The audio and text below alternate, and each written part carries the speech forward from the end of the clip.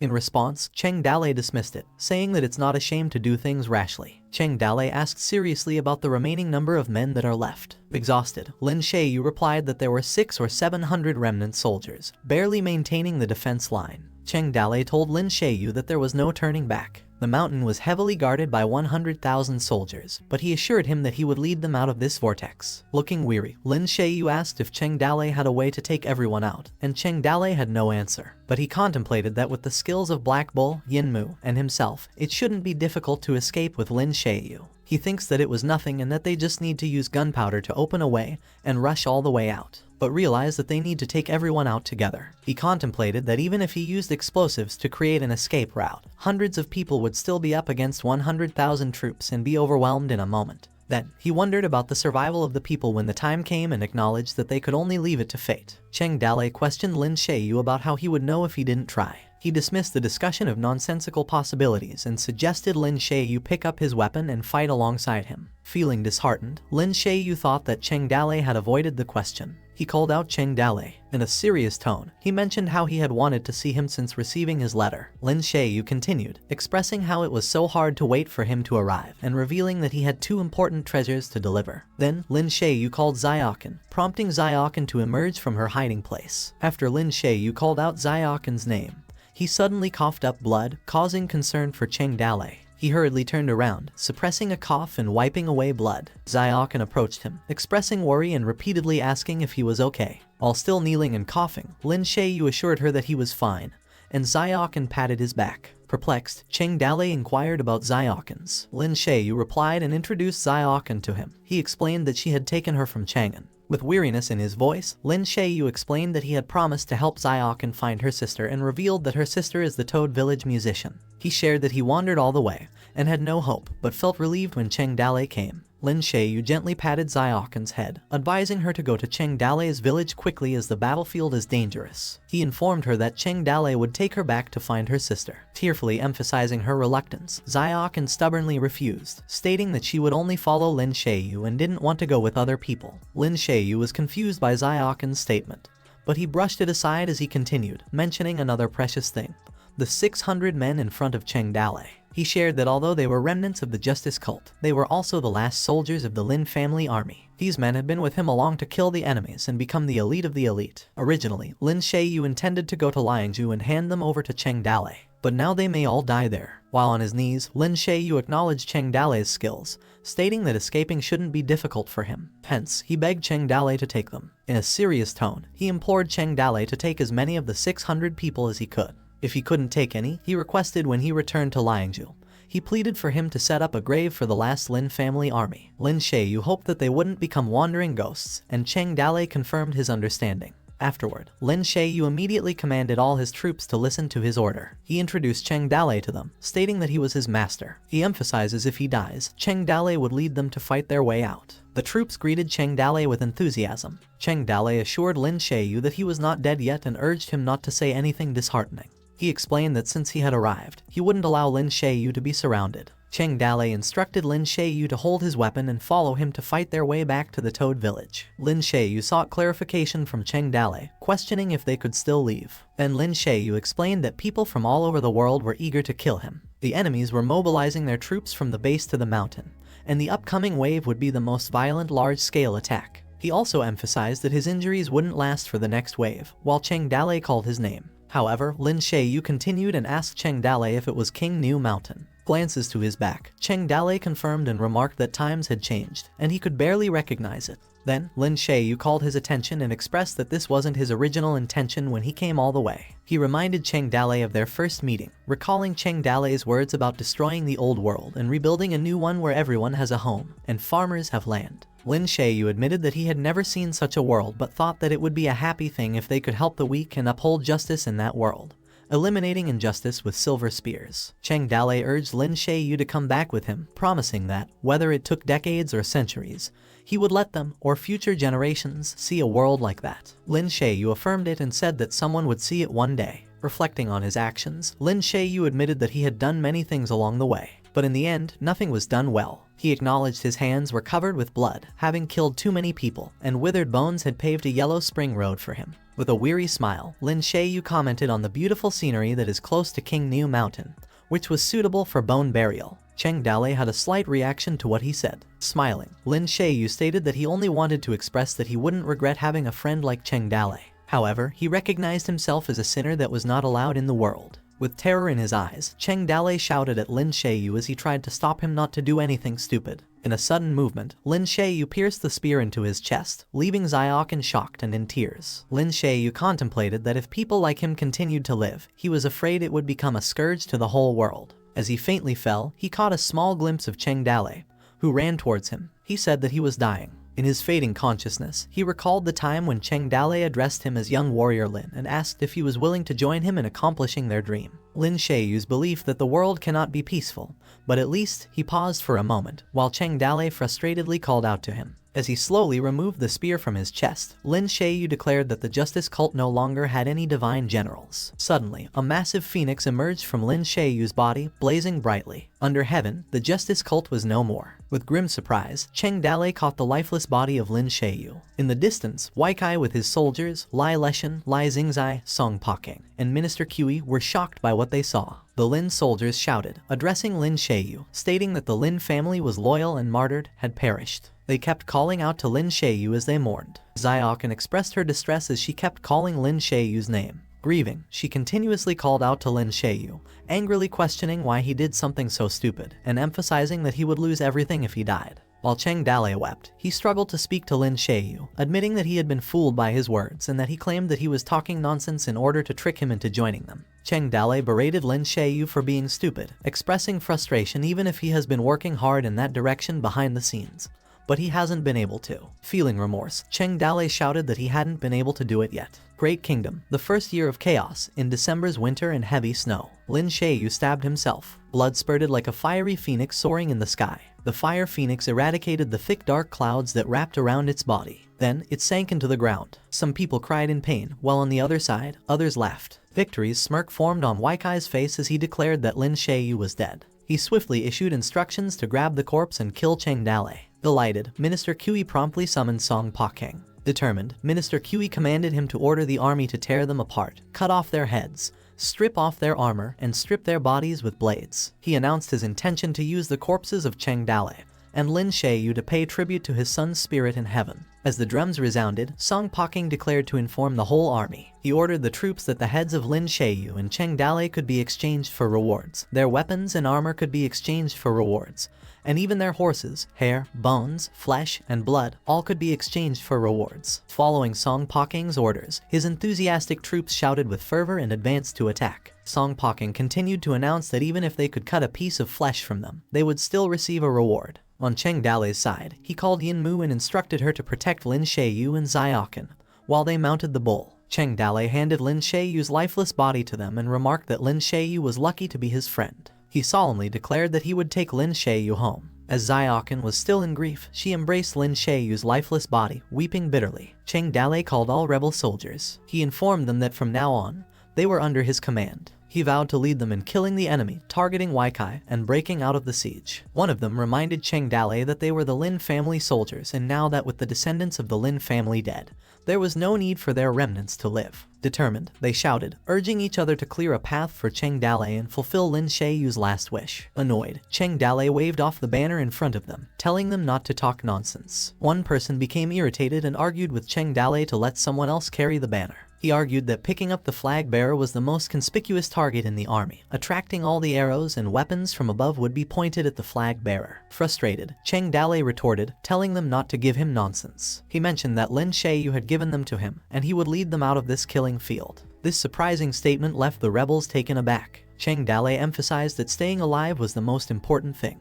He promised to guide them out, and if they could survive, they could live for him, leading the rebels to accept. Cheng Dalei instructed Yin Mu to follow him to open a path, and that they were going to break through the army, and the bull was ready, puffing in anticipation. After that, with snow falling gently, both camps were ready. The soldiers were in battle formations, organizing themselves strategically. As Minister Qi's troops advanced, they moved in a coordinated yet chaotic manner towards the narrow path where Cheng Dale stood. While holding the banner, Cheng Dale issued a command, calling everyone. He ordered them to form a spear formation, instructing them to kill them all and that they charge with the banner. He declared that it was a matter of life or death, and the two camps clashed in a fierce battle. While both sides clashed, the high-ranking officers observed from a distance. One of them commented that Cheng Dale was taking the initiative to charge, prompting someone to wonder how he dared to charge with such a small number against the opposing army. Astonished, Weikai thought that Cheng Dale was an even crazier presence than Lin Sheyu. Back on the battlefield, Cheng Dale and Yinmu formed the sharpest and most solid spearhead of the spear formation. They dived amid the army with great force. Weikai commanded his soldiers to shoot the arrows. In a few moments, dozens of people were killed on the periphery of the rebel forces. With their physical bodies, they blocked the rain of arrows and swords on the periphery. Cheng Dale countered the arrows heading towards him, while the bull ran into the soldiers. After that, the bull let out a roar and some soldiers fainted. One soldier exclaimed that it wasn't good, as their breakthrough was directed at Weikai. Raging, Weikai suspected that they were planning to capture him to facilitate their escape. In response, he indicated that they were courting death. Then Weikai immediately commanded the guards to form a defensive line, urging them to stop Cheng Dale's group and protect both him and Lai Leshan. At this time, the right army array was mobilized. Instantly a weak spot appeared. Cheng Dale commanded his group to move to the right side. He accessed the system shop, exchanging points for explosive boxes. The explosive boxes started sparking, and his fear points decreased by 500. Cheng Dale used his spear skillfully as he passed the explosive box to the soldiers. He declared to take his heavenly thunder. The explosive boxes erupted among the soldiers, causing them intense distress. The soldiers were terrified. One of them asked what it was, and another speculated that Cheng Dale used the flag to summon heavenly thunder. The other soldier stated that rumors circulated that the immortal had passed his art to Cheng Dale. However, one soldier dismissed the rumors, stating that it was just gunpowder. Following this revelation, a command was issued, calling the cavalry forward, urging them to outflank Cheng Dale's group and surround and kill them all. While the chaotic battle raged on, Lai Xingzai pondered that addressing Cheng Dale as a devil could never drive him to the point of desperation. He still had many cards left to play. He mused that Cheng Dale was a crazy person favored by the immortals. Turning back to Cheng Dale, he instructed Yinmu to break through to the right side. As Yinmu rushed to the right side, someone spotted Lin Sheyu on the back of the black bull. They urged each other to go and get the body. After that, Yinmu effortlessly attacked the soldiers, tossing adversaries with her axe and a large weapon. While they attacked Yinmu, someone cried out in pain, commenting that her attack range was like a meat grinder, cutting people and horses in half. Cheng Dale told Yinmu to take it easy and ordered her to leave the horses alone. Then, he urged his people to hurry up and suggested getting a horse if they didn't have one. In Cheng Dale's thoughts, he commented that they were true veterans of 100 battles, possessing rich combat experience and cooperating well with his instructions. As Cheng Dale was busy fighting, the explosives opened a path, and no one could stop them. Wherever the black bull crossed, bodies rolled down. Many were killed by explosives, and can't say how many people's hearts were pierced by swords or corpses left by gunpowder. The further they go down, the more the Justice Cult's army loses. People were constantly being killed trying to cover the breakout of their comrades, such as breaking the tail to survive. At the same time, the smaller the number, the faster they can break through. By the time they broke through the siege at the bottom of Bullhorn Peak Mountain, there were only 100 soldiers left. They didn't realize that they were already struggling for hours. When they came to the bottom of the mountain, they had to face the encirclement formed by the Imperial Army. The Imperial Army carried torches, and one of them suggested moving faster to block the main road, stating that the rebels were coming down the mountain. Then, an announcement was made that the rebels were breaking through, commanding all troops to advance and stop them, blocking the road down the mountain. In another unit, some requested to send a signal as soon as they spotted them, and news came that the rebels were running towards King Niu Mountain. Meanwhile, Weikai questioned where Cheng Dale got the gunpowder as he couldn't see it clearly at night. He felt that the gunpowder seemed to come from thin air, like magic that was just popping out from nowhere. Weikai continued to comment on its power, stating that Cheng Dale had a large amount of it. He marveled at how Cheng Dale broke out by throwing gunpowder to open up the path. He suggested that capturing Cheng Dale alive and interrogating him to uncover his secret would be helpful for them in the future. Lai Xingzai, who listened to them, sarcastically responded that even his father failed to do it, questioning why Weikai gives him confidence that he could capture him alive. Lai Xingzai acknowledged the difficulty, stating that Cheng Dale never depended on others. Even if he agreed to surrender happily, he would likely turn around and stab them. He exclaimed that Longting wasn't a good example for them to see. Lai Xingzai pondered, acknowledging that Cheng Dale had escaped, feeling disappointed.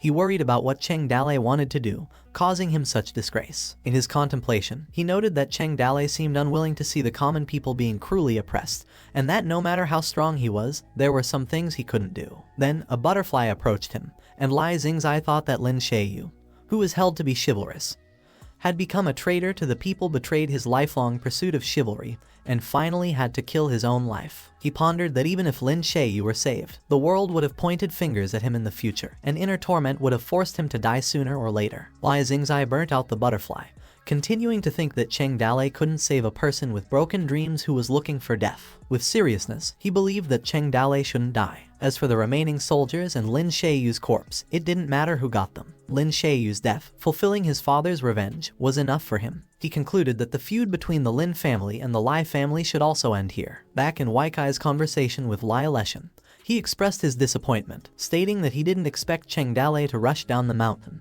but he found solace in the fact that there were still many large armies down the mountain. He confidently stated that they couldn't escape from such a dense encirclement. Lai Leshan replied, expressing doubt and asking if Weikai could really kill Cheng Dale.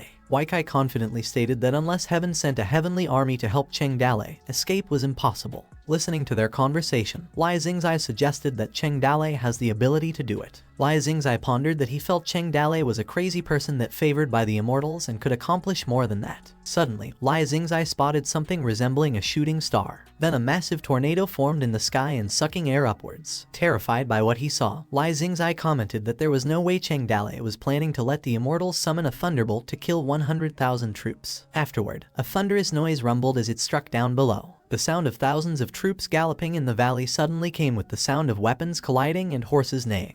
There were also the yells of people neighing of horses, and the groaning of dying people. The imperial soldiers carrying torches were frightened and questioned the source of the sound. In their panic, they shouted that the Ring's tribe was present, and some screamed as if they were scared. Terrified, the imperial soldier wondered how it could be the Ring tribe. Some found the sound familiar, stating that it was like the sound of the battlefield when defending the city. During his fight, Cheng Dale pondered that after he finishes his business, he also has the enemy a little surprise. As Hart was happily approaching him, Cheng Dale asked her about the sounds. Annoyed, Hart explained that several years had passed since the battle with the Ring tribe. She had discovered remnants of the souls of those who died in the Toad Village ruins, and the terrain might either be naturally formed, or she suspects that there was something buried there that prevented the souls from dissipating naturally. She informed Cheng Dale hadn't opened the battle sound system. She guessed even she wouldn't have found it. When she was doing her business, she activated the afterimage, which scared people and claimed that it was also useless and couldn't fight. Cheng Dale suggested that she go back to check on it sometime,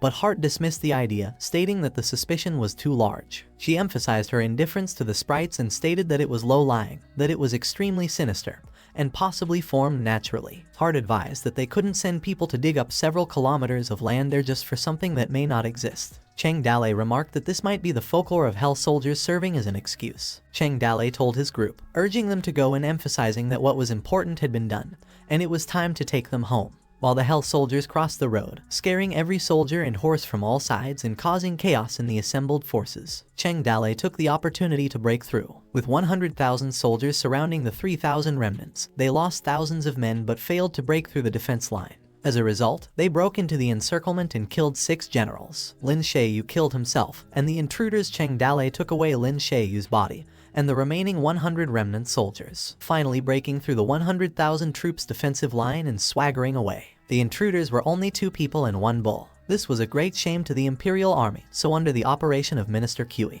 the civil officials, scholars, informants, and spies all gathered together. They embellished what had happened in Yuzhou. Minister Kui claimed that Cheng Dale colluded with the Ring tribe, portraying him as brutal and murderous, colluding with the justice cult, and trying to raise the banner of rebellion. Another official suggesting that Cheng Dale should be punished for pretending to be a god. Another official mentioned rumors that Emperor Ming intended to pass the throne to Lai Xingzai, but it was allegedly snatched by Lai Leshan. He additionally said that there were remarks about Cheng Dale not sparing anyone, no matter what age they were. The main goal was to provide the public with the best possible information, trying to cover up this disgraceful event with lies while profiting from it. However, someone knows the truth. Everything that happened on Bullhorn Peak was recorded by Sima Kayan. Then, many people knew. The news was spread to various places. The intruder was Cheng Dale of Toad Village, along with a beautiful little girl possessing a strange power and wearing a bare-faced mask while riding a black bull, while Sima Kayan perverted robbing the paper on her face. In her news, it was stated that Lin Shayu was dead,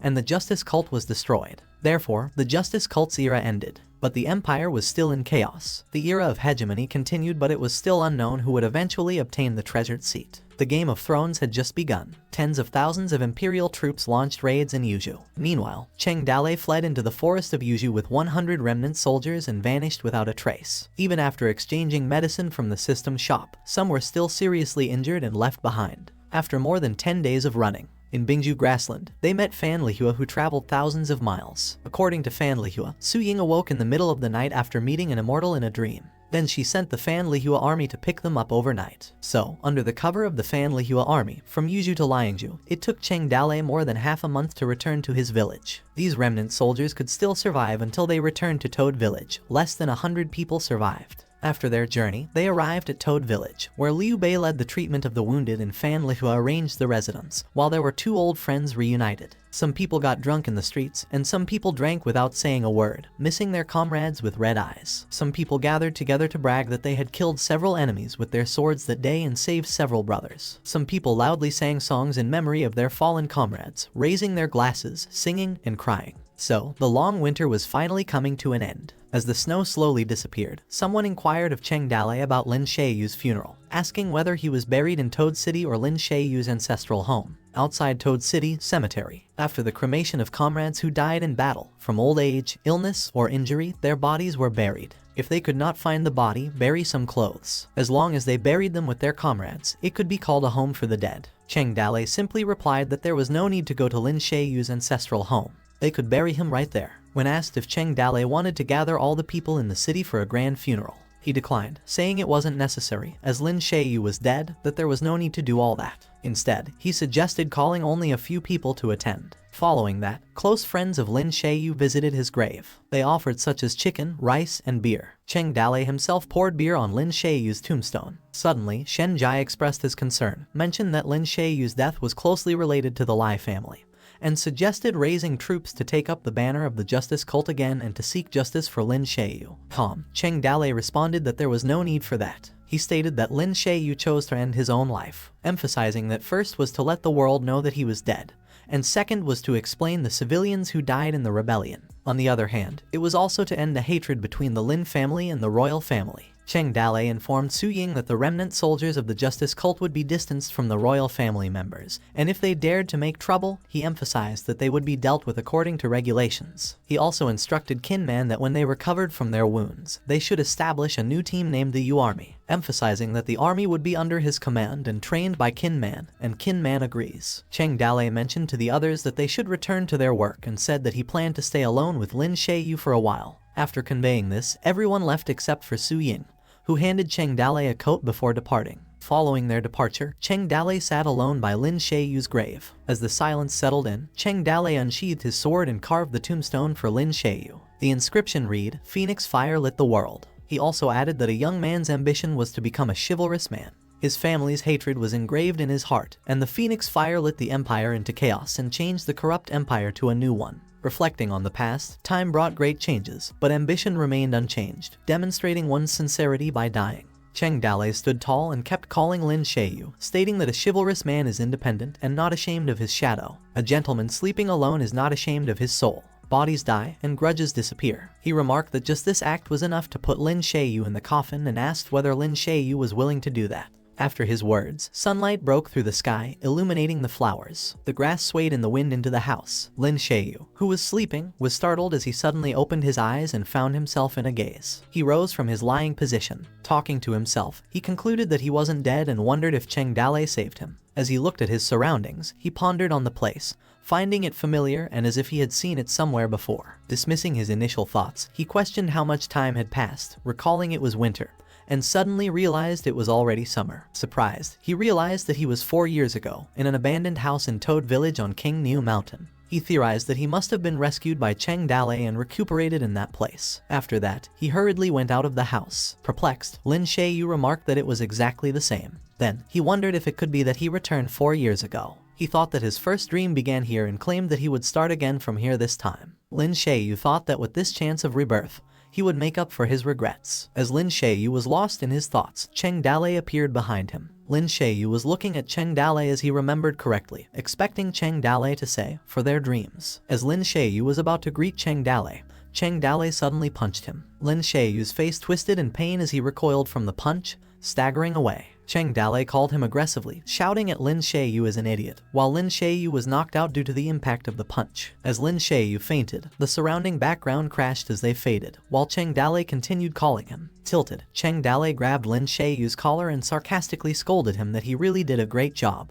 While Lin Shui looked at him confusedly, he went on to tell Lin Shui that he just turned around, and he killed himself. Angrily scolding Lin Shui for thinking about dying all day, he sarcastically remarked that Lin Shui might think he's cool or very chivalrous. Meanwhile, the soul ring activated, and the machine instructed the Lin family army that the whole army had to march as they were waving flags. The machine commanded them to line up, emphasizing the need to go in one by one. Then, the system beeped, notifying them that the remnant soul army was being recorded. As the soul ring activated, the Lin army marched inside. Hart glanced at Cheng Dalei and Lin Shui, letting out a sigh, and commented that it wasn't easy for her to recreate the scene from that year, and Cheng Dalei tore it apart. Slightly disappointed, Hart said it was a killjoy. At the same time, Cheng Dalei's irritation with Lin Shui hadn't diminished. He told Lin Shui that if he didn't have a backup plan, Lin Shui would have become a wandering soul by now. He scolded Lin Shui, saying that he was a coward, AWOL, and he thought that he could just die and leave a mess for him to clean up. Frustrated, Cheng Dalei filled the air with complaints, stating that Lin Shui was not getting away scot-free. Even if his body turned to ashes, he tells him that he could still pull him out and scold him as he hurls more insulting words. Suddenly, tears rolled down Cheng Dalei's face as he repeatedly called Lin Shui.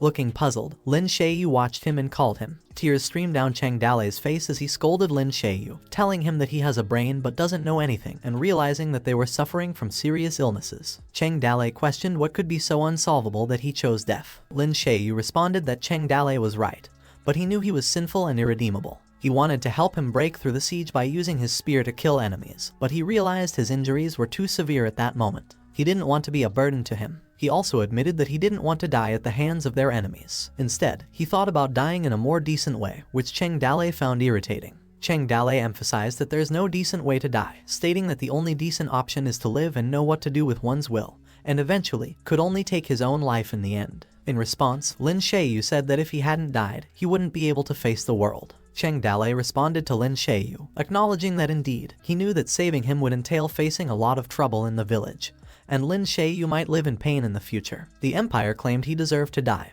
and even he thought he deserved it, which was an indisputable fact. However, Cheng Dalei expressed that in any case, he could never convince himself to accept the matter with peace of mind. Disappointed, Cheng Dalei told Lin Shui that's why he chose to end his life, emphasizing it as simply selfishness. With an awry smile, Lin Shui asked about the current situation. He questioned whether he was dead or alive, stating that if he hadn't died, he would have become a coward. At least, Xiaoqin wouldn't have to be so sad. Annoyed, Cheng Dalei said to forget it. He explained that he was too dead to die, and his body was cremated and buried, and he buried it. Even if Lin Shui believed in him on the spot, he wouldn't be able to resurrect. Lin Shui looked at him in confusion. Surprised, Lin Shui asked if he was really dead. So what's the situation now and where they were? He mentioned that Lin's army was also there, recalling that many people had been killed in battle. With suspicion, Lin Shui asked if this was hell, and that Cheng Dalei even died with him, causing Cheng Dalei to struggle to explain. Hart suddenly appeared and called Lin Shui's attention, saying it would be hard for Cheng Dalei to explain, so she offered to do it instead. She remarked that listening to their chat was exhausting and that reminiscing knew what death was. She expressed annoyance at both of them. Lin Shui was surprised by Hart's sudden appearance. Suddenly, Lin Shui felt fearful, formally greeted Hart as an immortal, expressing his gratitude for her enlightenment and mentioning that they met again, while Cheng Dalei looked at him silently. Smiling, Hart replied that it was nothing. She approached Lin Shui and asked how he felt about being a young man with a weak mind, and if he had any split personality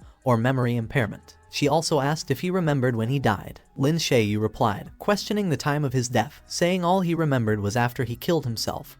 He saw Cheng Dalei lunging at him like crazy. He admitted to being confused that he could see his own body from another angle. He expressed that it was incredible. As his spirit ascended into the sky, he mentioned that he also saw a lot of streams of light floating upwards as well. He remarked that the streams of light enveloped his comrades who died in battle. To his surprise, Lin Shui finally saw through the clouds in the sky. He asked what it was. He saw a large soul ring, drawing them upwards and shining brightly. Move the time back a little, back to a month ago. When Cheng Dalei and Hart were in the bushes, Cheng Dalei told Hart that there was one thing he wanted her to do, prompting Hart to ask what it was. He recalled that Hart had mentioned that the battle soul system had an additional function besides helping people advance to the supreme level. Hart reacted, saying he meant the fallen soldier's soul extradition. She explained that the battle soul system collected all the research and understanding of spirits and the law of life. Then, the secondary function is activated, soul extradite. She explained that it could guide the dead to reincarnation, preserving the remnants of the past. Cheng Dale asked if they could keep the soul intact and wait for a chance to resurrect it later. Hart replied that while it could retain the soul for a while, it couldn't revive the dead. She continued, saying that this was the basic law of the world and must not be broken, or else the world would be in chaos. Nodded, Cheng Dale said that he understood and asked Hart to put Lin Shaoyu's soul into the battle soul system.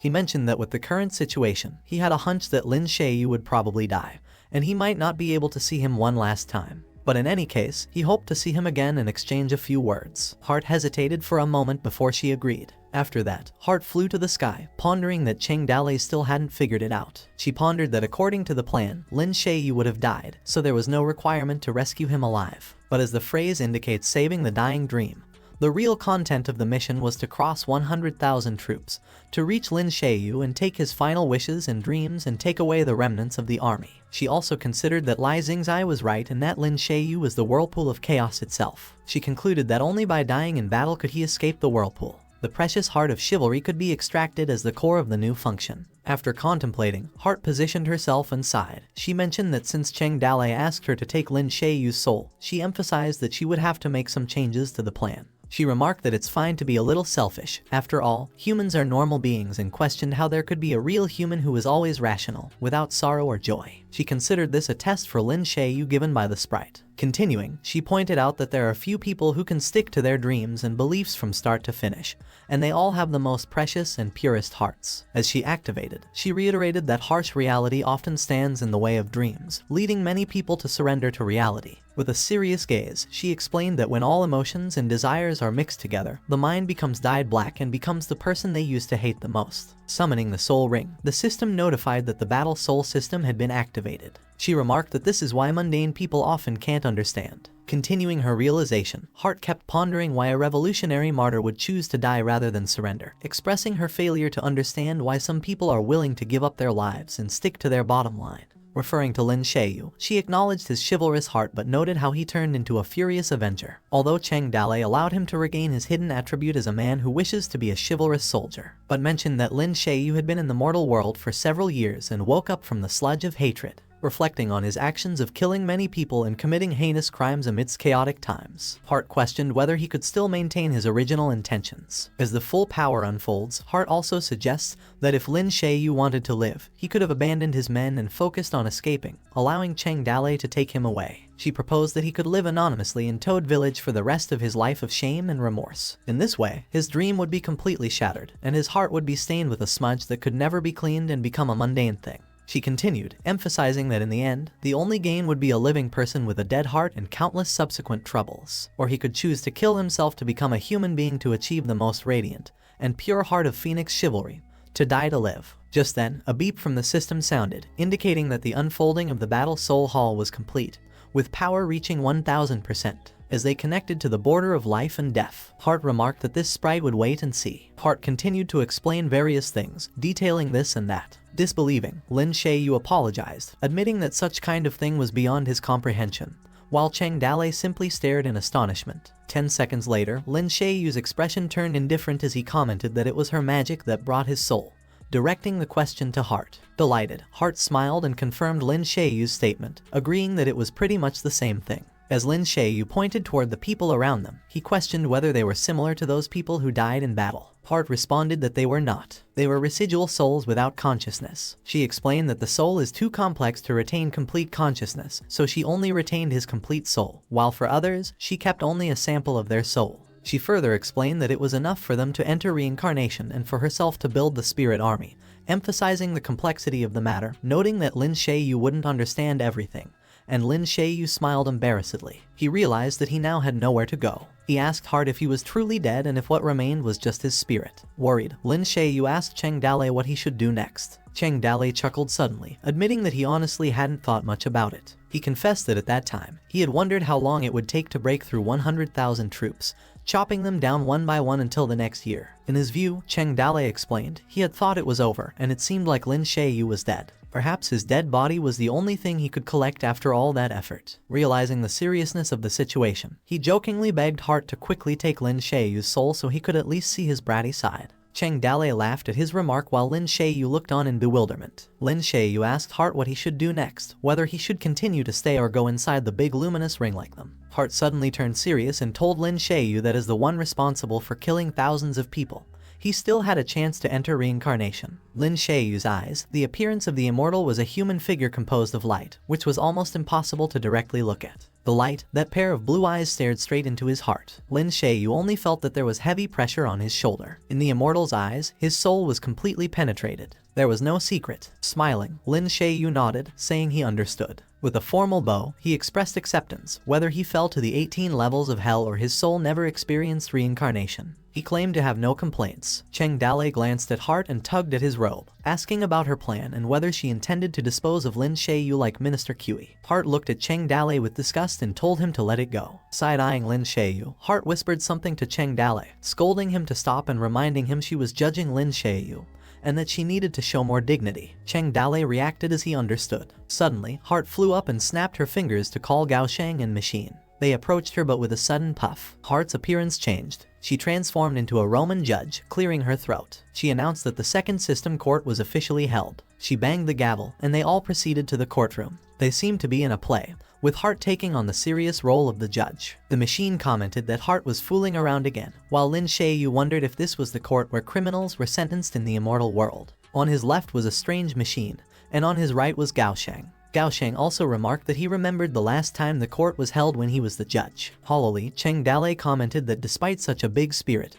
Heart still acted like a child, asking if Heart was a 3-year-old. Then he realizes that Heart does indeed seem to be 3 years old, and he shrugs about it. Back in the court, Heart instructed Gao Shang, whom she called the juror of the nation's fate, to state the guilty verdict. Gao Shang read out Lin Shaoyu's charges. A 21-year-old mortal and his main crime was starting a rebellion in the name of revenge, resulting directly or indirectly, led to the deaths of tens of thousands of people and the displacement of millions. Fiercely, Gao Shang declared Lin Shaoyu guilty and suggested recommending the execution of his soul. Boredly listening, Cheng Dale commented that the silly Gao Shang was still on the side of the empire. Suddenly, Machine objected loudly. He commented that Lin Shaoyu's actions were well-known historical trends and that he had shown repentance and attempts to make up for it. The machine read out that he believed Lin Shaoyu, the offender, was guilty but not unto death. Quickly, Heart banged the gavel and proposed that Lin Shaoyu serve his sentence in the system space with a sinful body until he redeemed his sins, after which his soul would be allowed to enter reincarnation. Triumphantly smiling, Machine seconded Heart's proposal, while Gao Shang, looking forced, also said he seconded it, agreeing that Heart was right in everything she said. Heart banged the gavel and announced that the first trial was over. Surprised, Lin Shaoyu raised a question about the meaning of having to work from now on, and he could not enter reincarnation until he atoned for his sins. Serious, Heart confirmed his question and explained that if he failed to atone for his sins, he would have to endure eternal servitude. She asked if he had a problem with that or if he wanted to appeal again. Lin Shaoyu responded with a formal bow, accepting the fair verdict of Heart. Pleased, Heart commended him, and they left the courtroom. Returning to the system space, the machine and Gao Shang left, with the machine suggesting that they continue playing. Back with Heart, she explained that in order for Lin Shaoyu to perform his future servitude, his soul needed to be transformed. Heart instructed Lin Shaoyu to kneel. She baptized Lin Shaoyu, addressing him as mortal. Then, with a significant gesture, Heart used her power on Lin Shaoyu. In Lin Shaoyu's frame, a light shines. The flame slowly engulfed him, that turned into an orb-like flame. While Cheng Dale watched with concern, the flame illuminated Lin Shaoyu was revealed to be in the presence of the fire phoenix, named Nirvana. As Lin Shaoyu was enveloped in the orb flame, Cheng Dale pondered that Lin Shaoyu, born immortal, was now experiencing the fire phoenix Nirvana. Watching the orb, Cheng Dale realized that Lin Shaoyu became completely detached from ordinary people, with Cheng Dale being his only connection. Heart commented that the core of the new function was finally available. Then, Heart told Cheng Dale to come closer, as she had something new to show him. Afterward, Heart flew into the Ring Soul. They found themselves in the center of the light of Ring Soul. Heart tapped on the system as she told Cheng Dale that when the white snake died, she spent a lot of effort exploring the secrets of life and soul. Recalling her time of research, Heart mentioned that at the end of her research, she found that she touched the taboo of the world. Realizing the potential to overturn the whole world, she revealed that she switched her research direction toward the battle soul system. She expressed happiness that the only remaining research result was the soul extradite function. Almost forgetting, Heart admitted that she should have informed Cheng Dale about this, but Cheng Dale assured her that he remembered. As Heart busily rummaged through the system, she told Cheng Dale to watch. She made a tap on the system, and the ring soul abruptly moved. Curious, Cheng Dale asked what it was. Confidently, Heart replied that he would find out in a minute, and urged him to go on. Then, something significant appeared in the center of the soul ring. Suddenly, the system beeped that epic mission completed. Save soldier Lin Sheyu, save a dream on the verge of being shattered. Death is not the end of the story. Only atonement with a sinful body can bring the soul to rest in peace. Cheng Dale obtained the functional core, Fire Phoenix Chivalrous Heart, which means the soul of the most powerful person with a chivalrous heart. The completion degree was 120%, with a special completion degree of plus 20%. Another beep indicated that the system self-test passed and suggested he open the new features of the system. Then, the Battle Soul system's second form was launched, the Hall of Souls. Its main function was soul troops, which indicated that the living and the dead each had their battlefield. The Immortal Soul feature ensured that the dead would guard the living on the other side of death, with the additional function of purification. Heart was delighted, saying that the core seemed to work well, and it wasn't in vain that she put effort into it. She also mentioned that the system's new feature required the Supreme Expert with a chivalrous soul as its core to activate. Cheng Dale questioned Heart, asking if she knew from the beginning that Lin Sheyu would surely die. Heart's face showed guilt, but Heart laughed it off, confirming that if she told him at the beginning, with his character, he might have given up on the mission and asked her to save Lin Sheyu, which would contradict her plan. With a knowing smile, she asked Cheng Dale what was wrong, and if he was angry. Cheng Dale denied it, saying he was not. He acknowledged that in the end, Heart brought back his soul. Heart stretched out and commented that after a while, when Lin Sheyu's soul transformation was complete,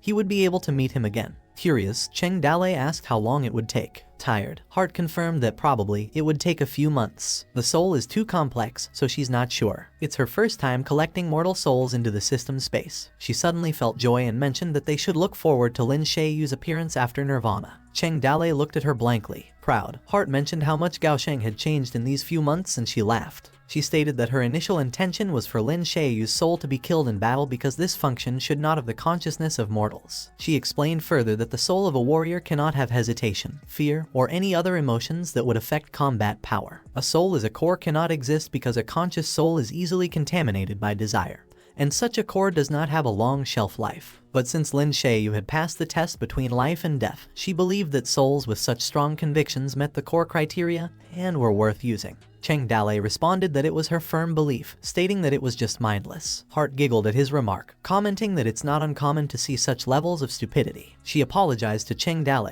explaining that for her, the life and death of mortals don't matter. Even if he died, Cheng Dale would be very sad. She would have to prepare for the enemies he might face in the future. Cheng Dale questioned her statement about future enemies, asking what kind of enemy would he face to send the soul troops to fight. With a malicious smile, Heart asked him who he thought it would be. Dismissing the notion, Cheng Dale stated that it's not likely to be used against mortals anyway, but rather against other containers. Heart nodded, revealed that a few days ago, thousands of horse strongholds came to Toad Village. Sighing heavily, she remarked that strange animals with no brain are easy to deal with, but she noted that what's difficult to deal with is the extremely cunning old thing that has fused with containers for many years. She explained that they don't do things in person, but only control people behind the scenes, and it was hard to catch such people. Cheng Dale expressed concern, wondering why he felt that there were now more and more guys with containers. Irritated, Heart commented on Gao Sheng, referring to him as a stupid dragon. She explained that when these old entities find out that the Gao Sheng is long gone, they may come out to cause trouble. She mentioned that Taudi is the first to devour people, even if the vassals get the containers with their money, manpower, ambition, and desire. Worried, she expressed that she could not imagine what would be done. Nervous, Cheng Dale remarked that if this development continues, the chaotic world will evolve into a real hell. He expressed concern about how vassals who have obtained the container will fight on all sides, leading to a world rampant with demons. Heart confirmed his observation, stating that he was correct. Heart also acknowledged that, in short, the situation in the chaotic world is indeed complicated, very complicated. She informed Cheng Dale that she would show him a little extra memory so he could understand better. Placing her forehead against his, she said that the secret was hidden in the history of chaotic times. Their foreheads touched. On that day, the full power of the Hall of Battle Souls unfolded.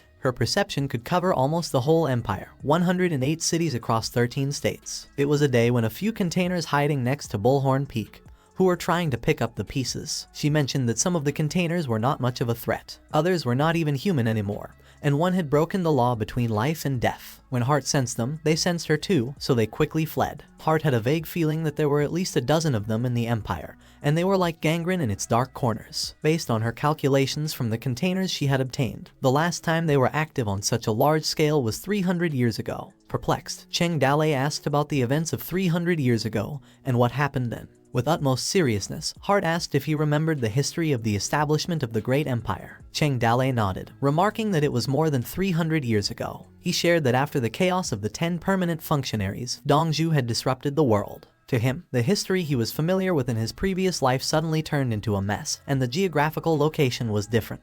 There was no hegemony among the 3 kingdoms, but rather chaos among the 19 countries. But the strange thing is that the record of that history is blurred. When he discussed it with Lai Xingzai, he could recall the name that marked the period before the chaos of the 19 countries, but it was impossible to detail the history of the 19 countries. They could only conclude that there was constant strife, fighting, and death. In the end, he could only mention that Lai Manzi swept through the 19 countries and ended the chaos. To him, this was too strange that the event marked the establishment of the Great Martial Empire, and a normal emperor would like to make a big splash on history. But there were very few records of this matter in the history books, and even the royal family does not know the exact truth. Hart replied that, in other words, someone deliberately covered up the events of 300 years ago. It was better to keep the descendants of the 19 countries unaware of the existence of the containers. Surprised, he remarked that he would listen to her. When the 19 countries fought, it was probably those with the power of containers fighting each other. Hart nodded at him, saying that he was enlightened. She continued, stating that in the end, Lai Manzi, who won,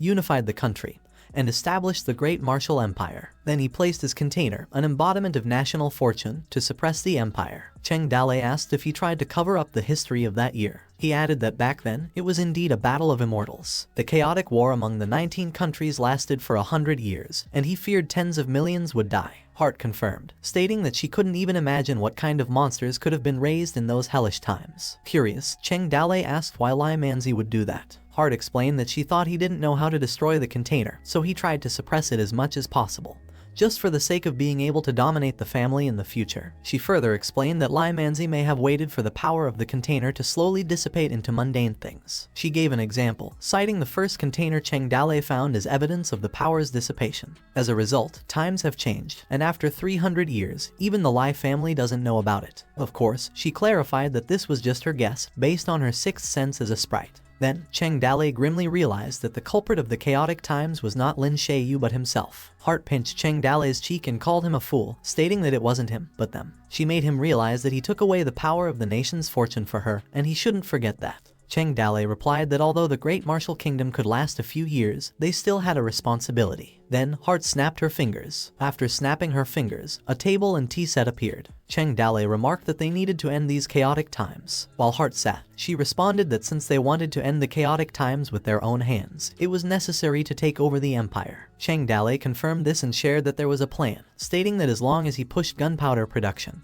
he could become emperor by stepping on the mountain of corpses and the sea of blood. However, he believed that such a sacrifice was too great, and it was better not to use Lin Shuyu's life for the throne. Hart added that there was more to consider. She explained that before she was born, the body of the system was left in containers everywhere it went. White Snake, Minister Kui, and Towdy were all his masterpieces. Showing her disappointment, Hart remarked on the mess they had to clean up in the end. Cheng Dalei wondered if the system was just a layer of the system's skin and whether it gained real intelligence after she was born. Hart giggled and said that this sprite was the most special existence. She had been trying to find the mystery of its origin, and now there was finally a little progress. She suggested that perhaps some parts of the empire still held the history of that year. If they had time, they should walk around the world together. Cheng Dalei agreed. As she sipped her tea, Hart emphasized that the top priority was to end these chaotic times as soon as possible. Suddenly, a beep from the system indicated that Cheng Dalei received a special pre-task to sweep the world. The detailed instructions stated that a real man lives in the world. He should clean up the world and make sure his family is safe. Disappointed, Cheng Dalei asked if they were being asked to enter the martial world again. Hart explained that it was something only he and she could do, which the sprite called minesweeping, and that the mission was also preparation for the final mission. Another beep again indicated that he received an epic main quest to conquer the world. The details stated that he should swallow heaven and earth with the mouth of toad within 5 years. Surprised by the short time frame, Cheng Dalei reacted, expressing concern that 5 years was too short to conquer the empire. Hart explained that this matter could not be delayed, as dragged on for too long. It might eventually end up like the War of 19 Countries from 300 years ago. When the time comes, they don't know how many people will die. Cheng Dalei expressed that this time seemed too short for him, expressing his desire to also want to work on infrastructure and spend more time with Su Ying and their daughter. Hart called him an idiot and explained that when the empire was at peace, they could have more children. She reminded Cheng Dalei, asking if he didn't want his daughter to grow up in a chaotic world for more than 10 years, and Cheng Dalei was hesitant to agree. They raised their cups in a toast, and Hart urged Cheng Dalei to drink the tea and declared that they saved the empire together. Meanwhile, it was spring that night. At the Toad City study, Axie informed Cheng Dalei that he had something to report. He reported what happened after the battle at the Bullhorn Peak but was interrupted by Cheng Dalei's yawning. Axie went on to tell Cheng Dalei that all of the Marquis refused to obey anyone since no one got credit for killing Lin Shuyu, and no one had great merit to claim the throne. He also mentioned that Lin Weixin had the most supporters and troops and that many people supported him as emperor because he was bestowed the emperor's sword by Emperor Ming himself. Axie stated that, despite Lin Weixin's prestige, he was unable to suppress the greed of the empire's Marquis because most of the Marquis disagreed with Lin Weixin's status as emperor and believed that they chose to rule on one side. He used Song Poking as an example, who was introduced as the king of Liangzhu at the prime minister's side. He also mentioned some random prince who made himself a king, some random uncle, and so on. Axie stated that the empire now had a dozen kings with different surnames, dividing its territory into pieces. Axie informed him that the chaotic situation of one emperor and 18 kings had been formed, and Cheng Dalei became depressed as he listened to Axie's report. Cheng Dalei stopped him and instructed Axie to tell him the main point. He asked Axie what Lai Xingzai was doing currently. Axie informed him that Lai Xingzai and Cheng Dalei had a mutual relationship, or rather collusion, and that the campaign to encircle and suppress the justice cult failed due to him, which is why Lai Xingzai became the object of criticism and had a notorious reputation on the streets. He concluded that Lai Xingzai had lost his value and was naturally eliminated by Minister Qi. Axie went on to say that Lai Leshan gave Lai Xingzai the position of free king because of his brotherly love, and was sent to a small border town called Luofeng City, where he had been holed up. Cheng Dalei wondered if Lai Xingzai was getting rid of his puppet status. However, Axie disagreed and stated that Song Poten still sent his cronies to keep an eye on Lai Xingzai, which led to Cheng Dalei's surprise before asking him who had been sent. Axie told him that it was Song Pokang's son Song Yauk, leaving Cheng Dalei spitting out his drink in surprise. Axie asked Cheng Dalei what his thoughts were, and Cheng Dalei called out for Bai Feiyuan while wiping his mouth. Bai Feiyuan presented himself and asked Cheng Dalei what his order was. Cheng Dalei assigned Bai Feiyuan the task of finding Lai Xingzai and instructing him not to meet him, but rather to protect him secretly, while also establishing an intelligence line at Lai Xingyi's location and reporting to him as soon as there was information.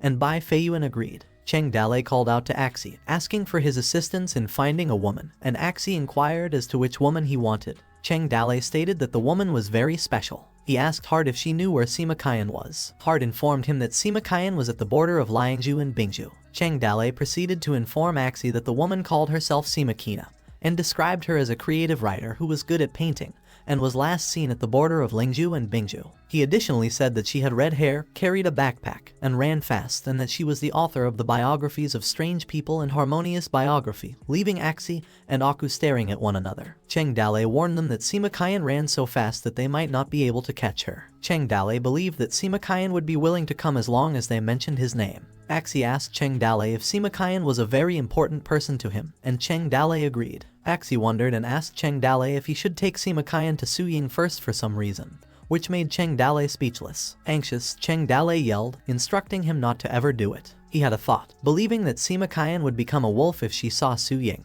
Axie and Aku exchanged understanding male glances, prompting Cheng Dalei to cough to get their attention before instructing them to only bring Sima Qian to see him and not meet Su Ying. They bowed and assured Cheng Dalei not to worry because he would definitely bring Sima Qian to him, and Cheng Dalei agreed and told them to get to work. Aku, Axie, and Bai Feiyuan walked out of the building. Aku expressed her doubt that Cheng Dalei had been acting strangely recently, as it turned out he was suffering from lovesickness. Axie also wondered if they misunderstood and just maybe Cheng Dalei just wanted to find someone. Bai Feiyuan disagreed and told him that it was absolutely impossible because, with Cheng Dalei's abilities, he believed that only women could pose a threat to him in the world. He told them that he thought of Sima Qian as a beautiful woman. Haku wondered if Cheng Dale couldn't hide his playboy nature, while Axie stated that Cheng Dale was already thinking of outsiders even though he hadn't yet conquered Ijidao, while Bai Feiyuan disagreed with Cheng Dale still fooling around outside while Su Ying had only recently given birth to her daughter. Haku reminded them that they must finish the task given to them by Cheng Dale. Su Ying appeared, calling Axie, Haku, and Bai Feiyuan. Nervous, Bai Feiyuan informed Su Ying anxiously that he still had important tasks. He ran and told them that he had to go first, while Axie asked Su Ying what she wanted from their Zai army. Su Ying told Axie to tell her about the task Cheng Dale had given to them.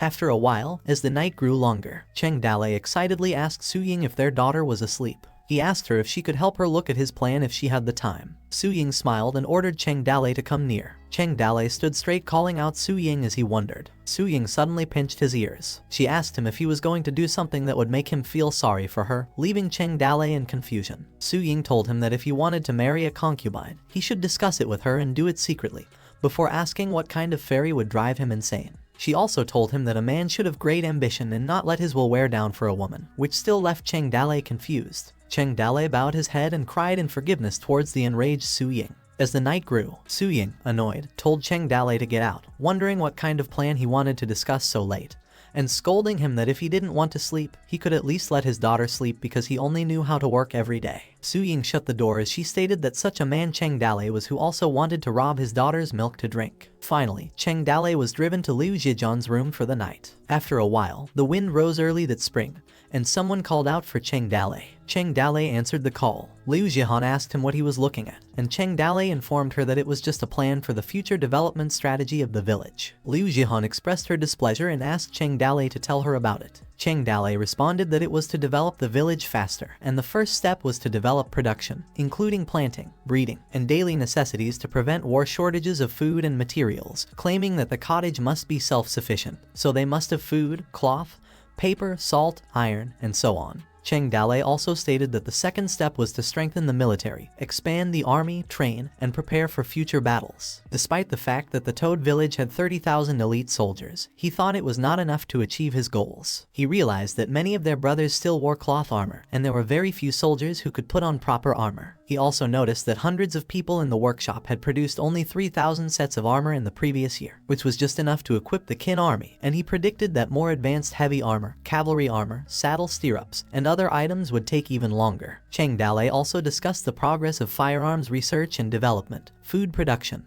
and research fertilizer, but Liu Zihan interrupted to ask if they were going to war again. Cheng Dale was confident that it was only a matter of time, which worried Liu Zihan about how long the war would last and whether they could simply avoid fighting with people. Cheng Dale refuted this, arguing that the chaotic world was a game with human life as a bargaining chip, and that as long as troops were present, they would be forced to bet in the chaotic world, with the winner taking everything and the loser leaving with nothing. Liu Zihan threw a fit because she didn't understand, and all she knew was that she'd be happy and warm with Cheng Dale. She believed that she might die if someone wanted to separate her from him. Cheng Dale sighed and said nothing. He reassured Liu Zihan that he would just protect her and his life. Liu Zihan was pleased and told Cheng Dale that she would be there wherever he was. Cheng Dale told her that it was getting late. He advised Liu Zihan to sleep first if she was tired, prompting her to ask him if he didn't want to sleep yet. Cheng Dale informed her that he still had to read more and told her not to worry about him and that she should sleep, which led to Liu Zihan worrying that he would be reading books without a quilt while she slept because the goose feather quilt was on the bed.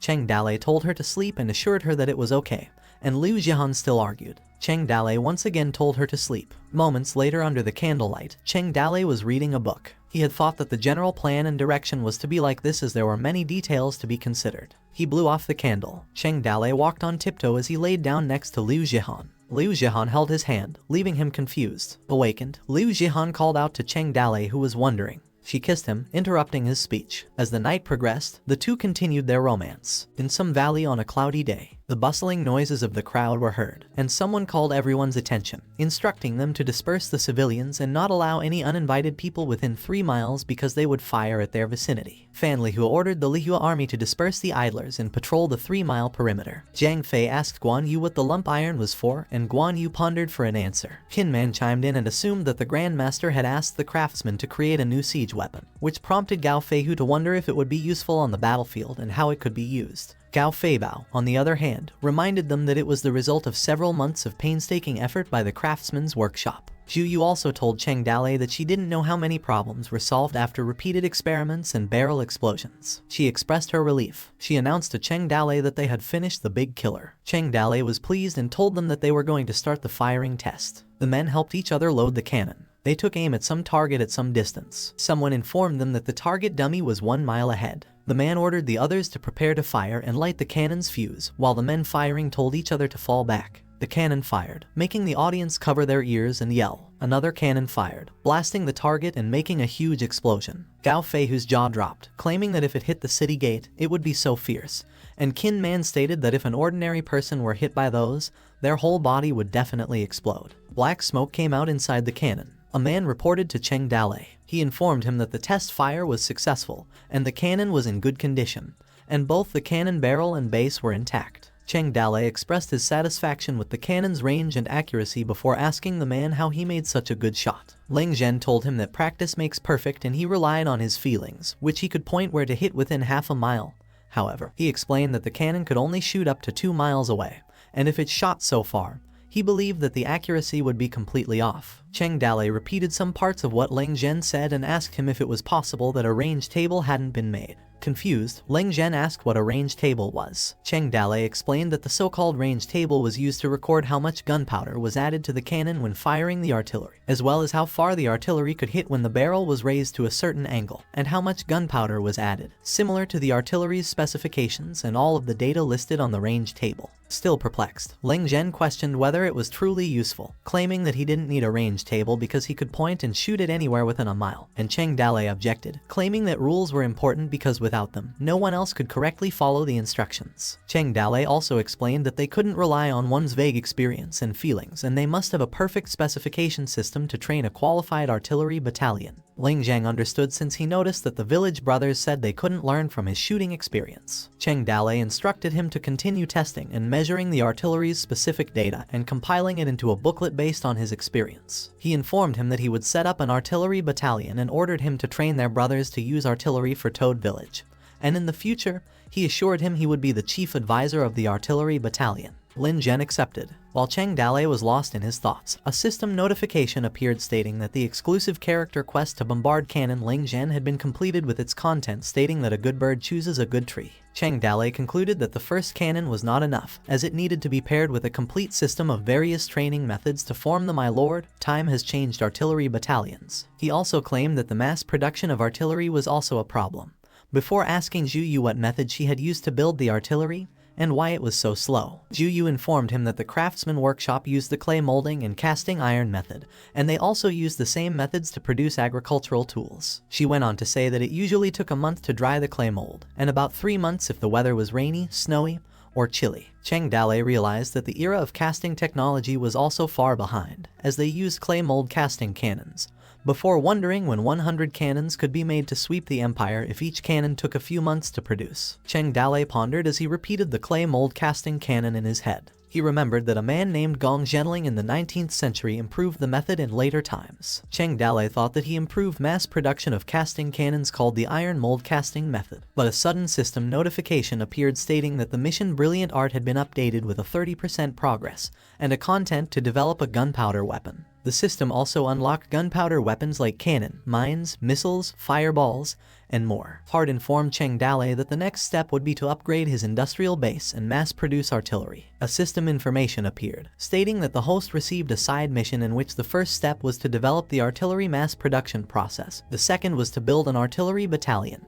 and the third was to establish basic artillery tactics. Hart cheered him up. After a while in the study room, Cheng Dalei thought that with the advent of artillery, Toad Village was about to start a revolution from cold weapons to hot weapons. He believed that when the artillery technology was mature, the traditional way of warfare would be eliminated. He believed that the Toad Village would be fighting in a coordinated battle of infantry and artillery, and heavy armor cavalry intensively charged forth at that time. However, he claimed that it could not be exposed to the outside world, and it especially couldn't be robbed by the enemy before it fully matures. He stated that war was the catalyst of technology, and once it was exposed prematurely, he believed that it would be imitated sooner or later. Cheng Dalei realized that it would turn into artillery bombardment from both sides, and many people would die when the time comes. Therefore, he believed that it was necessary to open up a special artillery testing ground. He considered selecting the most loyal brothers from the army to form an artillery battalion, as well as establishing a training ground for the artillery battalion. He also considered the craftsman workshop, which needed to recruit more talents. Cheng Dalei entered the system and thought that it was time to buy the collection of the most important military techniques for military officer classes. Stars engulfed inside the system space. Guo Sheng, who was playing video games, welcomed Cheng Dalei. Tall stairs glowing in red hue also appeared. Cheng Dalei felt dejected as he mumbled that 5 million points of life talent and 5 million points of combat talent were needed, with his current remaining fear value being 8 million. Cheng Dalei decided to summon a general. A light shone down towards the system space. A system notification appeared deducting him of 1 million fear points. Cheng Dalei thought that he only drew one top character, and a system information appeared stating the points result was bad to excellent characters, which was 1,000 more. It informed him that he obtained the top despot, Du Mao. Aggravated, Cheng Dalei wondered how could he only get top level or Du Mao, while another system notification appeared stating that the 1,000 more had been increased to the village population. He scolded Guo Shang because his point of view was really black. Guo Shang assumed that it was probably because he had a bad reputation since the whole empire was cursing him. Confused, Cheng Dalei asked how a bad reputation affected his ability to summon. Guo Shang explained that the people he summoned were all real people, not game NPCs. He told him how notorious he was and how much the 18 lieutenants hated him, and he wondered who would dare to trust him as an ordinary top talent. Cheng Dalei understood. He expressed disappointment and assumed that Minister Kui was still useful for bribing waterborne troops everywhere, believing that he was simply giving him fear points for no reason. Cheng Dalei wondered if Minister Kui was sick. After a while, Cheng Dalei approached Hart and told her that he wanted to buy the collection of the most important military techniques. A system notification appeared deducting him of 4 million fear points. Cheng Dalei also added the iron mold casting artillery to his purchase. He had another 300,000 fear points deducted. Cheng Dalei also purchased the Heavenly Works. Another 1,502 were deducted from his fear points. However, Cheng Dalei still bought more after that. Hart thanked Cheng Dalei for his patronage. The next day, another group of refugees joined the Toad Village, where someone instructed them to line up.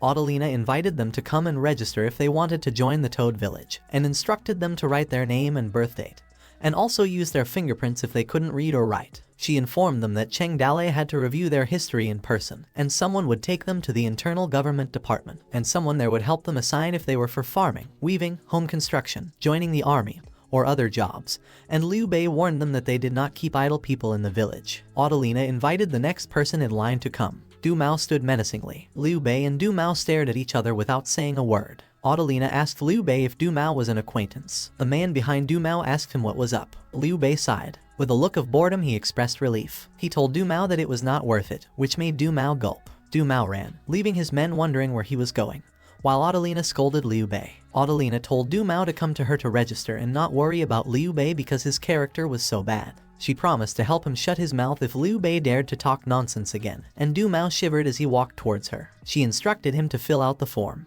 Adelina asked Du Mao if he was interested in joining the church, and Du Mao pondered for his response. Toad Village began a vigorous campaign of farming and steel making, and everyone participated in the reclamation. The men helped each other to carry a huge log, while the others cheered for Guan Yu, as both Zhang Fei and Guan Yu were cutting trees. Meanwhile, on the other side, countless trees were cut. The men cheered for Cheng Dalei as they were in awe of how powerful he was. On the other side, Yanmu grabbed a whole tree with her bare hands and lifted its roots out to the ground. A crackling noise was heard as she shook the tree. Yanmu carried out a whole tree alone. Cheng Dalei specially made time to patrol the various departments in Toad Village to investigate the traders. While Cheng Dalei was viewing for information, he thought that 1,000 miles of dike was destroyed by an ant hole. He glanced at his surroundings as he viewed information of the people. He glared at someone. The system identified someone as a traitor, and Cheng Dalei ordered his men to take him away and interrogate him. Cheng Dalei noticed that he had caught many suspicious guys the past few days. He remembered that there was another place where there must be a mole, and decided that this time he wouldn't show any mercy. Meanwhile, at the blacksmith shop, the men were instructed to work harder. Cheng Dalei arrived where the chief was. Mu Changjeng greeted Cheng Dalei, and a system information about Mu Changjeng appeared describing who used to be an undercover scout, but was so deep undercover he lost his boss and had nowhere to return to. Cheng Dalei went dumbfounded as he wondered how a trader could become a top blacksmith, and noticed how Mu Changjeng was enjoying his work. Mu Changjeng asked Cheng Dalei what was wrong with him. Cheng Dalei ignored his question and told him to just keep doing his job. After a while, the craftsmen resumed their harsh work while yelling because the production work occurred during the day, All of the generals were required to attend military classes at night. The Toad Village Military Classroom new course was the collection of the most important military techniques, which was read by Guan Yu and taught after. A group of military generals shook their heads in the military classroom as they talked about the same thing. They were added 20% of their martial arts strategy. Toad Village was engaging in a vigorous production and learning campaign. Meanwhile, the sunset cast a piercing wind over the grasslands. A stranger rode his horse swiftly. He halted as he noticed someone camping. A woman who sat in front of the campfire noticed the man. They both looked at each other. The woman asked Fu Delay if he came from far away, and Fu Delay responded that not too far away, as he used to live nearby when he was young. The woman tended to his children who were calling for her. Fu Delay sipped from the bowl. He glared at the woman's children. He continued glaring for a minute. Then the woman asked him where he was heading. Fu Delay pondered for his response. Moments passed by where only the crackling of the woods by the fire was the only thing heard. Fu Delay inquired as to why he couldn't see her husband, and the woman explained that her husband had gone hunting with his dogs to make a living, as the winter had not yet passed, and that there had been a war in the grasslands in recent days, and that they considered themselves lucky to be alive because her husband was timid, but they had somehow survived the years. Fu Delay inquired on who's currently in charge of the Ring tribes in the grasslands, and the woman informed him that she did not know, since he only knew about the two largest tribes, the Northern and Western Ring tribe.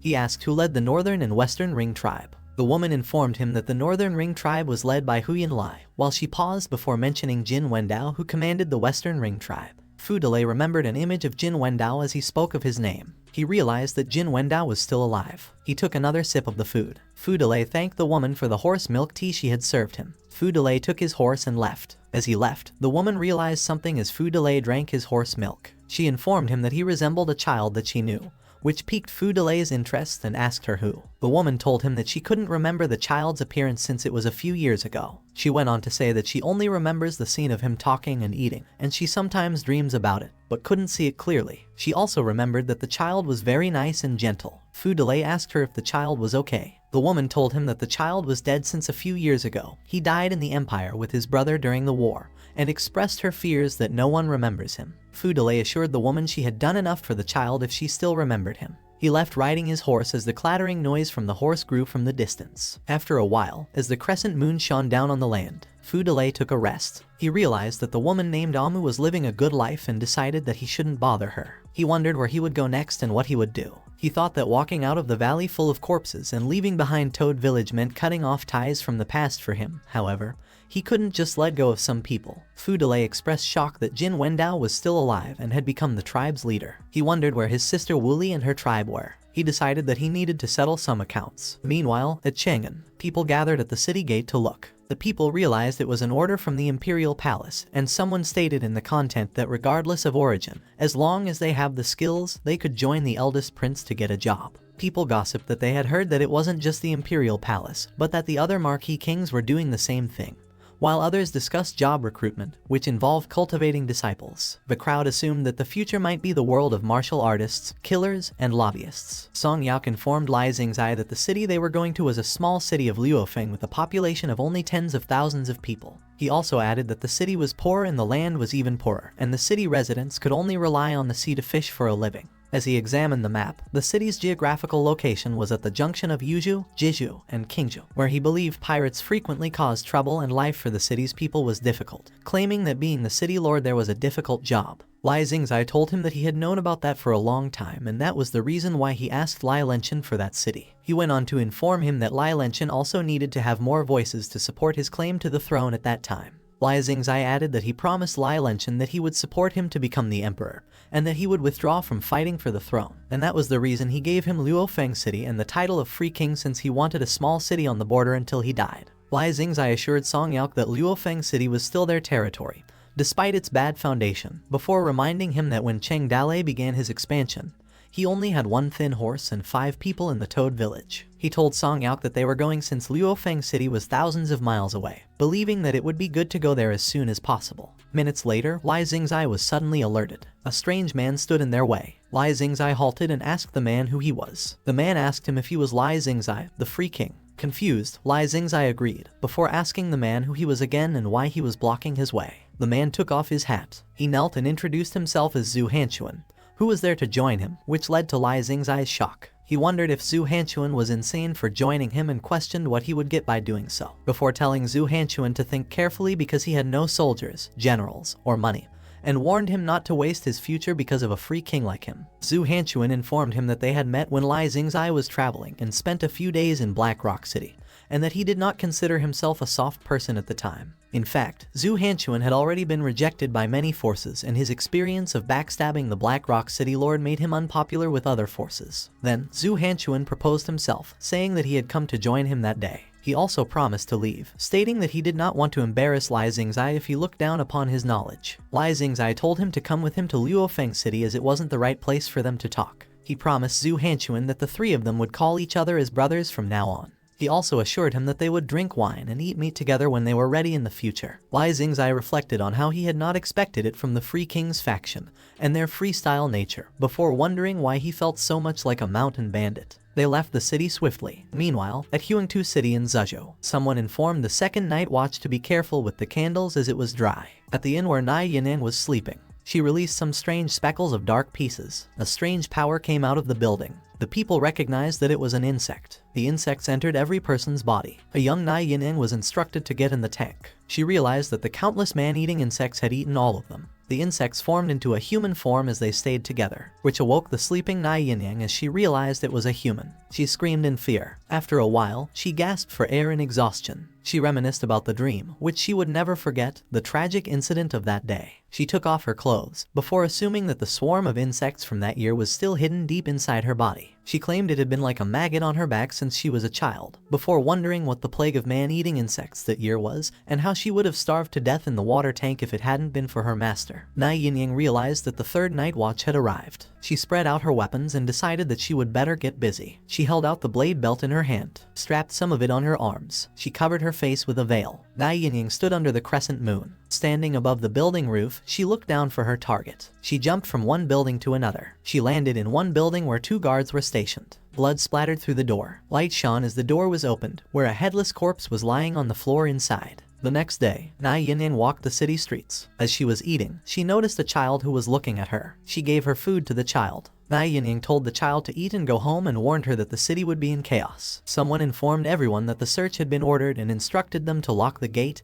and catch the assassin. The child continued to munch on her food. She looked at where Nai Yining would be, but she was nowhere to be found. A few days later, at the Moonlight Temple, Old Nun told the man that the task had been completed and reminded him to fulfill the end payment. The man praised the famous Moonlight Temple of the martial world, claiming that it deserved its reputation, and assured the old nun that the follow-up gold and silver would be delivered in 3 days. The old nun instructed the man to change the gold and silver into the goods she wanted and to leave it at the usual place, and the man obeyed. The man wondered if the old nun would accept Minister Qi's invitation because they were recruiting warriors from all over the world, and if they could get the old nun's assistance. He claimed that Minister Qi's road to supremacy would be like a tiger with wings. The old nun declined, telling the man that there was no need for him to say more because it was not yet time for the Moonlight Temple to appear in the empire, and that she would discuss the matter with her disciples later, and the man replied that they would wait for good news. The man made another proposal, requesting that she kill one more person and asking the old nun for a price. The old nun asked who it was. The man told her that it was Toad Village's Cheng Dale.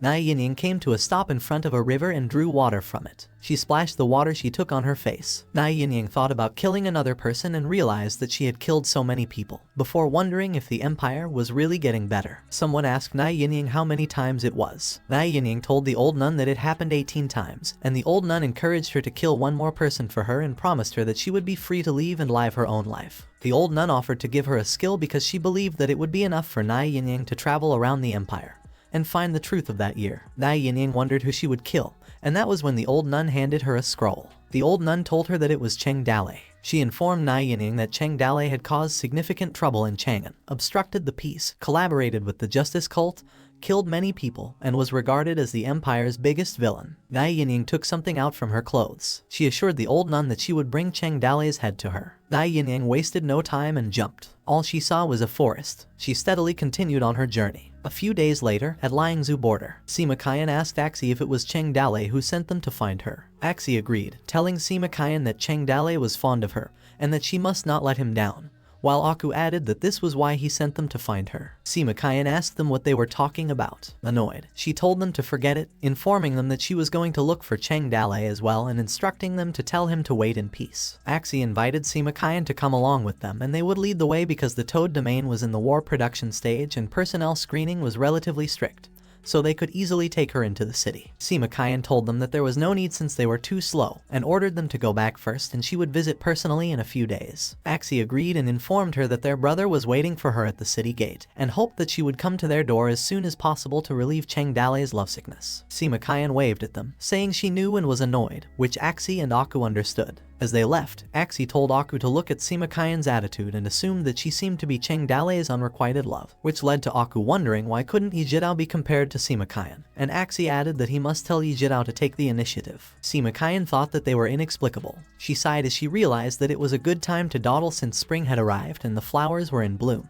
She spoke about the Toad race and clarified that she did not want to go to a village full of smelly men. Simakayan also remembered that Cheng Dale would not allow her to get close to Yinmu again, which annoyed her because he assumed as if she was going to eat her. She stated that all she wanted to do was touch and hug Yinmu and lick her at most. Simakayan expressed her desire to go back to her village and spend her happy life with girls. She also remembered that she still needed to properly investigate her body's secrets before noticing a girl with a nice body. Nai Yinying glared at Simakayan. Simakayan's eyes widened in fear. She realized that Nai Yinying was from the Moonlight Temple. She wondered who Nai Yinying was going to kill. Simakayan decided that it was better for her to go because it seemed she couldn't delay any longer. She stood up and ran swiftly. The next morning, someone halted to stop a woman. A guard informed Simakayan that strangers must have an acquaintance or resident as a guarantor before they could enter the city, and the other guard added that small merchants and refugees also need permission to enter and do business. Annoyed, Simakayan told them that she was specifically invited by Cheng Dale, and the guards still refused. Axie and Aku, who had just got back, reminded Simakayan of what she had said that she would visit in a few days,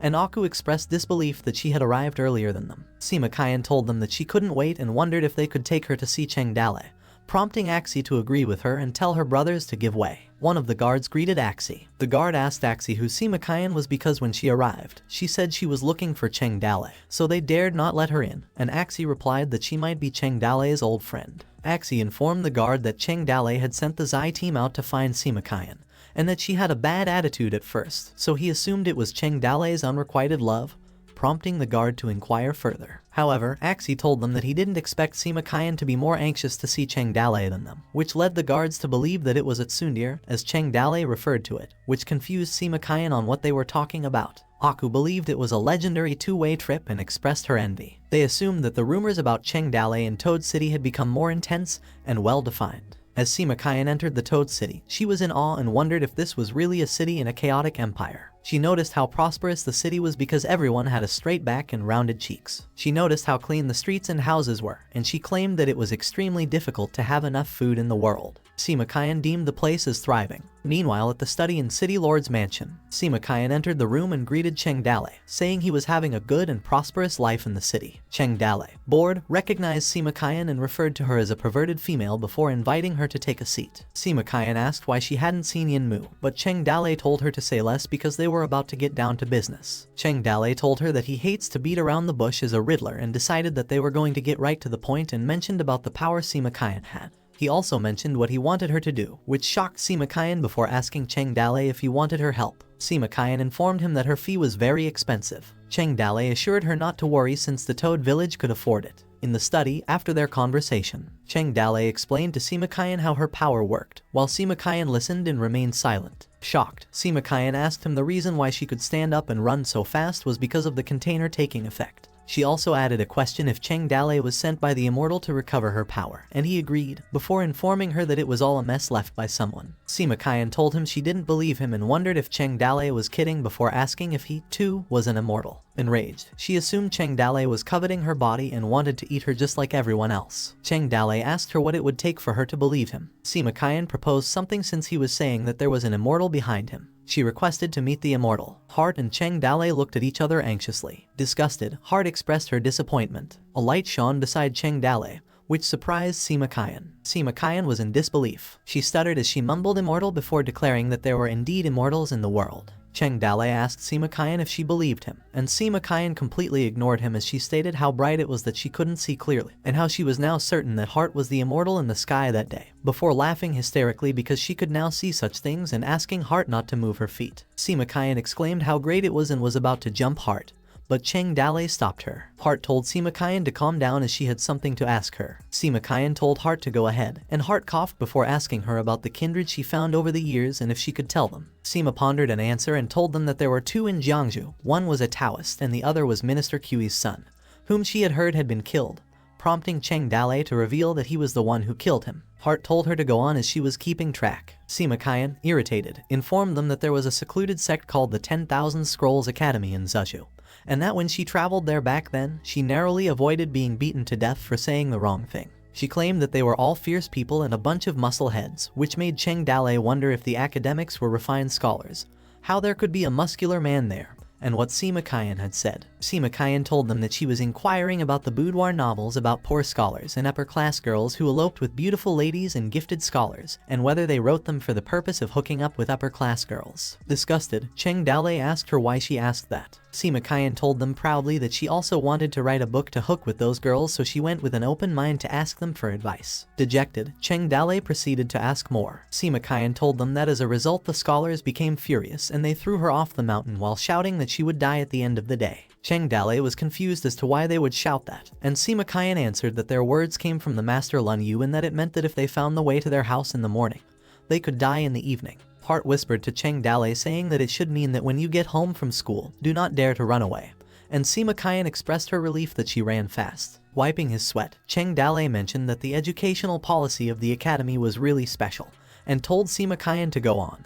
And Sima Qian told him that there was also a big bug hiding somewhere deep in the mountains. She mentioned that a big snake was hiding there somewhere. Cheng Dalei asked Sima Qian if she could really run fast, and he assumed that she may have been all over the empire. Sima Qian informed him that she had seen a lot of things. She went on to say that there was also a group of assassins, which was the Moonlight Temple in the martial world, which she claimed were small in numbers, and the members were all women and went there to investigate. Cheng Dalei, on the other hand, asked her if she only focused on girls wherever she went. Sima Qian told them that she had seen the leader of that organization, an old nun, which gave her a dangerous and strange feeling and was the reason she did not dare to investigate more deeply. Cheng Dalei asked her if the old Moonlight Temple old nun was the same kind as her, and Sima Qian replied that she was unsure because she felt very dangerous deep in that valley and assumed they were hiding something. She also told him that she had run into the people of the Moonlight Temple yesterday and was on her way to Toad City, but she had no idea who the target was. She cautioned Cheng Dalei to be careful, and Cheng Dalei understood and told her to go on.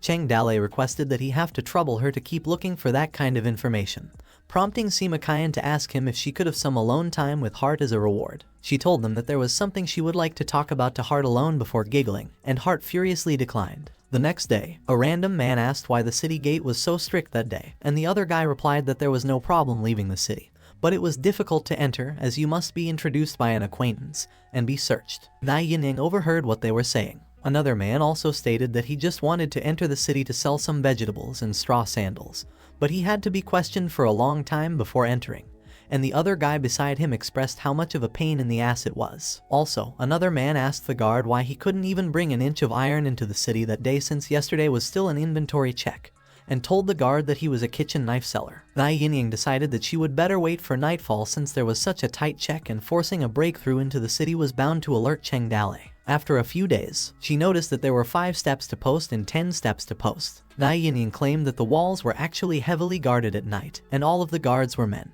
She had seen no visible defensive lapses, and it had been a few days. She also thought that the world's famous killer and the Lord of Qinchuan was so timid and cautious. She decided that she couldn't delay it any longer and climbed the wall. She stabbed her dagger into the wall. She used it as a step to ascend. Nai Yining hoped that she wouldn't be discovered and decided to take a gamble. She jumped, fearing she'd be forced to murder her way into the city. She reminded herself that her task was to kill Cheng Dalei and not soldiers. She claimed that they were just innocent people subjected to Cheng Dalei. She also mentioned when she killed Cheng Dalei, Nai Yining believed that they would be freed from the Devil's Den. She scanned the locations of the city lord's mansion and jumped, expecting it to be in the city center. Nai Yining leaped through the building by building. Meanwhile, at an unnamed valley where Moonlight Temple was, the old nun was doing some ritual. She continued pounding on a wooden ball. while Na Yinying continued to search for the city lord's mansion. She leaped high above. The old nun's eyes were closed, while Na Yinying's eyes were open. Na Yinying landed and positioned herself. She saw Cheng Dalei and noticed that his appearance was the same as that of the bounty list. She recognized that it was Cheng Dalei and decided that she would better wait for a suitable opportunity to strike. Na Yinying claimed that Cheng Dalei would be killed in one blow if he didn't move, and that as long as he turned around.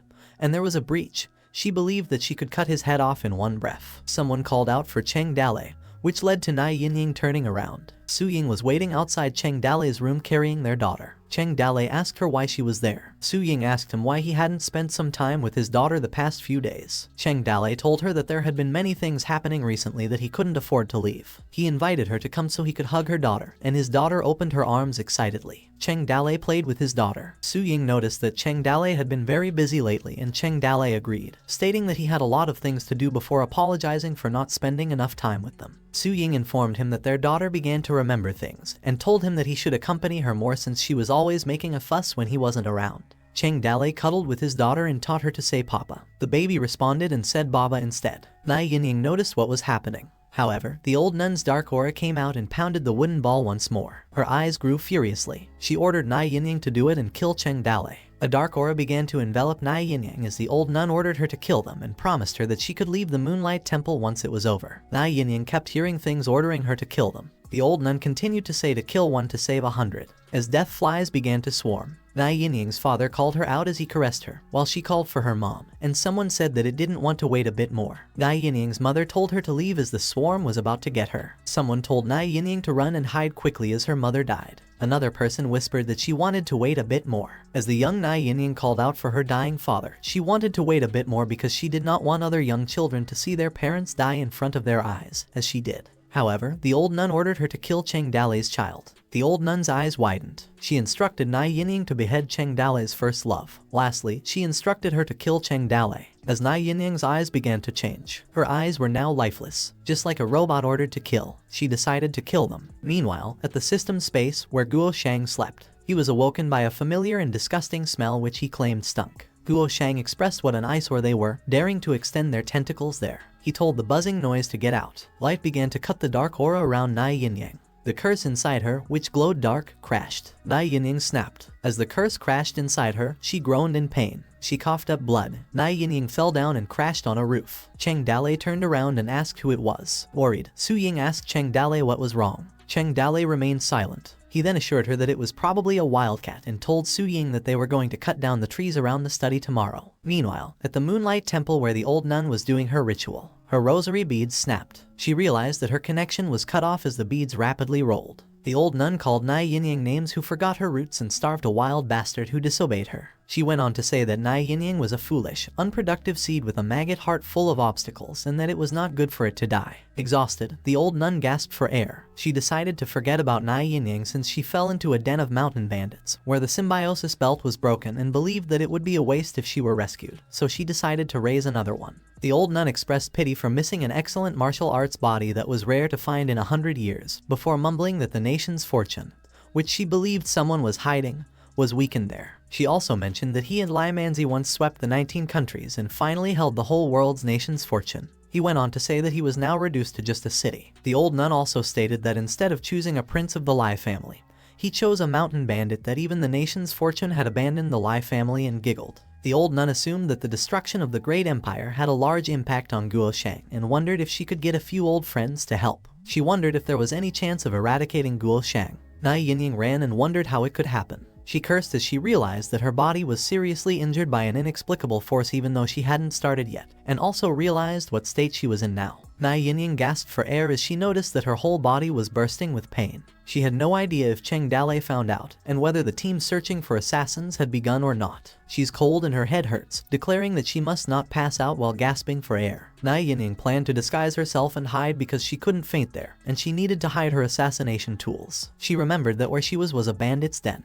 She realized that the consequences she would face when a woman got caught in a bandit's den would be more horrible than death. Early the next morning, birds chirped outside. Outside her house, Lai Weiner pondered the recent strange rumors circulating in the city. There were whispers that Cheng Dalei had found another woman. She questioned how such a thing could have been possible. She acknowledged that such things needed evidence. If they were true, perhaps she should talk to Cheng Dalei alone. Lai Weiner felt annoyed, labeling him a playboy bastard. With a sense of certainty, she noticed someone in the distance, Nai Yin-yang, lying in her courtyard. Hastily, Lai Weiner rushed over, calling out to her. Approaching Nai Yin-yang, she gently shook her, urging her to wake up. Lai Weiner wondered to herself who this woman was and how she could have fainted there. Lai Weiner pondered that Nai Yin-yang was dressed like a common chivalrous woman from the martial world. She questioned whether she was being chased and had sought refuge in Toad City. Concern etched on her face, Lai Weiner examined Nai Yin-yang, noticing that there were no sword wounds on her body. She wondered if perhaps it was an outbreak of disease. She confirmed that Nai Yin-yang still had a pulse and made a decision to forget the speculation and focus on saving her more important. She called out urgently for someone to get a doctor. Meanwhile, outside the Moonlight Temple, a man approached the nun and addressed her as Madam. He informed her that he brought the last payment and wondered if it was convenient for her to receive it at that moment. The nun responded affirmatively, instructing him to bring it. With a smirk, the man clapped his hands and called out to his companions who were carrying goods. He announced proudly that there were dozens of chickens, ducks, pigs, cattle, and sheep, along with hundreds of snakes, birds, and plenty of gold and silver. He also mentioned 50 prisoners that were divided into carts for shipment. Unimpressed, the nun questioned whether he had the baby girls and toddlers she wanted. The man replied that such goods were not easy to come by. The nun sighed and suggested that if not for the quantity, she should charge him more. As they walked through the forest, the man politely interrupted, addressing the nun again. She instructed him to follow her. Changing the subject, the man mentioned Cheng Dalei, inquiring about any progress. The nun responded sadly that the mission estimate was wrong. She missed her chance and her apprentice had died. Concerned, the man apologized to the nun. The nun stated that if the payment were increased 10 times and 50 more children were added, she would personally resolve the issue of Cheng Dalei and slaughter Toad Village. Disturbed by what he heard, the man questioned the feasibility of slaughtering Toad Village. Annoyed, the nun asked whether he would agree to the conditions or not. The man replied that while he was fine with increasing the reward 10 times and with the pig and cow livestock, he was hesitant about involving prisoners and young children. In a serious tone, the man informed her that it was not easy to get it done these days. He mentioned how Cheng Dalei had cut off the Prime Minister's prisoners in the past 2 years. Emphasizing her determination, the nun stated that it didn't matter whether he accepted it. She mentioned that once she finished the task, she would work for Minister Kui. Satisfied, the man questioned if she was serious. He accepted the offer on behalf of Minister Kui. He assured her that the Prime Minister would wait for her. They walked for several hours until they reached the deepest part of the unnamed valley. They arrived at the old temple and the nun walked towards it. A sign on the temple read Moonlight Temple. The nun unlocked the temple door, which creaked open. She announced that they had arrived and instructed them to send everyone inside the temple. Upon hearing this, fear was visible on the prisoners' faces, while the men's voices commanded them to hurry up and get down. The prisoners were whipped by the man, and he harshly disciplined them. The nun instructed them to untie the ropes, advising them not to harm the prisoners. One of them questioned about the possibility of escape. The nun simply replied that it wouldn't happen and reiterated her command to untie them. The nun reminded them that all beings are in anguish and should be set free from the suffering of this world. One of the prisoners knelt and bowed, expressing gratitude to the nun for saving him. The nun directed the prisoners to enter the temple, promising to send them away after she dealt with the capturer. The prisoners agreed and thanked her for saving their lives. They hurriedly entered the temple. Then, the nun said the phrase Amitabha and instructed them to rest quietly inside the temple. She gently closed the door, whispering that her Buddha was merciful. The frightened prisoners watched as the door closed slowly, with the last remark on the nun's state that is merciful. The nun locked the door. The man asked the nun if she wanted them to take care of the rest of the livestock. The nun replied negatively, stating that she would handle it herself. She expressed to the man that he was not sincere enough to intervene. She instructed them that they could go back after they left everything there. Satisfied, the man announced that they were leaving. He expressed his hope to hear news of the massacre in Toad Village soon. The nun watched as the men left, leaving behind the goods. She spoke, mentioning her hometown, where many were burdened by heavy sins or troubled by devils. She emphasized that all beings suffer, either because of greed, anger, or hatred, whether caught up in worldly affairs or haunted by illness. Meanwhile, inside the temple, one of the prisoners approached a Buddha statue surrounded by skulls. Horrified by what he saw, he commented on the hellish place. He hurried back to the gathered prisoners, informing them that something was wrong. Screaming horrified, he urged them to run, while others questioned what was happening. The prisoner kept repeating to them to run. Some prisoners were confused, asking what was going on. He hysterically shouted and tried to open the door, only to realize it was locked. Frustrated, he urged others to break it down. The prisoner noted that the door was made of iron and realized that the entire temple was made of iron bars, that it was a big iron cage. Outside, the old nun continued stating that all beings are equal. She explained that the so-called pericardial fruits was the source of fruit. Among all the virtues, she emphasized that releasing a life was the first, as she released numerous snakes. Back inside the temple, the prisoners questioned the form of the black smoke. While the old nun continued her speech, stated that tired of robbing and killing, karma had caused the demons to haunt the body. Inside, the prisoners witnessed flying insects and expressed horror, with some calling them terrible and others identifying them as bugs. Some prisoners screamed in terror, while some insisted on letting him out. Others cowered in fear as the insects approached, their terror evident on their faces. Returning to the old nun, who released birds, she continued by saying that saving all beings was a great merit, capable of paying off debts and eliminating karma. She emphasized the importance of granting freedom from the convergence of karma, the endless cycle of life and death, and the impermanence of everything. She declared that killing one was a sin, but saving 100 was a merit, as the scene inside showed prisoners being killed by the insects. The old nun asserted that everything in the world, whether insects, pigs, dogs, or human beings, were all equal. She spoke of the acts of cutting flesh to feed the eagles and sacrificing oneself to feed tigers, highlighting the great merit of saving more living beings. That all beings save each other in a cycle. She expressed a wish for the elimination of obstacles and the gain of wisdom and understanding. As she prayed in front of the temple, the old nun hoped for all sins eliminated and for the continuous practice of the bodhisattva path, while behind her, screams of terror echoed from the prisoners. An insect buzzed towards her. The old nun concluded by stating the importance of great virtue and merit. At Toad Village's martial arts arena, Cheng Dalei, Zhu Yu, Fan Lihua, and Lai Weiner were seen at the site with an arrow directed at the armor. Fan Lihua instructed Lai Weiner to hold the bow, explaining that the armor was slightly sideways,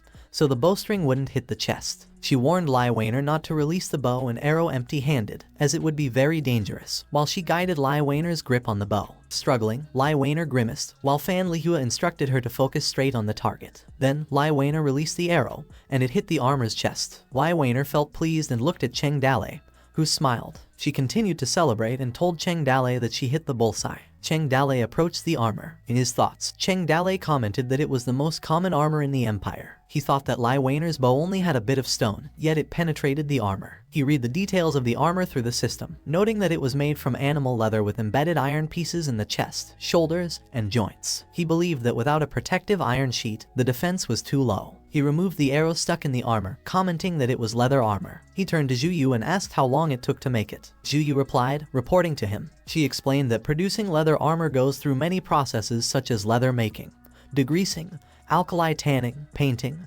etc. So it took a week to complete a piece of armor. Nodding, Cheng Dalei asked if it could be cast as a whole to reduce production steps or if more iron pieces could be added to increase defense. Zhu Yu replied that casting the whole piece would indeed streamline production, regardless of strength. However, she mentioned the downside of it being too heavy and likely to affect the soldiers' movements. She added that apart from the high cost, the main consideration was that not many men could wear dozens of pounds of armor and last in battle. Cheng Dalei asked about the ringlock armor, suggesting that it should be lighter. Zhu Yu explained that if they used iron armor pieces, they would need to connect them with rivets to connect the holes, which would be a troublesome process. She emphasized that it would take a month to construct a set of ringlock armor. Cheng Dalei acknowledged this. Zhu Yu continued, confirming that each piece of iron armor needed to be forged and have holes, a job that could not be done without more than 10 years of experience. She explained that the size and specifications must be unified so that they could be repaired after the war instead of being discarded if damaged. Cheng Dalei understood this. He stated that he would try to find a solution and dismissed everyone to return first. Lost in thought, Cheng Dalei walked away from the area, while Lai Weiner called out to him, saying she had something to ask him. Despite her repeated calls, he didn't respond, prompting her to remark that he was a bastard. Adelina approached Lai Weiner, informing her that Liu Bei had asked her to go to the medical center. Lai Weiner agreed, and the two of them left the area together. Meanwhile, Cheng Dalei rode his bull through the streets, lost in thought. He pondered that kings everywhere were recruiting troops and developing their power. He continued contemplating that he could not predict the tragedies the world would experience when chaotic times and wars began. Although the Marquis were eyeing Toad City, no one dared to initiate a fight. While envisioning, he considered the recent steady development of farming can be regarded as the calm before the storm. He realized that from a small village to now managing a city, governing more than 100,000 people,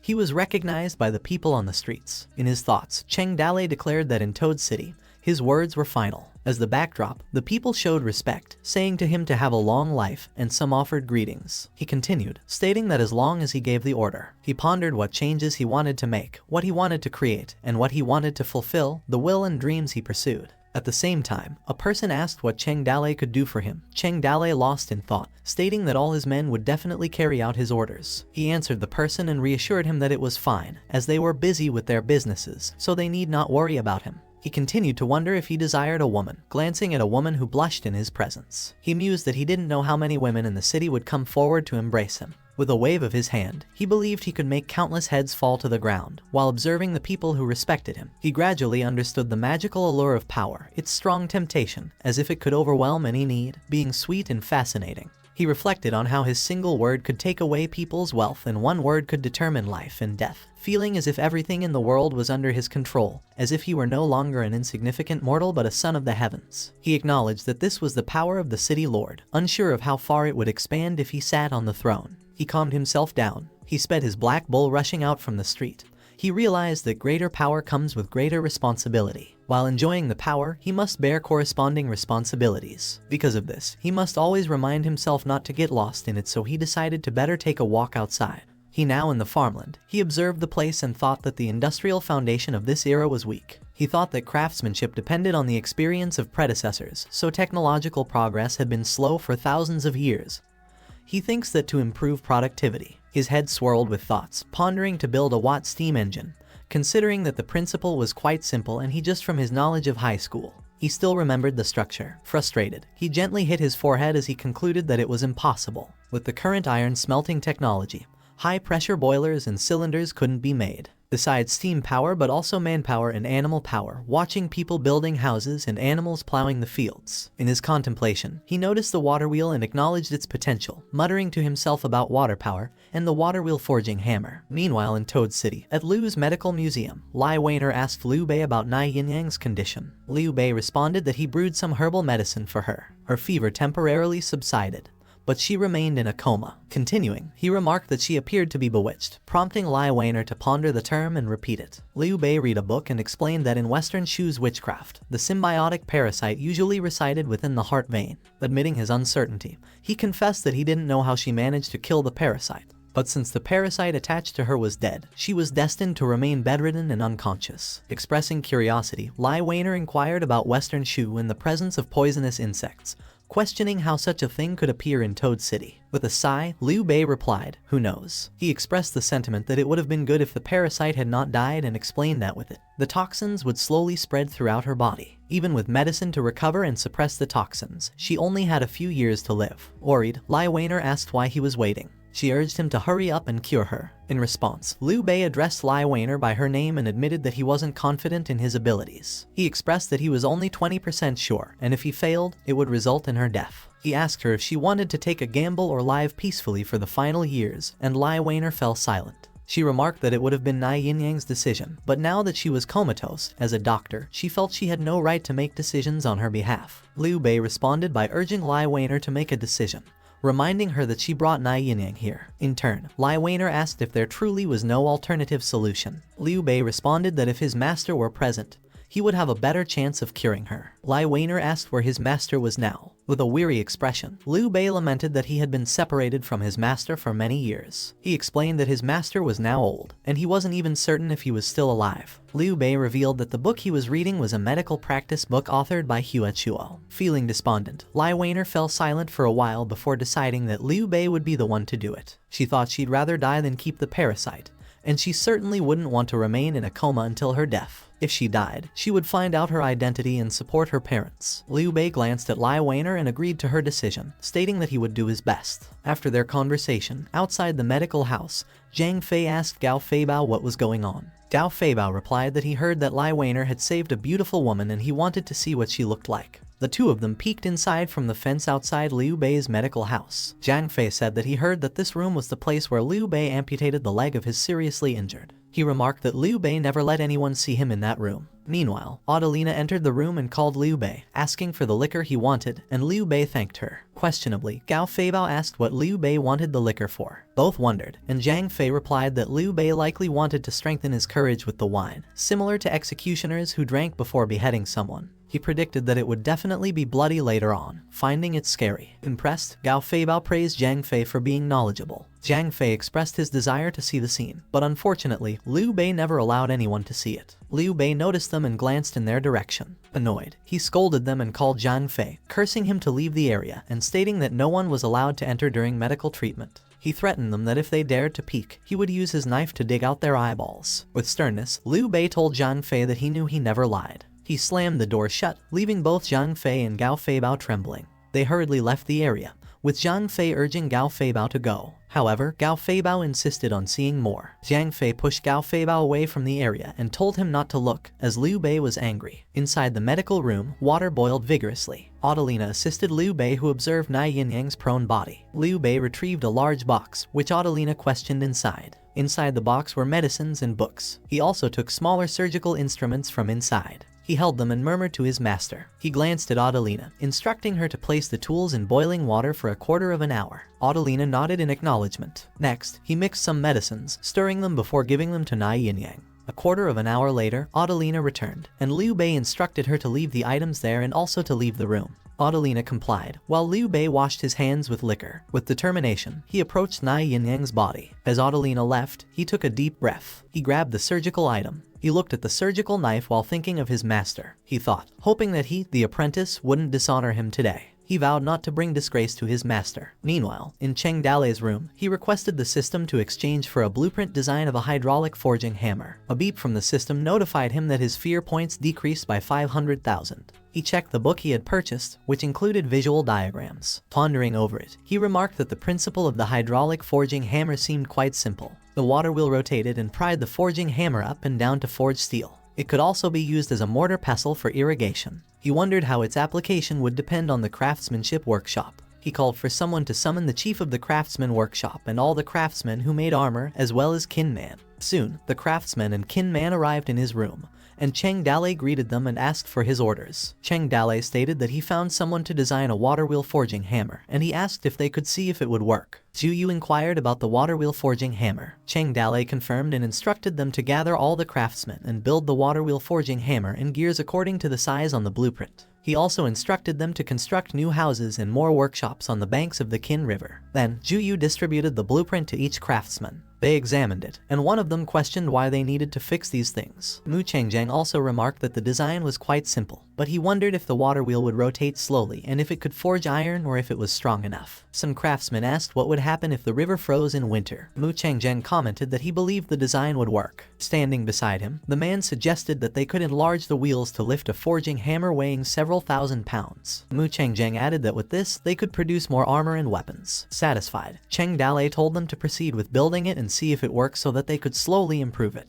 He became serious and instructed the craftsmen involved to keep the process secret. He also stated that there should be a register log of anyone entering or leaving the city, and anyone who revealed the secret to outsiders would be executed. Qin Man and Zhu Yu acknowledged the command. Cheng Dalei also gave some good news to them, saying that they did a good job, and once this thing was built, their work would become much easier. He added that the craftsmen involved in this matter would receive a 50% increase in their monthly salary, and would be arranged to live in the new housing. Furthermore, Cheng Dalei remarked to them that they could bring their families to live in the new houses in the future. As long as production tasks were completed, various materials would be given priority, and the army would ensure their protection. After Cheng Dalei announced this, many were amused by the benefits they would receive. Some discussed the salary increase excitedly. Cheng Dalei continued his speech by instructing Qin Man that the task was entrusted to him and that they were to be protected by the Qin army stationed there. And Qin Man replied that he obeyed, and behind him, the craftsmen cheered and expressed their gratitude. A beep from the system indicated that the craftsmen's motivation had increased. Another beep notified them of a side mission triggered to upgrade the craftsman workshop.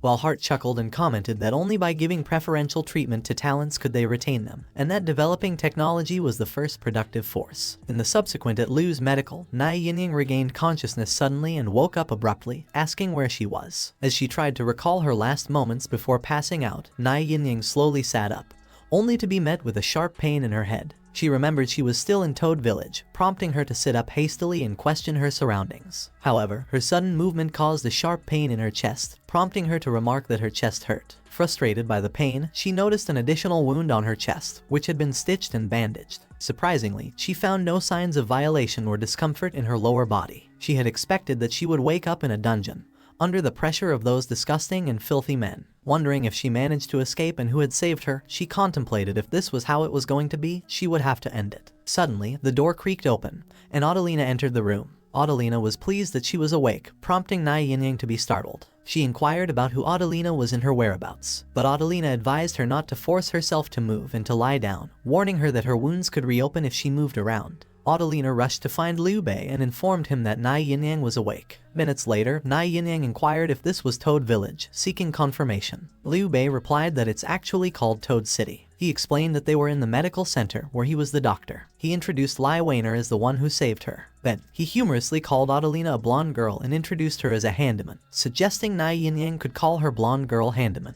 When Adelina heard it, her face spaced out as she tried to tell Liu Bei to wait, but Liu Bei added that she was clumsy. Without words, Lai Weiner gave them an annoyed look as she watched Liu Bei and Adelina. Adelina tried to cover Liu Bei's mouth and irritably told him that she was not a handyman and wasn't paid by him. She added that if he were in church, he would be her servant, and told him to not talk, that he had been temporarily deprived to speak. She threatened to tear his mouth off if he spoke again, while Liu Bei kept murmuring. Lai Weiner faced Nai Yinyang and asked her who she was and how she ended up in her yard. She kept asking about her family and if she could contact them. Nai Yinyang replied that it was hard to say. Feeling bereft, Nai Yinyang introduced herself and mentioned that her parents had died long ago due to the grievances of the martial world. She explained that she was being chased by murderous enemies to Toad Village and said it was hard to say more, while Lai Weiner listened to her. Struggling to speak, Nai Yinyang mentioned that she had nowhere to go and asked if she could stay there first. She also expressed concern that the enemy might still be looking for her nearby. Lai Weiner smiled and said that if it's difficult to say, she suggested to her that she shouldn't force herself to say it.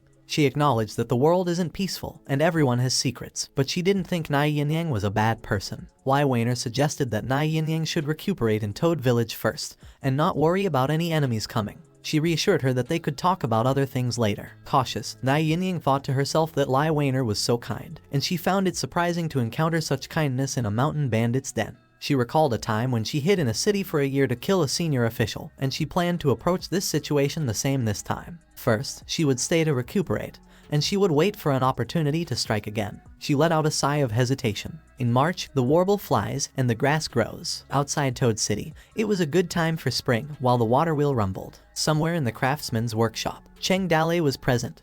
He commented on the reinforcement of the water wheel and the raising of the bracket, as it wouldn't withstand the impact of the river otherwise. In the background, the diligent craftsman could be heard working. Cheng Dalei instructed them that the noise was too loud and ordered them to prepare some tung oil. He directed them to smear the oil onto the mechanism, and it wouldn't make so much noise. One craftsman commented that it was said Zhang Yu, the king of Western Chu, could lift a 1,000-pound tripod, but even the king wouldn't match the strength of the thing. Another craftsman said that even Western Chu's king couldn't forge iron non-stop for 12 hours, questioning if he could. Another man chimed in, mentioning that even Qiang could only forge iron for 8 hours, while Cheng Dalei continued instructing them to make a few different sizes of forging hammers and templates. He suggested starting with making a few swords first, slowly trying forging plate armor. The enthusiastic craftsman affirmed his instructions. At night, in the courtyard where Lai Weiner lived, Nai Yinyang was seen sleeping, while Lai Weiner was reading beside her. Lai Weiner noticed that Nai Yinyang was having nightmares, as she could hear her whimpering in fear. Suddenly, Nai Yinyang woke up in terror,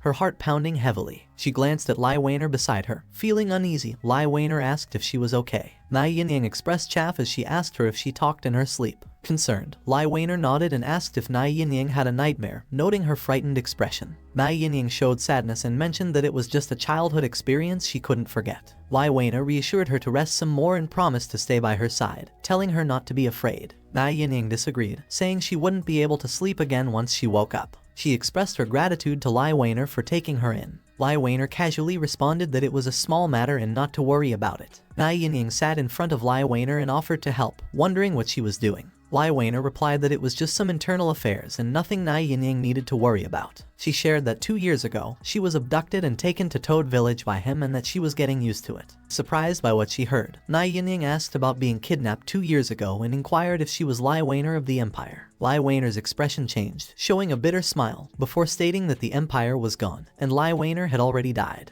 She revealed to her that she was seeing Lai Wanner from Toad Village. With concern evident in her voice, Nai Yinying asked Lai Wanner about the things happening on the grassland that year. Lai Wanner recounted how various groups, including horse bandits, pirates, mountain bandits, and the Merlion Guard, had all come to kidnap her. However, she mentioned that everything changed when he appeared in front of her. She described how her nightmares turned into beautiful dreams after he appeared. She recalled vividly the person figure and the sword that stood in front of her. She happily recounted wearing a wedding dress, as if it were for him, and shared that she had kissed him. Lai Wanner's face reddened as she remembered, confirming that she had indeed kissed him and that she was now his. She shared also how he had shown her a scenery she had never thought of before, and the days with him were like falling flowers in water that were very short and fleeting. Then, abruptly, she woke up from the dream, prompting her to question herself about the swordsman she mentioned. She shyly confessed that she liked him. Nai Yinying's expression shifted to one of confusion as she processed Lai Wanner's words, while Lai Wanner reiterated, affirming that she did indeed like him. She said it word for word as if she were sure of her heart. Speculating alongside her thoughts, Nai Yinying considered that it turns out that Lai Wanner had been coveted by bandits in the martial world when she was about to be married on the grasslands. She envisioned a scenario where, during a dangerous moment, Lai Wanner met a young warrior, and the two fell in and were about to elope. On the way to elope, she cursed Cheng Dalei and intercepted the affectionate couple with a club. In her scenario, Nai Yinying pictured the swordsman being struck down by Cheng Dalei with devilish delight, while Lai Wanner could do nothing but watch helplessly as the swordsman bled. Nai Yinying speculated that perhaps the swordsman might have died at the hands of Cheng Dalei. Finally, Lai Wanner was snatched by Cheng Dalei and put under house arrest in Toad Village, where she became his plaything. In her imagined scenario, Nai Yinying pictured Cheng Dalei laughing devilishly, declaring Lai Wanner to be his possession, taunting her to scream all she wanted, knowing that no one would come to save her. After envisioning her scenarios, Nai Yinying felt frustrated and thought that Cheng Dalei had done many bad things. Feeling ashamed, Lai Wanner apologized to Nai Yinying, stumbling over her words as she admitted that she shouldn't have shared such things with her. Feeling a pang of panic, Lai Wanner explained that in Toad Village, she had no one to talk to, and their meeting was by chance. She urged Nai Yinying not to take her words to heart. Observing Lai Wanner's change in demeanor, Nai Yinying thought that it said that she had an unruly personality, but now she had become sullen and unhappy. She suddenly stood up and sighed heavily, telling Lai Wanner that she shouldn't be trapped by memories. Nai Yinying comforted her and reminded her that people died like a lamp's fire, and she would surely meet a better man in the future. Confused, Lai Wanner was taken aback by Nai Yinying's words, especially when she mentioned that he wasn't dead. In response, Nai Yinying was shocked, asking if he wasn't dead, and why he hadn't come to her. Lai Wanner's expression turned sorrowful as she remarked that perhaps he already had a wife and children now, and if she had known she liked him, she would have confessed her feelings sooner. Hearing this, Nai Yinying felt a surge of anger and thought that the heartless man should be killed. She believed that although Lai Wanner was caught in the clam collar case, the man showed no shame despite living with his wife and children. She concluded that there weren't any truly good men in the world. Slamming her hand on the table, Nai Yinying asked Lai Wanner who he was so she could cut him and make him. In response, Lai Wanner disagreed, saying that he was very loyal and dedicated. She mentioned that even if a woman liked him, he wouldn't be moved by it. It was just that they had met each other too late, and he drew a line out of consideration for his wife. Frustrated, Nai Yinying asked Lai Wanner what she should do in the future, and he cheated her sincerity and ignored her. She labeled the man as irresponsible. Lai Wanner calmly remarked that it was best not to mention such matters, as he was doing great things. She suggested that these trivial matters of love should not be a concern and that it would be better not to bother him. Incredulous, Nai Yinying asked if Lai Wanner was alright and told her not to say more. Nai Yinying insisted that she should know who he was so she could beat him. A long night, sitting on his knees and looking at the mirror. Meanwhile, at the Moonlight Temple, an old nun was going outside from the temple. She pondered that it was time to visit an old friend. Numerous insects swarmed around her, buzzing loudly. Suddenly, they formed a circle around her and the old nun swiftly disappeared. Day after day, in the blink of an eye, half a month passed. Cheng Dalei was obsessed with farming and infrastructure all day long, almost to the point of bewilderment. Annoyed, Liu Zhai thought that Cheng Dalei was thinking with thoughts of other women. Beside her, Cheng Dalei, however, constantly contemplated agricultural fertilizer and hybrid rice, pondering whether they would work and how to get them. Meanwhile, Nai Yinying was recuperating at Lai Wanner's place. After spending many days together, the two girls grew closer and closer. Lai Wanner was seen helping Nai Yinying tidy her bandage, instructing her not to move. Nai Yinying complimented Lai Wanner on her skillfulness and asked if she had taken care of someone else before. Lai Wanner confirmed and mentioned that she had specially practiced so as not to drag others down. She asked Nai Yinying if she knew that she could cure someone with a kiss. Nai Yinying suppressed a laugh and questioned how that was possible. Glancing back at Lai Weiner, she remarked that she was too innocent and asked if she was being fooled. Embarrassed, Lai Weiner insisted she wasn't being fooled and suggested that maybe her wound would heal if she kissed her. She questioned Nai Yinying again if she didn't believe her, proposing they try it out by kissing her. Nai Yinying was surprised by Lai Weiner's action. Embarrassed, she protested and told Princess Minyu to wait a minute and stop. But Lai Weiner persisted, insisting on kissing her, encouraging her to come on, and she kissed her. Bewildered, Nai Yinying asked who Lai Weiner heard that from. Embarrassed, Lai Weiner responded that she had only kissed the person she liked. She claimed she had been told that kissing on the lips could cure disease. She also mentioned that if he was ever hurt, she would secretly kiss him, as it was effective for him. She hadn't tried it on anyone else, so she wanted to see if it worked for her too. Disapproving, Nai Yinying replied that Lai Weiner believed in such things, expressing her curiosity about who had stolen her heart. Pouting with frustration, Lai Weiner retorted, expressing that she had solid evidence of that kind of thing. She recounted a time when she had kissed him that day, and he had become strong and fierce, that no one could beat him. Suddenly, Lai Weiner lay down and rolled herself up on a blanket. Nai Yinying told her that when she got well, she would go with her to find him, claiming that she was very good at martial arts and could protect her. But Lai Weiner protested that she didn't want to. Covering her face with a pillow, Lai Weiner explained that she didn't want to cause trouble for him or embarrass him, while Nai Yinying silently looked at her. She advises her that she has to talk to him. However, Lai Weiner stubbornly insisted that she wouldn't listen and didn't want to talk because she didn't know how to express herself. She worried that if he disagreed, she wouldn't be able to face him in the future. Giving up, Nai Yinying suggested they should see him and talk about it, but Lai Weiner refused, saying it wouldn't be good. She suggested that looking at him from afar was also good, but in the back of her mind, saying that as long as she could continue to see him and help him, she concluded that even if she buried her head in the ground and pretended the world was at peace, it would be okay. Her voice gradually becoming thin, Lai Weiner requested Nai Yinying to stop talking and claiming that she wanted to sleep. Nai Yinying glanced at her, thinking that Lai Weiner was still willing to put down her title to pursue her love and show her quite conceited nature despite being a princess. Smiling resignedly, Nai Yinying told her that she would stop talking about it if she didn't like it, but she questioned her if she still wanted to see him, prompting Lai Weiner to nod and express her desire she liked to. Nai Yinying responded okay, albeit with a sad expression. Meanwhile, in Sichuan, the old nun walked through a dark and foggy area. In the dense forests of Sichuan, the mountains were sealed with miasma and poison was rampant. She walked towards an old house. An old monk was praying whom she approached. The elderly monk looked blank. As the nun got closer to him, the elderly monk found her familiar. There was a subsequent set of the frog eating the centipede, while the elderly monk told her that he was hiding deeply. He questioned the nun how she could still find him, calling her the name Western Shu's eldest princess. The old nun wondered at being called the eldest princess, remarking that she hadn't heard that in a long time. She asked him how long it had been since he had spoken to someone. The nun referred to him as the immortal Gu cult, shaman immortal Meng Shuanking. Meng Shuanking replied that it had been 10 years or decades. He didn't remember. People who cut firewood were all poisoned, and no one spoke to him. The nun suggested following her down the mountain. With the world in chaos, it was their chance to restore their country, the Western Shu. Meng Shuanking questioned the notion of restoring their country, mentioning that Western Shu had perished hundreds of years ago. He shared that his old friends and enemies had died long ago, and he was the only living monster that remained. He wondered why he thought she had died of old age, but she was still alive today. He doubted and questioned that it meant that she was still worshipping him. Dissatisfaction. The eldest princess replied that he was the asset of Western Shu in the chaotic world of the 19 countries and wondered how she could give it up. Worried, Meng Shuanking repeatedly stated that he knew and no wonder he couldn't die. In irritation, he tore at his hair and yelled that he wanted to die repeatedly. But in this world, no one could kill him. He screamed at the top of his lungs that he wanted to die, and suddenly, a black aura flowed out from his body and enveloped the surroundings with that. As the black aura spread, the trees wilted,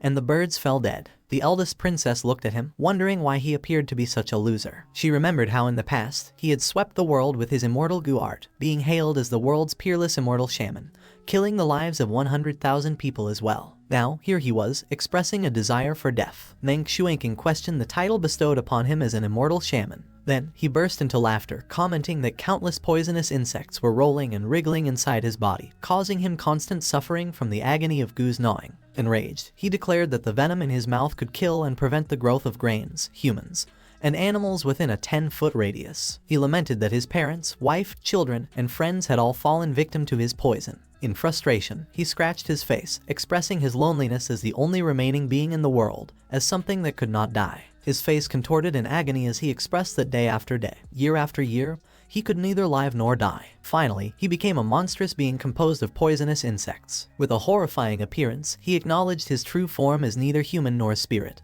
but rather a half-demon or half-devil monster. He questioned what kind of pathetic immortal was like him. With a horrifying appearance, the insects continued to emerge from his body. Meng Shuanking remained hysterical, repeating that he wanted to die, while the eldest princess watched him in agony. He screamed the word die, and a loud explosion shattered the insect field into the air. After that, the insects gathered back to him, condensing around him as Meng Shuanking vomited and regenerated back to his form. Visible frustration consumed him as he lamented his inability to die, describing how flesh and blood became insects, and even his clothes and food were insects. He stated that there was no taste, no touch, nothing. The eldest princess remarked on the world's turmoil, and that the nation's fortune appeared. She suggested that he be cooped up in a small city. She inquired if he wished for revenge, noting that it became weaker now. Meng Shuanking questioned what he could do with revenge, recounting back then that she killed him, and he killed her. In the end, neither of them could kill the other, but all their friends and family died, and he expressed doubt about who could figure it out. Annoyed, the eldest princess asked if he didn't want to recover Western Shu, and Meng Shuanking retorted that it was her Western Shu. He asserted that he was just the leader of the Immortal Gu cult and had fought for Western Shu for years and didn't want to be involved further. The eldest princess wondered if he had no desire to restore the Immortal Gu cult. She asked if he settled a sect to preach the doctrine of immortality in order to become immortal. Meng Shuanking questioned the purpose of the Immortal Gu cult, asking himself what he had become was all caused by it. He pondered whether he should continue living if he couldn't die happily. He realized it took him over 3 centuries to see clearly,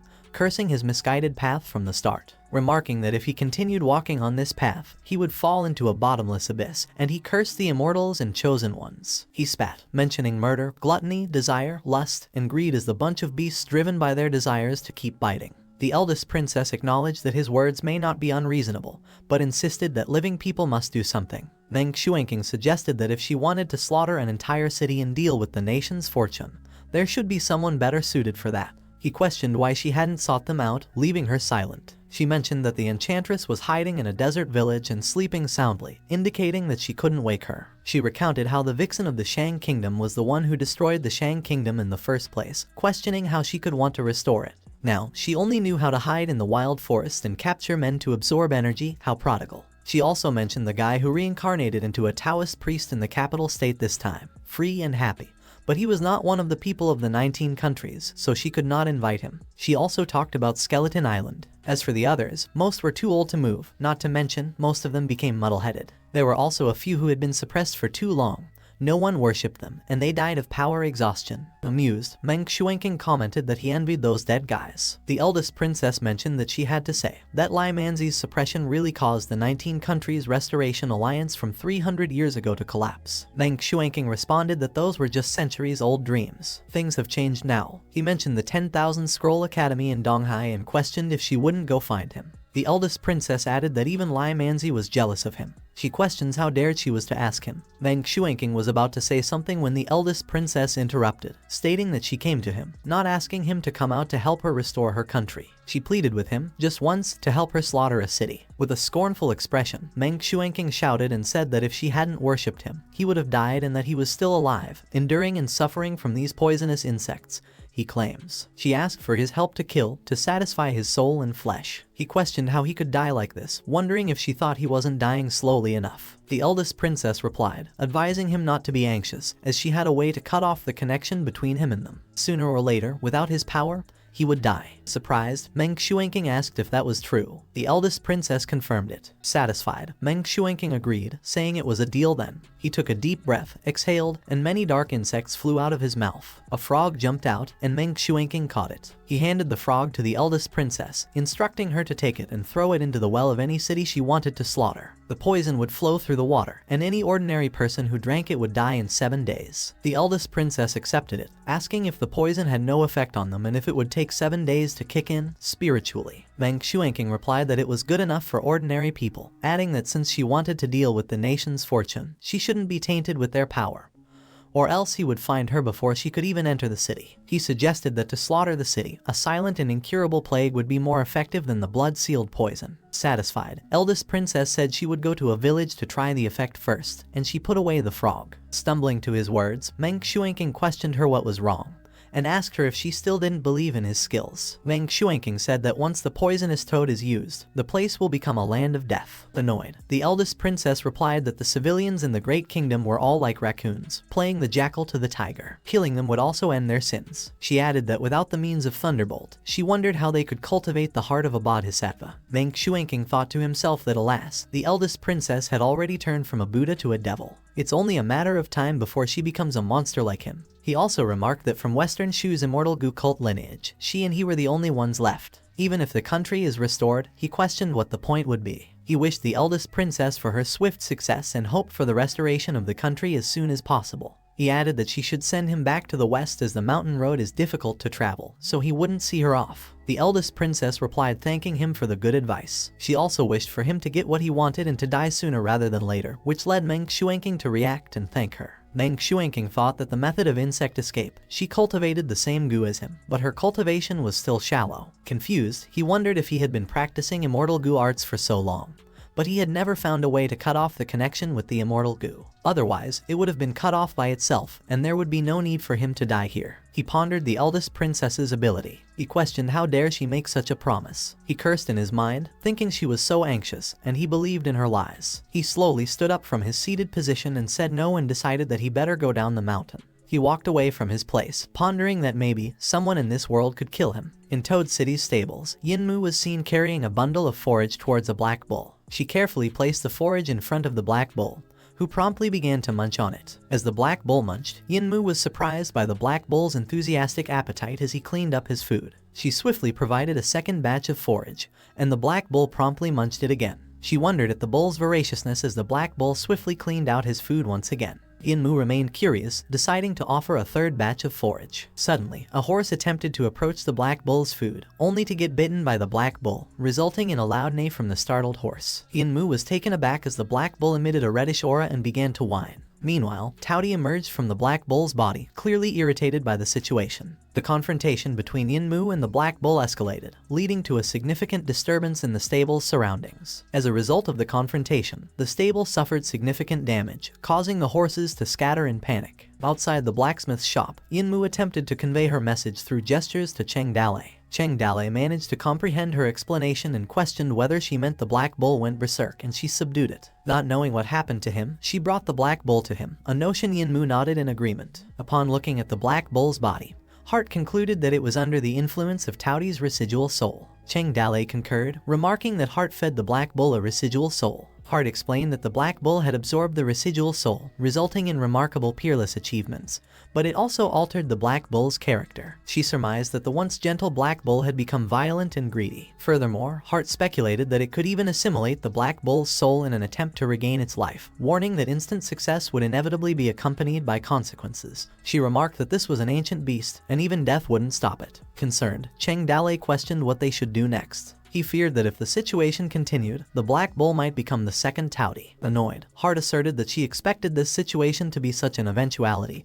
and had naturally prepared for it. She wondered how the black bull could consume the residual soul without being harmed in the process. She instructed the black bull to follow her for a bath. She pointed towards its forehead, which led them into the system space along with Yinmu. Confused, Cheng Dalei wondered why Yinmu had also entered, noticing her constant scanning of the surroundings. Hart reassured him, saying it was fine as Yinmu could see her, implying that it was only a matter of time before she learned of the place. She added that she had allowed Yinmu in so she could check her soul in the meantime. Glancing at Cheng Dalei, she informed him that Lin Shui had awakened a few days ago. She mentioned that he was still getting used to his body, and since Cheng Dalei was busy, she hadn't informed him yet. She intended to take Cheng Dalei to him first. Cheng Dalei excitedly agreed, and Hart flicked her fingers and said they should go. Upon arriving at the System Space Lounge, they found Guoshang and Machine playing. Guoshang mentioned that their job involved the daily maintenance of the system and assisting Hart in developing new features, while they were busy playing. Machine added that their working hours were from 9 AM to 5 PM with weekends off. The payment was made monthly in system power ration powers. He added that these points could be exchanged for food, snacks, drinks, developing new games, receiving New Year's goods, and other benefits. He asked whether their unit benefits were good, all while continuing to play. While holding an employee handbook, Lin Shui replied that he didn't fully understand. Machine responded that it didn't matter if he didn't understand it at the moment, but he should carefully memorize the contents of the manual. He warned that making mistakes in their work would anger Hart. Hart suddenly spoke out and asked them if they were still playing. They turned around, and Guoshang asked if she didn't have anything to do, questioning if she was. Machine also questioned how Heart had time to come to the lounge. Heart replied that it was fine, as she was there to find Lin Shayu. Cheng Dalei chimed in and inquired about Lin Shayu's whereabouts. With a smile, Lin Shayu wondered why Heart was looking for him, and he mentioned that Cheng Dalei was also. Cheng Dalei's expression of disbelief. Surprised, Cheng Dalei let out a swear, confirming if he was Lin Shayu, while Heart nodded with a pleasant expression, prompting Cheng Dalei to quickly view Lin Shayu's information in chibai form. Then, Heart stated that they would talk about it later, and she called Lin Shayu and told him that she needed his abilities. At the same time, Cheng Dalei remained stunned. She asked if he had gotten used to his new body and if he had finished reading the employee manual. Lin Shayu replied that he had finished reading it and was reporting to her. Satisfied with his response, Heart enthusiastically announced that she would give him his first task, to purify the impurities within the Black Bull's soul, and Lin Shayu agreed. Meanwhile, Yinmu, Guoshan, and Machine continued to play games, the sound of the controllers beeping loudly. Cheng Dalei called out to Heart, and Heart mumbled a response. Cheng Dalei continued to ask why he felt that the art style of the system space was becoming increasingly deviated. Upon hearing this, Heart paused for a moment. Cheng Dalei further commented that the systems of other novels were mysterious, only revealing a simple interface. He questioned how the system space had become some dark internet cafe. Then, Heart remarked on the earthy nature of it. Silence fell over the conversation. After Heart's remark, Cheng Dalei and Heart watched Lin Shayu sizzle the essence of Taoties within the Black Bull. Then, Lin Shayu dissipated Taoties' essence from the Black Bull's body. Cheng Dalei commented on why he felt that Lin Shayu was washing the bull. He humorously imagined a scenario where he instructed Lin Shayu, whom he referred to as Pretty Boy, to wash the bull. Lin Shayu responded by asking Cheng Dalei if he should polish or wax the bull or perform maintenance. Returning to reality, Cheng Dalei simply stated that it was an inexplicable sight. Suddenly, Heart stated that if she purified it, it would even annihilate her power. She also lamented the waste of Kui Nongai's power and expressed pity on it. Cheng Dalei mentioned that he could understand what she said, but the employee handbook looked familiar to him. Heart explained that it was the induction process she had written herself, combined with memories of his previous life's experiences. She asked if he also read it and boasted about the good benefits they had. While reading, Cheng Dalei commented on the drinks, sofas, video games, and other stuff. Amused, he remarked on how amazing it was to feel like he was traveling back to modern times despite being in the chaotic ancient feudal era. Pleased, Heart replied that it was because he was a modern person, and the system space manifests in a modern style as it was the embodiment of his soul. She also confirmed that if he preferred, she could change the system space to the ancient style. Heart asked if she should change into an ancient costume. With a playful tone, Cheng Dalei imagined Heart as an ancient costumed sprite, and the system space with an ancient charm. He giggled and commented that it wasn't too bad. Annoyed, Heart swore and lightly hit Cheng Dalei. She continued, stating that while she could wear ancient costumes, the modern style of the system would not change. Clearing his throat, Cheng Dalei mentioned that he felt the art styles of the two worlds were different and somewhat separated. Heart replied enthusiastically, saying that the modern style of the system space had an important meaning as a reminder of his origin from the future world. Moreover, she added that ancient times were too boring and that there wasn't anything to do. If he wanted to play a lottery machine, it could only be developed in his mind. She explained that the modern style had developed over time, emphasizing that in terms of enjoyment, food, and drinks, the rich were not too bad in any era. Cheng Dalei mentioned that in ancient times, the rich lit stoves in winter to warm their rooms like spring and brought cellars ice during summer to cool as autumn. He shared that they called it reversing the heat and cold, while there's a modern invention called air conditioning. Heart mumbled in agreement. Cheng Dalei added that Lai Weiner had once told him that the fruit she desired would be delivered within a few days, even if it originated 1,000 miles from the palace. Heart nodded in agreement. He also added that Lai Weiner was Emperor Ming's favorite daughter and could get the wind and rain whenever she wanted.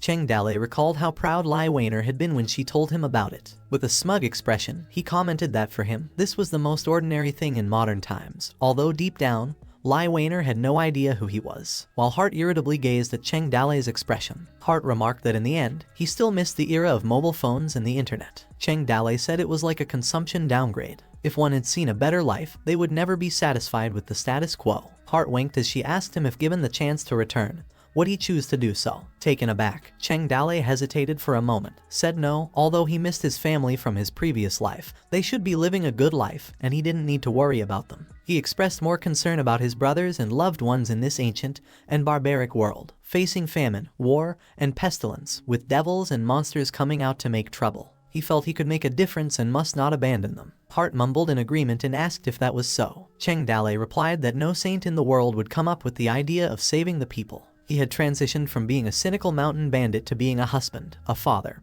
and the leader of more than 100,000 people. Hart commented that he had matured. While sipping his coffee, Cheng Dalei remarked that the burden of his responsibility was growing heavier, but he just wanted to live more comfortably now. Hart sighed, acknowledging that even with her help, he still had a long way to go. Cheng Dalei casually replied that he would go as far as he could, at least to give the world a good start. Hart formed a slight smile and nodded. As Hart almost forgot, she mentioned that the purification of the Black Bull seemed to be completed. However, Hart noted that the effect's grip had not subsided, so they needed to observe more. She suggested that over the next couple of days, Cheng Dalei should keep the Black Bull in his yard and feed it, as it seemed to have a bigger appetite these days. It would improve after a while. She advised Cheng Dalei to let Yin Mu take care of it, and Cheng Dalei simply nodded blankly, while on the opposite part of the system, Yin Mu enthusiastically tapped her controller. Hart asked if Cheng Dalei had any other small animals in his yard. Cheng Dalei replied that it did not have and questioned her why. She informed him that the Black Bull might pick up things from the ground to eat and warned him to watch for it and not let it consume dirty items that could upset its stomach.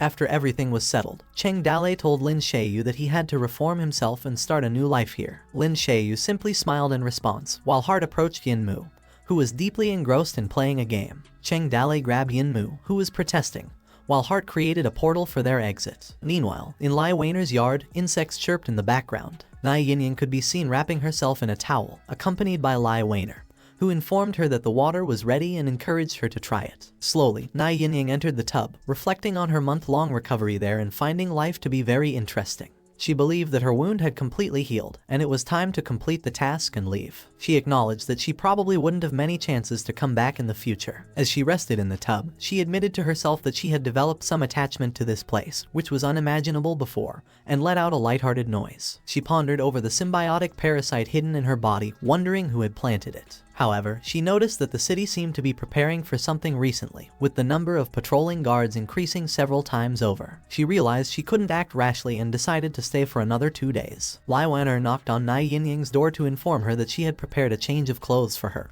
and that she could go ahead and sleep tonight. She also informed her that she had to go out. Lai Weiner emphasized that she shouldn't wait for her. Concerned, Nai Yinying inquired of Lai Weiner where she was going since it was late. Receiving no response from the other side of the door, Nai Yinying proceeded to grab the towel and stepped out of the bathtub. With stealth, she approached the window, created a peephole, and gazed outside. Through the hole, Nai Yinying observed Lai Weiner engaged in conversation with Huang Sanyuan regarding Cheng Dalei, who had supposedly found some news. Lai Weiner queried Huang Sanyuan if Cheng Dalei was safe, and Huang Sanyuan replied that Cheng Dalei had sent someone. Surprised by the conversation she overheard, Nai Yinying listened as Huang Sanyuan instructed Lai Weiner that she needed to see Cheng Dalei for the specifics. Lai Weiner responded that it seemed she wouldn't be able to sleep at night. Huang Sanyuan escorted Lai Weiner, urging her to hurry along as Cheng Dalei had been waiting for a long time. As their conversation concluded, Nai Yinyang's concern grew. She uttered Lai Weiner's name, realizing why Lai Weiner had been afraid to see Cheng Dalei. She remarked that Cheng Dalei was threatening her. Nai Yinying envisioned Cheng Dalei laughing villainously as he ordered Lai Weiner that he had discovered where she lived. He warned her, insisting that if she didn't want anything to happen to him, she must behave in Toad Village and serve him well. Nai Yinying stated that Cheng Dalei even used that man to force her to do such things. She wondered why Lai Weiner had to do it. She pondered if Lai Weiner was willing to commit herself to a villain like Cheng Dalei for the sake of a heartless man. Nai Yinying also mentioned that allowing Lai Weiner to stay another day with Cheng Dalei would mean she would suffer another day. With determination, she decided that she would kill Cheng Dalei and take Lai Weiner away. Quietly, Nai Yinying slipped out. Meanwhile, on the night of April 15th, on the streets of Toad City, inside the carriage, Lai Weiner reflected on the smooth development of Toad Village during this period. Cheng Dalei was very busy, and she was also busy. She pondered that she helps him with many things and was trained by him to become a manager of Toad Village. Recalling that Cheng Dalei wanted her to learn how to manage the empire. Although he did not understand it himself, she observed that he had this idea. She thinks Cheng Dalei hadn't called her for a private meeting in a long time. She noted that Su Ying was very knowledgeable about business and also had some understanding of administration. Determined, Lai Weiner wanted to prove that she was stronger than Su Ying and to be confident in front of Cheng Dalei. She aimed to be smart, capable, and work even harder. Worried, she pondered what Cheng Dalei would say when they met next, wondering if he would compliment her and what he would look like. As the bustling sound reached her ears, Lai Weiner curiously peered out from the carriage, wondering about the bustling noise. Observing the lively crowd outside, she mused aloud and pondered if this was the Lantern Festival. Perplexed, she questioned why Toad Village was hosting such an event without her prior knowledge. Feeling somewhat left out, Huang Sanyuan's hearty laughter filled the air as he explained that Su Ying sensed everyone's busyness in the past year and the lingering effects of war,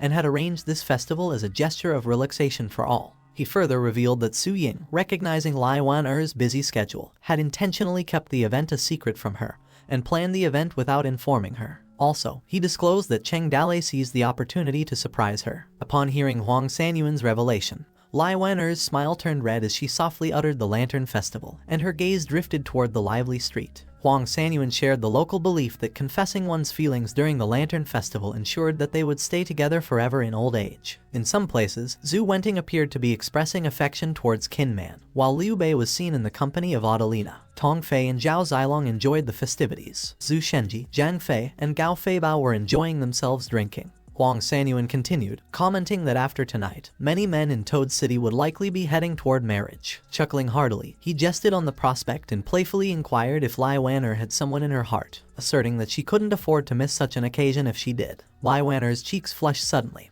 her mind swirling with the notion of staying together until old age. She contemplated whether this was really the case. Recalling Nai Yinyang's advice that she had to speak with Cheng Dalei, Lai Wan-er realized its wisdom and that there was no point in dragging it out. With a surge of excitement, she acknowledged that she had been holding back for too long and was now at her breaking point. Determined, she resolved to express herself sooner or later and go further. She was excited to confess her feelings and stay together forever, believing that tonight was the best time. With friends' provocative words, she remained in such an atmosphere. Lai Wan-er's contemplative nature resembled buried seeds that finally could not suppress the smell of mud. Just as roots slowly spread, sprout, blossom, and bear fruit. In Cheng Dalei's study room at his residence, he was taken aback to find Lai Wan-er present. Promptly, he gestured for her to take a seat beside him. He mentioned that the message sent by Bai Yuanfei raised concerns about Lai Xingzai. This prompted him to quickly call her. In response to Lai Wan-er's inquiry about Lai Xingzai's safety, Cheng Dalei smiled reassuringly as he shared the news. He informed her that despite numerous attempts on Lai Xingzai's life, none had been successful, and Lai Xingzai had arrived safely in Luofeng City. Expressing her relief, Lai Wan-er affirmed that she was already aware of the situation, highlighting Lai Xingzai's intelligence. Continuing the conversation, Cheng Dalei proceeded to provide Lai Wan-er with an update on the dire situation in Luofeng City. He began by explaining that the former city lord had tragically succumbed to pirates, leaving behind a population of soldiers who were old, weak, or disabled. Furthermore, Cheng Dalei highlighted the ongoing threat posed by the sea surrounding the city, which remained a significant hub for pirate activity. Concerned, Lai Wan-er expressed her fear, noting that since Luofeng City was far from Liangzhu, they wouldn't be able to provide much help in the future. Cheng Dalei reassured her, stating he owed Lai Xingzai a favor and would help him out. He mentioned that they were considering how to intervene and expressed their willingness to help if doing so, but the importance was dependent on Lai Xingzai's fate. Further emphasizing the chaotic state of the empire, Cheng Dalei stressed that Toad's stronghold couldn't remain out of it forever, and that there would be war in the future. He also highlights that some ring tribes spectate them from outside,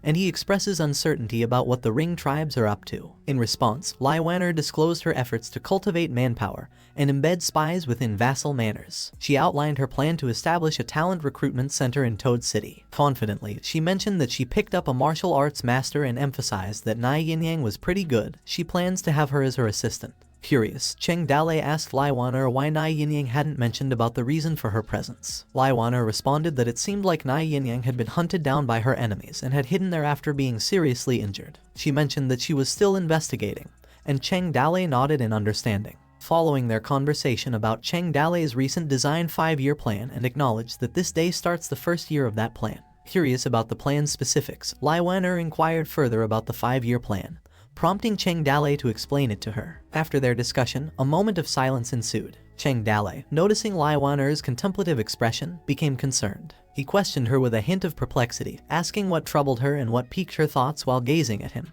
With a flirtatious gaze, Lai Wan-er brought up the rumor she had heard about Cheng Dalei's search for a red-haired girl outside. Playfully, she expressed curiosity about the girl's appearance, teasingly asking if she was attractive. She suggested that if he wanted, she could glance at him. Engrossed in his duties, Cheng Dalei sought clarification regarding the red-haired girl Lai Wan-er mentioned. After a moment of recollection, he clarified if she was referring to Sima Qian, whom he was actively searching for due to urgent business matters. In a reassuring tone, he suggested to Lai Wan-er not to pay heed to the idle chatter of his men, indicating that they often indulged in nonsensical rumors. He added that he had already addressed the issue with them, leaving Lai Wan-er pleasantly surprised by his response. Undeterred in her flirtatious banter, Lai Wan-er continued by inquiring about Cheng Dalei's wife and expressing surprise at not seeing her. Cheng Dalei simply explained that his wife had taken their daughter to see the Lantern Festival and was also attending a conference. Highlighting the rarity of such events in Toad City, he asked Lai Wan-er if she wasn't interested in attending. Stubbornly, Lai Wan-er responded that she had no desire to do so, indicating that she was already tired of seeing it in the capital. Cheng Dalei responded with mild disappointment. He informed her that he had to go and host the conference later. As Cheng Dalei glanced at Lai Wan-er with a questioning look, Lai Wan-er found herself struggling to articulate her thoughts. Summoning her inner resolve, she mentally urged herself to speak up, knowing this might be her only chance before Cheng Dalei left. After a brief moment of hesitation, she realized that if she let this opportunity slip by, she might never gather the courage to broach the subject again. With a sudden surge of bravery, Lai Wan-er boldly grabbed Cheng Dalei's face, forcing him to meet her gaze as she prepared to express herself. As Lai Wan-er pulled Cheng Dalei towards her, their movements ended with them lying on the couch, Cheng Dalei positioned on top of her. Caught completely off guard by Lai Wan-er's sudden actions, Cheng Dalei could only manage to utter her name in surprise. As she released her grip, tears welled up in Lai Wan-er's eyes, her emotions overwhelming her. With a tremble in her voice, she pleaded with Cheng Dalei not to leave and to look at her more. In response, Cheng Dalei's expression softened, a sense of realization dawning upon him. He gently calls Lai Wan-er's name, recognizing at that moment that he had neglected many things. The air between them was heavy with Lai Wan-er's unspoken feelings. Without warning, the ceiling above Cheng Dalei collapsed, creating a gaping hole. Caught off guard, Cheng Dalei looked upward to witness Nai Yinying descending from above. With a firm grip on the sword, Nai Yinying aimed it directly at Cheng Dalei. As Cheng Dalei turned, his instincts alerted him to the imminent danger posed by Nai Yinying's presence. In a swift move, Cheng Dalei activated the heart possession technique. He instinctively reached out to shield Lai Wan-er, but his actions resulted in him receiving the stab instead and made him elicit a groan of pain. Cheng Dalei asserted that the strike aimed at the flesh, not piercing the heart. He also reflected that he couldn't believe he had grabbed it barehanded. He struggled, realizing that Nai Yinying was incredibly fast, and if his reaction had been any slower, he would have died instantly. He recognized her as an extremely difficult enemy and decided to use his Alfie quick sword technique, a straightforward sword form, to attack her back. Outside, Gao Feihu heard the noise and realized that someone had broken in. He urgently exclaimed that Cheng Dalei was in danger and called for someone to come quickly and hasten them. Lai Wan-er was in pain from the impact of her fall. In a fit of rage, Nai Yinying launched another assault, spewing curses as she launched another attack. Responding swiftly, Cheng Dalei repelled Nai Yinying's attack with his thunderclap and technique, causing Nai Yinying's arm to be slightly injured and eliciting her to groan in pain. He observed that the sword had got her right shoulder, realizing that she was no match for him in a head-to-head fight. With Nai Yinying struggling to rise, Lai Wan-er indignantly recognized Nai Yinying and muttered her name. Determined, Nai Yinying knew she needed to swiftly kill Cheng Dalei and take Lai Wan-er away, otherwise, they would be surrounded as soon as the guards arrived. She lunged forward, employing her 10-step instant kill technique, dashing towards Cheng Dalei with incredible speed and slashing at him. Cheng Dalei managed to block the attack with his sword. The attack was as swift as the wind, the aggressiveness was like a ghost urging to take one's life. Cheng Dalei realized that her speed was faster than his after possession, making her incredibly powerful. He pondered who had sent this assassin, while Nai Yinying thought it was time for the poison to take effect. With a short sword in her hand, Nai Yinying's attack resembled a violent storm as she used her 10-step instant kill technique. Cheng Dalei swiftly deflected it using exploding fireworks. However, Cheng Dalei eventually stumbled during the sword fight, losing his grip on his sword. Injured, he felt his body growing numb, realizing that Nai Yinying's sword was poisoned. He cursed as the sword fell from his hand and attempted to reach it. Nai Yinying quickly kicked the sword away from him. Seizing the opportunity, Cheng Dalei saw an opening in her and kicked Nai Yinying's abdomen, causing her to creak. Following the attack, Nai Yinying used her concealed knife and threw it, dubbing it the Red Sleeve Flying Knife. Cheng Dalei was overwhelmed and was struck by some of the knives, feeling them pierce his shoulders while managing to deflect others. Powerless, Lai Wan-er cried out hysterically, calling out to Cheng Dalei. The two fought with intense speed, but only a few minutes had passed. Nai Yinying realized that the poison was taking effect, believed it was over. She declared to Cheng Dalei that she would take his life for those who had died at his hands. In a swift motion, Lai Wan-er ran towards Cheng Dalei, protecting him. She yelled for Nai Yinying to stop and worriedly inquired if Cheng Dalei was alright. Cheng Dalei coughed slightly and noted that Nai Yinying was very strong, instructing Lai Wan-er to hide behind him. In disbelief, Nai Yinying stammered as she mentioned Lai Wan-er's name. She questioned Lai Waner's actions, telling her to get away as she was going to kill him. Terrified, Lai Waner queried why Na Yinying had a feud with Cheng Dale. She reminded her that she had saved her, asking if this was how she repaid her. Struggling, Cheng Dale inquired if they knew each other. Na Yinying angrily retorted to Lai Waner that Cheng Dale was the bandit who had taken her away, questioning why she was protecting him. She accused Cheng Dale of trying to take advantage of Lai Waner. Uncomfortable, Lai Waner confronted Na Yinying again,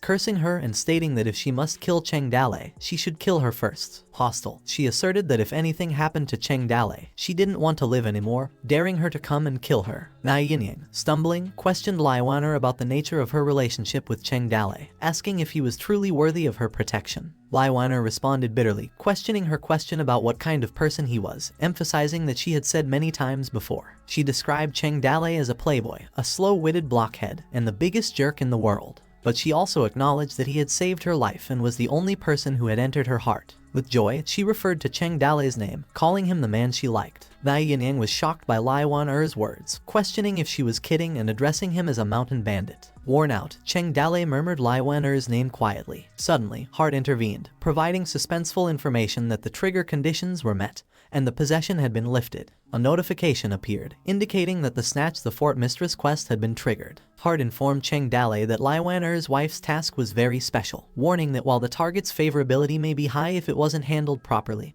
the harem would burn. Persistent, Na Yinying asserted that Cheng Dale had committed many evil deeds, resulting in the deaths of numerous innocent people. Furious, she inquired how he could be the kind, righteous, courageous, and resourceful person that Lai Waner had described. Na Yinying hypothesized that perhaps Lai Waner was attempting to sacrifice herself and wanted Cheng Dale to let her escape. She also pondered that the highly poisonous sword might have an effect just from touching him, but wondered whether it had only paralyzed his body. Concerned, Lai Waner questioned Cheng Dale if he was feeling unwell as he groaned in pain. Cheng Dale realizing that the assassin's stabbing technique was intended to kill in one blow, and feared that if he were struck again, he would fall by her hands. He summoned Heart and requested her to go to the system store to exchange points for an antidote pill. Immediately, a beep sounded, deducting 30,000 fear points, and announced the obtained antidote pill. It was advertised to neutralize all types of poison in the world, taking effect in 3 minutes without adding preservatives, and was described as safe and fast. Heart also highlighted that the products produced by the system were of excellent quality, with the most important feature being its strawberry flavor. Meanwhile, Na Yinying urged Lai Waner to go with her, suggesting that her martial arts skills were very strong. She reassured her that even if Cheng Dale sent people to retaliate, she could defeat them all. Disappointed, Lai Waner asked why Na Yinying was acting so ridiculously. She helped Cheng Dale to lie down and advised not to move, offering to help suck out the poisonous blood. Injured, Cheng Dale replied that she didn't have to as he had an antidote in his pocket. Lai Waner retrieved it and placed it in his mouth, suffering as she was still crying. She thought whether the truth of his words depended on this incident. Cheng Dale was surprised by Lai Waner's actions. Suddenly, she kissed Cheng Dale passionately, hoping her kiss would heal him. Embarrassed, Lai Waner kissed him deeply, while Cheng Dale's eyes widened in surprise, murmuring. Na Yinying just stood in front of them, unsure of what to do and feeling awkward. Suddenly, Cheng Dale's men entered the room and addressed him upon opening the door. But they were taken aback by the situation, with Gao Feibao being surprised, while the rest of the men commented that they seemed to have arrived at a bad time and awkwardly complimented Cheng Dale. Na Yinying watched anxiously and escaped using the flying swallow stance technique, slipping through the hole she had made. Gao Fei, who noted that it wasn't good that the assassin had escaped. He praised Na Yinying's skills, admiring her great light steps. After their kiss, Cheng Dale gently caressed Lai Waner and mentioned that he couldn't breathe. Blushing, Lai Waner uttered Cheng Dale's name. Surprised, she inquired if he was okay, while Cheng Dale wiped her lips and confirmed that he was. He mentioned that the antidote was working and even noted that it had a strawberry flavor, which Lai Waner didn't expect it. Frustrated, Cheng Dale urged his men, questioning why they were standing around and looking, mentioning that Na Yinying was getting away, and ordering them to go after her. Spaced out for a second, Gao Feibao responded that they didn't see anything. Swiftly, he commanded his army troops to notify the whole army and seal off the entire city, assuring Cheng Dale not to worry as they would find the assassin and hand her over for interrogation. He declared that the entire city would search for her, and she wouldn't escape, even if they had to search every inch. He shouted for them to go. Drawing his sword, Cheng Dale instructed to stay, mentioning that Na Yinying had been wounded and was at her weakest. He believed it was best to kill her that day, as leaving her alive would pose a significant threat. Then Lai Waner called out to Cheng Dale, struggling to hold back tears as she looked at him. Finding it difficult to speak as she stuttered, she apologized profusely, stating that she was the outsider he had taken in. She apologized once again, expressing that she genuinely didn't know Nai Yinyang was an assassin. She broke into sobs as she continued to apologize to Cheng Dalei. She repeatedly apologized to Cheng Dalei as she hugged him, causing Cheng Dalei to call her a fool and wiped away her tears, reassuring her that it wasn't her fault. Cheng Dalei stopped Lai Wan'er and asked her who would have said that there would be assassins in the world who would get themselves seriously injured before attacking. He assured her that he wasn't afraid, as they were a den of bandits. He added that it wasn't something Lai Wan'er could have foreseen, and she shouldn't worry. Lai Wan'er pleaded with him not to go, fearing he couldn't defeat Nai Yinyang. Cheng Dalei disagreed with Lai Wan'er, telling her that he was better than Nai Yinyang, and if she hadn't ambushed him with poison, he wouldn't have lost her. He asserted that in a head-to-head fight, Nai Yinyang couldn't beat him. Concerned, Lai Wan'er inquired about his injury, her voice trembling. Cheng Dalei reassured her again that he wouldn't let her down and promised to discuss their matters once he was done dealing with Nai Yinyang. He instructed Lai Wan'er to be patient and wait for him to return, and Lai Wan'er nodded. After Cheng Dalei had simply bandaged, he commanded someone to prepare the Black Bull. In response, there was hesitation, as it was noted that Black Bull was not feeling well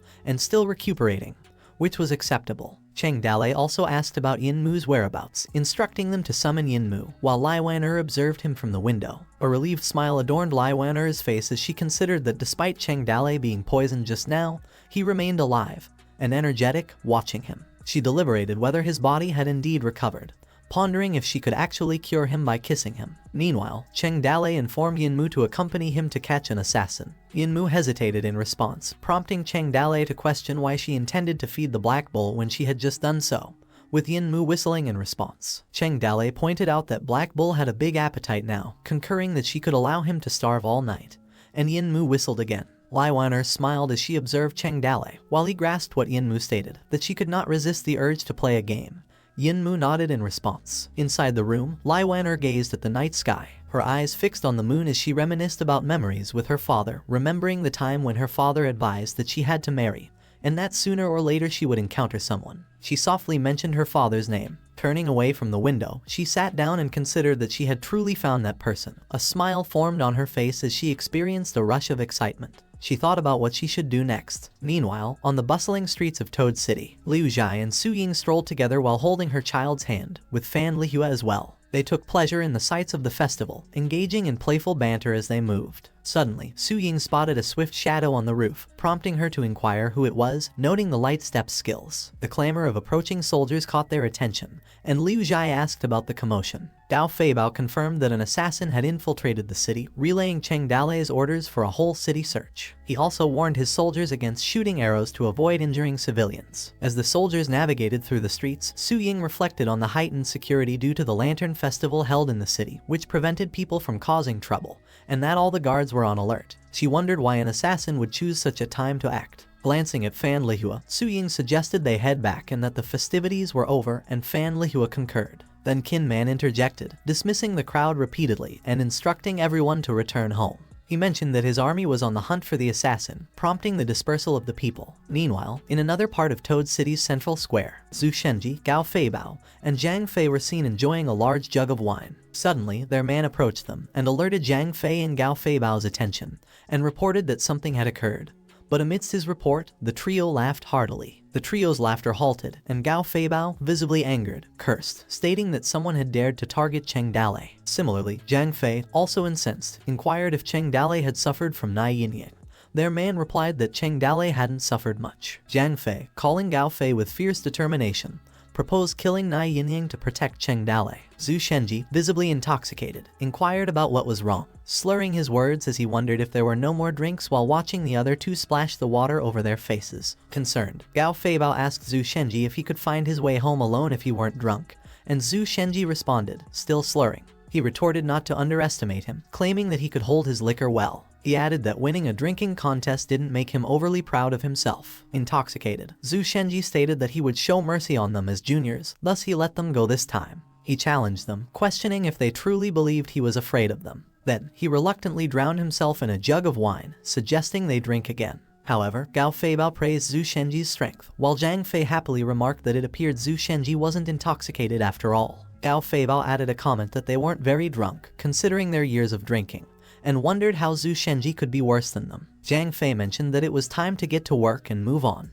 while Zhu Shenji gulped down the wine as Gao Feibao and Zhang Fei were leaving. Soon after, Zhu Shenji began to hiccup uncontrollably, seeming to float in his drunkenness. After that, he stumbled and vomited heavily. Meanwhile, Nai Yinying escaped like the wind, while the troops followed her and shouted, urging others to capture her. Determined, Gao Feihu commanded his men to fire, and immediately they released the arrows towards Nai Yinying. However, she skillfully evaded the arrows, using the flying swallow stance technique to dodge them. She slid skillfully downwards using the knife to aid her against the wall, and escaped from the city. Gao Feibao and the other troops were astonished, commenting that they couldn't believe they let her escape. Suddenly, two figures swiftly dashed out of the city, shocking Gao Feibao and his troops. Gao Feihu muttered questionably that was Cheng Dalei and Yin Mu. Surprise filled their eyes as Gao Feihu struggled to express his words. Then Cheng Dalei exclaimed at them, instructing them to go back to the city and not to search for him. While running, he reassured them that he would be back soon. Then they sprinted to catch up with Nai Yinyang. Meanwhile, the old nun watched them from the bushes. She was surprised to see the person was Cheng Dalei and wondered if it was Nai Yinyang.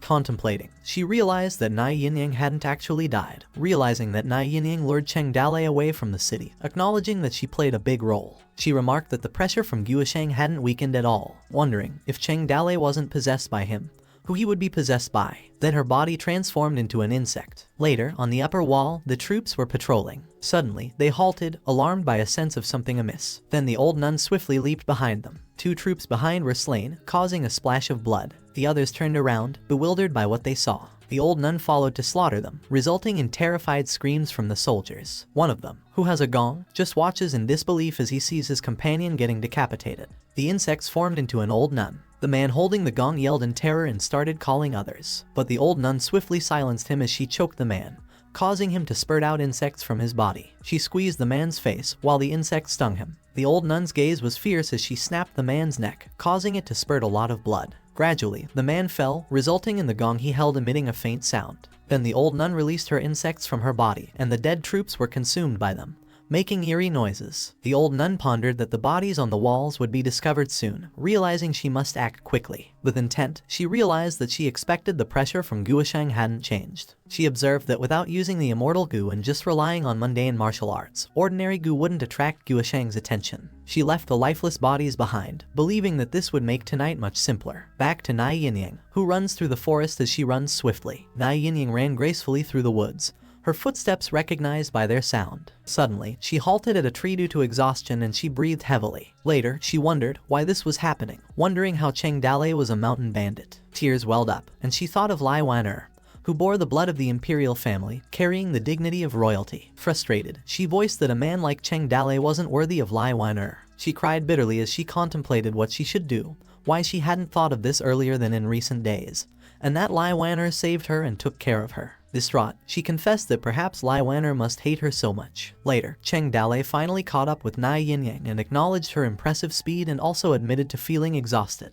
Surprised, Nai Yinyang asked him why he wasn't hiding in the city and why he dared to chase her. Cheng Dalei discussed with Nai Yinyang, acknowledging her skill at assassination. He questioned why he should let the tiger return to the mountains while she was injured, suggesting it would be best to kill her as soon as possible. Nai Yinyang confronted Cheng Dalei, asserting that he was wounded as well and there was no Lai Wan-er to intervene, questioning if he was not afraid that she could kill him. Cheng Dalei remained calm, inquiring why she was so wary. He humorously proposed they sit down and have a good chat. Furious, Nai Yinyang retorted that she had nothing to discuss with him and that her sword would speak for her. She accused Cheng Dalei of deceiving Lai Wan-er with sweet words, even claiming to cure illness through kissing. Confused, Cheng Dalei denied such accusations, asking when he implied those things to Lai Wan-er. Nai Yinyang declared that she would kill him and make Lai Wan-er see the truth. Unfazed, Cheng Dalei questioned Nai Yinyang if she was daft, shrugging off her threats and commenting that it seemed she wasn't willing to listen to reason unless she was defeated first. Facing Yin Mu, Cheng Dalei informed her that Nai Yinyang had tried to kill him.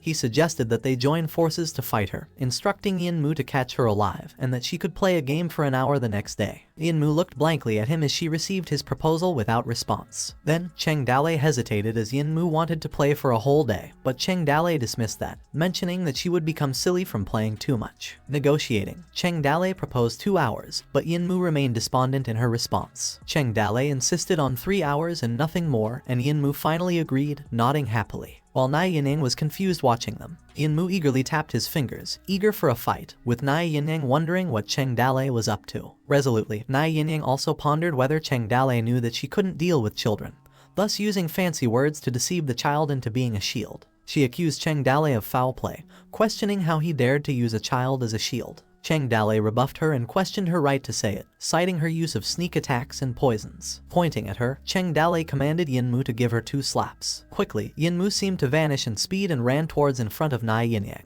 Flustered, Nai Yinyang gritted her teeth as she realized the speed of Yinmu. Yinmu gathered force in her hand and struck Nai Yinyang, who skillfully dodged her attack, causing her to cry out in shock as the impact was severe. The attack struck the trees with tremendous force, causing a notable impact. As Yinmu advanced towards her once more, Nai Yinyang couldn't help but wonder about the nature of her opponent. Her assassination technique relied on the principle of 1 hit, 1 kill. A single stab would determine the outcome of the encounter. This made her achieve the utmost in assassination, and she was the ultimate assassin. But when it came to prolonged or head-to-head combat, she was not as good. Encountering a Blood Bowl warrior like Yinmu, who wasn't afraid of toxins and had a rapid recovery speed and strength, Nai Yinyang would be effectively restrained. Hart remarked that despite their progress, victory was still missing a few chips. She proposed that they go together and determined not to let Nai Yinyang off this time. They intended to capture her alive. As Yinmu subdued Nai Yinyang, binding her hands behind her back, Nai Yinyang pleaded in frustration to be released. Meanwhile, Cheng Dalei observed the scene, contemplating whether this woman truly was Nai Yinyang,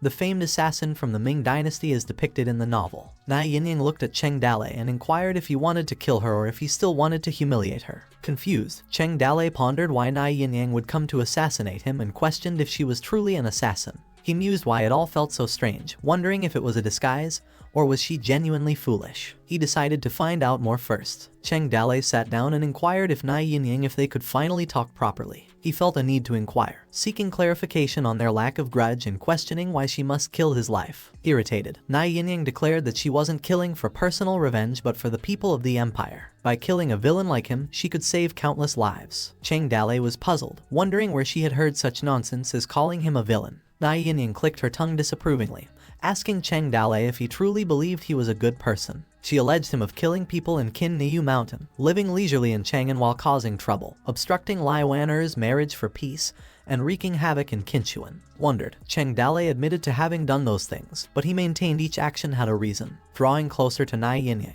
Cheng Dalei explained that if she didn't believe him, he would elucidate them one at a time. He began with the Battle of King Niu Mountain, which he depicted as an act of bravery to save the empire's people from the Ring tribe's 100,000 soldiers. Next, he recounted causing a disturbance in Chang'an and killing Yang Longting with his sword to seek justice for his deceased brother, which he deemed an act of righteousness. Then, he mentioned traveling to the grasslands and rescuing Lai Waner from the Ring tribe, an act he considered an expression of love. He questioned if Nai Yinyang thought it was wrong to allow Lai Waner to marry for peace. Lastly, they spoke of assassinating the king of the grasslands to secure peace for the empire, arguing that it was for the country and its people's sake. He suggested Nai Yinyang could verify these events in the martial world, but Nai Yinyang disapproved of his explanation. She retorted that even if these few good deeds were true, he had still done many evil things that couldn't be written off just because of a few good deeds. Perplexed, Cheng Dalei acknowledged that although he couldn't claim everything he did was right, he always had a clear conscience. He asked Nai Yinyang if she had ever done anything to anger people. Annoyed, Nai Yinyang retorted, calling him out and accusing Cheng Dalei of being responsible for the chaos in the world, claiming that he trained Lin Sheyu,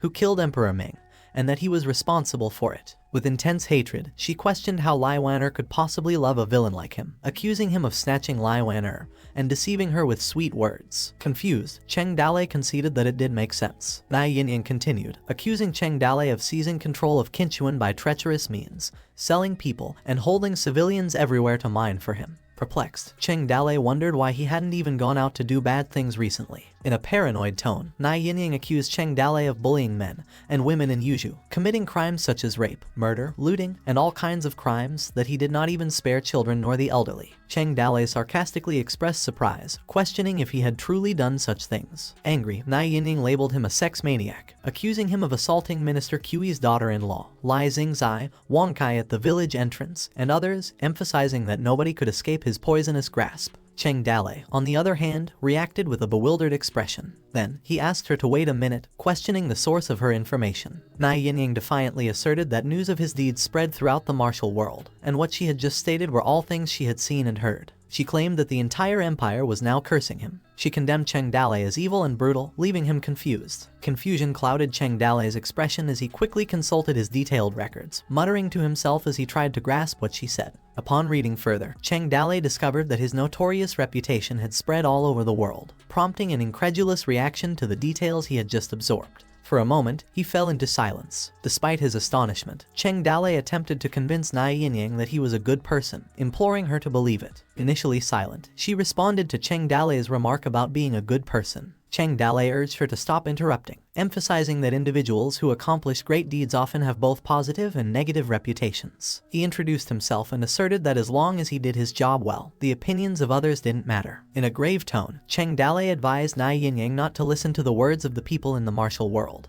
dismissing them as marketeers and fools. He warned Nai Yinyang to not let them fool them, which leaves Nai Yinyang confused, prompting her to inquire about what he is talking about. Cheng Dalei acknowledged her skepticism, reassuring her that it was fine. He remarked that seeing is to believe, pointing out that she had been living with Lai Wan for a long time, asking her if she thought the civilians in the city were living in a difficult situation. He questioned her to ponder whether Toad Village was truly a den of cannibals, causing Nai Yinyang to fall silent. She began to realize that Toad Village was like a paradise amidst chaos. Originally, she mentioned that it was due to Lai Wan's proper management, but she recognized Cheng Dalei certainly had a role in it. Cheng Dalei continued, expressing uncertainty about whether those behind her represented justice. He implored her to think about it, questioning if he was really an evil person. There was no excuse if he was killed by her. But after his death, he asked what she is going to do with the civilians of Toad City. He challenged Nai Yinyang's belief that killing the big villain could bring peace to the world. He aimed his gaze squarely at Nai Yinyang and asked her to explain. With determination, Cheng Dalei inquired if she had thought of a way out for them. The thought of leaving people to fend for themselves after killing them left Nai Yinyang stunned. Nai Yinyang realized the implications of their conversation.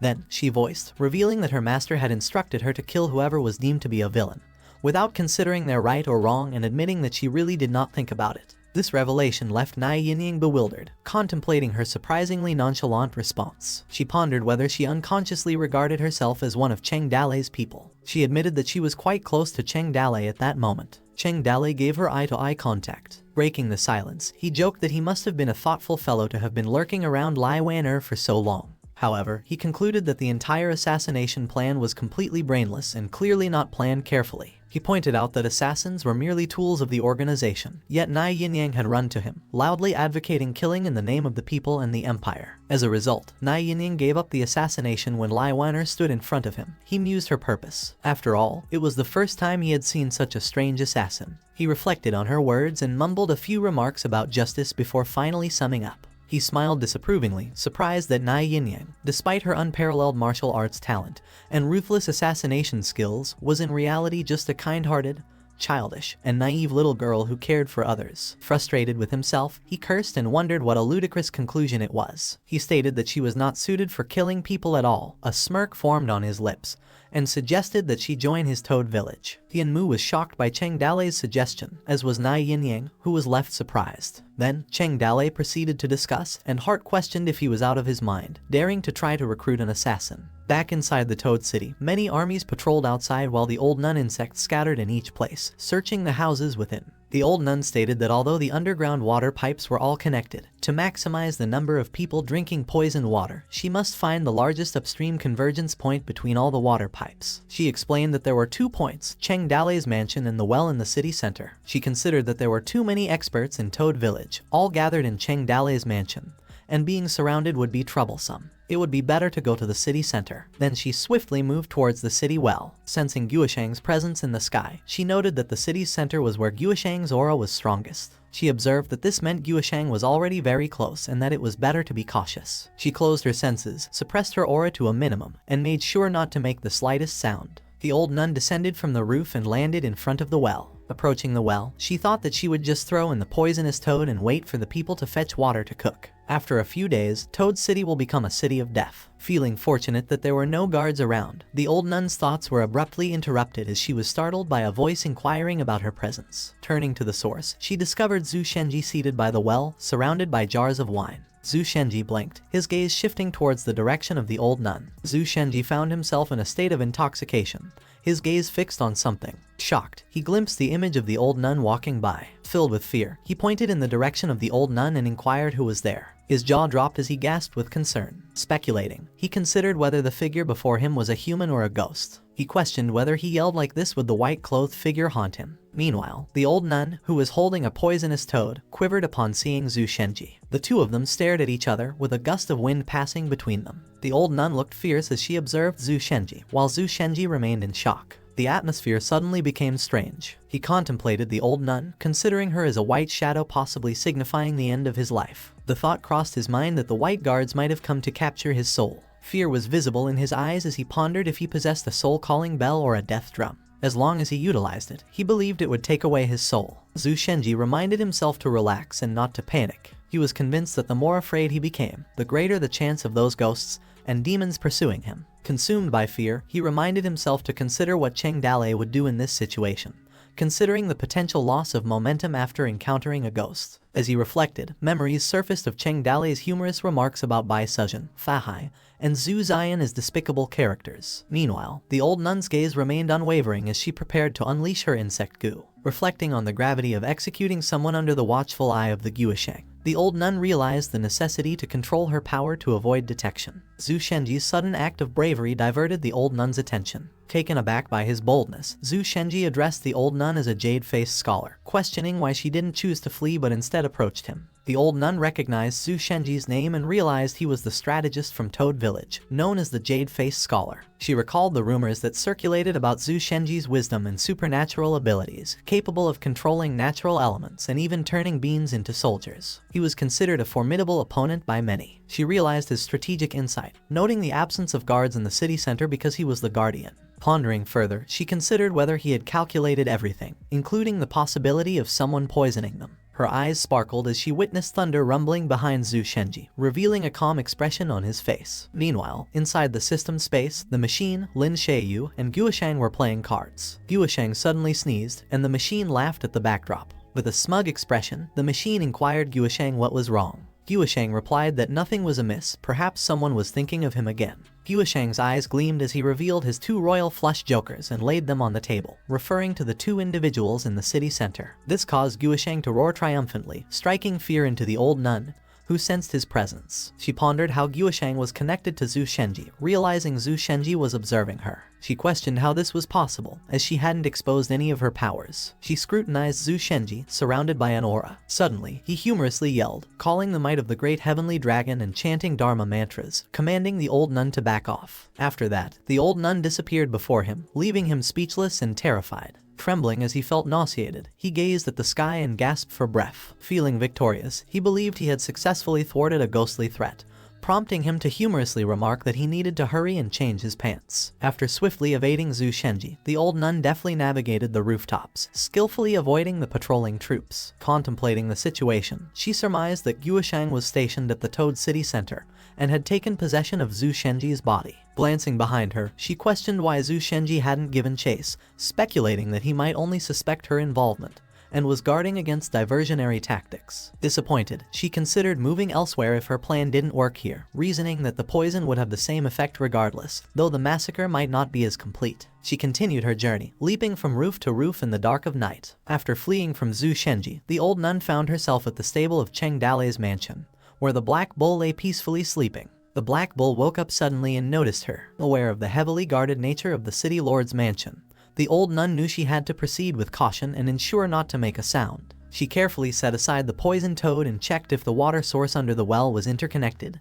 gently opening it. However, when she glanced back, the poisoned toad had disappeared from where she had placed it. Just then, the black bull began to munch happily. The old nun's eyes widened in shock as she observed, while the black bull emitted a sound, appearing very happy. In her anger, the old nun lifted a large rock and the black bull's eyes widened as he saw it. She threw the large rock at the black bull, who remained unfazed by the incoming rock. The black bull took the blow of the large rock, which shattered upon contact with its head. After that, the black bull snorted as he huffed heavily with annoyance. It sprinted straight at the old nun, who managed to dodge the attack, causing the black bull to collide with the wall. Meanwhile, in the study room of Cheng Dalei's mansion, worried, Fan Lihua inquired if Cheng Dalei was not in any danger. Su Ying responded, mentioning that Cheng Dalei had brought Yin Mu with him, implying that with their skills, they should not be worried about them. She also added that Cheng Dalei urged them not to go after him because he was afraid that their men would die for nothing. Gao Feibao remarked that it was just an assassin, wondering if there was a need to make such a big fuss. Gao Feihu shared as well, adding that the patrol had reported several missing men, and upon investigation,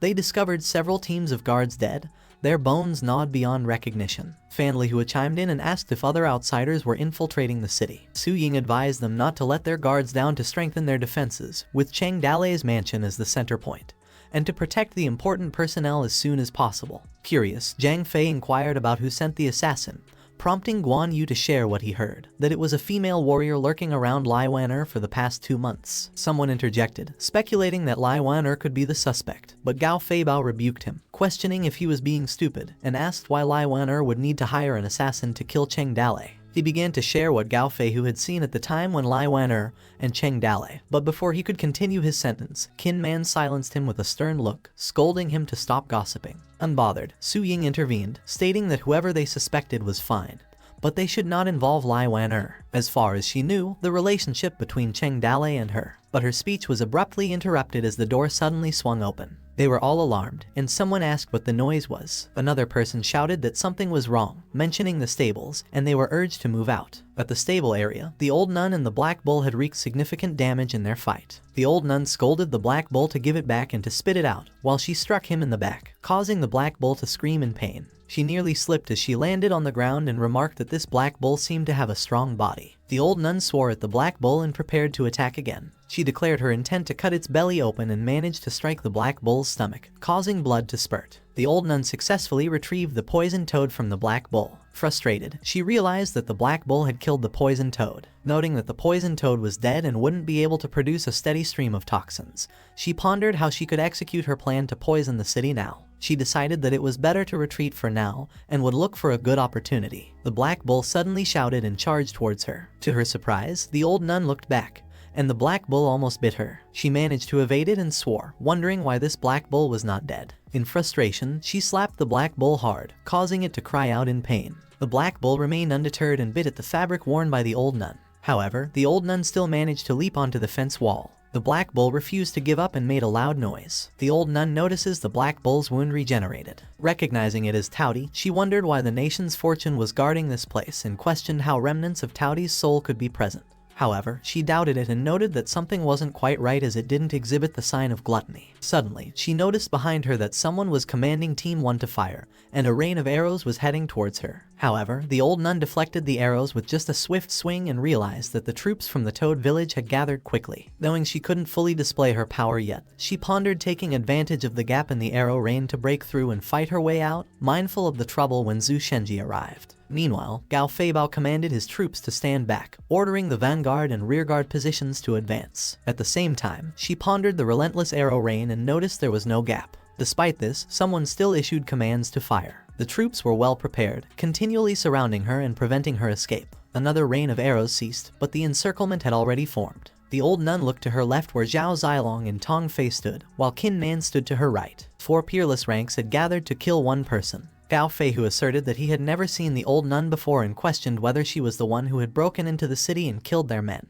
Guan Yu warned them to be careful, noting that her martial arts were weird and that she left only bones behind when she killed their men. Gao Feibao summoned Ling Bao repeatedly, asserting that they needed to put the old nun in her place. Fan Lihua notified Qin Man and announced that she would take his place and kill the old nun. In response, Qin Man comforted Fan Lihua not to worry and that the old nun wouldn't escape. He inquired if Fan Lihua wanted to capture her alive. Fan Lihua reiterated firmly, insisting on killing her. She emphasized that the old nun was very strong, so they shouldn't give her a chance to escape. Fan Lihua continued, stating that the old nun had killed so many of their men and harmed Cheng Dalei's bull. Fan Lihua was certain that the old nun was not a good person. Qin Man concurred with her assessment. At the same time, Tong Fei recalled Zhao Zilong of their long training together. She encouraged him to watch her battle carefully, suggesting that he might learn something and that breaking through his bottleneck depended on his perception.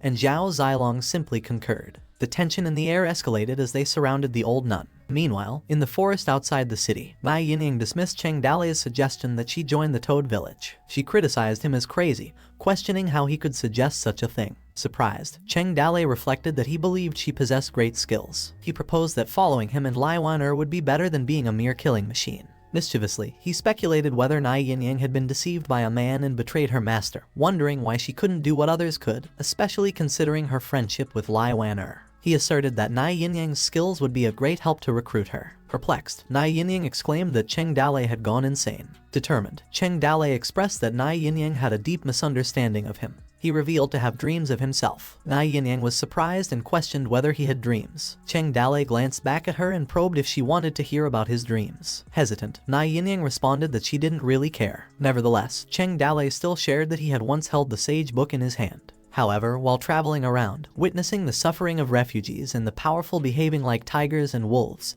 he became angry with the sages. He conveyed that an idea had come to him to break the old world and rebuild it anew. Annoyed, Nai Yinying interrupted him, commanding him to shut up and that she didn't want to hear it. But Cheng Dalei ignored her protests and continued, stating that his hands only wished to grasp those of his companion. He called out to Nai Yinying and asked if she wouldn't like to see these dreams fulfilled with him. Speechless, Nai Yinying felt fed up. Suddenly, Cheng Dalei became alarmed. The system beeped with an urgent side mission as he glanced towards the direction of his city, while Nai Yinying looked at him curiously. The mission was 19 Kingdoms Storm Western Shu Remnant, and the content was to kill the old nun, Moonlight Temple. He quickly informed Yinmu that they needed to return. He reported that something had happened in the village. They hurried back, with Yinmu carrying Nai Yinying. Back at Toad City, at Cheng Dalei's stables mansion, the old nun observed the Black Bull, and a few generals were all elite members of the Toad Village. While Kin Man voiced indignation, Fan Lihua shouted at the old nun, questioning why she dared to break into the Toad City alone, and if she wasn't afraid of death. As she observes, the old nun wonders why there were Imperial soldiers, including the Merlion Guard present. Simultaneously, Tong Fei recognized the old nun and that she had once inquired about her during her time as a real Imperial Guard, revealing that she belongs to the Moonlight Temple. She instructed Zhao Zilong not to take any action, and that she was not someone he could handle yet, and Zhao Zilong acknowledged. Without notice, Kin Man launched an attack using his Plum Blossom Spear. However, the old nun easily caught Kin Man's spear and released a swarm of insects towards him. Kin Man managed to dodge and retreated. Kin Man pondered the nature of the black fog, realizing it couldn't be good as he struggled to wield his spear. The insects suddenly dissipated from his spear. He warned his companions to be careful, as the old nun's martial arts were very strange. He also advised them not to touch her. At that moment, the old nun released numerous insects from her body, and Tong Fei charged towards her and recognized the Western Shugu's technique. She alerted her of their past conflict, as the Empire had sent the Merlion Guards to eradicate them 100 years ago. She engaged with her 100 birds facing the Phoenix Spear and Jade Phoenix attack. However, Tong Fei couldn't believe that the old nun blocked her attack. She questioned how she was still alive, and the old nun retorted that the Empire's lackeys were actually present as mountain bandits. Afterward, the old nun inhales deeply and released a swarm of insects from her mouth. Shocked, Tong Fei quickly evaded. At the same time, Kin Man was also initiating another attack on the old nun from behind, as he yelled for his attack to be taken. Irritated, Tong Fei expressed her disgust at the insect and prepared to attack again, while the Black Bull charged forward with his violent collision technique. With Tong Fei wielding the 100 birds facing the Phoenix Spear,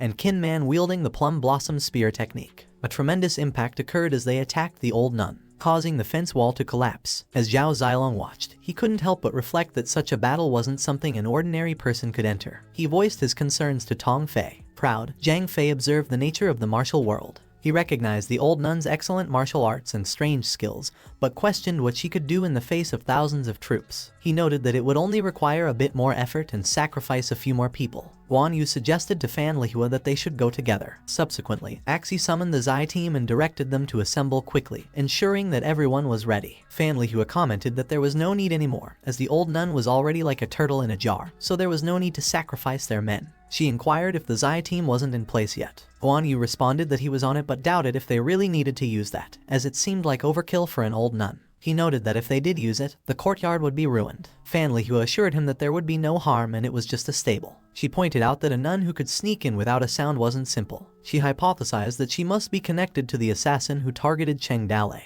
Worried, Fan Lihua expressed concern that if the old nun was not killed, they would have endless trouble in the future. Back in the fight, the old nun easily deflected the spears of Tong Fei and Kin Man. Tong Fei cautioned Qin Man to back off, but Qin Man and Tong Fei were only able to react after the old nun attacked with a swarm of insects, causing them both to be thrown. The old nun jumped to escape, but Fan Lihua prevented her as she commanded to release the arrows. However, the old nun effortlessly deflected the arrows with her insects. Just then, Axie announced that the Zai team was ready. He ordered his men to fire thunder. Immediately, his men threw firebombs, cursed, and taunted her to eat their firebombs. The old nun was late to react and queried what it was, and the firebombs exploded around her, causing her to be thrown away by the explosion. Due to the firebombs, a massive explosion occurred, shaking the surroundings of the stables. While the stables were engulfed in flames, someone continued commanding them to keep bombarding her. The firebombs exploded in another direction, resulting in loud and explosive chaos in the area. Fan Lihua, who was outside the stable, observed as the old nun attempted to escape with wounds visible on her face. Before she could flee, the old nun swiftly hurled some of the firebombs back at the Toad troops. The troops were startled by the unexpected attack but quickly warned each other to be cautious and to move away.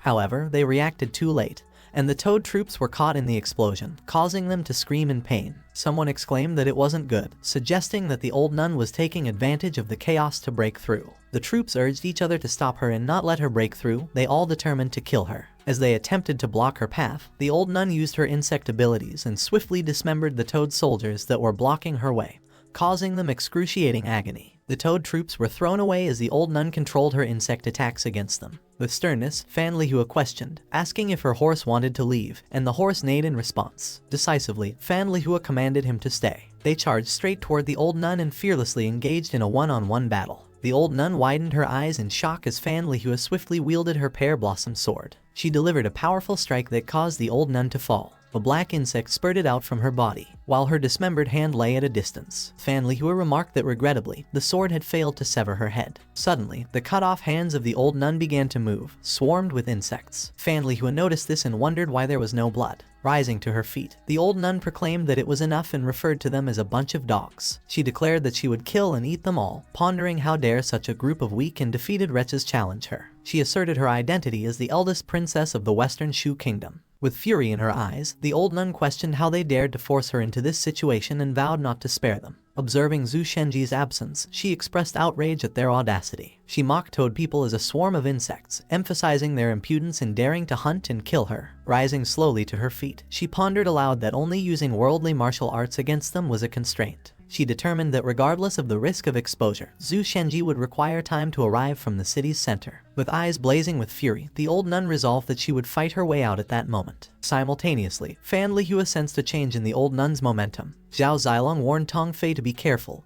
and Tong Fei nodded in agreement. Qin Man compared the old nun to the thousand-horse bandit, acknowledging her toughness and questioned if ordinary people could deal with her. With fearless boldness, Zhang Fei taunted the old nun, insulting her as an old witch, and accused her of pretending to be a ghost. At the same time, Gao Feibao added to the mockery, criticizing her audacity in killing the people of Toad Village. Fan Lihua felt ridiculed by their people's behavior, questioning if they were too weak to detect the change in the old nun's momentum. The generals of each group, along with their troops, joined in taunting the old nun, daring her to go on. Some stated they were unafraid, while others threatened to blow her up so severely that even her mother wouldn't recognize her. There was even a foolish retort from someone saying they were going to battle her mom. The troops were ordered to prepare for a second round of firebomb attacks. They were enthusiastic, screaming, and getting ready. Meanwhile, in the system space, Guoshang sensed something amiss. He stated that he would play later and that something was wrong. The machine questioned what was happening, inquiring if another container had infiltrated the city again. Lin Shui asked if they should help. Guoshang replied that there was no need, as it seemed like just a minion that fed the container to gain power. It was not something that ordinary people can handle. Guoshang entered the portal and stated that he would be right back, while the machine didn't seem to care and just urged Lin Shui to continue playing. Back to the real world, where the old nun was furious, who unleashed a swarm of insects and declared that she was going to rip them apart. Suddenly, Zhu Shenji appeared, his arrival causing the old nun to startle with surprise. Her initial anger shifted to fear as she gazed in Zhu Shenji's direction. The old nun's eyes followed Zhu Shenji's movements as he approached the troops. She sensed a formidable aura emanating from Zhu Shenji. Feeling uneasy, the old nun believed that the nation's fortune had been fully active. She pondered whether this could have been Zhu Shenji's plan, speculating that he had scared her away to trap her. In surprise, she considered that this had been a premeditated hunt, mentioning that he had long known her secret and suspected it was a trap from the start. A sense of powerlessness, of being completely in one's control, enveloped her. Alert, she reflected on how frightening Zhu Shenji was. Meanwhile, Zhu Shenji, who had just arrived, questioned the troops about the big battle and what had been happening. One of his men reported that they were catching an assassin and expressed concern that with his status, he should not take such risks. Annoyed, Zhu Shenji retorted confidently, questioning what dangers he could encounter. He asserted that even ghosts and gods were afraid of him, as he was just an old thing, wondering what the big deal was. However, deep in thought, Zhu Shenji felt nervous and swore that he couldn't sleep at night. He decided it was better to find a safe place with many people. In a panicked flee, the old nun ran fast and screamed as she felt fear. Unbeknownst to her, the direction of her escape was exactly where Zhang Fei and Gao Feibao were. Confident, Gao Feibao remarked that they were just waiting for her to arrive. As the old nun leaped, Gao Feibao swiftly commanded his men to throw the net. Just as the net was about to catch her completely, a victorious smile spread across Gao Feibao's face as he declared that those in the martial world should use martial methods. To their surprise, the old nun unleashed her insects, which promptly tore the net apart. Ling Zhen shouted to Zhang Fei and Gao Feibao, urging them to quickly dodge. As they both swiftly evaded, a cannon was set up behind them. Ling Zhen, who was holding a torch, commanded his troops to fire. The cannon fired directly toward the old nun. She was shocked and unable to avoid it, bearing the full impact of the cannon blast. The force sent her flying toward the crumbling rocks. Meanwhile, outside the city, Cheng Dalei and Yin Mu were swiftly dashing back towards the city. Gritting his teeth in frustration, Cheng Dalei realized that the direction was towards his mansion. Noting the use of cannons, he urged Yin Mu to hasten their pace, and they reached the walls of the city. Back to the stable area. As the smoke from the cannon dissipated, one of the troops wondered aloud if they had got the old nun. Impressed by the shot, one of the men commented that it packed quite a punch. Zhang Fei confirmed that it was indeed a direct hit. Ling Zhen questioned if the old nun was human, as he did not see a drop of blood despite her getting hit. A troop explained that in the martial world, there were indeed demonic people who practiced gu, emphasizing that those could turn their bodies into human-like insects and that they were invulnerable to weapons and fire similar to it. At the same time, Guisheng observed them and remarked that the old nun's breath was extremely weak and almost imperceptible. He questioned whether mortals could solve the minion problem by themselves, noting that it was the first time he had seen such a situation and finding it quite amazing. Concerned, Zhang Fei wondered aloud if they had truly killed the old nun, questioning the absence of any blood. Gao Feibao replied confidently that she should be dead, considering she had taken a cannonball to the face and had been blasted to pieces. He expressed disbelief, questioning if there was truly anyone who could have survived that. Additionally, he expressed amazement and commented that his ears almost popped. Later, the troops cheered and remarked that even to deal with a single person, their artillery battalion was still needed, and noted the big noise it had caused. They joyfully laughed, expressing satisfaction that after training for so long, they could finally showcase their might this day. They noted that it was akin to a cannon hitting a mosquito as soon as they arrived. They remarked on how easily they dealt with it. The troops muttered among themselves and excitedly remarked that they just didn't know when they could fight. A person suggested going to Chang'an to give the officials a taste of their artillery. With enthusiasm, Ling Zhen responded that it depended on Cheng Dalei's intention, mentioning Cheng Dalei's plans to train an artillery battalion for each unit, boasting that they were the first batch. The troops enthusiastically cheered, expressing their confidence in their future training and their readiness to seize opportunities on the battlefield to show their might. They erupted in cheers. Meanwhile, Qin Man's army ordered 100 people to stay to clean up the scene the next day and build a new horse base in the same place. The rest were to continue searching the whole city and remain on high alert. He also mentioned that when Cheng Dalei returns, their army should join in artillery battalion training, and his people excitedly affirmed. A person mockingly questioned the peerless martial arts master, who was blown up by their firebombs, and remarked sarcastically that she had been running around like a dog. Maxi agreed, instructing his troops that when Cheng Dalei returned, they must ensure to take credit for the victory. While Zhao Zilong observed them in silence, Tong Fei called out to him, suggesting that if he wanted to improve his spearmanship, he needed to kill more people. She noted that life in the Toad village was too comfortable, and emphasized that if this continued, his spear mastery would become dull. She suggested that tomorrow, they will increase the training. Zhao Zilong responded that he understood, but mentioned that he had been practicing martial arts for over 10 years and could barely enter the hall. He pointed out to Tong Fei that she knew that the cannon was made less than 6 months ago, and they had only trained for 2 months. He speculated that the old nun must be the top expert in the martial world, yet she couldn't resist a single shot from the cannon in front of her. Perplexed, Tong Fei uttered Zhang Zilong's name, but Zhang Zilong proceeded, saying that he had a hunch. He worriedly mentioned that the era of martial artists was about to end.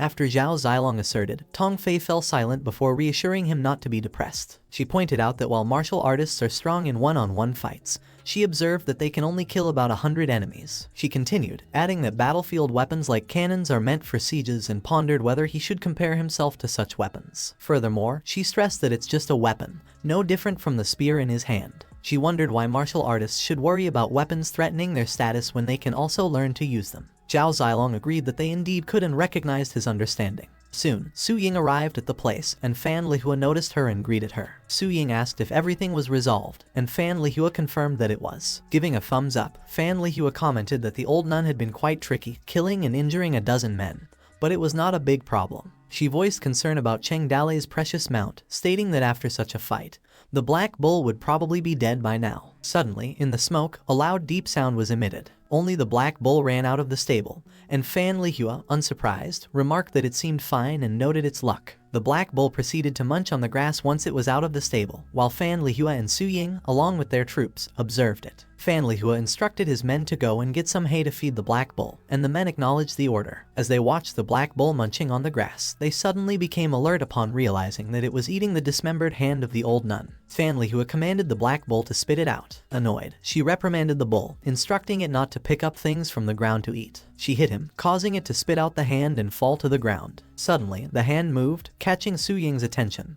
and she was visibly shocked upon seeing it. While observing the surroundings, Su Ying felt that something was not right. The scattered bits on the ground started to move. While the Toadmen were busy cleaning up the surroundings, the bits also moved slowly. Due to the heavy smoke in the area, people were busy helping each other clean up. They did not notice that the bits were moving. While Fan Lihua caressed the Black Bull, Su Ying remains unsettled. Fan Lihua perceived Su Ying's demeanor and addressed her. Terrified, Su Ying's voice trembled as she called out to Fan Lihua and revealed that the old nun was not dead. Fan Lihua inquired who wasn't dead. Quickly, Su Ying exclaimed that it was the old nun, describing her as a monster, and pointed out that all the bits were converging. Fan Lihua became suddenly alarmed and directed the troops urgently, telling them to quickly fetch the kerosene. She declared that the old nun was a monster and not dead, urging them to burn her. The troops rushed to fetch kerosene, fireworks, and straw and threw them in. The archers prepared their flaming arrows, and Fan Lihua gave the order to fire them. The stable area was engulfed in a large blaze. Everyone watching sternly, including Qin Man, Tong Fei, and Zilong, appeared prepared for whatever was to come. Su Ying and Fan Lihua were also alert as they watched the burning site. A significant fire had erupted in Toad City, causing heavy smoke in the place. Meanwhile, in Cheng Dalei's mansion bedroom, the guards stationed outside remained vigilant. Inside, Liu Zhai held Cheng Dalei's child, pondering how the capture of an assassin had caused such a commotion, leading to everyone being called out. As Cheng Dalei's baby murmured in her sleep, Liu Zhai hummed soothingly to reassure the baby that she was there. Hopeful, Liu Zhai pondered when she would become pregnant, considering she had slept with Cheng Dalei so many times, yet her stomach hadn't grown as expected. With concern etched on her face, Liu Zhai watched the burning sight unfolding outside from the window. Suddenly, the baby cried loudly. At the same time, Cheng Dalei and Yin Mu spotted a massive fire ahead. They heard a loud voice echoing in the area, threatening to kill them all. Uncertain, Nai Yinyang wondered if it was her master. Amidst the raging fire, a horrifying voice erupted, vowing to kill them all and expressing irritation at the intense heat. The men were bewildered by the noise, wondering aloud what it could be and urging each other to come closer, believing someone was present. The old nun screamed that she would burn them all. Meanwhile, Guisheng, who was watching, commented that the old nun was not dead and questioned if this was the second phase of the boss battle. The bits rapidly flew through the air, and they were about to merge. The people watched as the bits converged into a large entity. A shadowy figure formed from her collective mass of bit, and continued muttering words like hot, kill, ravage, and gnaw, feeling pain and vowing to kill them. With fury in her eyes, she repeated her intent to kill them. The troops screamed in fear as they witnessed the demonic figure. Some questioned what it was, and someone remarked that the old nun was not human. Filled with horror as they looked at the creature, a troop questioned if it was a demon or a monster, while someone remarked that they didn't think such things existed in this world. Just like the others, Fan Lihua and Su Ying were astonished. At the same moment, Zhu Shenji froze in fear, much like the other overwhelmed troops. They questioned if this was something the mortals could deal with. Some stated that it was impossible, and that kind of thing was a monster. Meanwhile, Qin Man sensed an oppressive pressure in the sky once again. Feeling a weight upon him, he compared it to the sensation experienced during the invasion of the 1,000-horse bandit, finding it eerily familiar. Amid the tense atmosphere, Qin Man pondered the time when the horse was incredibly strong, realizing that even if he were to sacrifice his life, there wasn't much chance of winning. Despite his fears, he reflected on how in the end the crises had somehow been resolved. Clenching his teeth, he considered the possibility that the Toad Village must have had an extraordinary existence that could rival Thousand Horse Bandit, suspecting that it was arranged by Cheng Dale, recalling that time when he was going to strike again. Yet, somehow, they won. With determination, Kin Man wondered if every time was like this, finding it quite boring. He looked up at the sky and contemplated the many men in the village who train very hard every day. With the addition of artillery, he was certain that they had become stronger. He believed there were not many armies in the world that could oppose them. He wondered if someone was watching from the sky at that very moment. He declared that by the time of the war beyond the mundane, he would prove to Guosheng that the men of Toad Village would never be a burden to Cheng Dale. With sternness, Kin Man declared to Guosheng to listen up and not to underestimate them. He emphasized the hardships they had endured to push themselves this far. He instructed Guosheng to simply watch them without taking credit. Surprised, Guosheng murmured about how interesting it was. Just then, Kin Man's troops suggested that they were retreating and that they questioned how they could fight something like this. With fury in his eyes, Kin Man gasped heavily. He rebuked their suggestion, urging them to fear nothing. He directed everyone to remain calm and not to allow their morale to mess up. Amidst the tension, one of the troops called out to Kin Man. But Kin Man remained steadfast and asserted that it did not matter whether it was a mortal or demon. Despite Kin Man's efforts, his troops dismissed his reassurances as jokes. They reiterated their suggestion of retreat and pointed out how they could possibly beat such a thing. Some among them expressed skepticism, citing that even the cannon cannot kill the monster. They labeled her as not human, but a demon. Others voiced out their uncertainty on how they could deal with that. Kin Man's frustration boiled over as he asserted once again that it did not matter whether it was a demon. He reminded that Cheng Dale was not the only one favored by the immortals, pointing out that they had fought alongside him, lived and died together. With determination in his voice, Kin Man reassured his troops that it was just an old demon woman, and it was not to be feared. Dao Feibao voiced his concerns about Cheng Dale's not returned yet, and questioned if could they deal with such a thing. However, Kin Man interrupted Gao Feibao mid-sentence and seized the moment to confront him directly. His grip was firm, as he questioned the whereabouts of Gao Feibao's former arrogance and bravery. Kin Man emphasized the circumstances that had forced the old nun into their midst, demanding to know what Gao Feibao still feared. Mockingly, he remarked on Gao Feibao's lack of courage in Cheng Dale's absence, portraying him as a little brat. Asserting his stance, Kin Man declared that demons were nothing and what he was afraid of. He questioned the number of experts they had and criticized Gao Feibao for yielding to fear, and that turned him stupid. With unwavering determination, Kin Man raised his spear high, commanding the attention of the entire army. His voice rang out with authority as he declared that as long as their swords remained could cut it. There was nothing to fear, whether they faced demons or enemy armies. To him, this was no different from any other war. He stressed that victory belonged only to those who stood their ground until the end, and that they were the Toad Village. With conviction, he questioned whether they had ever been afraid of a fight. In a decisive move, Kin Man issued orders to reorganize the entire army formation. His words resonated with resolve and commanded again to all armies into battle formation. Kin Man announced that they would send the old nun back to hell. Following Kin Man's declaration, Axie swiftly commanded his army to throw the kerosene and set it to burn because he didn't believe the old nun was immortal. Joining the fray, Zhang Fei and Gao Feibao assisted by hurling firebombs at the demon. In coordination, Fan Lihua issued orders for the archers to unleash a volley of flaming arrows. The old nun screamed in agony as flames engulfed her demonic form. As Ling Zhen brought the artillery battalion into position, he issued commands to form a widespread out column from left to right. He emphasized to not let the old nun break through. With precision, he directed all troops to adjust to a horizontal shot angle, aiming to flank the old nun directly. With a resolute voice, Ling Zhen commanded the artillery to fire, unleashing a deafening explosion that further injured the old nun. Despite the old nun's agony, she remained defiant, vowing to kill them all. The old nun questioned the audacity of their boldness while commanding her insects to escape. She mentioned during the weakest moment of reorganizing her body. With determination, she declared her intent to unleash her goo, instructing her insects to escape and release the natal goo. Amidst her commands, she repeatedly instructed her insect to escape, while lamenting the intense heat of the flames engulfing her, and that the fire was so big that not even a single goo could penetrate the sea of fire. As she cursed her situation, she lamented that she hadn't practiced the immortal goo technique to the extreme yet. She believed that if she could achieve immortality like Meng Xuanqing, her natal goo wouldn't have any weaknesses. She acknowledged that the natal goo now relied on the gathered goo to resist the flames outside. She expressed concern that it wouldn't last long. Stumbling over her words in disbelief, she questioned how she, the eldest princess of Western Shu, could be forced to die at the hands of such a mortal group. She belittled them as a group of two-legged sheep, whose only worth was being food, and pondered bitterly how she could meet her demise at their hands. Yet, amidst her frustration, she reiterated her determination to restore Western Shu. Looking up, the old nun realized that she could not use the natal gu. The surrounding space had been blocked by Gaosheng, and that the natal gu could not escape. Lamenting the dire fate of her lineage in the Western Shu kingdom, which has been completely annihilated by Lai Manzi and Gaosheng. She questioned if this is how Western Shu would be completely destroyed to die at the hands of mortals. In a state of intense despair, the old nun repeatedly stated that she was not willing. Her screams echoed with anguish as she pondered the names of Lai Manzi, Guoshan, Zhu Shenji, Cheng Dalei, and Nai Yinyang.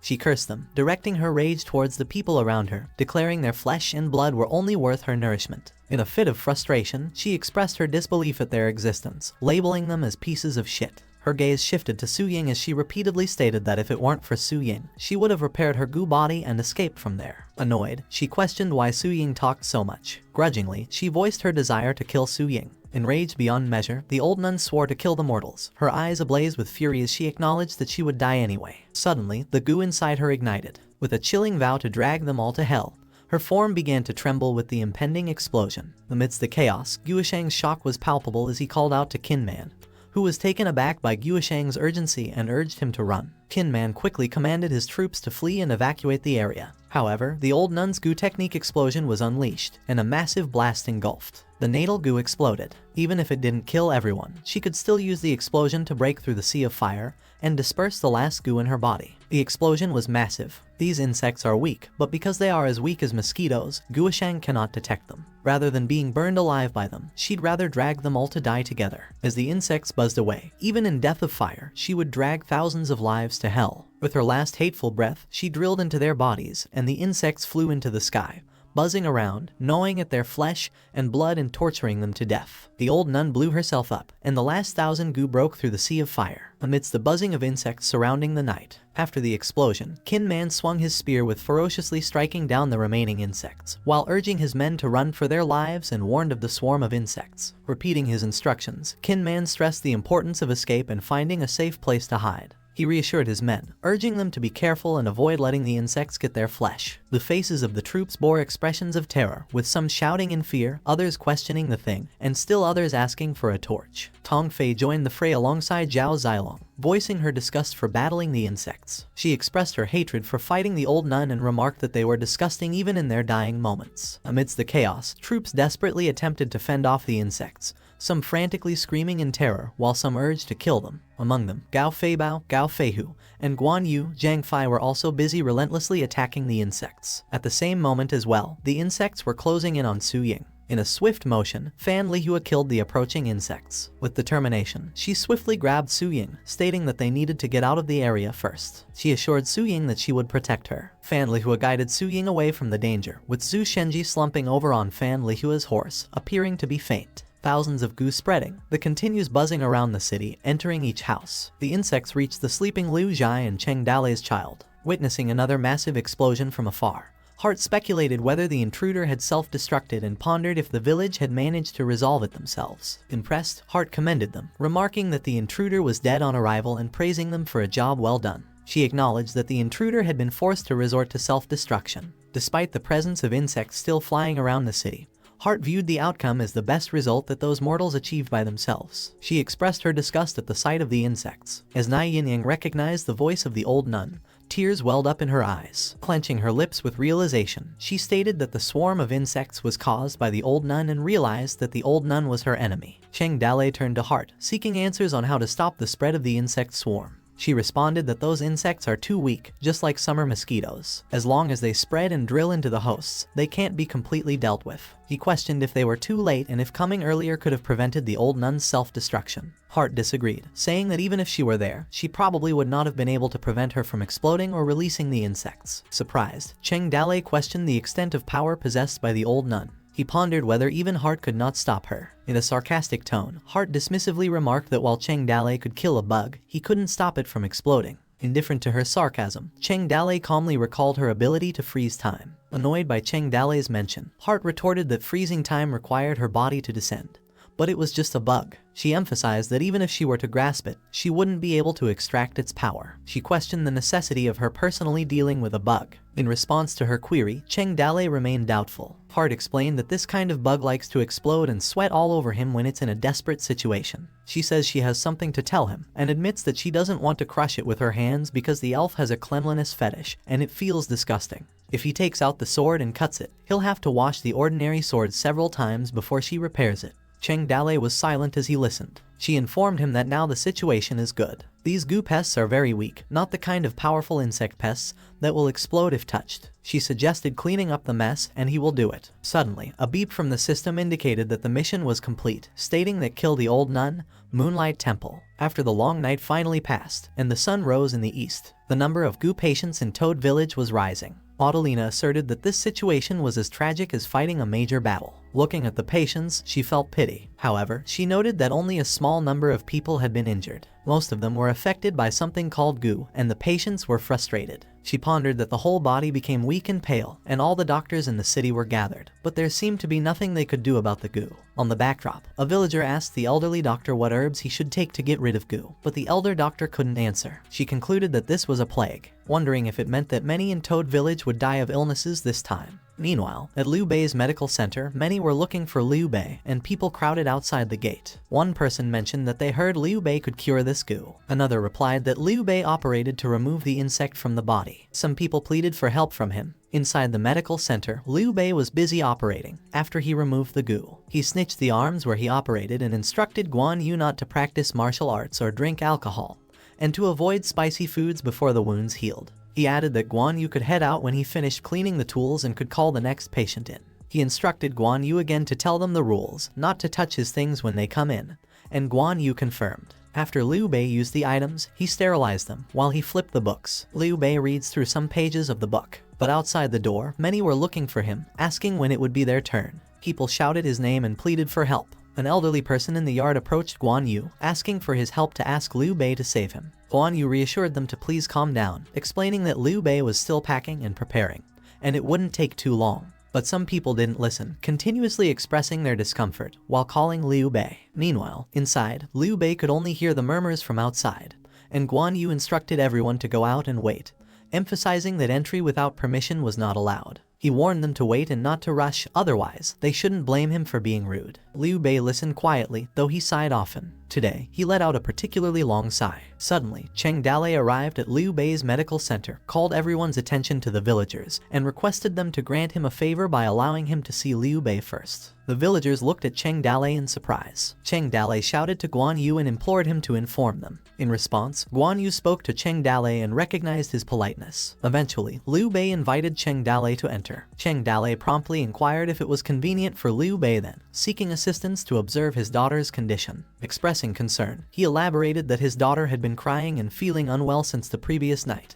and Liu Zhai's as well. Liu Bei sighed in response, acknowledged that there were still many people suffering from similar symptoms. He mentioned that the root cause of the disease was this thing, the blood-flesh goo. Puzzled, he questioned the mention of the blood-flesh goo. Liu Bei clarified that the goo originated from the Western Shu goo technique hundreds of years ago. He further detailed that the goo needs to be fed with human flesh, using blood and flesh to cultivate itself. They utilized the goo to shape their flesh. He shared that he had heard reaching the peak of cultivation granted an immortal body. Therefore, the Western Shu goo technique, known as the black magic of human sacrifice, was vigorously suppressed by the Imperial Army. Cheng Dale inquired if his book actually recorded insects from hundreds of years ago. Liu Bei confirmed that it was a medical book passed down by their ancestors. Their ancestor Jingu Bell had lived during the chaotic times 300 years ago, carrying a golden hoop bell and traveling to treat commoners. He stated that after decades of practicing medicine, he compiled his experiences into a book titled Medical Practice Book. The part about the goo was recorded during his time in the Western Shu Kingdom. Cheng Dale considered that despite long-standing speculation,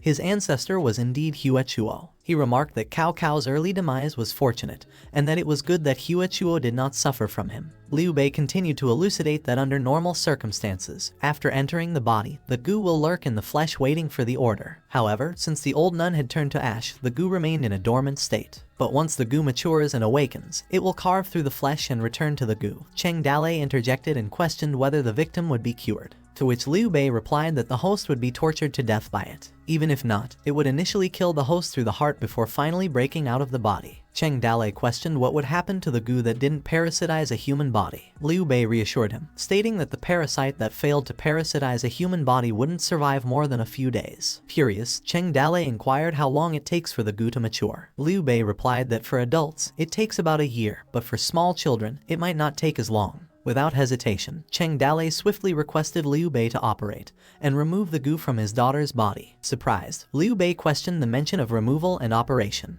Cheng Dalei reiterated the word surgery, mentioning that since he learned under the tutelage of Hua Chuo, he should excel at surgical procedures. As he handed his daughter over to Liu Bei's anxiety was palpable. At that moment, he was struck by a vivid recollection, a haunting echo of a voice pleading for help, urging him to save her daughter. The sentence reverberated insistently in his mind. He recalled the memory of himself informing his master about his duty as a disciple, to go down to the mountain to practice medicine and help the world. His master had cautioned him against utilizing his skills outside. Amidst his recollection, Liu Bei's mind was flooded with the haunting plea of a desperate mother begging to save her daughter. With a heavy heart, Liu Bei replied to the woman, stating that it was hopeless, time has dragged on until now, acknowledging that even Dalio Jingxian would be unable to save the child. Yet, the woman persisted and continued her plea to save her daughter. Conflicted by the situation, Liu Bei murmured that he could only attempt it. After he decided to do it, the people started accusing him of murder and wanting to kill him. He fled from the angry people, their insults ringing in his ears, branding him as a quack and a disgrace to the world. They accused him of being a murderer and blaming him for everything. He got expelled from the Liu family, and his lack of proficiency in learning disgraced him. The voices of his past haunted him. Lost in his thoughts of his past, Liu Bei was jolted back to reality by the persistent calls of Cheng Dalei. Fascinated, Liu Bei voiced Cheng Dalei's name. Concerned by Liu Bei's pale face, Cheng Dalei questioned what was wrong with him, but Liu Bei remained silent. Uncertain, Liu Bei hesitated as he spoke to Cheng Dalei. Filled with self-doubt, Liu Bei confessed that he was untalented and uneducated. He expressed his uncertainty about performing the operation on such a small child and that he was not confident of success. Liu Bei criticized himself for his incompetence and apologized to Cheng Dalei for it. Meanwhile, Cheng Dalei pondered quietly. He consulted Heart, wondering if there was a medicine within the system that could repel the goo. Heart diligently checked the system, but the results showed no eligible medicines. She conveyed the unfortunate news to Cheng Dalei, acknowledging the system does not have an answer for everything. However, she reassured him that anesthesia and hemostasis were minor matters. Heart suggested that her blood could flow through her daughter's body, enabling her to block the pain, constrict the blood vessels, and sleep peacefully during the operation. She emphasized that foreign objects like the goo couldn't be cured with medication and must be removed, and that an experienced doctor was required to remove the goo. Observing Liu Bei's expression, Heart noted that Liu Bei seemed very resistant to the matter. Cheng Dalei persisted in pleading with Liu Bei for help, expressing that he would climb mountains of swords and go through seas of fire if it meant saving his daughter. He added that with just one word from Liu Bei, he could do anything. Feeling pressured, Liu Bei suggested that Cheng Dalei was exaggerating. He emphasized that they were all friends, like family, and there was no need for that. Liu Bei explained that it wasn't that he didn't want to treat her, but the surgery would be too risky due to the child could not use mafesan, and the female goo was in her chest. He admitted that even with his lack of knowledge, a strong adult would be fine with a knife, but he didn't possess the skills to operate on such a young child. Cheng Dalei remarked that given Liu Bei's current condition, even if he received the level 1 reward, he wouldn't be able to perform the surgery. Desperate for a solution, he inquired if there was no other option. In a timid response, Liu Bei confessed that if his master, senior brothers, and senior sisters were present, they could save the child. He acknowledged their medical skills were above him. Reflecting on his past, he shared that he was sick when he was young and saved by his master. Cheng Dalei inquired where his master was currently. Liu Bei replied that his master resided in his hometown, Yuzhou, in Fanyang country. Cheng Dalei observed that Liu Bei's past might hold the key to his current character flaws, speculating that revealing his secret could be a chance for redemption. He confirmed their plan, suggesting they seek out Liu Bei's master and replenish the village's medical staff of the village. Surprised, Liu Bei questioned whether he had to tag along. Cheng Dalei explained that having someone to lead the way would make the journey easier, and asked if that was a problem. Reluctantly, Liu Bei responded, emphasizing that when he had committed acts of violence in the past, he was forced to leave his hometown and live as a bandit. He couldn't bear to face his parents again, fearing they wouldn't recognize him as their son, and he worried his master wouldn't acknowledge him as his apprentice. He added that unfortunately, he really didn't want to go back. Cheng Dalei recalled what Guan Yu had said before and reassured Liu Bei not to be afraid, as it was just killing a despot. Confidently, Cheng Dalei asserted that if Liu Bei's parents and master were reasonable people, they wouldn't blame him. With his support, he questioned what Liu Bei was afraid of. Liu Bei pondered over Cheng Dalei's words about the despot. Their discussion continued up the night. Cheng Dalei concluded, asking again whether Liu Bei had decided on whether he would go or not. After a prolonged silence, Liu Bei responded that since Cheng Dalei's arguments were reasonable, he wouldn't refuse, but he noted there was still much work to be done in the village, and he couldn't simply leave. Cheng Dalei confirmed their departure for the following morning after finishing his tasks that night. After that moment, in Liu Zhai's room that evening, Liu Zhai mumbled and expressed feeling uncomfortable, with Cheng Dalei only calling Liu Zhai. Cheng Dalei informed them that the village was currently at its most vulnerable state, and if he were to leave at this time, he suspected he couldn't evade the Marquis's scrutiny. In the presence of Qin Man and Fan Lihua, Cheng Dalei advised them both to be cautious, as defending the village would be left to them. Qin Man affirmed, echoed by Fan Lihua, who assured Cheng Dalei that he could rest assured. Cheng Dalei also informed Su Ying that the assassin from the previous night had been apprehended and placed in jail. He informed Su Ying that Nai Yineng's nature wasn't bad and that her abilities were strong. He expressed his intention to recruit her, noting her good relationship with Lai Wan-er. He instructed Su Ying to arrange for Lai Wan-er to speak with Nai Yineng, and Su Ying nodded in agreement. Handing the letter, he asked Su Ying to give it to Lai Wan-er. Fan Lihua, who was standing behind Su Ying,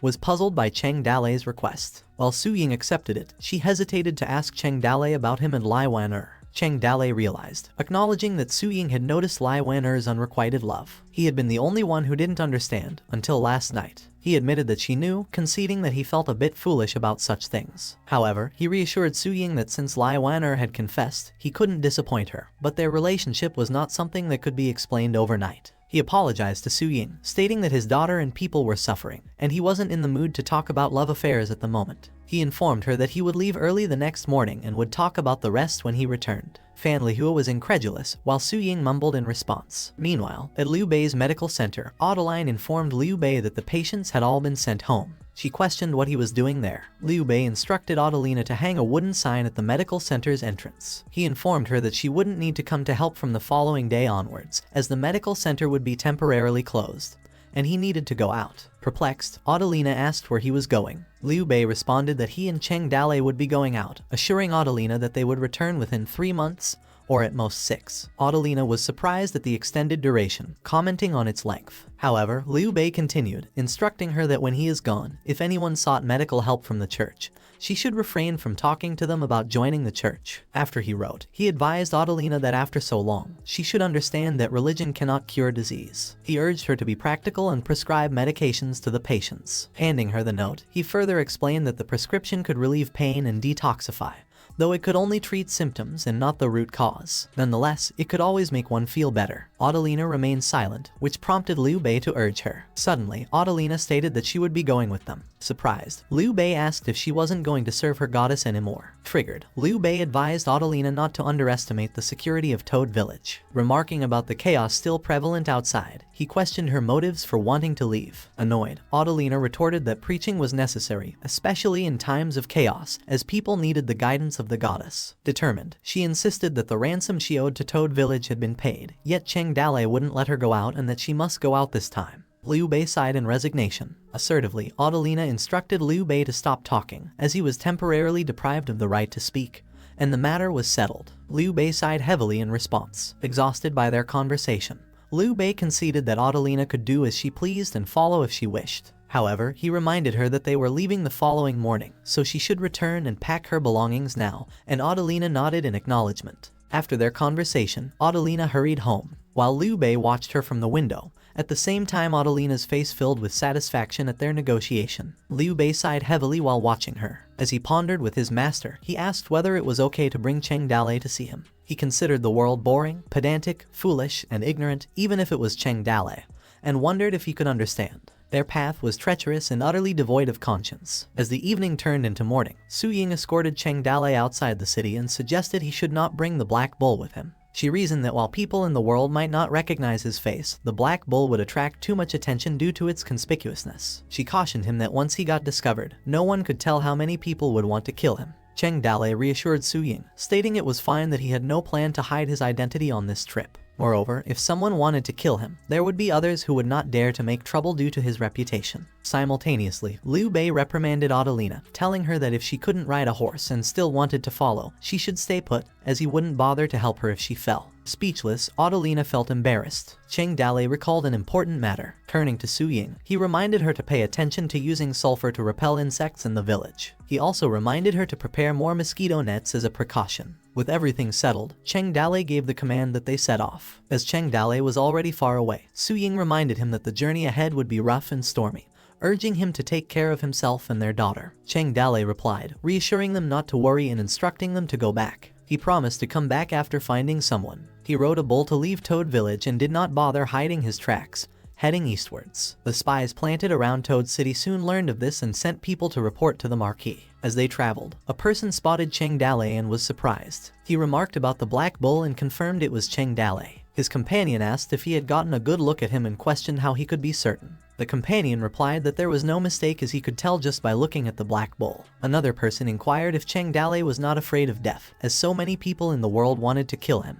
Someone else wondered if Cheng Dalei was heading to the 10,000 Scroll Academy to take an exam. As Master Meng of the academy was reportedly accepting close disciples, he remarked it was a rare event. Shocked, the person questioned why a mountain bandit would take an academy exam and wondered if Cheng Dalei had hit his head on the door. Another person speculated and asked if Cheng Dalei was going to Jingju to find Jiang Tiansai, the little heavenly master, to exorcise ghosts. He shared that he had heard that a demon was burned alive in Toad City 2 nights ago, with flames visible throughout the city, accompanied by eerie screams heard by all residents. They engaged in a lively discussion, with one person mentioning he had also heard of that too. They exchanged stories, mentioning recent rumors of demons and monsters eating and killing people everywhere, causing many villages to become deserted. One person questioned why the Ring tribe hadn't attacked amidst the chaos in the empire. Another scoffed at the idea, stating that various tribes were too busy fighting fiercely to seize the throne, wondering if they even had the time to attack them. Someone also shared that he heard the Grassland Civil War was almost over, with only Jin Wendao and Hu Yanli left. Upon their resolution, a new king of the Ring tribe would ascend, leading a large army toward the empire, which would be disastrous. Another person inquired about who they thought would win. Someone replied that Jin Wendao was likely to win, as he was the most powerful. They also discussed the current situation of the empire was complex and pondered where it would go in the future, and who would rule the world. Acknowledging these things were all confusing, whether they talked about it or not. In any case, they agreed that civilians were the ones who were miserable, with many small tribes in the grasslands having also been affected. Their conversation shifted to lighter topics. A person wanted to talk about something else, such as he had heard about the forest where a fox demon was hiding and specialized in absorbing people's essence. A person noted that if he wanted to talk about this, he would not be able to sleep. The martial world is like this, where many people have different stories and rumors, making it difficult to distinguish true from false. Cheng Dalei's group sped along, galloping their way through their journey, while Hart, who was flying, followed closely above them. Hart pondered the interesting encounters they might have upon re-entering the world. Suddenly, the system beeped, indicating that a side mission had been triggered. Meanwhile, in a small village in the grasslands, little Chiri carried a bundle of laundry. She exhaled a heavy sigh, humming softly to herself as she hung the laundry. Suddenly, from a distance, the sound of horses approached them, and it became apparent that the Ring tribe was attacking their small village. They mercilessly slaughtered the people they encountered. With commanding authority, the ringleader erupted into laughter. He commanded the execution of all the men and the seizure of the women, cattle, and sheep. He remarked that in the grasslands, 2 women were worth 1 cow. The helpless villagers in the area found themselves utterly defenseless against the onslaught. Their cries of anguish pierced the air. Amidst the chaos, a horrifying sight unfolded as one villager was cruelly dragged behind a horse, while a child, overwhelmed by the tragedy, cried uncontrollably. Following the brutal onslaught, the invaders set fire to their tents, and the remaining villagers found themselves surrounded by the Ring tribe. The villagers instructed the others to protect Ulihan. With a sinister smirk, the ringleader proclaimed to his men the identity of Ulihan as the daughter of the Grassland King. He remarked on her beauty, likening it to a flower. The ringleader insisted Ulihan surrender, as they didn't want to cut her beautiful face and intended to sell her for a good price. He thought the person behind Ulihan was her maid and that she was also quite pretty good, with an imperial scent. Anger blazed in Ulihan's eyes as she fiercely warned the ringleader against laying a hand on her, questioning if he wasn't afraid of his brothers killing him in retaliation. With a surprising insult, the ringleader mocked her, telling her that he called her a princess and she really thought she was one. He insulted her, urging her to wake up that they were in the grasslands, where the rule of the strongest prevailed. In the distance, the silhouette of Fu Delay riding a horse appeared. The Ring members were surprised when they noticed Fu Delay behind them. With a stern expression, Fu Delay questioned whether they were Jin Wendao's deserters and if Hu Yanli did not accept them. With nowhere to go, plundering was their only option. The attention of the Ring tribe shifted towards Fu Delay, who was asked which tribe he hailed from and questioned if he had no eyes to see they were busy with their job. The ringleader demanded him to leave immediately. Another member of the Ring tribe inquired about Fu Delay's background, while another questioned if he was not a scout from another tribe. With enjoyment, one of them suggested that they should kill Fu Delay and take his horse, mentioning that he had taken a liking to it. Fu Delay responded slowly, asking them if they would like him to be their leader. Incredulous at Fu Delay's audacious request, the members of the Ring tribe were left stunned. One among them couldn't help but remark that it turned out Fu Delay was a fool. The Ring tribe burst into laughter, but Fu Delay remained resolute, his gaze fixed on them. Later, the ringleader ordered one of his men to go kill Fu Delay, and that he could take the horse. The men affirmed the order and grinned maliciously. He charged forward at Fu Delay aggressively, calling for Fu Delay's attention. The ring man threatened him, stating that he would take both his head and his horse. Unflinched, the ring man announces Fu Delay to die. However, a furious glare from Fu Delay caught the ring men off guard.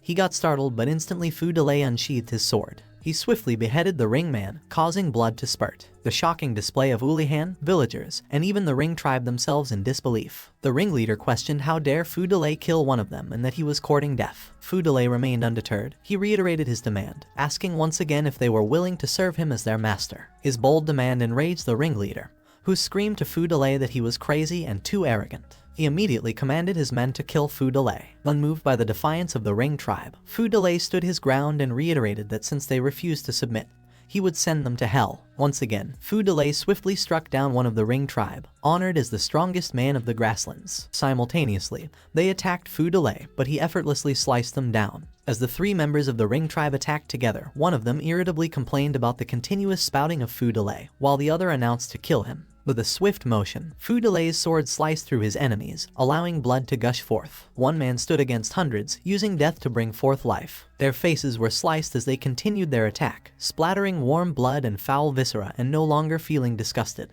Passing through while slashing the flesh, Fu Delay stepped over a threshold. Fu Delay remarked that the sensation he felt was akin to savoring an unprecedented pleasure in life.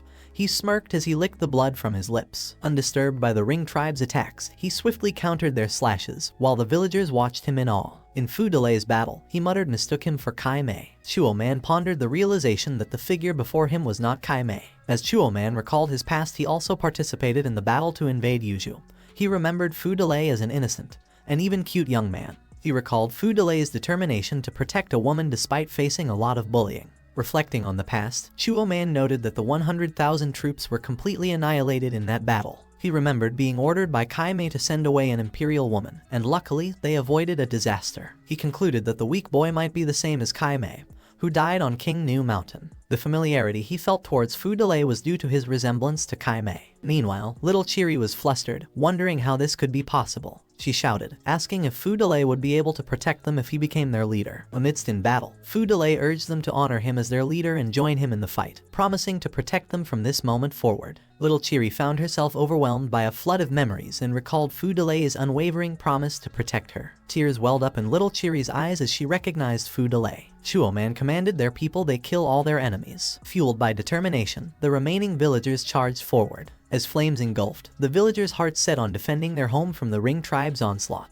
Meanwhile, Fu Delay continued to move with precision, swiftly killing the Ring tribe with effortless ease. Suddenly, Fu Delay stopped, his gaze shifting towards the sky, and muttered that he could gradually understand what Kai Mei said. Just then, a smirk crossed his face. Chuo Man, Little Chiri, and Ulihan were stunned, as well as the frightened members of the Ring tribe. They kneeled before Fu Delay amidst the grim backdrop of their fallen comrades. Fu Delay stood above countless corpses, while Little Cherry watched him from a distance. Little Cherry called Fu Delay. Fu Delay stuttered as he realized who the girl was. He asked if she was Little Cherry, causing her to stutter his name. Little Cherry slowly approached Fu Delay. Fu Delay felt relieved that he reunited with Little Cherry after so many years. Fu Delay's heart was not filled with joy for the reunion of lovers, but rather a surprise of having the stolen cat and dog killed by his own brother and finding them well protected when he returned to his hometown. Fu Delay was prompted to call his brother's name Chai Mai. A man inquired Fu Delay about his name. Fu Delay pondered for a moment to answer. He mentioned that he should use a new name if he wanted to convince them since they were Chai Mai's old subordinates. Fu Delay was about to mention his new name. He revealed his surname first, which was Ye. As the sun set, he declared his first name was Yuan. As the sun set ablaze, he added Huo to his name. Fu Delay grabbed little Cherry's tiara and expressed his pleasure. He wore the tiara. Fu Delay introduced himself as Yi Yuanhu. He announced to them that he was now there. Fu Delay inquired the men if they would like him to be their leader. Meanwhile, at Luofeng City where Lai Xingzai was at, a battle neared its end outside Luofeng City, Yuzhou. A man groaned as someone slit his throat. The men yelled as they realized that their boss was dead, while another voice wondered if they were the reported new pirates. Lai Xingzai became enraged as he exclaimed how dare they come to Luofeng City to rob him, before warning them not to step on plates and inquiring whose territory it was. The pirates yelled at each other to run, while others suggested waiting for him and requested his brother's hand.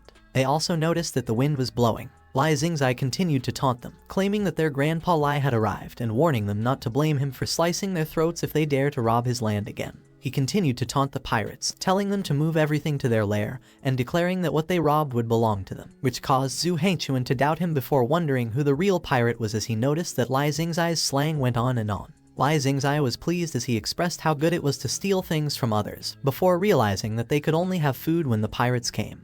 But Zhu Hengchuan on the other hand wondered if he really boarded a pirate ship. Lai Xingzai asked Zhu Hengchuan to search through the whole body again to see if there were valuable things that could be exchanged for money, so they first pay off the debt owed to the grain shop. And Zhu Hengchuan agreed. Lai Xingzai decided to go back home and borrow rice to cook. Meanwhile, at the city lord's mansion in Luofeng City, a voice stated even his brother Prince was not as good as him since they ate stewed tofu with pickled vegetables. Lai Xingzai felt relieved that they finally borrowed food and wouldn't have to be hungry that night. Zhu Hengchuan, on the other hand, stated that when they first arrived in Luofeng City, the most important thing was the food, as well as firewood, rice, oil, salt, soy sauce, vinegar tea, the 7 necessities of life, all of which he believed cost money. He informed them that they had no money on hand, and now he had to go to the mountains to chop firewood and borrow rice for cooking. He went on to mention that, despite the city's 100,000 inhabitants, only the weak, elderly, children, and women remained, while the city's middle-aged men became pirates and mountain bandits. Zhu Hengchuan believed that there would be no food if no one cultivates. He also mentioned that they might perhaps one day starve to death in the Lord's mansion once they raise soldiers. Zhu Hengchuan stated that Luofen City was a dead city. Lai Xingzai argued, questioning him how Lai Wenchen could give a ruined city to him if Luofeng City was fertile. He recounted that he had traveled the world and that Luofeng City was the city he cared about the most during his journey, despite the fact that the land was barren and surrounded by powerful enemies. He also claimed that there was a special product that was not available elsewhere, which prompted Zhu Hengchuan to inquire if it was iron or copper. Lai Xingzai mentioned that it was pirates, which confused Zhu Hengchuan. Lai Xingzai explained that pirates were active in the sea, and sometimes going ashore to plunder, and sometimes robbing passing ships. He assumed that there was a large amount of wealth hidden on the islands where they occupied. Song Yaoko interjected, inquiring if he meant they would rob the pirates and turn their treasures into wealth, but Lai Xingzai simply hummed in agreement. Song Yaok also argued against the idea, claiming that it was not easy to say because if they wanted to go to sea to suppress the pirates, they would need not only ships but also troops to fight. Lai Xingzai explained why they needed soldiers, since with soldiers they didn't have to worry about not having money, and with money, they didn't have to worry about not having soldiers. Zhu Hengchuan was still confused since they didn't have either of those things. Lai Xingzai assured them that he had already thought about it, and would borrow troops, which led to Song Yaok inquiring whom he would borrow from and who was willing to lend. He confidently informed Song Yaok that they would borrow from Cheng Dalei and questioned if he was a mole for Toad Village, causing Song Yaok to spit out his drink. Lai Xingzai inquired if he had any way to contact Toad Village. Anxious, Song Yaok declared that he was loyal to him and had no other thoughts, such as being a mole, which led Lai Xingzai to believe him and tell him that he didn't have to be nervous. Lai Xingzai informed them that, in the eyes of others, he and Cheng Dalei had broken up. He continued to mention that his relationship with Cheng Dalei was actually good, and that he felt Cheng Dalei owed him a lot of favor because he was related to Lai Wan-er. Lai Xingzai also mentioned that he had encountered several assassinations along the way, and that someone secretly helped him in resolving the crisis, and he inquired who it was because he had already guessed 7 or 8. He questioned if they weren't going to call him out, and Song Yaok thought for a moment. Song Yaok took a pipe from his clothes, and suddenly decided to play it. Music began to make noise around the area. A silhouette jumped towards them. Bai Feiyuan landed in front of them. Lai Xingzai recognized the flying toad Bai Feiyuan and mentioned he hadn't seen him in a long time. Bai Feiyuan apologized before informing Lai Xingzai that the Toad village would not lend them troops. He explained that the minister's mansion and the general's mansion were all watching, and he claimed that they wouldn't sit idly by as an alliance was formed between him and the Toad village. Lai Xingzai mentioned not to worry since he didn't want Toad village soldiers. He went on to mention that he had been in charge of business in Toad village over the years. He also informed Bai Feiyuan that he knew that a few years ago there was a contact in Toad village on the waterway, which was made with his ordinary sword, prompting Bai Feiyuan to inquire what he meant. However, Lai Xingzai just agreed. He mentioned a place called Kaogang in Yangzhou, a Yuan who rose quietly on the grassland, while the battle raged between the 9th Prince Jin Wendao of the northern tribe and the eldest Prince Hu Yanli of the western tribe. Toad village and the others lived in Qinchuan amid the plague. Song Pakeng was in Liangzhu city, and the Free King Lai Xingzai remained in his domain in Jizhou, which was the Luofeng city. Lai Wenchen was in Chang'an city in Jingzhou, and the 10,000 Scroll Academy was in Yangzhou, home to one emperor, 18 kins, and numerous martial world forces. The hidden sect, which was the 10,000 Scrolls Academy, reopened its doors 6 months ago. Master Meng had sent disciples from the academy and dispatched enrollment letters to lords everywhere. A voice wondered about the 10,000 Scrolls Academy and how come he had never heard of such force. Lin Wenchen asked Zhang Tiansai what did that martial person mean when he wished to accept closed disciples and requested the emperor himself to go there in person, and wondered if he ever heard of them. Zhang Tiansai informed him that he only knew about the Merlian Guards, Green Leaf Buddha, and the Justice Cult's Master Beidou, who originated from the 10,000 Scrolls Academy. Minister Kui wondered who Master Meng was because he had never heard of that person before and asserted that the people of the martial world were so arrogant, which led to Song Pakeng explaining to him about the 10,000 Scrolls Academy, which was almost a legendary hidden sect of the martial world, and its legend had existed since hundreds of years ago, and it was also noted that scholars all over the world were eager to study and cultivate at 10,000 Scrolls Academy. Minister Kui ordered Song Pakeng to dispatch someone to recruit them, since they were talented, and Song Pakeng complied. Minister Kui expressed disappointment in the martial world, denouncing it as useless trash after the Moonlight Temple failed. The paper he flung towards the fire burned. Song Pakeng informed him that he had received news from their spies that Cheng Dale had departed. Minister Kui asked Song Pakeng if he had any ideas since Zhu Shenji was still residing in Toad Village, which they couldn't attack rashly, prompting Song Pakeng to propose that he could compose some articles about Cheng Dale while he was away. And now that his reputation was notorious, they could clandestinely encourage the people of the martial world to hold a devil-subduing gathering, with the goal of eliminating Cheng Dale. Minister Kui was pleased and instructed Song Pakeng to organize that affair, and Song Pakeng complied. With Minister Kui's directive, the martial world's mouthpiece began to take action again. Almost every lord received the letter. Lai Xingzai considered the academy before suggesting that they visit there, and maybe recruit some undiscovered talents if they had time. The letter was even sent to the Ring tribe, where Hu Yanli confessed his inability to understand the imperial language, and Jin Wendao showed his interest because the Empire's academy desired to recruit him as a student. Meanwhile, a bird flew above the sky. It continued to descend. At the Wanwan mountain in Zhezhou, where Meng Jilao climbed some stairs, a man requested to come down, while another inquired if he had come to see his precious disciple and assured him not to worry because he was thriving at the academy. At the 10,000 Scrolls Academy, Meng Jilao asked the guard that he would like to seek Master Meng's audience, and he was permitted by the guard, who instructed to wait. Meng Jilao entered the library of the 10,000 Scrolls Academy, thinking that the academy's 12 sages had changed from generation to generation, and realized that only Master Meng had endured, while some disciples maintained that Master Meng was the head of the 12 sages, and that they were constantly rotating. He also heard that Master Meng was actually hundreds of years old, before announcing himself before the person behind the curtains. Meng Jilao greeted Master Meng. Master Meng inquired if the task was accomplished, prompting Meng Jilao to report that all of the letters had been dispatched. But judging by their attitude toward receiving them, he deduced that only 1 out of 10 people were present, and Master Meng responded that there was no harm in that. Meng Jilao concurred, but he had a question and requested Master Meng to clarify it for him. Master Meng, surprised, inquired if Meng Jilao encountered a problem. Meng Jilao remained puzzled since the list includes the lords and many people. He queried why Cheng Dale of Toad Village was not included. Master Meng clarified that when one enters the world for cultivation, one should be conscious of the situation where demons have been rampant in various parts of the world in the past 2 years, and Meng Jilao concurred. He also mentioned that Cheng Dale claimed his skills were passed down by an immortal, and his various deeds were extraordinary, and he was also implicated in the destruction of the Great Kingdom several years ago, and he presumed that Cheng Dale was one of the demons and monsters who were wreaking havoc in the world. prompting Meng Jilao to request him to listen. After many discussions, Meng Jilao declared that Cheng Dalei was not a demon in tumultuous times,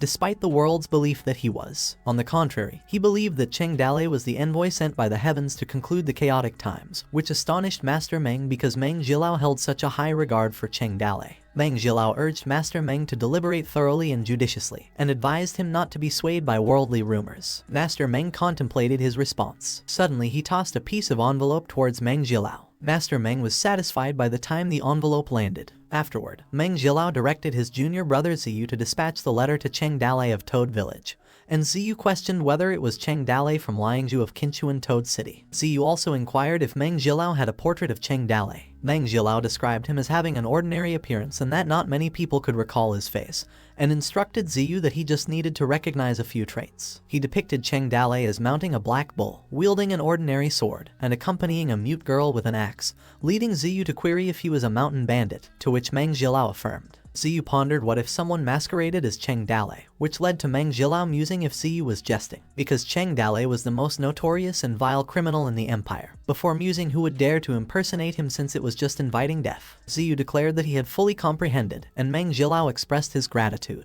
Ziyu leaped swiftly. More than 10 days later, in the wild forests of Liangzhu, the hoof of the black bull halted. Countless silhouettes of men began to ambush someone. They declared that the road was theirs as they had planted the tree, and if he wished to pass, they directed to leave his money to purchase the road. The man chuckled, as he muttered that a few minor bandits dared to rob him. One of the men queried which road it was before asserting that in that forest, their brothers have never been intimidated by anyone. The man seethed and stated that he couldn't overlook seeing injustice that day, so he decided that he would enact justice for the heavens. Another man was taken aback by his bold claim, and solicited his name. Lu Fakai chuckled before hinting at the weight his name carried. He mentioned that his name would terrify them, while his brother remained silent. Lu Fakai was about to draw his sword and leisurely disclosed his title as a village master. He announced that he was Cheng. The bandits were confused by his name, so Lu Fakai explained that he was the ancestor of the mountain bandits and insulted them for attempting to rob him. One of the bandits recognized the black bull, ordinary sword, bare-faced little girl, prompting the other guy to recognize him as well. Another bandit stated that he had heard that the ancestor had re-entered the martial world, while the others pointed to the size of the bare-faced little girl's axe and concluded that they could not be fake. They bowed as they realized that Lu Fakai had arrived before asking for forgiveness for being blind and ignorant of their heroes. Lu Fakai remarked it was okay, as it was not surprising they didn't know. One bandit instructed the others to make way. They respectfully invite Lu Fakai to cross the mountain. One bandit was satisfied that the small bandits couldn't really get into his eyes, while the other was astounded by Lu Fakai, who was not even looking back, and the other commented that saying Lu Fakai was the #1 mountain bandit in the world was not excessive. Another bandit expressed unexpectedness that they had met, while the other voiced that if he could follow Lu Fakai and learn 2 or 3 moves, that would be enough. Lu Fakai continued to move forward. He grasped for air after that nerve-wracking encounter. His younger brother observed that the wooden axe was so heavy that it hurt his hands, prompting Lu Fakai to keep quiet before reminding him that he was currently mute. Lu Fakai informed him that they would remove their disguise once they were further away, prompting his younger brother to complain to him to stop shushing him because he needed to pee. He also reminded his brother to hold it because he was now a girl, and his younger brother protested, claiming that he was a boy and not a girl, prompting Lu Fakai to silence him. A stranger asked if he was really Cheng Dalei. Lu Fakai was perplexed by the man's question. He wondered if he wouldn't be so unlucky to run into an empire bounty hunter. He explained that he usually used Cheng Dalei's name to bluff and deceive, and bandits were so frightened that they bowed down to worship him and offer good hospitality, and when he encountered a bounty hunter, he would kneel down and offer the gold and silver he cheated, because he believed that the hunters generally didn't embarrass civilians who have nothing to do, and under normal circumstances, he asserted that no one would hunt and kill Cheng Dalei because it would. Lu Fakai wondered if he was about to meet his end since there were now wolves in front and tiger behind before asking Ziyu who he was and how dare he block his path. Ziyu mentioned that he had heard he was far away in Liangzhu and wondered why he had time to come out, which perplexed Lu Fakai, and led him to ask if he had to tell him where he was going in advance. Ziyu noted that all of Lu Fakai's characteristics were correct, and his answer also conforms to his temperament as a mountain bandit, so he mused that no one would dare to impersonate Cheng Dalei in the martial world, before he questioned why Meng Jilao wanted to send an invitation letter to a mountain bandit. Ziyu was pleased by the result, and declared that he had been ordered by Master Meng to send him a letter. He informed him that the academy would hold an entrance exam to recruit talented students from all over the world, and anyone could participate in the exam. In half a year, Lu Fakai read the letter Ziyu gave. Ziyu also added that those who hold the confidential letters could skip the entrance exam, and would be tested directly by Master Meng. As Ziyu left, he announced that those who passed would become Master Meng's disciple. The voice of Ziyu warned him that being late wouldn't be acceptable, leaving Lu Fakai perplexed. On the Toad village side, Cheng Dalei set out early in the morning, and not many people in the village knew about it. Lai Weiner was afraid that Su Ying might notice, and as insects were rampant outside, she didn't dare go out since she could only hide and wait for news from Cheng Dalei. On day 1, Lai Weiner enthusiastically mentioned Cheng Dalei's name. However, on day 3, Lai Weiner wondered why Cheng Dalei hadn't come yet and assumed that he must be busy. Day 5 until day 7, Lai Weiner felt stressed out. At that moment, over 10 days, Lai Weiner felt depressed. More than 10 days after Cheng Dalei left, Lai Weiner received Cheng Dalei's letter, which she read on her bed. She cursed at Cheng Dalei. Lai Weiner mumbled that it had been so many days, and it had taken so many days to give her the letter since she finally expressed, and Cheng Dalei responded, but he just left her alone. She fumed because Cheng Dalei instructed Su Ying to personally deliver her the letter. She also wondered what was going on with Su Ying, and whether she was being scrutinized or joking, as it was obvious to her that she sensed something. Lai Weiner felt that Su Ying was still treating her as if she were a fool, and she pondered if she was afraid of finding Cheng Dalei and spending time alone with him. She decided to go since Su Ying didn't want her to go find Cheng Dalei. She also had to ask Cheng Dalei what he meant before ordering the guard to prepare a carriage. Lai Weiner directed to go to the prison first. Meanwhile, at the prison where Nai Yinyang was imprisoned, she realized that it had been over 10 days and remembered what Su Ying had declared that she would call Lai Weiner to talk to her. She assumed that Lai Weiner must have been completely disappointed in her since she had not come for so long. Nai Yinyang also realized that her master was her enemy, and that now that she had died, she remembered how she had aided her in killing so many people over the years, and she partly blamed herself for the Toad Village's current plague of insects. She declared her whole life was a big joke. Nai Yinyang just wanted to see Lai Weiner one more time and apologize. She wondered what was the point of her living. She opened her mouth as she was about to eat the pill. Suddenly Lai Weiner called her name. Nai Yinyang cried as the pill was in her mouth, while Lai Weiner just stared at her. She gulped the pill down, which made Lai Weiner alarmed. Lai Weiner wondered what she had eaten, and urged her to spit it out. She called for a doctor and someone for help, before advising Nai Yinyang to buckle her throat because she was going to kill herself with the poison. Nai Yinyang vomited, and the pill rolled out along the vomit. She coughed aggressively, while Lai Weiner inquired why she wanted to kill herself for no reason. Lai Weiner inquired if anyone in prison bullied or belittled her, and invited her to share about it, promising her justice. Nai Yinyang explained that she didn't have the face to see Lai Weiner, so she thought of committing suicide since it's just that she had done those things, prompting Lai Weiner to inquire what she meant, before pondering if the things she had done would be written off if she died. Lai Weiner remarked that she admired her and wondered why her brain was full of committing suicide.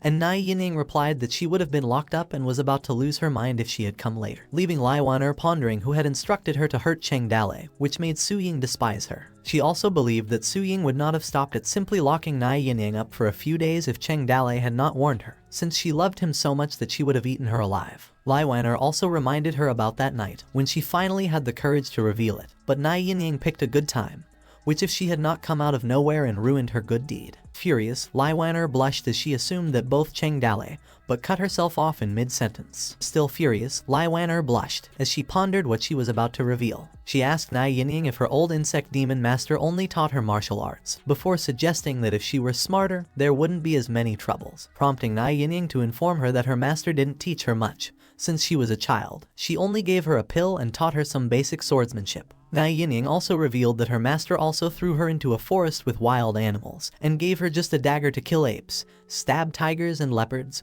travel, and assassinate her targets. She went on to reveal that her martial arts were developed through such a life and death struggle, which left Lai Weiner speechless. Lai Weiner commented that her martial arts talent was too outrageous, and pondered if God gave her talent for martial arts and removed some of her brain. She suggested to Nai Yinyang to try to go out and do something as compensation if she really felt guilty. Nai Yinyang pondered what. Lai Weiner gave her an example of going with her to find Cheng Dalei since he had run away and left her behind. She asked Nai Yinyang once again if she was still planning to do what she had revealed, which left her pondering for a response. Nai Yinyang accepted Lai Weiner's request and decided that she would use her life to protect her. The next day at the city lord's mansion, Qin Man informed Su Ying that Lai Weiner was leaving. Su Ying was shocked. She asked Qin Man where Lai Weiner was now, and he informed her that she was with Nai Yinyang. and probably just outside of the city. Su Ying instructed Kin Man to quickly catch up with Lai Wan and keep her safe. Meanwhile, outside the city, where a group of people marched, Lai Wan and Nai Yinying ventured together. A voice called out to Lai Wan.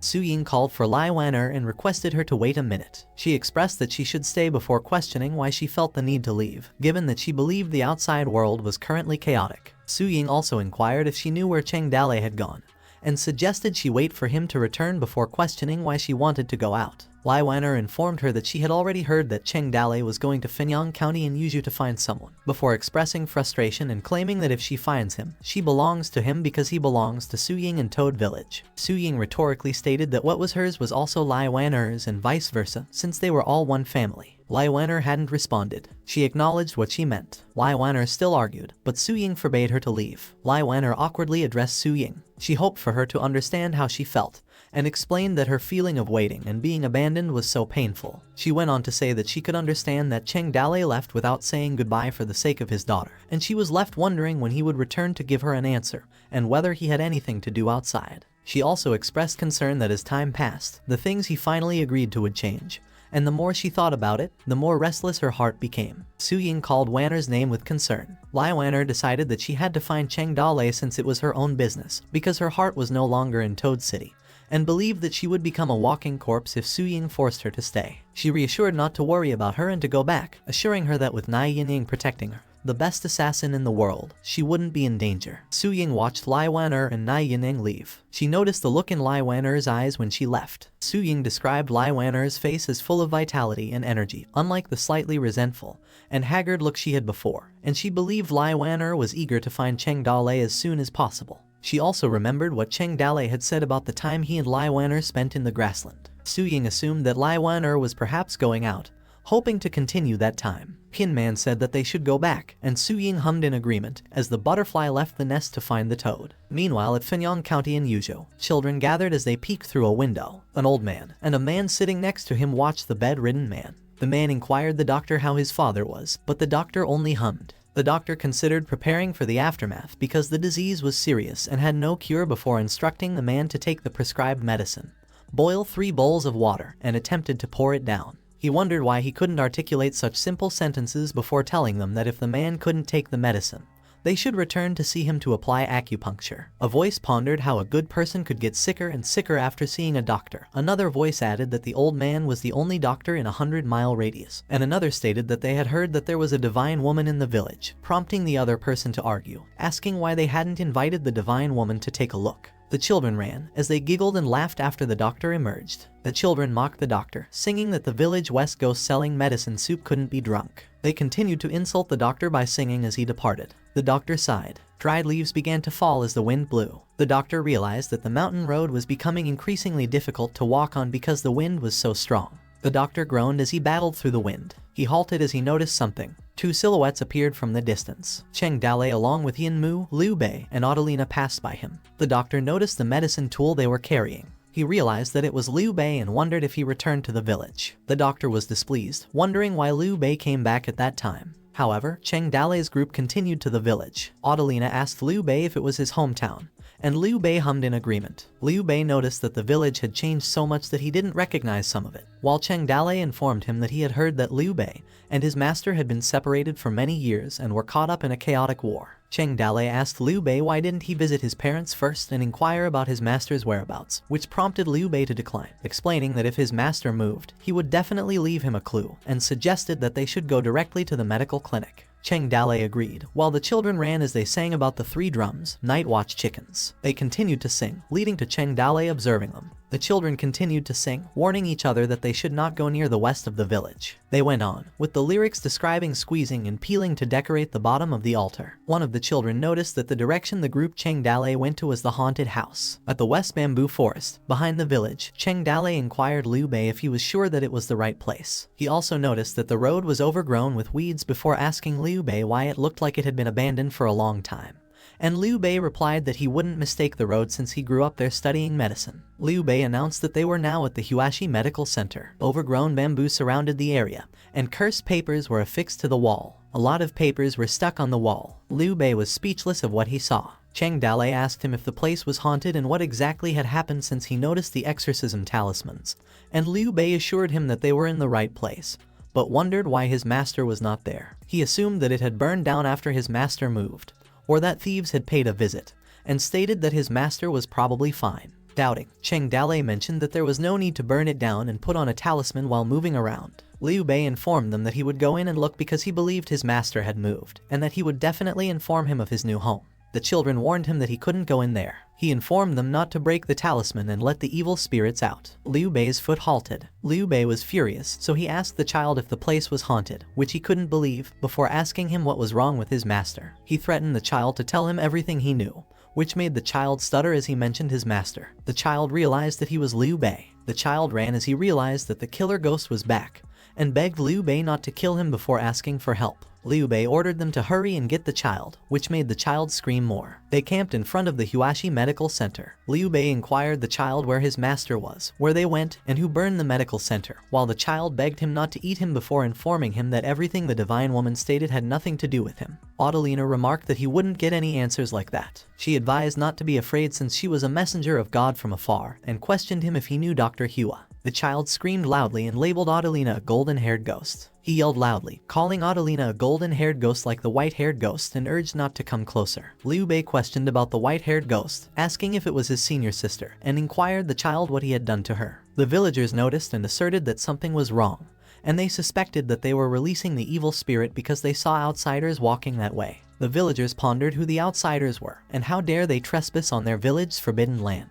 The other villagers indicated to the Cheng Dalei group, informing others that it was them, while the others scolded them for causing trouble in their territory and queried if they were courting death. Liu Bei inquired them who was in the medical clinic when they set it on fire, while the child begged his uncle and dad to save him quickly, and the villagers realized it was Liu Bei, and accused him of murder. Enraged, Liu Bei demanded the villagers what they had done to his master and where he was, while the villagers speculated amongst themselves about whether it was Liu Bei, and what he was doing there, while the others gossiped that he killed someone and ran away, and now dares to come back, while the other guy assumed that he wanted to free his cannibal master from the cellar. A man called out to Liu Bei. He welcomed him that he was back. Liu Bei's body trembled, while the man branded him an evil creature. Cheng Dalei sought the man for information, and Liu Bei recognized the man as his dad. A system information about Liu Bei's father appeared, identifying him as Liu Hong, a mediocre but righteous martial artist aged 42. Liu Hong reminded Liu Bei that he had killed someone and fled, but now dared to return, before suggesting that he join him. Liu Hong noted that he was no longer young and it was now time for him to be sensible. He commanded him to come with him and confess his crimes because he could still give him a chance if Liu Bei still recognized him as a father. An old man observed that he was no longer the Liu Bei he knew because he believes the doctor had long turned him into a ghost vessel,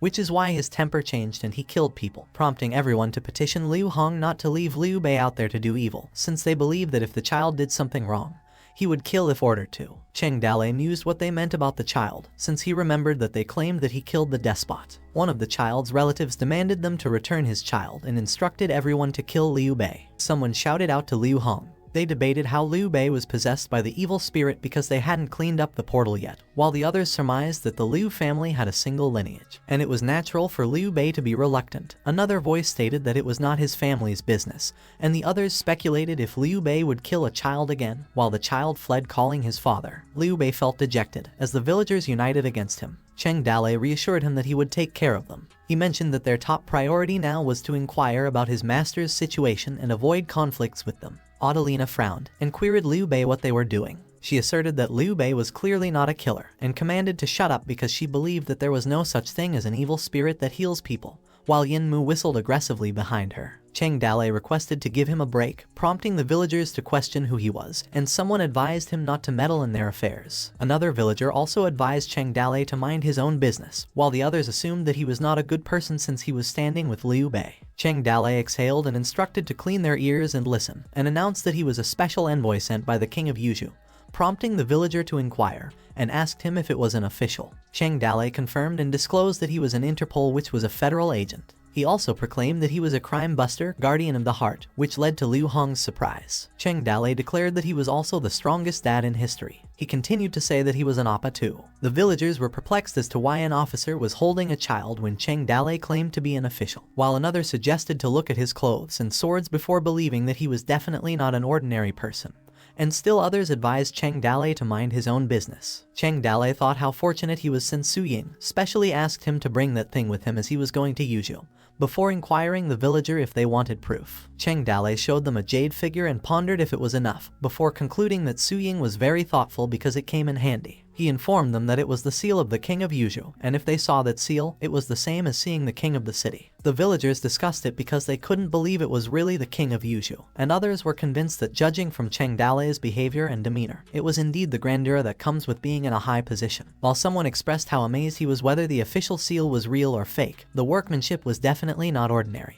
And the other guy believed that they were not people that their village could afford to provoke. A man questioned Cheng Dalei what was his relationship with Liu Bei and what's his business at their village. Cheng Dalei replied that he had no problem. He explained that Liu Bei acted bravely and forced Du Mao to jump off the cliff, and his medical skills cured many patients in the city. And later, the city lord's daughter was critically ill, so he specially found Dr. Liu to find his master on his suggestion. One villager informed him about Liu Bei's master and warned him that he was an evil spirit that harms people. Cheng Dalei summed up that there appeared to be another tragedy in that case. He asked Liu Hong if he was Liu Bei's father and if he could talk to him in detail. Liu Hong complied with the request. The doctor observed the event as Liu Hong led Cheng Dalei's group. The doctor remained silent. He sighed heavily. Meanwhile, at Liu's house, Liu Bei sat with his palms on his face, comforted by Adelina, while Yin Mu rested outside at the back of the Black Bull. Liu Hong revealed that after Liu Bei's mother passed away he became seriously ill, and had been weak and sickly since he was a child. He continued that the Huashi Medical Center was opened in the bamboo forest to the west of the village at the time, so he sent Liu Bei there for treatment. Liu Hong mentioned that after Liu Bei recovered, he was unwilling to practice their family's martial arts for so many years,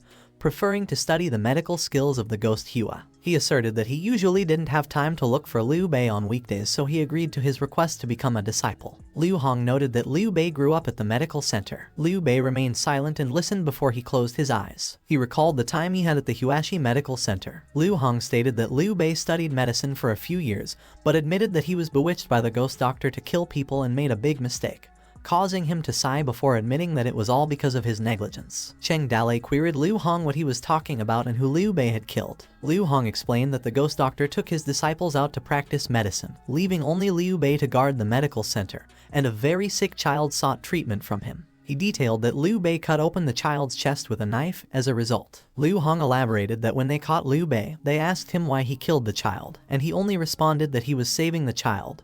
But they believed that the cure was simply a pulse feeling, medicine, and acupuncture. Furious, Liu Hong questioned how Liu Bei could cut the child's chest open. Liu Bei sat down in the corner. Liu Bei just listened. Liu Hong disclosed that just when everyone was about to doubt the medical center, it severed the master-student relationship with him. He reported that Liu Bei fled overnight, stole their Liu family's heirloom sword, and recently had come back with him. Cheng Dalei considered what Liu Hong had articulated about Liu Bei stealing it, but he saw how he arrived at the Toad village, where Liu Bei had brought a change of clothes and two good brothers, leading him to believe that his father had secretly packed both male and female double-edged swords for self-defense. Liu Hong sighed, before speculating that it must have been that ghost doctor who used witchcraft on Liu Bei since he was a child.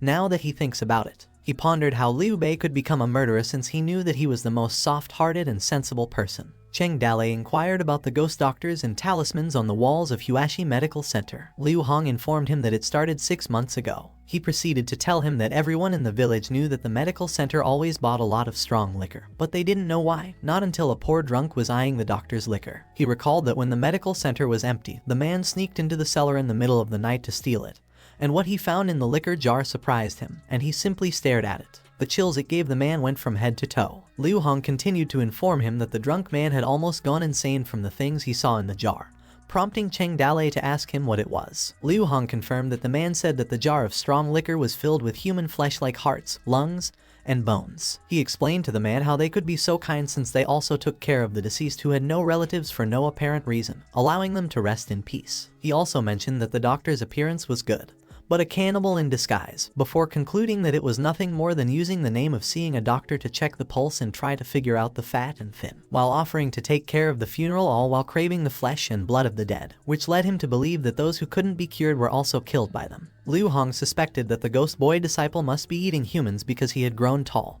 and strong, and the white-haired female ghost dared not see sunlight on weekdays, leading him to conclude that the entire family was cannibalistic. He declared that they were devils, a group of people who wanted to consume their own, since they try to cover it up and dare not directly take action, which he labeled as ridiculous. Cheng Dalei asked him what happened afterwards. Liu Hong summarized that what happened afterwards was simple. He related that after the ghost doctor's family returned, they still thought of transferring evidence and escaping since they found that someone had come to the cellar. Liu Hong added that it was already too late since the villagers laid a trap, and the doctor could not escape. Liu Hong also revealed that everyone found out the secret of the cannibalism. He was about to disclose it. Cheng Dalei was shocked as Liu Hong described the demon cannibal. He narrated that the doctor was beaten to death with sticks by the angry villagers at the cellar's door. Liu Bei was dispirited after hearing the news. Adelina called out for him. Liu Bei cried as he gritted his teeth, while Liu Hong continued to inform them that the boy disciple was also imprisoned in the cellar and was burned to death. He also mentioned that they invited a famous divine woman nearby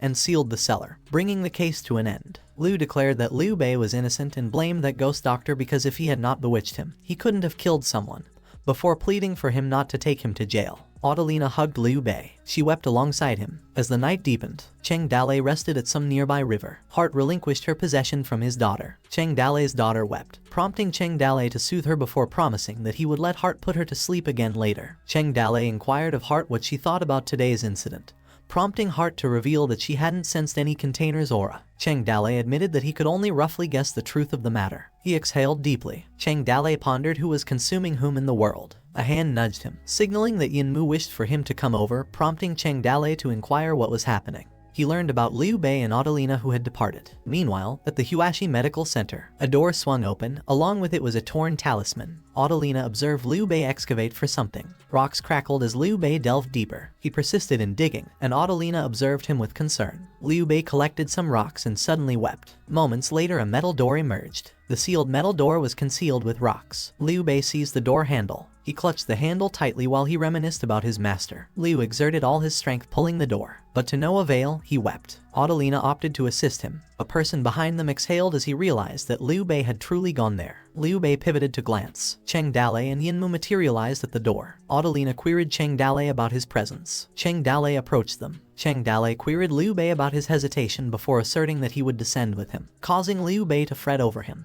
However, Cheng Dalei remarked that further words were unnecessary, having mostly unraveled what lay in the cellar, and invited him to descend together. Cheng Dalei speculated that they might still unearth clues below. He further pondered if there were any notes. Cheng Dalei grunted as he manipulated the door lever. Liu Bei sighed, surmising that the fire had fused all the fissures in the iron gate. Cheng Dalei requested Yin Mu's assistance. Yin Mu unlocked the door effortlessly. As the night advanced further, Yin Mu slumbered outside on the black bull's back. Liu Bei recounted that his master was an accomplished doctor who often treated high-ranking officials. He also disclosed that his master had amassed considerable wealth over the years. They unsealed a door. Liu Bei revealed to them that his master had positioned it in the first level of the cellar. Yet, as they inspected it, it was ransacked. Cheng Dalei deduced that it had been pillaged by the villagers. Liu Bei continued, stating it was inconsequential if someone pilfered them since those were merely superfluous items. He explained that they were positioned at the first level to conceal the deepest level, which held the utmost significance. Liu Bei noted that even if a thief infiltrated the cellar, they would not unearth its secret under ordinary circumstances. He acknowledged the necessity for numerous calculations. Liu Bei expressed astonishment, convinced that a drunkard's craving for alcohol was so potent he tracked the scent to uncover their secret. He sighed before murmuring that the world was full of surprises. Countless experiments were arrayed in the laboratory. Cheng Dalei recognized that it indeed involved human anatomy. He confessed that he was destined for criticism, as they engaged in research deemed unconventional for their time.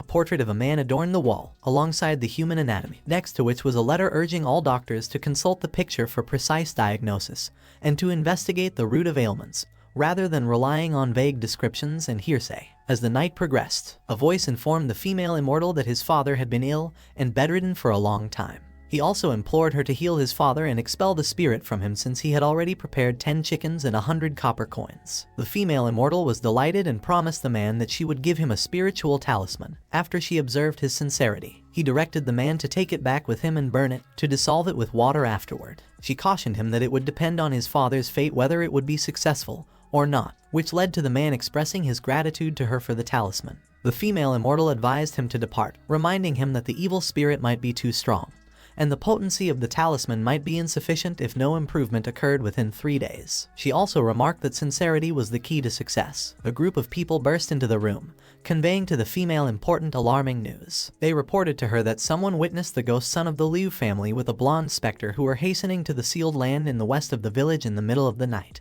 and they also noted that even the official had vanished. They solicited her assistance to banish those malevolent spirits. The female immortal was astonished and realized that the ghost exorcism half a year ago was lucrative. She expressed contentment since she encountered such a fortunate event that day, before laughing eerily. She divulged to them that she could sense that there was a strong bitterness. She proceeded to disclose that the malevolent spirit had arrived, and it was so ferocious because it came with resentment, and cautioned them that this time it returned to break the seal and unleash the cannibal again. One individual speculated that Liu Bei misled the official, while another pondered how Liu Bei could alter his path, and some assumed that a dog couldn't refrain from consuming feces. The female immortal reminded them when the malevolent spirit first took a life, they didn't seek her out to eliminate him, and that this time, she claimed that he arrived with animosity and a desire for vengeance, before voicing her concerns that it would consume decades of her cultivation.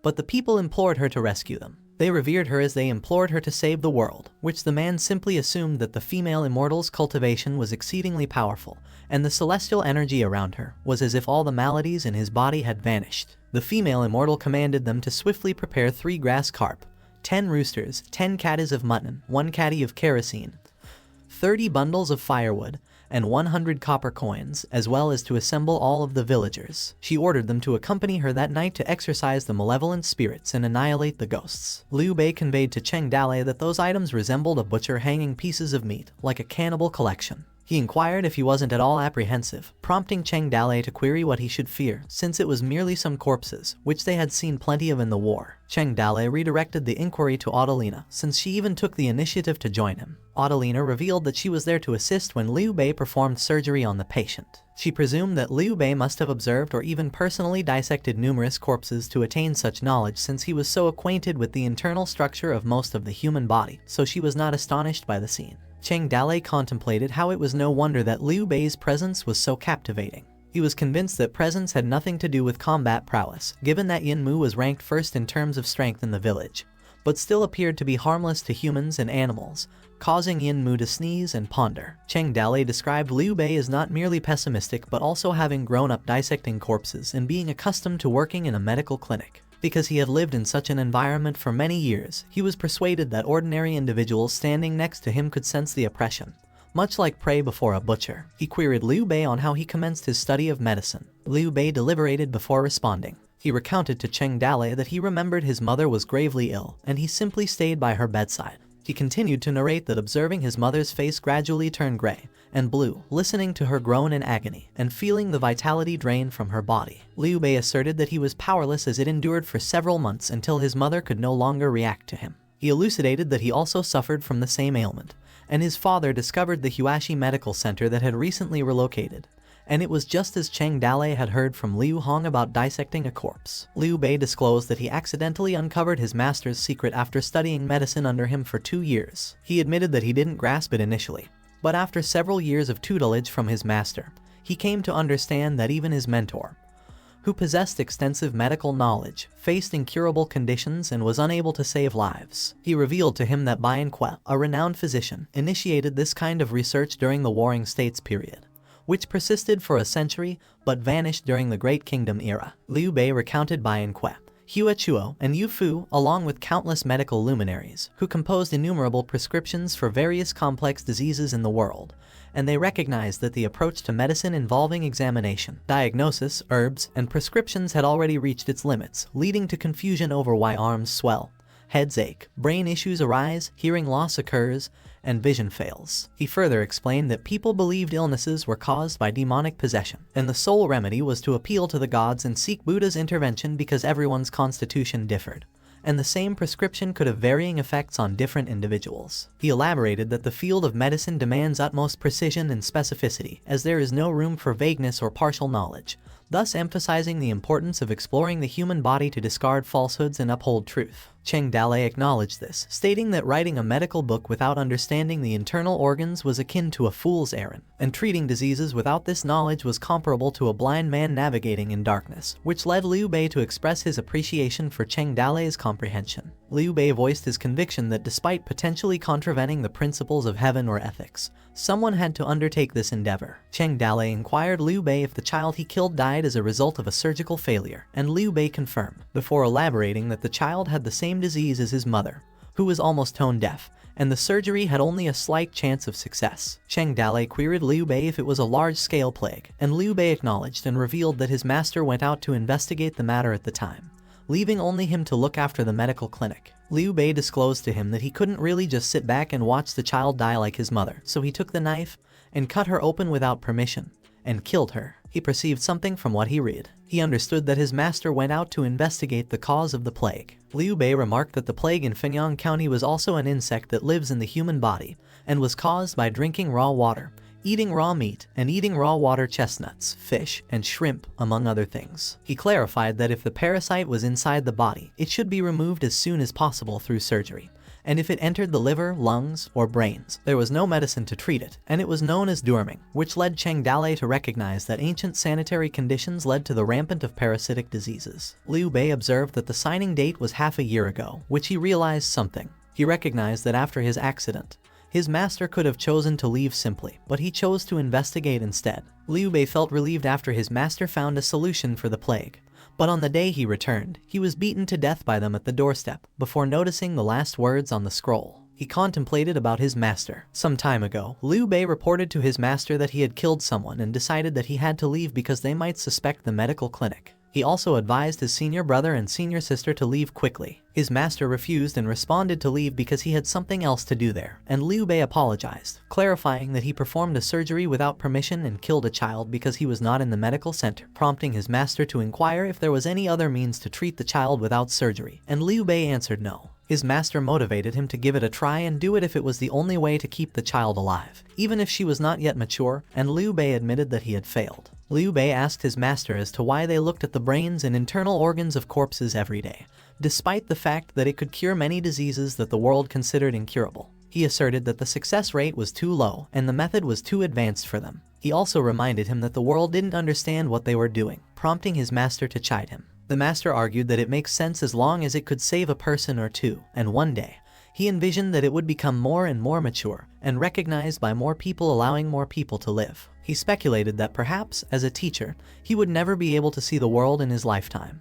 He asserted that there were some things that needed to be done by someone, and the more he worked as a teacher, the easier it would be for later generations, prompting Liu Bei to address his master. The master reminded Liu Bei that he had to remember. He explained that they were like worms in a hole, gnawing their way through a dark sealed bag, and that hole would be plugged once it was discovered. He also stated that although the light coming from the hole was very faint, that no one would notice. The master believed that one day, it would bring light back to the medical path that had fallen into a dark quagmire. He informed Liu Bei that it was time for him to go because they were coming after them. Liu Bei wiped his eyes. Cheng Dalei queried him what he was looking for, and Liu Bei replied that he was looking for the medical research notes of Dr. Huez through the ages. Liu Bei expressed confidence in helping Xiao Lai with her surgery with those notes, and complained that the place was just too messy, dark, and wasn't easy to search. Cheng Dalei noted that the gold, silver, and medical herbs outside had been looted by the villagers, and wondered if those books would be taken by the villagers, and Liu Bei asserted that it was impossible because they didn't know how to read, and even if they knew that books were very expensive and should all be taken away, the fact that the place had not been destroyed showed that the villagers lacked courage to enter. Liu Bei noticed that the iron door of the first layer of the cellar was burned and melted together, and mentioned that his senior brother and sister were locked up in the cellar and burned to death, which led to Cheng Dalei's disbelief since he couldn't find their bodies, and Liu Bei concluded since he have searched everywhere and still got nothing. Adelina informed Liu Bei that there was a secret compartment. They looked at the compartment Adelina found. Adelina was confused as she touched the door, moments later opened it. Liu Bei observed that it was empty, which it shouldn't be, and Cheng Dalei pondered if there were other secret compartments. Liu Bei denied, believing that someone stole it, and claimed that it must have been his senior brother or sister who took the notes, and Cheng Dalei speculated that they were still alive because they couldn't find their bones, before concluding that someone saved them. Yinmu whistled outside, which led to Liu Bei's confusion and Cheng Dalei realizing that someone was outside because Yinmu whistled. Meanwhile, outside the Huashi Medical Center, Yinmu pondered. The female immortal instructed the villagers to set up an altar where she executed the ghost doctor. She proclaimed that the soul was imprisoned there, forever unable to be reborn, until all the ghosts disappeared. The villagers commanded someone to pile the firewood and pour the oil. They shouted as they declared to kill the demons, while others reported that the female immortal was alive and powerful. One guy mused if there was a child in the haunted house, and the other guys believed that he was dead, since she stood with Liu Bei asserting that she must be possessed by the ghost, and the others concurred, believing that they were trying to release the evil spirit. The female immortal began her chant. She announced that she had summoned the heavenly fire to appear to kill the evil spirit. As the fire continued to burn, Yinmu surveyed the surroundings. Yinmu and the black bull inhaled deeply, released the white snake to swallow clouds and emit fog, and the black bull utilized the touty bull king's formidable influence. The wind extinguished the fires and also caused the wood to scatter. The voracious wind forced the villagers to shield themselves from the flying debris. The female immortal exclaimed. While some villagers accused it of being the malevolent wind, others argued it was a nefarious technique. And still others cried out in horror. The villagers voiced their agony after being struck by the debris. Yinmu swelled with pride and sounded her whistle, while the black bull released a forceful exhale. The villagers implored the female immortal to act swiftly and cast her spell to vanquish Yinmu, while others urged her to deploy her unbeatable spells to devise a strategy, leading the female immortal to conclude that Yinmu before her was no ordinary foe. Before questioning whether the villagers wished for her demise, she acknowledged the gravity of her fear towards a mere child and questioned how she could face the future, reassuring the villagers not to fret, and directed them to promptly prepare the altar for her spellcasting against Yinmu. The female immortal commenced her ritual, loudly proclaiming her divine power and soliciting celestial assistance. She also announced her summons of the celestial army. The female immortal declared their empowerment by the heavens and encouraged the others not to fear and to advance, facilitating understanding among them. They guided the others to assemble the firewood. The villagers commanded the lighting of torches and their deployment to seal the fate of their targets. Torches targeted the medical center. Annoyed, Yinmu started to wield her axe, growing increasingly irritable as moments passed. A radiant array emanated from the abode. It cleaved through the roof. The villagers stood perplexed by the bifurcation of the house in flames. They recognized the emergence of the malevolent spirit and warned of caution. The presence of Cheng Dale was noted by the villagers. Cheng Dale and companions positioned themselves against the inferno. The female immortal dispersed some dust, convinced Cheng Dale was under a malevolent influence, and ordered the villagers to eliminate him. Cheng Dale deduced the presence of hallucinogenic scented candles, among other substances. Liu Bei also detected the aroma, identifying the dust as mingled with the essence of rice sack flower fruit. Cheng Dale concluded the female immortal's follower recruitment was aided by the addictive and analgesic properties of opium powder, a challenge he felt even his official status could not overcome. He scrutinized the female immortal's details. System information about the female immortal emerged, though her name remained undisclosed. She was celebrated as a divine woman of 65, skilled in deception and folly. Cheng Dale grasped his sword's hilt. He lunged at her and commanded her demise. Cheng Dale executed the female immortal. Blood adorned his visage. The villagers fled in terror upon witnessing the female immortal's demise. Their assertions matched the act by Cheng Dale. Distressed, Cheng Dale criticized the villagers' profound ignorance. He opined that further dialogue with the villagers was futile. Cheng Dale declared the site's vacancy of purpose and announced their departure, inquiring if a farewell to his father was desired before their leave. Liu Hong emerged, querying Liu Bei about his next escapade. Speculation arose among the crowd regarding Liu Bei's actions, Cheng Dale's deed, and the female immortal's fate. Liu Hong lamented the perpetual troubles in the absence of his vigilance over Liu Bei. Liu Hong beckoned Liu Bei home, expressing unease at the thought of another escapade. Liu Bei contemplated his rebuttal. Liu Hong alluded to an evil spirit within Liu Bei, but was interrupted by Liu Bei's reminder of his long-standing rheumatic affliction, questioning the blame placed on evil spirits for his and his son's conditions. Liu Bei reminisced about his master's fate, countered by Liu Hong's defense of his actions against a cannibal demon, and questioned Liu Bei's association with demons. Liu Bei renounced his filial ties, attributing his survival to his master's influence. Liu Hong persisted in his paternal calls, met by Liu Bei's indifference towards the allegations against his master. Liu Bei conceded, then revealed the true inhabitant of his body was indeed the infamous Liu Bei. Liu Hong wondered what Liu Bei was discussing. The villagers argued, telling Liu Hong that Liu Bei had become a murderer, as they had expected, and that he came back for revenge. Liu Bei laughed hysterically, and revealed that they were too late to find out since he had released his master's souls. He asserted that his master's and senior's resentment would lurk in the sewage and fresh livestock, as well as in the unboiled water, uncooked water chestnuts, raw fish, and shrimps that they often ate, prompting Adelina to call him, while Cheng Dale simply listened. Liu Bei went on to declare that as long as they were infected with their resentment, they would turn into worms, and drill into their body. He warned that the endless sickness would kill them one day, which led to the villagers becoming terrified. Liu Bei laughed and stated that he couldn't wait to see that scene. He also mentioned that just thinking about it makes him want to kill again, and advised them to get out of his way if they didn't want to die, leaving the villagers in panic. The villagers argued, asking one another if they were just going to let Liu Bei go, and another guy declined and proclaimed that if they wanted to die, they should go and stop them, while some others announced that Liu Bei was no longer his son and that he was a cannibal, while others sighed and acknowledged that Liu Bei had died a long time ago, and others cursed under their breath and called Liu Hong. Liu Hong simply watched the commotion. He labeled Liu Bei a murderer. He inquired him if his son would come back. Liu Hong recalled the time he had with the young Liu Bei who was eating. He also trained him with a sword. Liu Bei pondered for a response. He sighed and left the village without a word. Cheng Dalei observed Liu Bei. He observed his daughter who was happily smiling. Cheng Dalei mumbled about father and son. At dawn, the next day, a voice remarked that they didn't expect that. Cheng Dalei advised Liu Bei that he would leave behind those few words before leaving.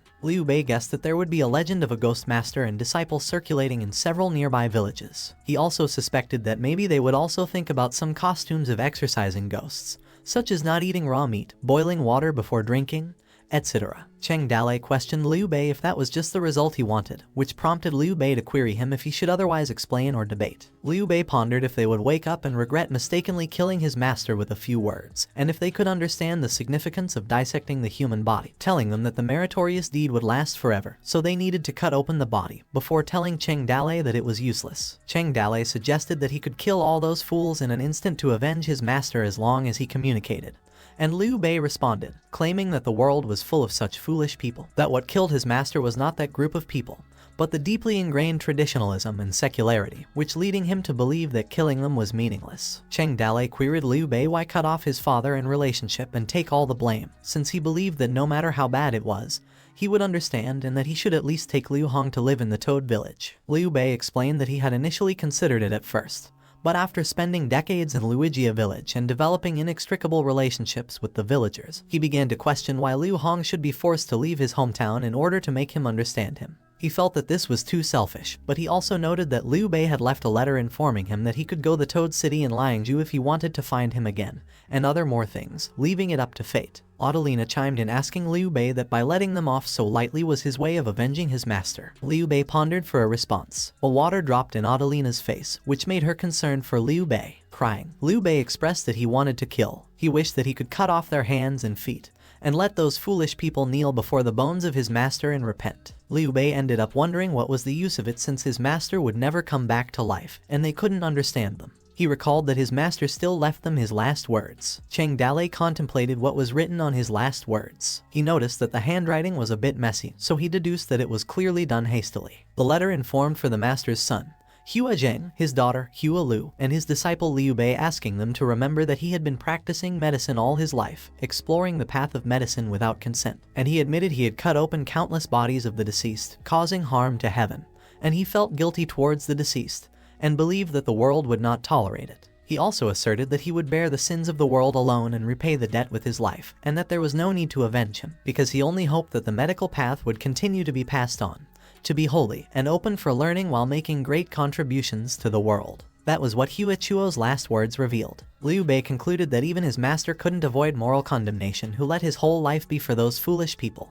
Cheng Dalei opined that such noble character was simply rare in the world. A man appeared and agreed that Hua Chuo was a great person. Cheng Dalei and the group took a look at the man. The old doctor stood up and looked at them. Liu Bei asked the doctor who he was. Moments later he inquired if he was Dr. Dong. Dr. Dong was pleased to see Liu Bei for a long time. A system information about Dong Feng appeared, who was an unknown and excellent doctor aged 52 with skills in pulse sensing, herbal medicine, and experience as a mediocre healer. Liu Bei remarked that it had been many years since he last saw him and things have changed, and Dong Feng replied that Hua Chuo would be very happy to see Liu Bei become an adult. Dong Feng revealed that he had been observing him since he got back and inquired if he was there to see the Hua family, prompting Liu Bei to question him about what he knew. Dong Feng apologized to Liu Bei for the incident and admitted that he would not dare to disobey the villagers or save Hua Chuo. He elaborated that as a doctor, he couldn't just stand by and had to seize the opportunity during the chaos to get Hua Chuo's children out, prompting Liu Bei to inquire about his senior brother and sister's current whereabouts. Dong Feng disclosed that he was also there that night. He recounted that the two children had just emerged from another exit in the cellar when he intercepted them.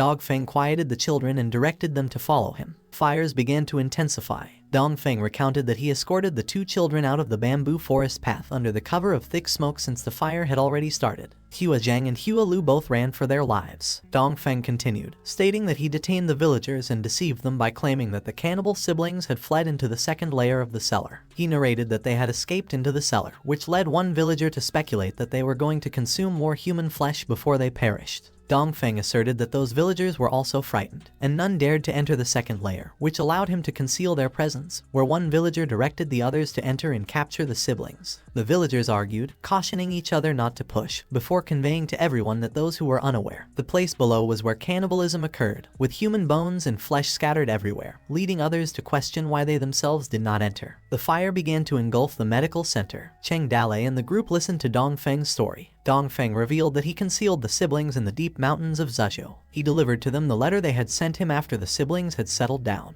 Dongfeng suggested that he could follow the address on the letter to locate them, which led to Liu Bei inquiring why. Liu Bei mentioned that he recalled Dongfeng's relationship with Hua Chua was not very close. Dongfeng reminded him that he was a quack, and not as skilled as Hua Chua was, and he was also timid. He observed that as a doctor, Hua Chua often reeked of corpses and alcohol, so he could still deduce a few of his actions. Dongfeng acknowledged that he merely performed a minor act. Liu Bei noted that his so-called minor act, which he regarded lightly, was tied to the lives of thousands of individuals in the entire city, which he also believed opened up a sliver of possibility for future medical advancements. Cheng Dalei also inquired of Dongfeng if he wished to accompany them, since having someone to guide the way would be more convenient. Dongfeng declined, citing his reason that no other doctors were present within 100 miles besides himself. Cheng Dalei counseled Dongfeng to look after himself and heed his advice not to practice medicine in the village again due to the strong animosity towards doctors, and Dongfeng concurred and urged them not to delay and proceed swiftly. Dongfeng watched them as they departed. He sighed in relief, expressing that his concerns were finally allayed. Cheng Dalei reminded Liu Bei that Hua Chua wasn't alone and neither was Liu Bei. Liu Bei acknowledged that he hadn't anticipated Dongfeng's assistance to Hua Chua, which led Cheng Dalei to assure him that more individuals would understand him,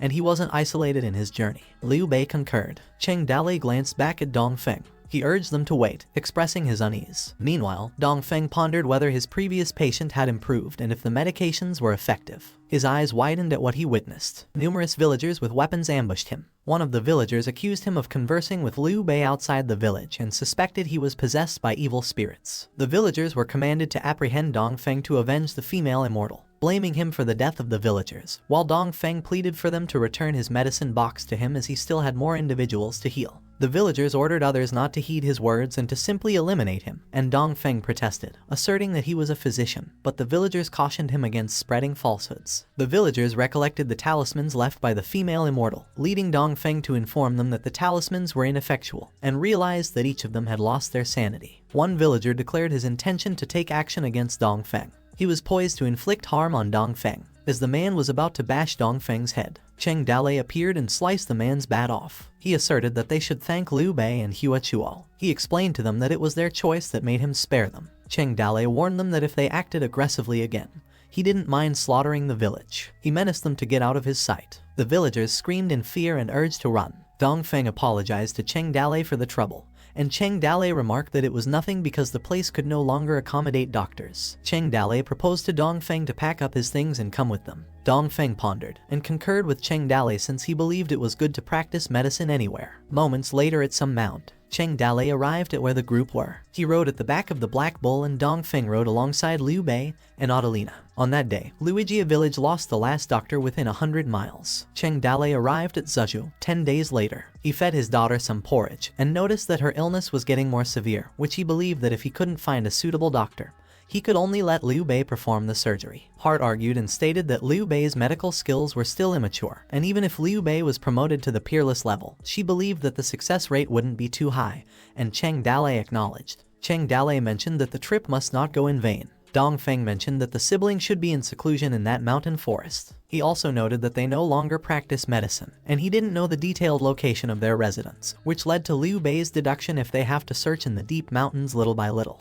Cheng Dalei reassured them, telling them that Yin Mu would show them the way. Dongfeng wondered if Yin Mu knew the way, and Cheng Dalei admitted no before explaining that she was good at finding people. Yin Mu softly whistled. The Black Bull also exhaled aggressively. Cheng Dalei instructed them to follow Yin Mu. Yin Mu whistled in that direction. They began their track. They encountered a dead-end road. Two structures started to appear. They approached the house and saw a farm in their yard. Inside the house, there were few sculpted Buddhas. A woman was also sculpting another statue. Hua-Lu carved the Buddha with a sad look. A voice outside inquired if anyone was home. Hua-Lu's eyes wide open as she turned around to where the voice came from. She dropped her tools and took cover in the blanket. Cheng Dalei inquired again and again if someone was inside, while Dongfeng, exhausted, voiced how he couldn't bear it any longer after a few days of bumping on horseback. Cheng Dalei concluded that no one's answering, which he surmised that no one was inside the house and it was empty, which led to Liu Bei pondering if he should take a look first. A man appeared and questioned them who they were and advised them to stay away from his house. Cheng Dalei addressed the man as little brother as if he recognized who he was. Hua Zheng's eyes were terrifying as he stared at them angrily. Dongfeng groaned, which aggravated Hua Zheng.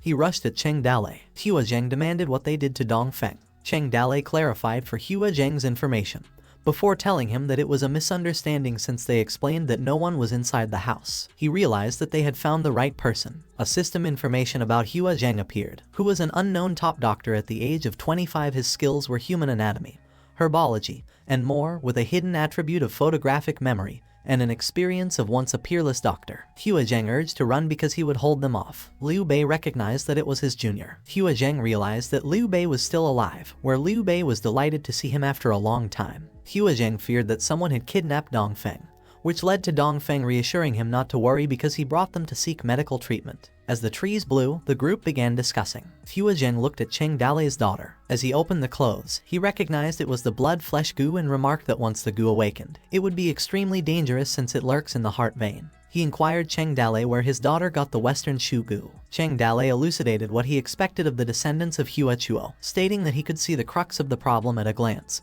before inquiring if he could remove the goo. He questioned Cheng Dalei why he wouldn't let Liu Bei do it since he was skilled. Liu Bei expressed regret. Hua Zheng scolded him, reminding him of Hua Tu's proclamation that he was not allowed to operate on people without permission when he was out, before interrogating why he wouldn't adhere. Hua Zheng declared it ended up like that in the end, which led to Dongfeng advising him not to mention it since it was all old history. Except for Hua Tu, the Hua family regards them and Hua Tu is the best medical experts. Dongfeng queried Hua Zheng if he could assure them he could save Cheng Dalei's daughter, prompting Hua Zheng to contemplate for a response. Hua Zheng apologized to Cheng Dalei and admitted that he couldn't save her, prompting Cheng Dalei to inquire why. Cheng Dalei implored Hua Zheng to save his daughter, before vowing that in the future he would be useful to him and would repay him with his life. Hua Zheng confessed it was not that he didn't wish to save his daughter, but that there was nothing he could undertake. He recounted that Cheng Dalei should have visited Luigia village and discovered what happened to his family. He recounted that on that night Hua Chuo and he barricaded the villagers together, and Hua Chuo perished, and he was wounded, whence he fled into the cellar with Hua Lu, and although with Dongfeng's assistance, they managed to escape. Cheng Dalei and Dongfeng were astonished at what they witnessed. Hua Zheng showed them his arm and revealed his hand was crippled. He also mentioned he couldn't perform any fine work. He attempted to close his hand, which induced its trembling, and opened it. Hua Zheng disclosed his hand muscle was severed, and although it was reattached, he could no longer wield a knife. Cheng Dalei remarked that the foolish villagers actually managed to cripple a highly skilled doctor. Hua Zheng expressed regret as he wished to assist, but he was powerless. Liu Bei inquired Hua Lu if she was inside the house and pondered where she was because they had been there so long and she hadn't appeared yet. And Hua Zheng responded that Hua Lu couldn't contribute in her current state and requested them to depart. Dongfeng inquired Hua Zheng if he could see Hua Lu. Hua Zheng affirmed he had no objection since Dongfeng was their benefactor. Dongfeng stated he required 3 to 4 individuals to aid him since his old body was frail and fragile, which he believed wasn't too much to ask. Hua Zheng pledged he could assist Dongfeng to come over. Annoyed, Dongfeng reminded Hua Zheng that his hands were shaking, before questioning if he could take responsibility if he fell. Cheng Dalei appreciated Dongfeng claiming he didn't abduct someone for nothing. Hua Zheng cautioned Cheng Dalei that he better not follow, prompting Cheng Dalei to inquire why. Hua Zheng inquired if he was Cheng Dalei. Cheng Dalei pondered why he recognized him. Hua Zheng clarified he was only suspicious at first, but since he identified himself as Cheng, he began to connect the Black Bull and the Mute Girl. He also mentioned the most crucial aspect was that no one in the martial world could emulate the malevolent energy emanating from Cheng Dalei's body from the Mountain of Corpses and the Sea of Blood, leaving Cheng Dalei wondering if doctors possess a unique perception. Hua Zheng reminded him that the martial world was in turmoil because of Cheng Dalei, and everyone was conjecturing what he was plotting and was perplexed that he was currently at his place. Cheng Dalei solicited Hua Zheng for a chance because he hadn't had one before, and he looked at his daughter before reminding himself he was solely a father now. Hua Zheng was rendered speechless. He conveyed he spoke earnestly and highlighted how unparalleled his power was, that even if he forced entry, he couldn't halt him, and that he merely hoped that when Cheng Dalei entered, he could attempt to suppress the malevolent energy in his body as much as possible, which Cheng Dalei grasped. Hua Zheng knocked on the door, announcing it was him. He announced Dong Feng had arrived and brought some friends with him, before inquiring if she would like to meet them. Hua Lu mentioned Liu Bei and Dong Feng's names and consented to Hua Zheng about meeting them. Hua Zheng unlocked the door. A few Buddha statues were assembled, and in the corner was Hua Lu, who was shielding herself with a blanket. Cheng Dalei referred to her as his last hope while searching for her information. He glanced around and noticed a few Buddha statues. A system information about Hua Lu emerged, who was a 25-year-old unparalleled physician with divine hand, anatomy, herbology, and acupuncture skills, as well as a hidden attribute of frozen heart and experience with a genius autistic child. Disappointed that Hua Lu was another unparalleled figure, Cheng Dalei deduced she was worse than Liu Bei, and speculated if she was Liu Bei 2.0 after observing her symptoms, while Liu Bei's reaction was similarly astonished, leaving Cheng Dalei to ponder if geniuses' minds were distinct from ordinary people's. Hua Lu inquired as to who they were, and Hua Zheng remarked that Cheng Dalei was a friend of Liu Bei who brought his child with him to see a doctor. Cheng Dalei implored Hua Lu. Hua Lu became anxious. She remembered a shadow of a tall man. Hua Lu advised not to come. Cheng Dalei felt dejected after Hua Lu didn't want him. Hua Zheng closed the door while Hua Lu covered herself back. Hua Zheng revealed that Hua Lu saw Hua Chuo's death with her own eyes, leaving a deep shadow that made her afraid of seeing a tall adult man, and that they had given up studying and practicing medicine before asking them to leave. Cheng Dalei chuckled and expressed disbelief. He couldn't believe they'd stopped practicing. He didn't believe what Hua Zheng revealed, that they gave up medicine. He concluded that Hua Zheng was simply afraid of him, having imagined that a mountain bandit would be like those villagers, before questioning who could have hidden the stench of corpses on him. Cheng Dalei asserted that Hua Zheng was still secretly dissecting even though his hand was useless. He also believed Hua Zheng knew because he was very persistent. Cheng Dalei proclaimed that even if he completely gave up the path of medicine, Hua Tu would truly disappear from the world, and that inheriting that path was the only way to live up to Hua Zheng, Hua Tu, and all of their ancestors' dreams. He inquired Hua Zheng how much breakthrough he could make in the mountains if he studied for a lifetime without the support of those in power. Cheng Dalei questioned him if the incident in Liujia village would happen again if he was discovered, and whether Hua Zheng or Hua Lu would be the ones beaten to death with sticks. Cheng Dalei proceeded to slap Hua Zheng. Hua Zheng called out to Cheng Dalei as he fell to the ground. Hua Zheng questioned Cheng Dalei what he was trying to do. Cheng Dalei assured him that he was not his enemy and that there was no need for him to be hostile. He unsheathed his sword. Cheng Dalei cut open to the house. He breaks the wooden wall into pieces. He looked at Hua Lu, who was still at the corner. Hua Lu looked at Cheng Dalei in fear. Cheng Dalei commanded to open the door. He discussed about the Operation Icebreaker. Hua Zheng wondered what he was doing, and Cheng Dalei questioned him if he really thought he was protecting Hua Lu by letting her close herself off. Cheng Dalei ordered Yanmu to stop Hua Zheng, and Yanmu did. She stood in front of Hua Zheng with her axe in her hand. Cheng Dalei apologized and offered to give him a chance to make a deal. He promised that he would offer them conditions that they couldn't refuse. Cheng Dalei conveyed that it might scare her because he knew she had been hurt by the mobs and assured her that he would never hurt Hua Zheng, prompting Hua Lu to demand him what he was doing before instructing him to get out. Cheng Dalei takes a look at the surroundings. He commented on how good the sculpture was, which led him to believe that the hand holding the knife was very stable and the cutting was sharp and precise, with smooth lines. He went on to observe that both of them knew that they were only wooden sculptures and couldn't save people. Hua Lu ordered Cheng Dalei to put it down and warned not to touch her Buddha statue. She explained that she was trying to atone for her sins, which left Cheng Dalei confused. Cheng Dalei reminded her that sculpting the internal organs of a Buddha statue did not show that she had any respect for them, and Hua Lu stated that it was not for her. Cheng Dalei suspected that the Buddha statues were just cover-ups, as he believed that was what made Hua Lu's heart miss everything she couldn't forget, and that sculpting it would bring her peace of mind. He also mentioned that she and Hua Chuo were not guilty, which made him wonder how she could claim to be atoning for her sins if she used it to sculpt Buddha statues. He still believed that they were doctors at heart. Cheng Dalei suggested that she was just like Hua Zheng, and that sculpting Buddha statues was just a cover-up, believing that Hua Lu hadn't given up the medical skills passed down by their ancestors, but Hua Lu still refused. He urged her to listen, since he knew the hypocrisy of the world, and people were arrogant and dangerous, and the traditional concepts formed over thousands of years were unbreakable.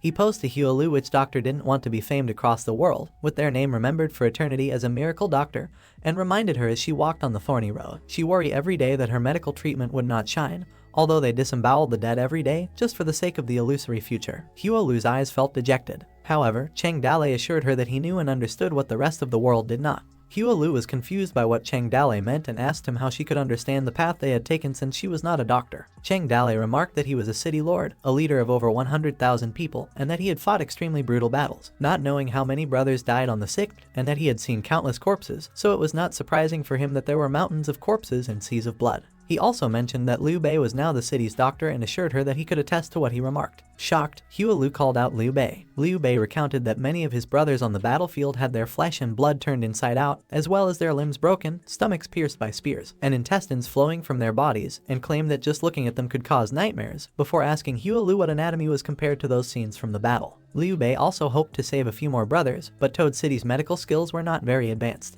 Cheng Dalei advised Hualu that being alive was the most important thing, and that the dead were just a slowly rotting mass of meat. He also assured her that she did not need to worry about tradition if dissecting the dead could save a few more people in the future, which led to Hualu asking him if he would support them since he was the city lord. Cheng Dalei agreed, and promised her that he would be ready to do everything to cooperate as long as they were willing to help. Hualu wondered how she could be of help. Cheng Dalei explained that if she joined the Toad City with his support, she would not be rejected or hindered in her anatomical research. He promised Hualu that he would build suitable medical facilities for her, as well as find like-minded companions and create a more enlightened environment for her, because the medical path she was pursuing would eventually become common knowledge among civilians. Cheng Dalei also mentioned Hua Chuo, and how all of the Hua families who pursued the path of medicine would be remembered in books and passed down through the ages, before telling her that was the condition he could promise her. However, Cheng Dalei revealed that he was not the city lord that was in front of her, but a father worried about his sick daughter. He implored Hualu to save his daughter and fulfill her responsibility as a doctor. Hualu stared at Cheng Dalei. Cheng Dalei bowed in front of her. Liu Bei worriedly called out Cheng Dalei. As time passed, nothing happened.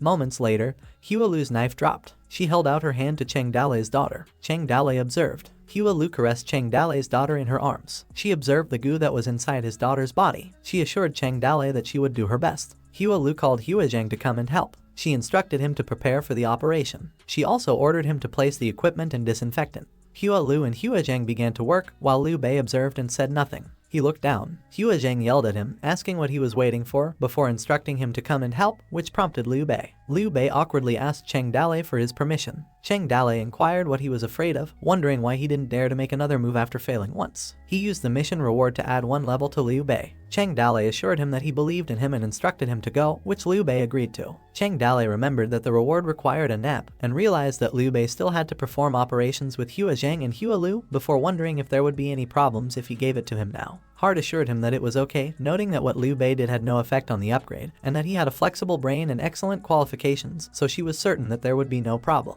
Cheng Dalei mumbled in relief. Hart enthusiastically announced that she, the chief anesthesiologist of the Toad Village, was reporting for duty. She declared that she was also going to help. She advised to wait for her good news. Hart dived towards Cheng Dalei's daughter and announced that she was going to start. The next day at the Hua siblings' house, Cheng Dalei's daughter rested satisfyingly. At the same time, Hualu was observing her condition. Huazhang reported that the situation was stable and the operation was successful, which he described as a miracle because there was no major bleeding, crying, or moving. Cheng Dalei thanked Huazhang. He proceeded to invite him to come back with him to the Toad City since he wasn't sure what he was thinking, and that there were still hundreds of patients like Xiaolai in Toad City. Huazhang also thanked Cheng Dalei for his kindness and remarked that they were willing to go with him back to the Toad City, before informing him that Xiaolai should not take a bumpy horse ride because he believed it was best for her to recuperate for a while before her wound healed, which Cheng Dalei understood before thanking Huazhang. Huazhang also had some matters to talk to him about. He advised Cheng Dalei not to show his face for a few days. Cheng Dalei inquired as to why he planned to go to town to prepare food for the next few days. Huazhang revealed that someone in the martial world was secretly pushing a demon-subduing gathering that was specifically targeting him, and he believed it was best if Cheng Dalei did not show up. Cheng Dalei inquired about the demon-subduing gathering, and Huazhang explained that someone behind the scenes was deliberately instigating and publicizing evil things Cheng Dalei had done since he was already notorious, and that the martial world's people now refer to him as the world's supreme demon, and the person who eradicated him would be the supreme martial expert, for which he expected high bonuses and fame would be given. Huazhang admitted that he didn't know how many young people desired to kill him for fame. Cheng Dalei was uninterested at what he saw. He chuckled. He asserted that if more people could kill him, he would have died on Bullhorn Peak a long time ago, before questioning him what sort of trash would get him. Cheng Dalei stated that one more thing was better than another new thing, and announced that he would go down the mountain to buy food and clothing for that period of time, and he would just wait for Xiaolai to recover from her operation. He also declared that they would leave after Xiaolai recovers from her operation, which led to Huazhang agreeing. Hart overlooked at the house. She snapped her fingers in front of her. A system mission appeared that outlined the path to seek medical treatment, including the requirement to travel to Fenyang County in search of the Hua family, as well as the condition that the Hua family join the Toad Village. Another notification appeared, indicating that Hua Zheng and Hua Lu had joined the Toad Village. A system notification appeared announcing that a reward had been obtained at Toad Village. Medical knowledge and people's wisdom had been improved. Another reward also confirmed that the medical book the Hua family research notes of the ages had the Toad City pharmaceutical knowledge increased by 100%. And the third reward communicated that the Hua family settlement would attract more medical talents, which increased the medical talent recruitment to 50%. Another notification appeared, reporting that the second phase of a character's hidden exclusive task had been completed, which was to uncover Liu Bei's past and untie his heart's knot. Liu Bei and Adelina happily fished together. Another notification showed up, conveying that Liu Bei's relationship with Cheng Dale had been raised like a fish back in water as Liu Bei caught a big fish. Liu Bei and Adelina smiled at what they caught. Trees around stood still. Meanwhile, at the Bingzhou wilderness, Nai Yinying noted that the route they were taking avoids towns and passes through Liangzhou and Bingzhou, and that it could be considered as the border between Yuzhou and Jingzhou currently. She also observed that the Hua family was known for their medical skills, so she believed that they should be somewhat famous in Yuzhou, and suggested that they should be able to find out some information by asking around, suspecting that Cheng Dale should also be there, and Lai Wanner agreed. Lai Wanner realized that it was almost dark and proposed they find a place to rest. Nai Yinying proposed that there was a small village nearby and suggested they go there to buy some food and water, and Lai Wanner agreed. Nai Yinying noticed something in the distance. She saw a bird. The bird came back to her nest and fed her young, which led to Nai Yinying concluding that spring had come since the swallow returned and nests were built in the forest, which was not a good omen. Lai Wanner questioned why she stated that.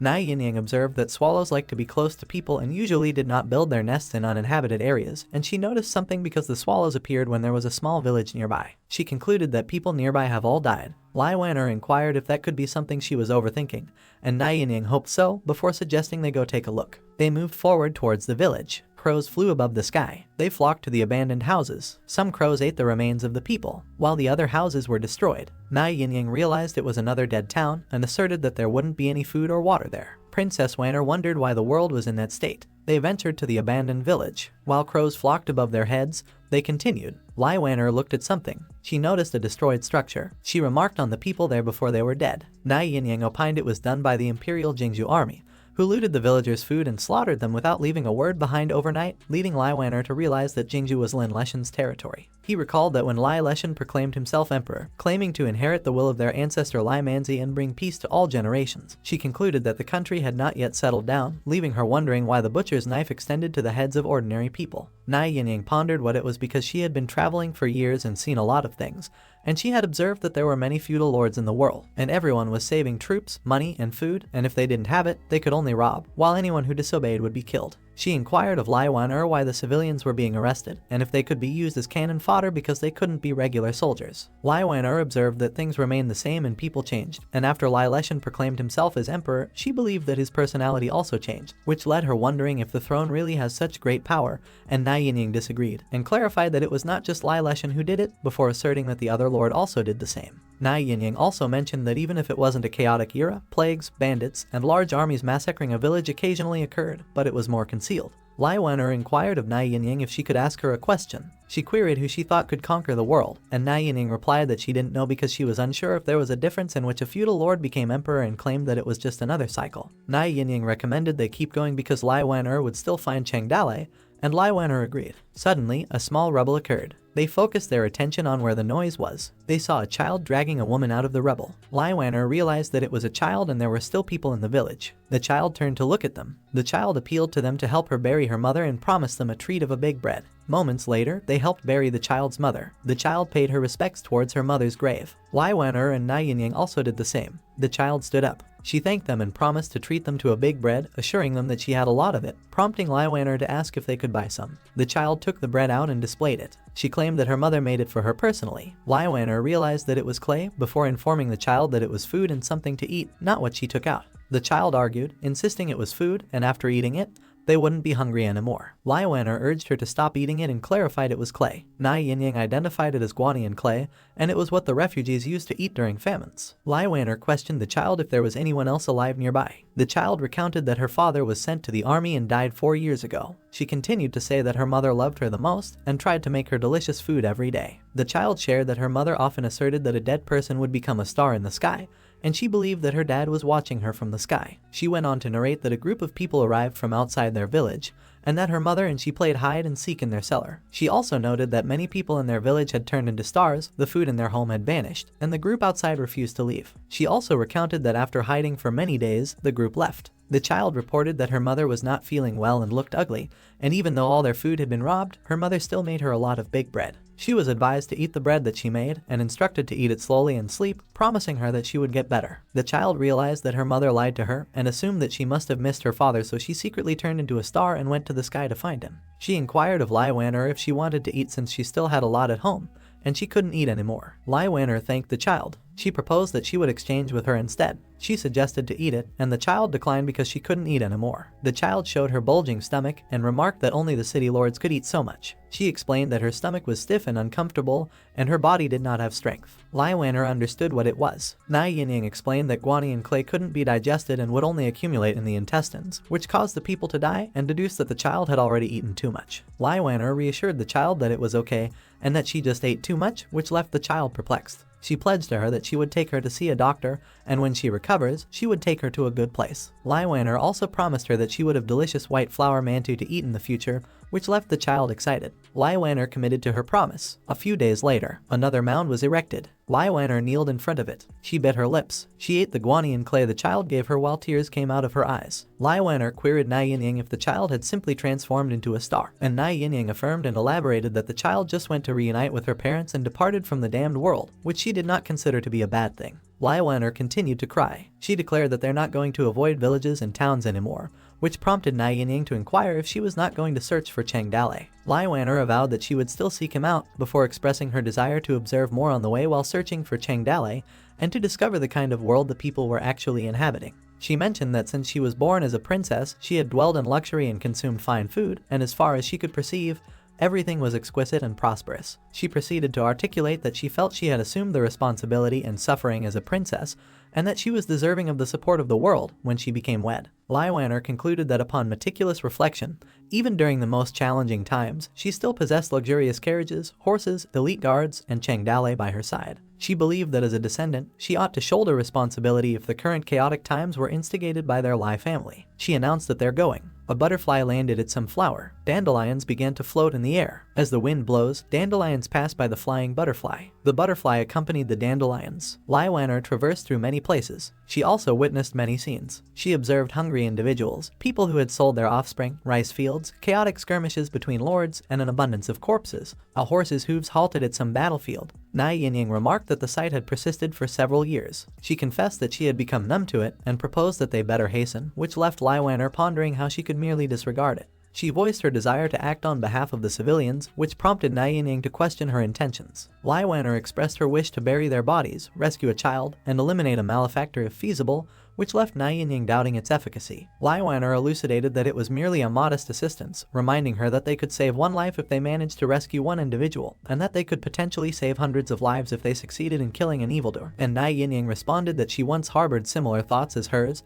and queried if she remembered the town they had bypassed a few days earlier. Nai Yinying disclosed that the town was known as Huangtu Town, and she once executed the mayor there, and she too once naively believed that after eliminating the culprit, the civilians in the town could lead better lives. She noted that a few days later, upon revisiting the site, she realized that nothing had altered. Nai Yinying concluded, after assimilating a perspective she later comprehended, that in a tumultuous world, eradicating one or two individuals or rescuing them was insufficient to ameliorate conditions, and that if they truly aspired to effect change for the people at that time, she was convinced there existed a superior approach. However, Lai Wanner pondered what she could undertake besides observing, which led Nai Yinying to suggest that it was preferable to proceed and locate Cheng Dale. She hypothesized that perhaps Lai Wanner could discover her own resolutions in Cheng Dale, and Lai Wanner concurred. The butterfly spreads its wings and embarks anew. In the territory of Zhezhou, in the city of Langa, people gathered and glanced at the wanted poster. One of them inquired if they read this yesterday and observed that he saw this wanted notice plastered everywhere. Another person commented that the person above was Cheng Dale, wondering if others were aware. Curious, some inquired if Cheng Dale was very powerful. Others asserted he was the world's top villain. It was stated that his evil deeds were known from Yuzhou to Liangzhou, and warriors worldwide were invited to fight together. One person declared that whoever captured Cheng Dale's head could command the world's martial artists, and become the master of martial arts. Presenting his head to Lord Minister Kui could be in exchange for a promising future. Another remarked that the demon subduing gathering was the martial world's official declaration of war against the world's top villain. Someone revealed that he heard the 10,000 Scrolls Academy had also invited Cheng Dale. They scoffed at the idea of the mountain bandit studying, deeming it absurd. Additionally, a person announced that someone had spotted him nearby, causing everyone to keep their eyes fixed at every intersection so they would be able to get him to kneel. Meanwhile, observing the bystanders, Liu Fakai perceived that Cheng Dale had become the target. He realized he must not ever pretend to be him again, otherwise he wouldn't know how he would die. He reflected thankfully that he had disposed of the wooden sword and big axe, and the black bull was caught, leaving only his clothes. Otherwise, it would be troublesome if he were recognized by others. His younger brother inquired where they were heading. Liu Fakai responded that he didn't know. With wars raging everywhere, they sought refuge in the deep mountains and planned to stay hidden for a few more days. Concerned, his younger brother questioned if they had a letter from the academy, suggesting they go there, expressing his desire to study. Surprised, Liu Fakai retorted to his brother that the letter was for Cheng Dale, warning him not to use it to deceive people and if he was courting death. Innocently, his younger brother assured him they had thrown away the letter and vowed not to impersonate Cheng Dale again. Liu Fakai insisted they couldn't lose it, emphasizing Cheng Dale's role as their savior and admitting that they just used their reputation and urging that they should not forget their roots. He promised that if they were lucky enough to meet Cheng Dale again, he would return the letter to him. His younger brother persisted in his desire to study. Rubbing his younger brother's head, Liu Fakai agreed, suggesting they head south where it was more peaceful to start a small business. He promised to find a private school for him to study, and his younger brother smiled and nodded. As they continued their journey on a rainy day, the people they were with were surprised as they encountered soldiers rapidly approaching them, causing unease among the crowd. Murmurs spread about the sudden rush of soldiers, and one of them exclaimed that there were many of them coming. The soldiers proclaimed that the city lord had ordered them to recruit soldiers. The soldiers yelled and addressed all the people. The soldiers belittled them as lowly people, insinuating to them that in times of disaster, if they didn't become soldiers, they would resort to thievery. The soldier commanded to take all the men and children away, threatening to kill anyone who resisted. The people, disbelieving what they heard, interrogated the soldiers about the recruit. Chaos ensued as the villagers turned and cried out for everyone to run away, warning others that the soldiers were coming to catch people once again. One soldier seized a child, while a mother pleaded desperately, explaining that her husband had already died in battle and her child was all she had left. A man resisted and shouted, "Don't catch him." Meanwhile, Liu Fakai was frustrated, grabbed his younger brother, and ran skillfully to escape the turmoil. They dashed out, moving flexibly amidst the chaotic event, managing to evade the soldiers' attempts to capture them. One of the soldiers almost stabbed him, but he was able to dodge it. However, Liu Fakai's bag overflowed with money, and it accidentally spilled, revealing the wealth to the people. His younger brother shouted to alert Liu Fakai that their money had fallen, but Liu Fakai ignored it, prioritizing their escape. As a result of the money, the crowd clamored for it, asserting it was rightfully theirs, which led to a brief scuffle while the soldiers watched them. Liu Fakai still runs at a distance, urging his younger brother to leave it behind, and they go. One persistent soldier insisted on pursuing Liu Fakai, suspecting he held something more valuable. He suggested grabbing the child, noting that children could sell for a good price. The soldiers followed Liu Fakai, remarking that he ran quite fast. As they continued running, they reached a cliff and found themselves surrounded by soldiers. Frustration was visible on Liu Fakai's face as he persisted in running towards the cliff while a soldier aimed an arrow at him. His foot was struck by the arrow, causing him to lose his balance and stumble, and that made them fall with his younger brother. Instinctively, he shielded his brother as they fell. The soldiers above questioned each other if they had captured him. One speculated that if they rolled down such a hill, they were sure to, while another suggested they should descend and find their bodies. However, another dismissed the idea, citing the heavy rain as a hindrance and advising not to be delayed by 2 refugees. One commanded to regroup. The rain poured heavily amidst the hills. Liu Fakai shivered, feeling the cold, awakened by the rain. He wondered how long he had been unconscious. He pondered about his leg being pierced by an arrow, and he was uncertain of the many broken bones he had. He felt he had nothing left. Gazing at the moon, he whispered to God, pleading for a way to survive and addressing him as the high and mighty. He called himself a weed, an insect, and the lowest of the low. Yet, he simply desired to live. As his eyes nearly closed, he remembered his father's last words, promising to return after his journey to build a house for them and get him a wife, but he regretted sending his father away. He remembered his sister's advice to take care of their mother in the future as she lived a good life, and the hope of curing her illness with money, but in the end, he sends his sister away too. He also recalled his aunt's passing and regretted sending her away as well. He questioned why life had to be so difficult and whether he should just die, pondering that living was so tiring. Losing hope as he closes his eyes, but at the sound of his younger brother's voice calling out to him, he suddenly wakes up, rising to his feet and supporting his younger brother, addressing him. While his younger brother complained of feeling unwell in his head, Liu Fakai feared his younger brother was dying, realizing he hadn't even noticed, but still thinking about useless thoughts. He reassured his younger brother that it was all his fault and urged him not to be afraid. With frustration evident on his face, he assured his brother that everything would be okay, promising to keep him alive. Reflecting on their parents' absence, he resolved not to send his brother away too, while he reassured his younger brother not to be afraid. With determination, Liu Fakai gritted his teeth and removed the arrow piercing his leg, steeling himself with the conviction that everything would be alright, and that he had a way. Liu Fakai found strength within himself for his younger brother, carrying him piggyback despite his struggles. Summoning every ounce of courage within him, Liu Fakai stood tall and resolute, leading his younger brother through the pouring rain as they pressed on with their journey. Their path eventually led them to the sea, in another place where people gathered near the ocean. The sudden opening of the academy's doors had led to the many tea stalls that had appeared at the foot of 10,000 Scrolls Mountain. Among them was Simakayan, who captured the attention of the crowd at a tea stall. Mysteriously, she addressed the people, urging them to listen carefully. She mentioned that the last time the 10,000 Scrolls Academy recruited students was 50 years ago, and each time, the master would choose 12 orphans from around the world to be his close disciples. She introduced them as the 12 sages, and each of them was proficient in the 6 arts, which were etiquette, music, archery, chariotry, literacy, and arithmetic. She emphasized that everyone had their own strengths and unique skills, with fighting spirit and patience being more shocking. She continued by explaining that after the 12 sages completed their studies, they would descend the mountain to accept disciples under the master's order. It was rumored that many talented individuals in the world became their disciples. Someone interjected, questioning why the academy only recruited students once every 50 years, and some expressed skepticism about the legend of the master before. Another person chimed in, doubting the story, deeming it too fake. Some people expressed frustration, claiming that Simakayan's words were wrong, especially since the academy had announced that only one person would be recruited,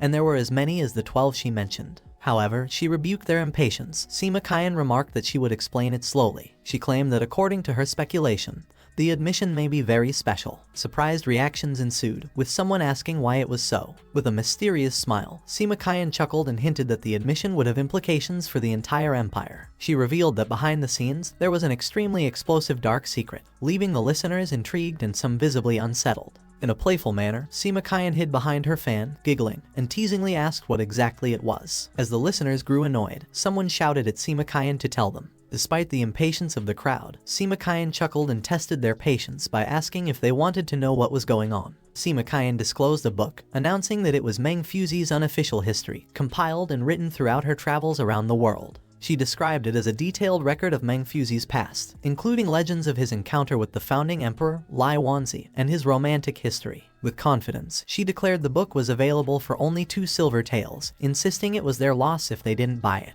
She assured the crowd they wouldn't be fooled and that it was absolutely not a loss, encouraging them to buy as much as they could. Finishing her pitch, Simakayan scanned the audience and met with glares that seemed to doubt her words. Feeling the tension in the air, she attempted to put on a smile and asked what they wanted. In response, she was swamped by the crowd, prompting her to yell at them to be gentle. People urged others to beat her, accusing her of digging herself into a hole without filling it. However, Simakayan retaliated by swearing and demanding payment. After they beat Simakayan, the other men walked away. One of them, visibly annoyed, muttered about bad luck, while another dismissed the situation. Another commented sarcastically that, after all the talk, it turned out to be a bookseller. Some of the men remained, browsing through the book, while others observed on what a load of crap, questioning how she dared to claim that the master and Lai Manzi knew each other back. One man pondered if the master had lived for thousands of years. A man with a stern gaze read through the book and remarked that it was still well written. He elaborated that the history traced back to 300 or 400 years ago in the Warring States period. He noted how the master once led 3,000 disciples to Rome in the Warring States period, negotiating with lords of various countries. He read about the limerick. It was written that the master is the epitome of manliness, iron-blooded, a true man among men. His fist is strong enough for people to stand on, and his back steeled enough for horses to gallop on. The author's comments added a comical touch, portraying him as the iron-blooded, invincible tough guy, capable of riding a horse with a single arm and a straight back. His grip with both hands could crush 10 men, and his chest could crush boulders into fine powder. With an aura surpassing the world around him like a crashing mountain, he imbibes 10 caddies of wine and beef. Like a demon lord high above in the sky, he stood above all like a great god in the world of mortals. Suddenly, Simakayan interrupted comically, calling the master a strong tyrant and emphasizing the battle of real men. The mood of the men darkened as one of them exclaimed that this was outrageous, questioning if the man in the book was still a scholar. Another man remarked that he stated that the book was a waste of money, and that their 2 silvers had been wasted. But soon, their conversation shifted as one of them asked if Cheng Dalei would come to the 10,000 Scrolls Academy. Another confirmed that he had received the letter and thought that Cheng Dalei would likely come to look. One of them remarked cynically, suggesting that a mountain bandit coming to study was more like burning a book. Suddenly, the man grew serious, suggesting they make a bet. This prompted another to inquire about the terms of the bet. As they walked, one proposed a bet: if Cheng Dale didn't show up, he would be given 2 taels of silver and his blood would be recovered. He rolled up the book, declaring that if Cheng Dale did come, he would eat the book. However, one of them was surprised when he saw something. Further along their path, the man expressed astonishment. Pointing to someone, he asked if the man walking up the stairs was Cheng Dale. The one who bet grimaced at what he saw and clenched the book, while the other 2 smirked at him. Meanwhile, Liu Fakai, who pretends to be Cheng Dale, was carrying his younger brother going uphill. His face appeared battered, with his younger brother looking weak and calling out to him. As the 3 men watched them ascend and believed that Liu Fakai was indeed Cheng Dale, one of them questioned whether Liu Fakai was seriously injured, while another wondered if the child was a little girl with strange powers and if she was seriously injured too. One of them suggested a sneak attack to kill them and split the reward. Humorously, the man who made the bet reluctantly began eating the book, cursing. He admitted that even if Cheng Dale was seriously injured, it was not something the juniors could handle. Flustered, the other men commented nervously, suggesting they take another look just in case they catch a leak. Meanwhile, Liu Fakai reached the man who guarded the gate and introduced himself as Cheng Dale. Liu Fakai showed his invitation to the guard, stating that he had come at the invitation of the master. The guard, addressing him as Cheng Dale, remarked that there were still a few days before the entrance exam and mentioned that he was a bit early. However, the guard proceeded to mention that it was okay, expressing appreciation for his punctuality and studiousness. The door was opened, and they were welcomed by Liu Fukai inside. Meanwhile, the 3 men hid behind a large rock. One of them remarked that cowards starve to death while the brave eat their fill. The other 2 prepared to attack, while one of them comically chewed on the torn pages of the book. As they were going to charge Liu Fakai from behind, the guards swiftly intervened to protect him. They swiftly subdued the attackers, who were left defeated. The guards admonished them for their rude behavior, calling them vulgar people. The attackers stumbled down the stairs. One of them, who had been chewing on the book, looked at his companion bewilderedly as he noticed them defeated and humiliated, unable to comprehend what had happened. One of the guards, Zai Wo, reminded them that martial arts were not allowed in the academy, emphasizing that they should abide by the rules set by the master for the Tao. Another guard, Ran Boniu, questioned how they, as members of the 12 sages, could follow the path of Tao if they ignored the rules and used force against the guests of the academy. Zai Wo echoed the master's teachings, emphasizing the importance of being filial to one's younger brother and not offending his superiors. He noted that committing crimes was not easy, but those who were good at causing trouble were rare. After the incident, Liu Fakai's expression turned into one of confusion and he wondered if he was the scholar. Or could it be that he was in the wrong place? He felt dizzy from the sudden realization, but Zai Wo and Ran Boniu quickly caught him from falling, repeatedly addressing him as guest and urging them to take him to the guest room for treatment. Inside the academy, Liu Fakai and his younger brother were sleeping soundly in their beds. Suddenly, Meng Jiao arrived at their place. One of the 12 sages, Zilu, wondered if the man was Cheng Dale, and Meng Jiao confirmed with certainty that he was not, as Liu Fakai lacked any martial arts skills. He interrogated Zilu about how he could send it to the wrong person. Zilu foolishly remarked that Liu Fakai looked quite similar to Cheng Dale at that moment. In disbelief, Meng Jiao commented that he didn't expect someone would dare to impersonate that evil star, Cheng Dale. Zilu inquired about how they should handle the situation, suggesting whether they should get rid of them. Meng Jiao remarked that they seemed desperate to come to the academy to see if they had a chance of survival. He voiced his decision to allow them to stay for a few days to recuperate, considering that they were also a poor person. Zilu asked if he needed to send a letter again. Meng Jiao answered that it wasn't necessary, as time was running out. He concluded that it appeared Cheng Dale was not fated to join the academy, so they should let him be. Meng Jiao commented, "Amitabha, all causes and effects in the world have their laws of fate." Meanwhile, at the roadside tea stall below 10,000 Scrolls Mountain, the listeners couldn't believe the man who claimed it was true. He asked them why he would lie to them. He insisted that they had to believe him. He slammed his hand on the table and exclaimed that he saw with his eyes that Cheng Dale was seriously injured and now hiding in the academy. The man pointed to his bruised companions, indicating they could also testify, and the injured men nodded in agreement. He turned his attention to Sima Qian and ordered her to spread the word that Cheng Dale was hiding in the academy. Sima Qian smirked and remarked she would think about it. With a sly grin, Sima Qian thought that Cheng Dale was protected by an immortal, wondering how he could suffer such a serious injury. She doubted that the one in the academy was an imposter. A malicious smile formed on her face as she pondered the situation. To her, it didn't matter if it was real or fake. As long as she gave it a little push, the demons subduing gathering and the academy admission would be held at the same place. She let out a malicious laugh. With a mischievous grin, Sima Qian thought that it was time to have some fun. Maybe she could still lure the real Cheng Dale. And she suddenly felt a surge of excitement, thinking that perhaps she could see Yin Mu again. Sima Qian energetically grabbed the attention of everyone, announcing that the hunt was about to begin. She proclaimed loudly that the martial world would hold a demon-subduing gathering in the academy, where people would gather to kill Cheng Dale.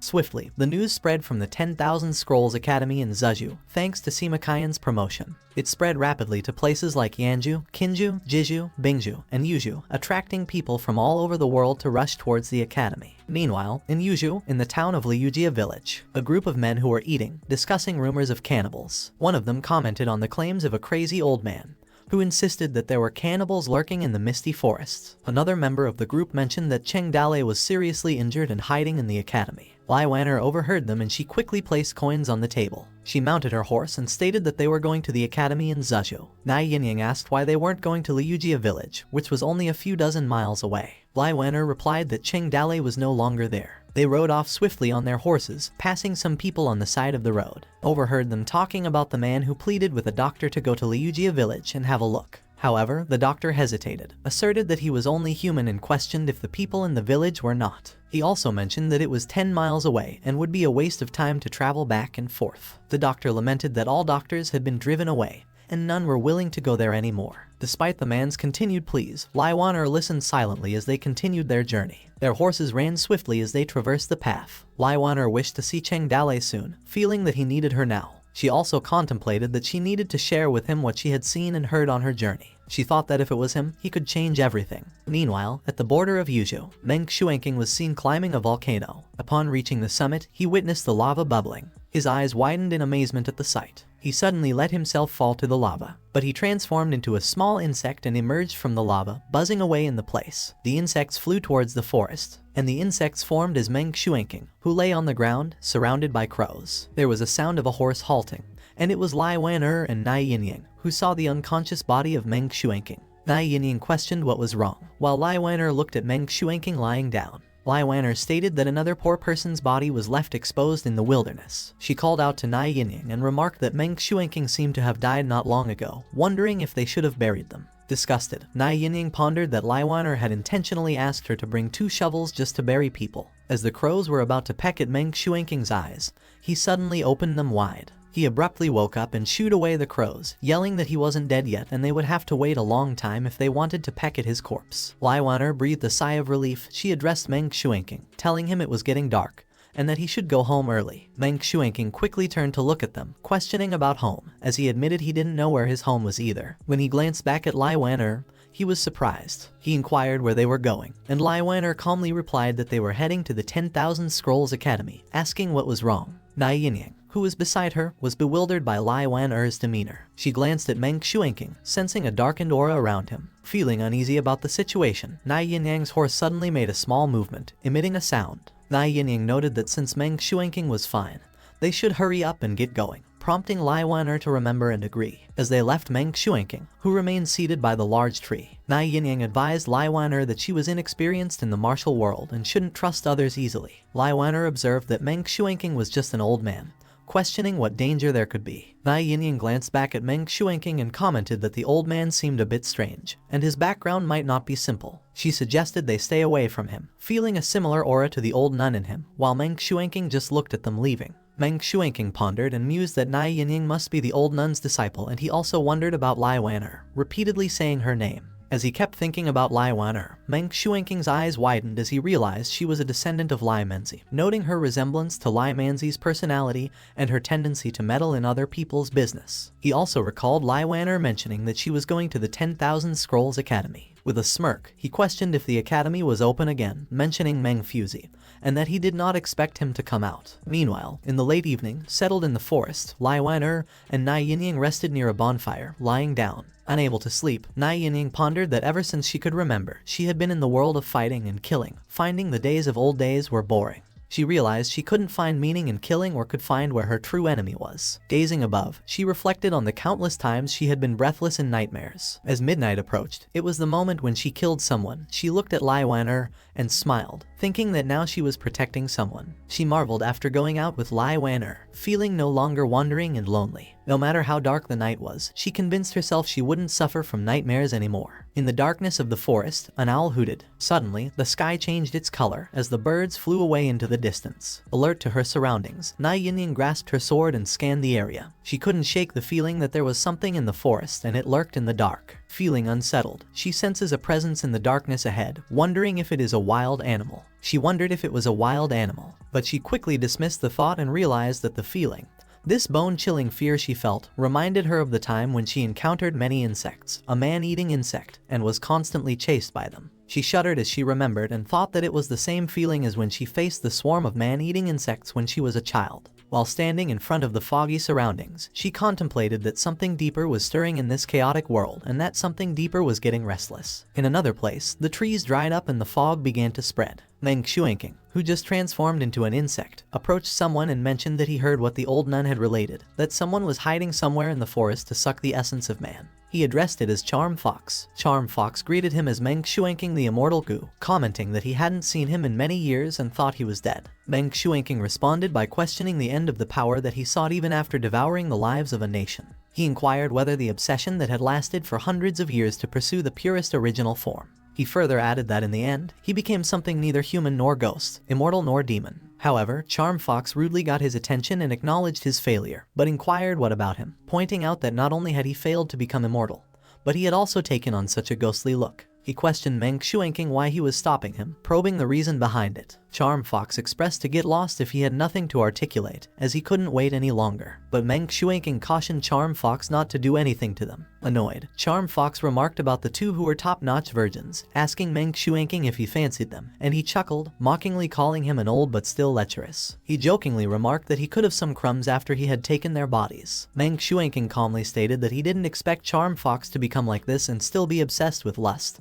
and he warned Charm Fox not to confuse him. He explained that he was just taking care of the descendants of the deceased. Charm Fox wondered about the term deceased, remarked that hundreds of years had passed, and they were all dead now. Meng Shuanking responded that Lai Wan was the descendant of Lai Manzi, and Charm Fox seemed indifferent, commented that Lai Wan was just a descendant, and Lai Manzi had many descendants, so it wouldn't be too much if he used her. This angered Meng Shuanking, who countered that Charm Fox was fooling around with men, and questioned him if he hadn't noticed the protective aura of the national spirit on Lai Wan. Charm Fox realized what he had stated. Meng Shuanking clarified that Lai Wan came from a shelter of Gaosheng and that she had a high-ranking status as a steward. He further asserted that she was heading to Meng Fuzi's 10,000 Scrolls Academy, as per agreements made between Lai Manzi and Meng Fuzi back. So 300 years later, the chaotic world came and Meng Fuzi came out, prompting Charm Fox to fall silent and feel disappointed. He vanished. Visibly annoyed, the Charm Fox brought up the names of Meng Fuzi and Lai Manzi. Meanwhile, Na Yinying remained vigilant, contemplating the disappearance of the strange feeling, wondering if it was an illusion. Feeling fatigued, she dismissed her thoughts and reflected on her experience of the chill of being stared at by ferocious beasts countless times and would never be mistaken. Feeling puzzled, she considered that in the end, they managed to get through it without any danger. Na Yinying glanced at Lai Wan, who whispered in her sleep about Cheng Dale. Deeply lost in her slumber, she debated the fate of the world, whether it was on Cheng Dale or the sleeping Lai Wan. At 10,000 Scrolls Mountain, amidst the beautiful scenery where peach blossoms fell, Yan Yuan approached the hut. Inside, Meng Fuzi asked Yan Yuan how many of the marquises who received the invitation had arrived. Yan Yuan replied, stating that the marquises who had expressed their willingness to visit were currently in Jingzhou. The Lai Leshan had sent Yu Chai Lai. In Liangzhou, Minister Kui had sent Sheep Song. In Yuzhou, Xing Zai had sent Zhu Hanchuan. And in Ring Tribe, Jun Wendao had sent Wu Simu. He also mentioned that the only people who had arrived at the academy were the siblings who impersonated Cheng Dale. Calmly, Meng Fuzi remarked that they would wait for 10 more days, and if the peach blossoms had yet to fall, there was no need to rush, and Yan Yuan confirmed. Worriedly, Yan Yuan stated that more and more people were gathering at the foot of the mountain, led by Sima Qian. Meng Fuzi mentioned Sima Qian's name, recalling her as the little girl who runs very fast. Yan Yuan explained that under Sima Qian's leadership, the gathered people were cursing and accusing them of sheltering Cheng Dale. They demanded that the academy hand over the evil bandit, threatening to trample the academy otherwise. Meng Fuzi imagined Sima Qian with a grin, commenting that the girl seemed quite vengeful. Concerned, Yan Yuan asked what they should do. In response, Meng Fuzi stated that they would let the 12 sages set up the 6 arts tests at the mountain gate. Those who were uninvited could go up the mountain if they passed. He also added that if anyone attempted to break in, he instructed to remember to set an example. Yan Yuan acknowledged that he understood, and Meng Fuzi instructed him to withdraw, and Yan Yuan affirmed. After their conversation, Meng Fuzi was left alone. As he was about to write, he suddenly had a sense of something, so he carefully lifted the curtain and stepped out of the hut. Walking into the Paradise Mountain, he commented that the Mountain of Knowledge had a path, but it was not easy to climb. He yelled out, mentioning that since his old friend had visited and questioned him why he didn't show himself. A voice was like an isolated sword, piercing through the peach forest on the top of 10,000 Scrolls Mountain, piercing through the breeze, clouds, and towards the deepest part of the sky. Hundreds of birds startled and fled. Even the sound of the sea waves hitting the sea rock was also suppressed. Suddenly, a swarm of insects showed up and transformed into Meng Xuanking's form. Meng Fuzi greeted Meng Xuanking warmly, expressing pleasure at the visit from a friend from afar after such a long time. Somberly, Meng Xuanking commented that it had been many years since they last saw each other. He remarked that it was fine for Meng Fuzi to not treat him well, as he couldn't kill him anyway, and questioned why he was shouting when he arrived. Meng Fuzi explained that after so many years of not seeing him, he had thought that he was dead, and Meng Xuanking sarcastically thanked him for his kind words. He seriously inquired about the reason for his visit, noting that one never goes to the temple for no reason. Speculated, Meng Xuanking remarked that Meng Fuzi came out from the mountain this time and inquired if it had to do with the successor of Lai Manzi, seeking answers. He added that Meng Fuzi had been hiding in the 10,000 Scrolls Mountain and guarding it for hundreds of years and waiting for the chaotic times to come and determine a future master for the world. Meng Fuzi calmly stated that he had already expected this day to come, and he was just being entrusted by others. It was simply a matter of loyalty. Meng Xuanking remarked that Lai Manzi could obviously live forever, but he gave up the country for thousands of years and turned himself into the power of Gaosheng to suppress the world. He mocked the effort as futile since the world still became chaotic. Sneering, he also added that Lai Manzi died so happily when he could not die even if he wanted to. Meng Fuzi rebuked Meng Xuanking's remarks and stated that what Lai Manzi pursued was the security and prosperity of the nation and not the world's supreme position. He highlighted Meng Xuanking's words as what he had sought the path to immortality, acknowledging that he had not yet achieved his wish. Meng Xuanking confirmed and admitted that he was in a bad mood, much like Charm Fox. He questioned Meng Fuzi why he didn't also help him as he did to Lai Manzi. Surprised, Meng Fuzi asked how he could help. In response, Meng Xuanking asserted that his love, his motivation to survive, his willingness to fight for righteousness, and the enemies he vowed to destroy were all gone. He felt he had lived long enough and explained that he had come this time to request Meng Fuzi to end his life. Moved by compassion, Meng Fuzi answered that he could not kill him. Furthermore, he advised Meng Xuanking to go back and take care of the side of God he raised. Reflecting on the past, he acknowledged Meng Xuanking used hundreds of thousands of human lives to raise that monster and warned that if the lords found it was used, he was certain that they would use human lives again. Meng Fuzi conveyed his worry that only the immortals could get rid of it. Finally, Meng Xuanking reiterated the mention of real immortals and inquired of Meng Fuzi whether true immortals truly existed in the world. Meng Xuanking pondered over what kind of guy could be called immortal. Clenched his teeth, Meng Fuzi remarked that he didn't know for sure. However, he expressed his belief that there was no contradiction between immortality and mortality. He states that a genuine immortal possesses great power over the world, but he would not be cut off from mortals, nor would consider mortals like ants and grass. Directing his words to Meng Xuanking, he asserted that people like them were merely powerful mortals. In response, Meng Xuanking suggested that in Meng Fuzi's notion of immortality, one must not only possess immense power, but also the ability to coexist with and understand mortals. He questioned if he thought that was possible. Meng Fuzi explained that he speculated about immortality, which aligned with pursuing the Tao. Meng Xuanking responded with a sarcastic laugh, commenting that it was ridiculous. He argued that the stronger the power, the less they noticed the ants on the ground. He challenged Meng Fuzi to ask himself whether he could empathize with those ants that crumbled when touched. Meng Fuzi admitted that he could not, acknowledging that he could no longer coexist with the millions of people in the world. Thus, he could only stay away from and become a teacher. Furthermore, he expressed that he hadn't done anything wrong on this path, but he didn't believe it was the right one. In a mocking retort, Meng Xuanking commented that Meng Fuzi seemed to have transformed into a saint who has no desires and treated the people of the world as if they were mere humble dogs. With a dismissive gesture, he added that Meng Fuzi's lack of understanding, questioning who would even want to listen to his nonsense. Meng Xuanking voiced his doubts about the reliability of the marquise selected by Meng Fuzi. He shared that he recalled seeing an excellent candidate on the road a few days ago. Upon encountering her, he felt the protective aura of Gaosheng, prompting Meng Fuzi to react with curiosity and ponder where she came from. As Meng Xuanking slowly transformed into an insect, he relayed to Meng Fuzi that he also wanted to ask where she came from, but expressed disappointment that she did not answer. Nevertheless, he noted that she would be here for a couple of days, giving Meng Fuzi to look for himself. In a teasing tone, Meng Xuanking repeatedly addressed Meng Fuzi as a saint, finding it funny. Meanwhile, outside the 10,000 Academy, numerous people were rioting and shouting. Amidst the chaotic crowd outside, King Yefu and Hong Chen simply observed. Those who insisted on entering were only pushed aside by the scholars, leading to the men's screams of frustration. Several men bore bruises, with one of them commenting that the scholars were truly impressive. Feeling nauseated, another man cursed in frustration and commented that according to them, if a nobleman lacked seriousness, he would lack power. Yet, they were hitting others. He expressed disbelief, questioning what kind of monsters they were. Sima was apprehended by the scholars. She became hysterical, reasoning out that she was an examinee this time. She was pushed back outside, causing Sima to stumble down the stairs. Momentarily disoriented, upon regaining her composure, she angrily gestured at them, labeling them a bunch of sore scholars. She spat saliva and muttered unintelligibly, expressing her disbelief at their impressive fight. Zaiyu, a scholar, quoted Confucius, stating that without learning etiquette, one could not stand. Also, Zailu added that Confucius also remarked that when a person is about to die, their words sound good. Sima sarcastically pretended to be dumbfounded.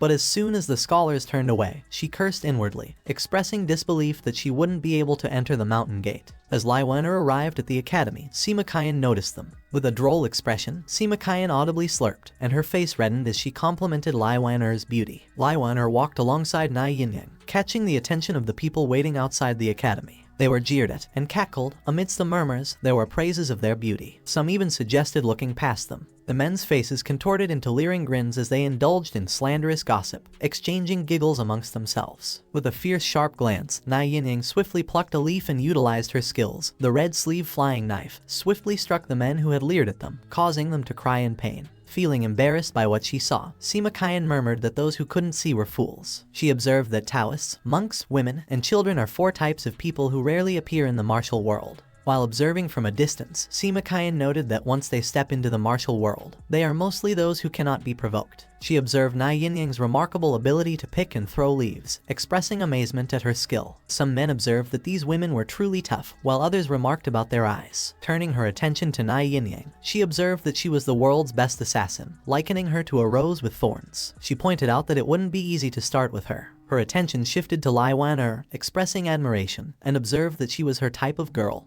Chuckling to herself. Back to Lai Wen'er. As they reached the gate, she greeted King Yefu, mentioning that it had been a long time since they last saw each other. Respectfully, King Yefu returned Lai Wen'er's greeting and inquired if she had also received a letter from the academy. At the same time, Sima was hiding nearby. She listened to their conversation and thought that Lai Wen'er must be the imperial princess, and expressed disbelief that she was present. Lai Wen'er smiled and answered that she hadn't received a letter. She had only heard that Cheng Dale had come to the academy, so she came to see him. King Yefu began to explain Cheng Dale's presence at the academy, but before he could finish his words, Sima abruptly interrupted him. Sima shouldered King Yefu and began muttering, while Lai Wen'er looked at them blankly puzzled. Sima murmured to King Yefu that she knew he wanted Cheng Dale to come to the academy to meet the master. She voiced her concern that if he were to reveal to Lai Wen'er that the Cheng Dale at the academy was an imposter, she might simply leave. She questioned how he would be able to attract the real Cheng Dale to the academy if Lai Wen'er departed, leaving King Yefu feeling uncertain about his course of action. Sima hesitated, contemplating that such an action would contradict his purpose. However, he quickly added, Amitabha, he does not lie. With a cunning look, Sima addressed King Yefu as a wooden fish head, implying the unpleasantness of lying. She pointed out that this was the art of language. In a playful tone, Sima suggested to King Yefu that as long as he didn't tell Lai Wen'er that the Cheng Dale in the academy was fake, he should allow her to enter. With a mischievous grin, Sima stated that spreading the news about Cheng Dale would also attract attention to Lai Wen'er's news. She questioned if he didn't think so, leaving King Yefu feeling gloomy. Lai Wen'er asked King Yefu what had happened to Cheng Dale, causing King Yefu to stumble over his words as he tried to explain. But Sima excited to have caught Lai Wen'er's attention, remarked that Cheng Dale was in the academy, and that if she wanted to see him, she would have to take the 6 arts test at the academy. Glancing at Sima Lai Wen'er inquired of King Yefu about who Sima was, making King Yefu nervous in response. However, Sima intervened and confidently introduced herself, and Nai Yinyang seemed to recognize Sima name. Giggling, Sima eyes brightened as she expressed her long-standing admiration for Lai Wen'er. She asked Lai Wen'er if they could have tea, eat a meal, and become friends. Acting strangely, Sima thought that Lai Wen'er smelled good, giggling at her thoughts and considering her cute. Disgusted, Lai Wen'er faked a laugh and replied they would discuss it later, while Nai Yinyang called out to Lai Wen'er, who thought Sima was being weird and too close. Irritated, Nai Yinyang urged Lai Wen'er to go ahead and take the test. Lai Wen'er was bewildered, but she stated that she would leave the horses in his care. As they ran, Nai Yinyang warned Lai Wen'er to stay away from Sima whom she claimed was a well-known pervert in the martial world, and that many chivalrous women had supposedly suffered because of her. Puzzled, Lai Wan'er noted that Sima Qian was a girl. Frustrated, Nai Yinyang replied that it was because she was female that she could succeed every time. Angered, Sima Qian muttered a curse directed at the perceived pervert. Later, Lai Wan'er signed up for the test and introduced Nai Yinyang as her attendant. She asked if she could take her up the mountain for the test. The person replied that she could bring one person to assist her, and Lai Wan'er thanked them. Following that, they reached the first gate, where the first challenge was etiquette. Zai Lu introduced himself as one of the 12 sages and asserted that Meng Fuzi didn't like rude people. If they wished to enter the academy, they had to answer his question. Zai Lu asked what etiquette was. Before Lai Wan'er spoke, there was silence. She lowered her bamboo hat, gesturing respect to Zai Lu, and responded that etiquette meant courtesy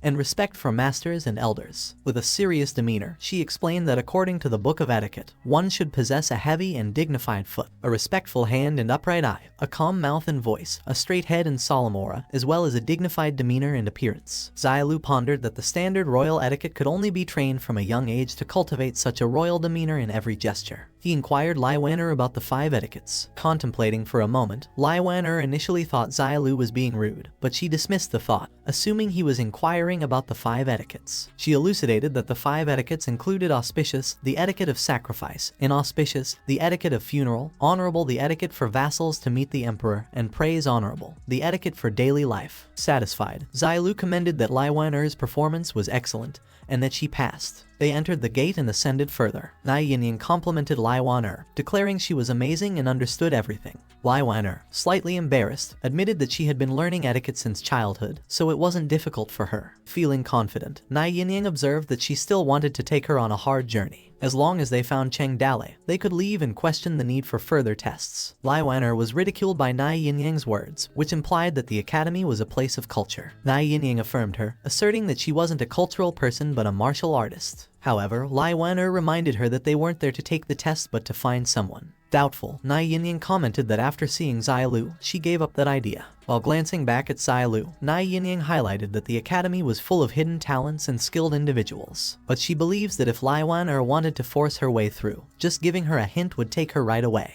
Disregarding Nai Yinyang's words, Lai Wan'er maintained that they should proceed, explaining that it was just an exam, and after passing, they could go up. Minutes later, Lai Wan'er heard music. As they continued to ascend, the poem revealed that the splendor of sweet potato is as yellow as yan. The heart is worried, and Wai Kai is hurt. Nai Yinyang inquired where the sound was coming from, noting that it sounded like it could make people cry. Lai Wan'er replied that the poem was called The Flower of Sweet Potatoes from the Book of Songs, Zioya. Upon reaching a small hut, the music expressed, the flower of sweet potato, its leaves are green. Following were the lines, knowing that himself and so, it is better to have no life. On the head of Zheng Yang's tomb, the 3 stars are in Zheng Yang.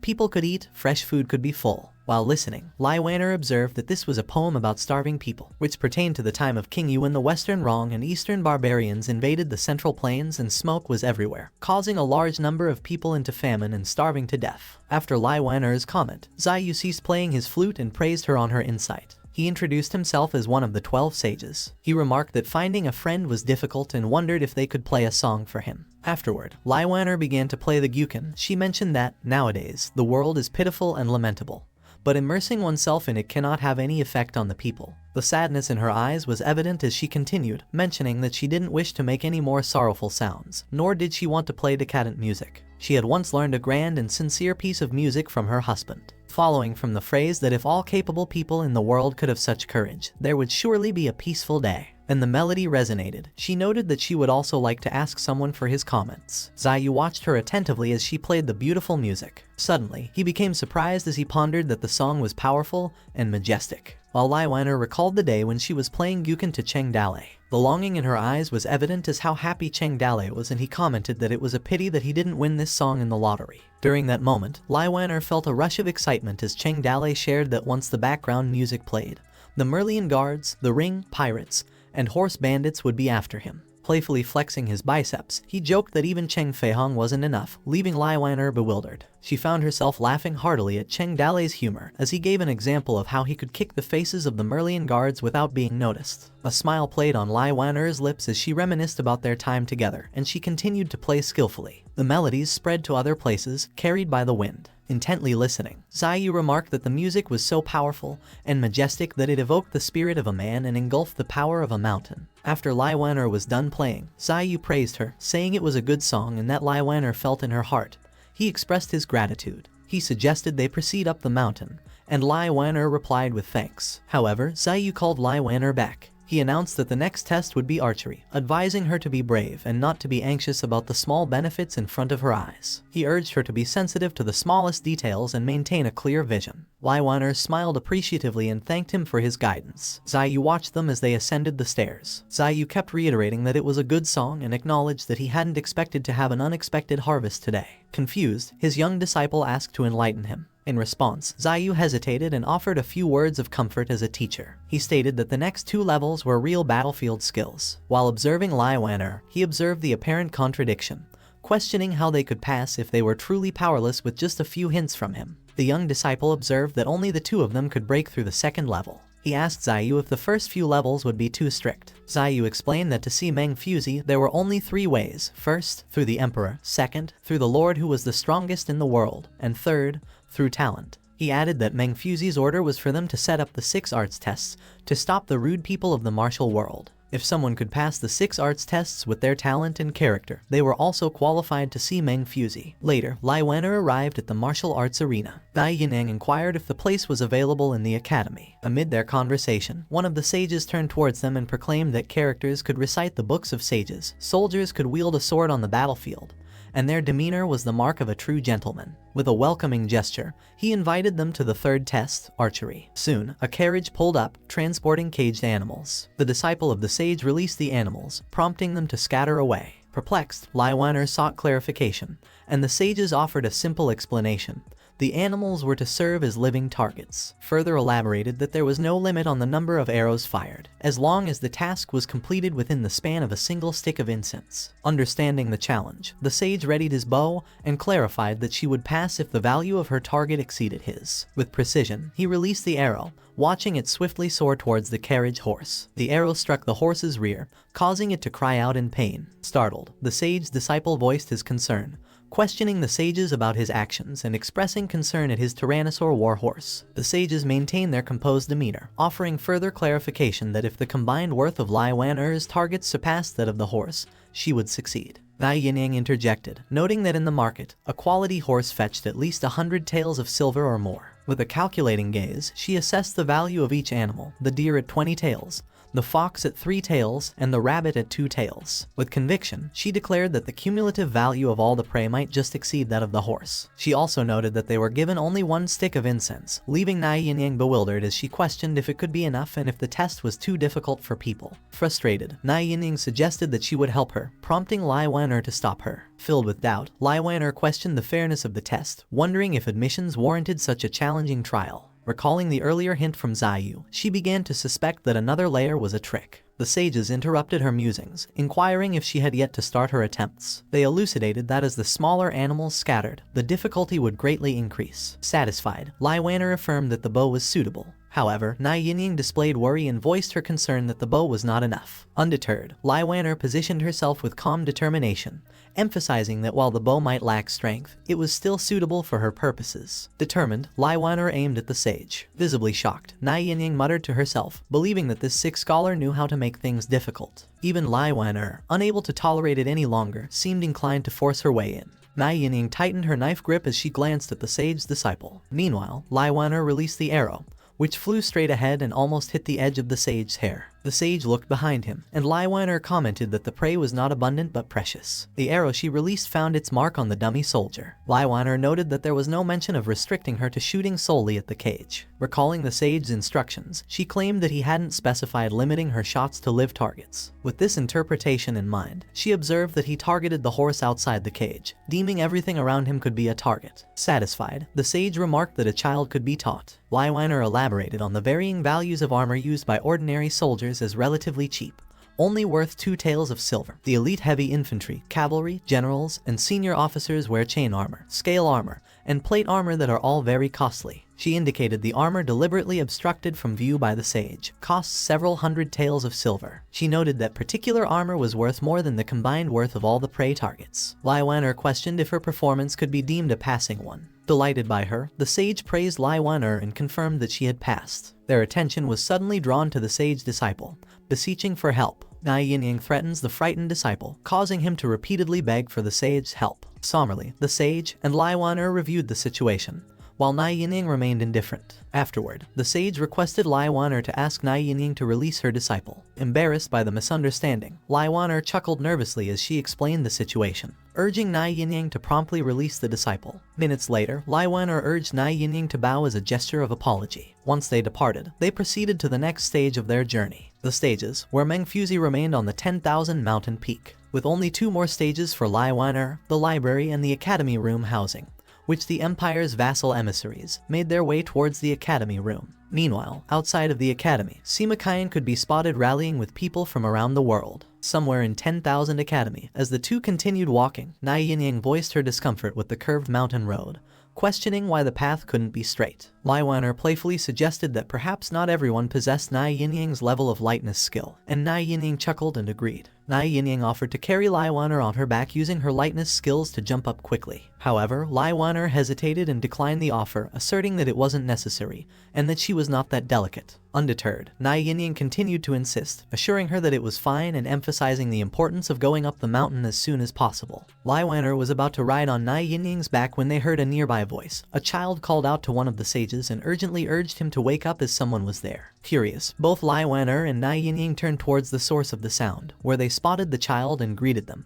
He inquired if they were present for the test. Confirming their purpose, Lai Wan-er asked the disciples to enlighten them with guidance. In response, the disciple humorously referred to himself as their master, chuckling as he noted Lai Wan-er speaks well. Attempting to wake the drunk sage, the disciple expressed concern about what they should do, noting the sage was drunk. The disciple suggested that they go with him. Upon arriving, the disciple introduced them to the 4th test, the chariot. Politely, the disciple simply instructed them to drive the chariot up the hill, and Lai Wan-er would pass. Surprised by the simplicity of the task, Lai Wan-er questioned whether driving the chariot up the hill could be that easy. The disciple explained that it appeared so. Originally, the test was meant to compete with the sage's speed, but due to his drunkenness, that became impossible. Suddenly recalling something, he instructed Lai Wan-er to drive up the hill while paying close attention to her posture, ensuring not to spill the water from her cup. Emphasizing the importance of maintaining dignity akin to that of a king, he stressed the significance of composure, even in challenging situations. Furthermore, he politely described the art of driving the chariot, likening it to a dance where each turn should possess rhythm and beauty. Having followed the instructions of the disciple, the chariot journeyed onwards, successfully traversing the path toward the end point. With satisfaction, the disciple declared that they had passed. Advancing to the next level, literacy, Lai Wan-er faced another sage, who remarked that her ability to pass the previous level was sufficient to demonstrate her knowledge and abilities. However, Lai Wan-er sought further enlightenment. In response, the sage instructed her to provide a couplet for the academy. She began crafting the following lines: sun, moon, west, round heaven,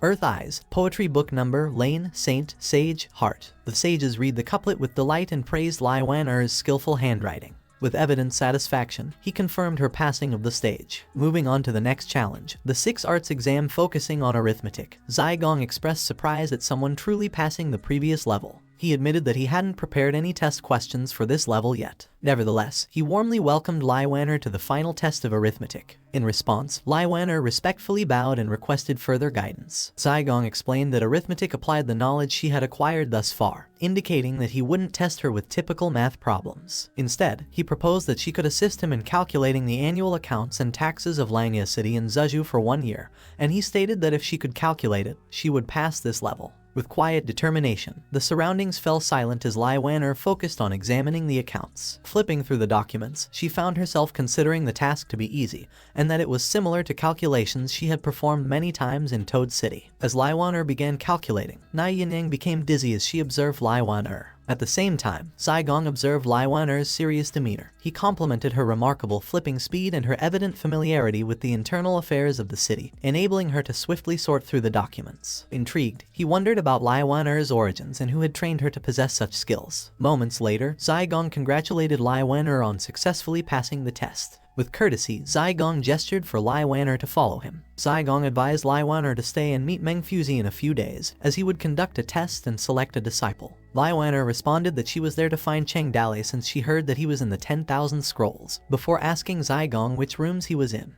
which led to Zygong expressing his fears that Lai Wan'er would be disappointed. Lai Wan'er was left confused. Zygong revealed that Cheng Dalei at the academy was a civilian impersonator. He declared that the imposters were those two, and that they have been placed in the library since most of the invitees had arrived and the rooms were fully occupied. Upset, Lai Wan'er realized that Cheng Dalei was not there. She took off her hat. She announced that they're going down the mountain, and Nai Yinying accepted. Worried, Zygong shouted after them. He cautioned them that it was not easy to pass the test and get the chance to see Meng Fuzi, which led him to ask them if they were giving up now. Lai Wan'er and Nai Yinying ignored him and continued to walk. Hong Chen quickly climbed up the stairs. Gasping, he implored them to stay. Hong Chen handed her a letter Meng Jilao asked him to bring to her. Lai Wan'er opened the letter. According to the letter, Meng Jilao apologized for concealing the truth about Cheng Dalei before advising her to wait a few days at the academy. He also mentioned in the letter that Sima Qian had spread the news of their entry to the academy throughout the martial world, and that if Cheng Dalei was in Zhezhou, he expected him to come to the academy looking for her once he received the news. Meng Jilao also suggested that she should wait for good news in the academy instead of going down to the mountain and searching blindly. He continued to say that Lai Wan'er had many questions and obstacles in her eyes after several years of absence. Meng Jilao believed that Lai Wan'er may be able to find some answers from the academy. Lai Wan'er sighed after reading the letter. She requested Zygong to take them to the place where they were staying. Butterflies continued to fly around the academy. Too many people wanted to make a profit in the chaotic card game, but not everyone had the right to be at the table. A few strange men were sitting on top of the tree. Someone also thought that it was possible to make a little money with a stall where people were trying to sell fried chestnuts and others were selling roasted melon seeds,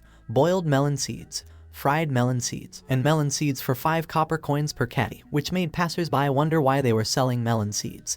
And others wondered if their melon was made of gold because it was so expensive, and others yelled that they were selling roast cake. A woman invited onlookers to take a look at their Wudaling martial arts center to keep fit, while some others were negotiating with someone to give way, because the place was occupied by him. There was also the demons subduing gathering, where they roared to destroy Cheng Dalei, since they believed Lai Wan'er belongs to the martial world, and some wanted to kill Cheng Dalei and take Lai Wan'er. Sima Qian murmured that Yinmu fell into her arms with a wooing sound, exhaling like an orchid, and winking like silk, which she realized that she was not a willow either, so she slowly bent down. Someone argued that they're not going to make him sleepy if she says that, while some others were amazed because the big one was coming. Sima Qian urged to buy a book for 10 taels of silver per book to learn about what happened, which led to the crowd demanding a refund. Later on, qualified individuals have gradually arrived. Meanwhile, at Lai Wenchen's faction, Wai Kai seethed, claiming that it was a big show because they had been invited but were being left out, and one of his men replied that it was just the literati's pretensions. While at the Minister Qi's faction, Song Pakeng was listening. Song Pakeng observed that the academy that popped up out of nowhere was a nest of talent, that even if the lords didn't come, he noted that they still have their spies there, especially responsible for recruiting talents. He opined that it was best for them if they could get the academy into their faction. Song Pakeng also heard that Cheng Dalei was recovering from his injuries at the academy.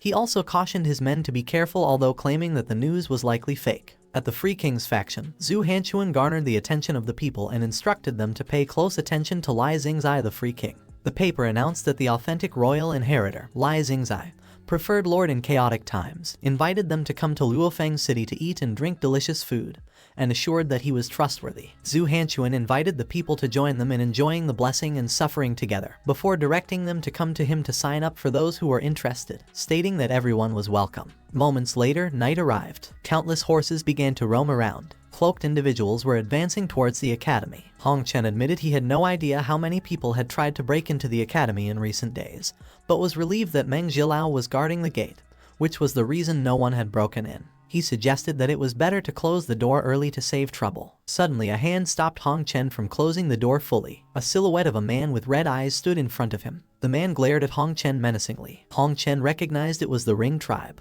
The men introduced themselves as the Northern Barbarians, who had visited by the order of Jin Wendao. A woman gave Hong Chen the letter from the academy. Wu Simu asked Hong Chen if that was how their academy treats their guests, and the woman explained that Jin Wendao especially sent them to visit from a distance since he was a bookworm who loves books like life and admires the empire's culture. Anxious, Hong Chen verified the letter. He apologized to them for coming all the way there before asking them to follow him. Jin Wendao's faction appears at the academy since the eldest prince of the Ring tribe couldn't read the words on the letter. He sent someone else to come. In addition to the lords from all over the world, 2 little ants climbed onto the card table at 10,000 Scrolls Academy by accident. Someone expressed his amazement at the many books. Lu Fakai's brother remarked that there were more books there than the scholars in their village. Saigong mentioned that there were tens of thousands of volumes of books in the library, because generations of sages spent 100 years collecting them from various places, and they were usually looked after by him. He mentioned that they could only ask them to stay at the library because the guest room was full, and Lu Fakai replied that it was the best place for them. Excited, the youngest brother inquired if he could read those books because he loved it there, which left Saigong wondering if he could read. Lu Fakai mentioned that his brother had learned a little from their village scholar and became obsessed with reading. Saigong offered that he could borrow books freely, and advised him that he had to take good care of it, and the brother agreed before thanking Saigong. Lu Fakai inquired if they could stay there forever and help them instead, such as carrying firewood and water and doing any kind of heavy manual work, as he was also a blacksmith, carpenter, papermaker, and could make fireworks, oil lamps, kerosene, and window panes, among other things. He also mentioned that there was no need for wages and that they could just stay in the academy. Saigong revealed that Mengfuzi disliked the large number of people in the academy, and that he couldn't make a decision on the matter, before telling him that he needed to wait for Mengfuzi to decide where they should go, and Lu Fakai thanked him regardless. Saigong locked the library door after leaving. He came across Yan Yuan, who questioned if it was inappropriate for outsiders to stay in the library. Saigong reassured that there was no problem since the books there were all copies of Mengfuzi transcripts, and the original books were stored in his study so there was no harm in damaging them. He also remarked that the academy also liked people who were eager to learn. Meanwhile, at the academy room, someone called out to Lai Wan-er. Nai Yinying reported that she just heard about it while shopping at the foot of the mountain. She explained that the reason so many people had gathered at the foot of the mountain was due to the demon's subduing gathering, before informing her that the demon was Cheng Dale, leaving Lai Wan-er wondering if it would be dangerous if he came. Lai Wan-er also pondered if she had become the bait to lure Cheng Dale there, and Nai Yinying reassured, assuring her not to worry about Cheng Dale since with his power, it would be impossible for him to be injured by the group of chickens down the mountain. Nai Yinying opined that the so-called demon's subduing gathering was just a joke to Cheng Dale. Lai Wan-er queried Nai Yinying if she mentioned that Cheng Dale would come to her. She expressed her wish for Cheng Dale to come to her right away, but she was concerned that he might encounter danger. Nai Yinying questioned what she was afraid of, since she boldly confessed, and Cheng Dale still left her alone in the end. She reminded Lai Wan-er that she had come all the way from Liangzhu to look for Cheng Dale, asserting that Cheng Dale was a heartless man if he received the news and still did not come, before promising her that she would risk her life to assist Lai Wan-er in seeking an explanation. Lai Wan-er queried Nai Yinying how she was going to ask for an explanation. Nai Yinying declared that she would help her castrate Cheng Dale, which made Lai Wan-er laugh. They both kept talking as their voices carried outside the building. The wind blows, making the leaves from the tree fall. Lai Wan-er's hair danced along with the wind. She looked outside the window. She pondered where Cheng Dale was and what he was doing right now. A loud sneeze echoed around the mountain. Cheng Dale wiped his nose using his finger. He urged Liu Bei and the others to go quickly, since there were still many patients waiting for them in the village. He requested Adelina to take care of his daughter. Liu Bei and Hua Zheng both wished Cheng Dale to be careful on his way. Yinmu whistled and waved her hands at Cheng Dale. Cheng Dale observed them as they left. Hart inquired if he was still worried about Xiaolai although they got Yinmu as an escort, and Cheng Dale affirmed. Cheng Dale pondered how he could not worry, and now there was another important person looking for him. He announced that they were going. Hart suggested that now that Xiaolai's matter was settled, it was now time for him to find Lai Wan-er to be his wife. Cheng Dale aspired for Lai Wan-er to wait for him. Hart reminded him that their destination was the 10,000 Scrolls Mountain all the way to the east, the 10,000 Scrolls Academy. Hart snapped her fingers, and a mission notification appeared, stating the mission progress update to snatch the Fort Mistress Lai Wan-er Phase 3. Step 1 was capture Nai Yinying alive, which had been completed, and Step 2 was to accept Lai Wan-er's heart, which was in progress. A third step was added which stated to take the sword and break through the mountain, which was the road of the Emperor. Meanwhile, at the 10,000 peak mountain, blossom leaves began to fall as the wind blew. Mengfuzi was writing something. The day when the peach blossoms fall is approaching. In the academy room, Mengfuzi's unofficial history was scattered along with some books. Song Poking asserted that when the 12 sages of the past generations finished their studies under Mengfuzi, they would go down to the mountains to start their own families and take on students. He also revealed following Mengfuzi's orders, which included keeping quiet about one's background while hiding the academy's existence. He recognized that such a force had been dormant in the empire for so many years, like the sages who only listened to Mengfuzi's orders, sending people to win them over, like high officials, generous salaries, and beautiful women were all useless, and that it would be a great threat if they couldn't use that force. Song Poking mused how sacred Mengfuzi was. He also pondered what Mengfuzi wanted to do when the world was in chaos, and out of nowhere, he was born. Song Poking critiqued that the book's content was fantastic and full of nonsense, despite the fact that it was badly written.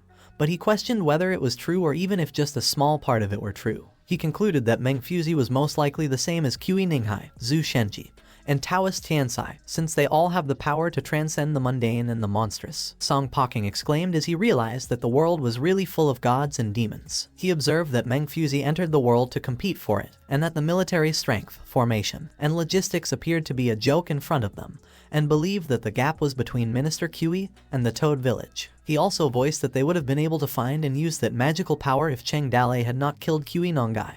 Before cursing in anger, Song Poking reminded himself to calm down and collected himself. He realized that there was an old man like Meng Fuzi in the world. He believed that there were still undiscovered magical powers hiding in the dark in the world, and proposed that they could use it for themselves if they could find it. Song Poking suggested that their top priority was to think about their current situation, and viewed that the academy should belong to a neutral force, and that they should benefit from their trip to the academy. He considered Yu Chili and noted that his military power had been gradually controlled by Lai Lenshan.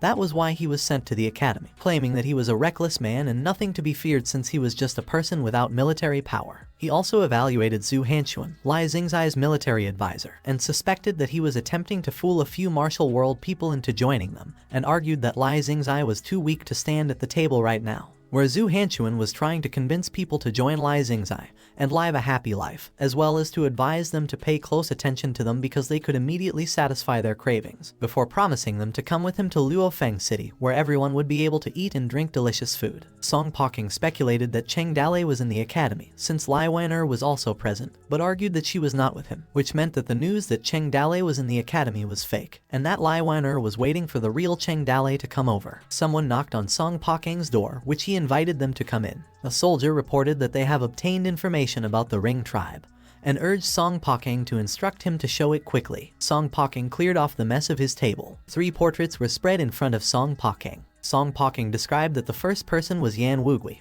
who had a quiet personality and suddenly emerged in the past 2 years and swept the grassland with a giant sword. Song Poking recalled the famous battle against the Western Ring tribe, that Yan Wugui was surrounded and killed by thousands of soldiers at Chengyang Mountain, which he was able to survive and killed 1,000 enemies, broke through the encirclement with his wife Haijin and won repeatedly, which earned him the title of the first warrior of the Northern Man tribe. He also referred to Haijin, the wife of Yan Wugui, who was his younger sister of the same master, who was ruthless and heartless, where the two of them fell in love and became husband and wife, and currently serving under the command of Jin Wendao, which suggested that it would be difficult for ordinary schemes to work on them since the two of them were directly under Jin Wendao. The soldier conveyed that it was rumored that the couple was extremely affectionate, and many women have fallen in love with Yan Wugui, but he was only married to Haijin so far. Song Poking also identified Wu Simu from the Western Yan tribe. He expressed his familiarity with the Western Yan tribe. The soldier informed that the Ring tribe must have plans for the academy, yet the academy let them in, which led him to wonder if they were completely unafraid of the threat the Ring tribe brought,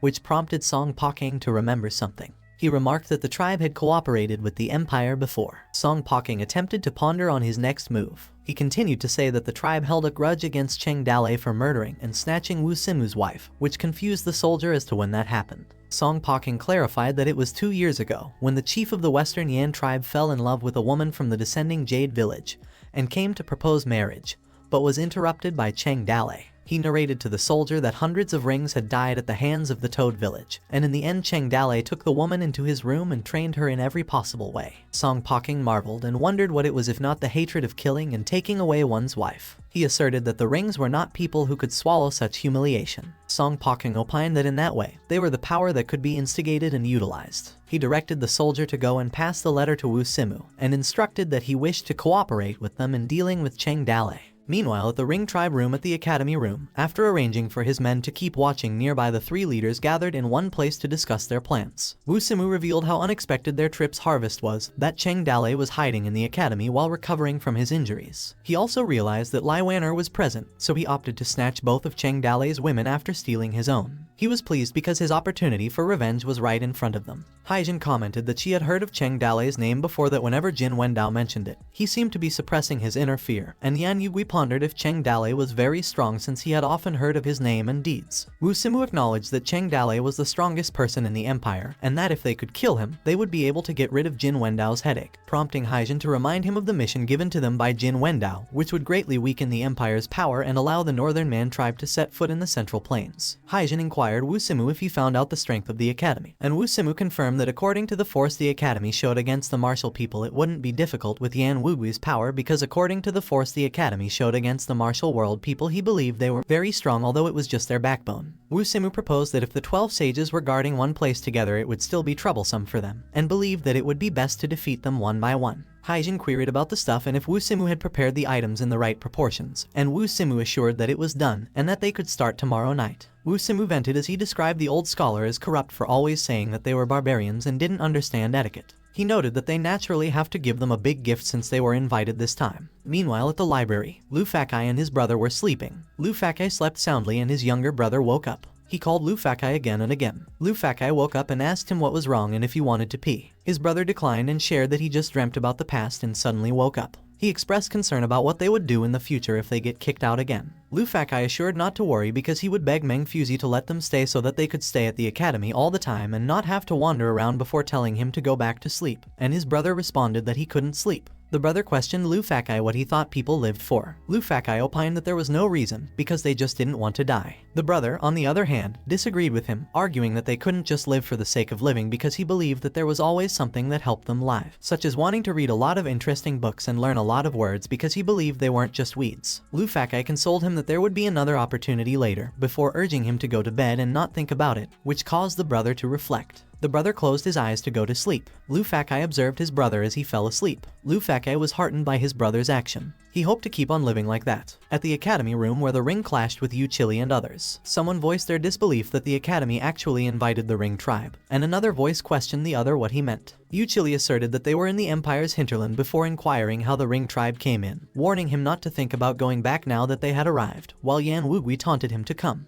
Yu Chili's soldiers aimed their spears at Yan Wugui. Many sages went to suppress the conflict, and among them was Zai Gon, the library's guard. Meanwhile at the library, Lu Fakai's brother was reading scrolls. He continued to read with focus. He turned around as he was suddenly alerted by someone. A slash appeared out of nowhere, cutting Lu Fakai's brother's throat. As he held the book, Lu Fakai's brother's blood gushed out. Haijin looked down as Lu Fakai's brother fell face to the ground. With the bloodied dagger in her hand, Haijin observed the corpse. She directed the others to proceed as planned since time was running out. She instructed to find a place to hide the stuff first. A ring tribe warrior queried Haijin about Lu Fakai's brother's body, and she reassured them not to worry and that it was okay, since he was not a disciple of the sage and just an outsider living at the library. Another man asked where they should put the stuff, and she replied that they placed it in the miscellaneous room on the first floor. She advised that the other kids would knock over all the bookshelves on the second and third floors and take a few books. Haijin and her men continued to do their mission. As the night grew old, Lu Fakai almost came back to the library where his brother was. He held something in his hand. He smiled as he focused on what he was holding. Lu Fakai declared to his brother that he was back and that he brought him a midnight snack. Lu Fakai called for his brother as he saw the mess on the floor. He quickly climbed the stairs. Lu Fakai stopped after climbing the stairs. He dropped the snack he got for his brother. His tears fell as he called for his dead brother. Lu Fakai's dead brother laid as if he was sleeping.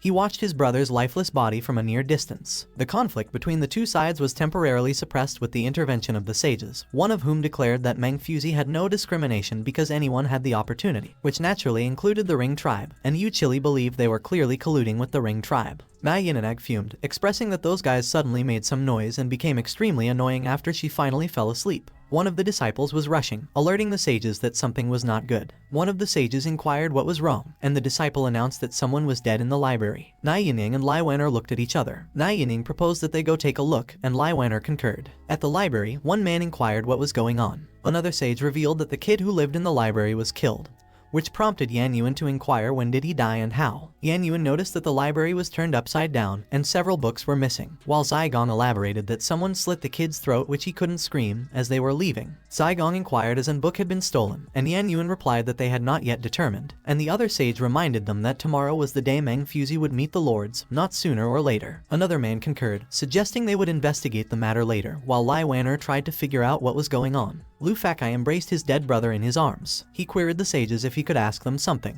He wondered if his brother could be buried on the mountain since he liked the place. Zai Gong consented, while Yan Yuan questioned him if it wasn't wrong to do it without the permission of Meng Fuzi. Zai Gong affirmed that he would take the blame if Meng Fuzi blames him. Lu Fakai expressed his gratitude. Yan Yuan speculated that that night's incident must have been orchestrated by the group of lords and rings, but he just didn't know what books they were after to do such a thing. He voiced his concern about involving the brothers in their fight. Zai Gong reflected on how he appreciated Lu Fakai's little brothers for how hardworking, cute, eager to learn he was, and that he was considering taking him as his disciple, but he never mentioned that it would happen. One elucidated that it was chaotic times, while another voice pondered whether Mangfusey could truly select the one who would end the chaotic times among the groups. Peach blossom leaves began to fall. It slowly falls to the ground. Moments later it finally fell. A hand grabbed the soil. Lu Fakai persisted in digging with his bare hands. A shovel was thrown in front of him. Lai Wen'er and Nai Yining arrived and observed Lu Fakai. They persisted in digging for Lu Fakai's brother's grave. Later on paid their respects. Lu Fakai clung to his brother's gravestone. He mentioned that he didn't know how to write and asked them if they could assist him in writing the words on the tombstone. Nai Yining volunteered to handle it. She inquired about his brother's name, and he responded that his nickname was Guo Lair, which he disliked, so his brother never allowed him to call him that, and he went to a private school and named himself Liu Yufu. Lu Fakai proposed that they just carve it in another way, and Nai Yining consented. Nai Yining commenced sculpting on the tombstone. The tombstone was inscribed to commemorate Liu Yufu's tomb. Lu Fakai showed his appreciation. He articulated that such a blessing could be regarded as being with parents. He blanked out for a minute. Lu Fakai revealed that he wanted to inquire something since she had seen a lot, which prompted Lai Wen'er to wonder what it was. Lu Fakai inquired about what do people live for, and if hell existed in the world, and if they could also meet a dead family there. Nai Yining contemplated as she glanced at Lai Wen'er, who was also struggling to respond. Lai Wen'er wasn't certain why people lived and assumed that it was because they were always seeking someone and needed to accomplish something, whether or not hell existed, or if souls were real, which she couldn't assert, but she believed. Lu Fakai expressed his thanks. He indicated that he was preparing to depart now, which prompted Lai Wen'er to query where he was going. He mentioned that he would tidy the library to repay the Academy's kindness for taking him in. As Lu Fakai departed, the peach blossoms had vanished. Early in the morning at the 10,000 Scroll Mountain Peak, Yan Yuan remarked that the place was the place where Mangfusey was meditating. He also mentioned that Mangfusey would personally select his disciples by asking questions and that he would arrive later before inviting them to take their seats, and Song Poking expressed his gratitude. Song Poking observed that it was truly a blessing for the people to receive a few pointers from Mangfusey in a chaotic time. A man was about to sit next to Nai Yinyang. Zhu Hanchuan exclaimed, realizing that he could finally have a full meal. Yu Chili arrived, fuming, and inquired where Mangfusey was. He declared that he would like to personally ask the Academy why they invited the Ring tribe, and wondered if they were trying to collude with them to enter the border. Yan Yun replied by telling Yu Chili that Mangfusey did not discriminate and that regardless how high or low their status was, they were naturally qualified. A laugh was heard, causing the other to gather their attention to where it came from. Haijin voiced her gratitude to Mangfusey for his education without discrimination, which led to Yu Chili questioning how could the wolves of the grassland be taught by rabbits. Haijin pondered if they had all arrived because it was lively. Wu Simu estimated that there were civilians, military forces, and 2 sages present, and Yan Wugui proposed killing them one by one before inquiring where Cheng Dale was. Wu Simu speculated where Cheng Dale was and voiced his disbelief that he was not there, while Yan Wugui expressed his disappointment since he wanted to fight with him once. Yu Chili revealed his pleasure since Yan Wugui was too scared to fight back last night. He stated that if it hadn't been for the Academy, they would have died by their swords, before challenging them how they dare to speak so wildly now. While the man beside him suggested that they simply cut them down with their swords, wondering why they were talking nonsense with them. They assumed that carrying that huge sword was just a pewter spearhead that shined like silver, and another guy joked, telling Yan Wugui that if it wasn't, he should leave Haijin to satisfy them. Yan Wugui grabbed the hilt of his sword and commanded to die. One of Yu Chili's men noted that Yan Wugui's wanted to make a move, which prompted Yu Chili to order them to kill them. Yan Wugui's face darkened as countless swords began to charge at him. He released his sword dance of the Great Wolf skill before commanding the soldiers to die as he was cutting them. Nai Yining commented that it takes a lot of arm strength to swing such a huge sword and cut someone, as her attention was glued to Yan Wugui. Meanwhile, Zhu Hanchuan groaned as he saw the brain was like gelid tofu with sauce, while Song Poking was interested in what he saw. Yu Chili gritted his teeth in anger as someone queried what they wanted to do. Haijin recited that Jin Wendao said that the fastest way to destroy a nation was to destroy their books and writing, and occupy their land and women, and also kill all the men who resist, killing them to the point of fear so they forget their own names. Wu Simu added that even without an invitation, Jin Wendao would not give up the rare opportunity, since he realized that all of them who were the pillars of the empire were rare for them to gather. Yan Wugui stabbed the soldier who was asking for help, and urged them to leave their lives behind. He shouted Cheng Dale's name. His voice echoed below the mountain, calling for him to come out. Sima Qian mused, while the people below realized how loud the voice was. Meanwhile, dozens of miles away, although Cheng Dale didn't hear it, he seemed to feel something, and he wondered if it was a vessel because there was someone waiting for him at the academy other than Lai Wen'er. Yan Yuan scolded him for causing trouble at the academy before inquiring about last night's incident and whether it was also his work, and Yan Wugui retorted, so what? A dark silhouette was fast approaching behind the Ring tribe.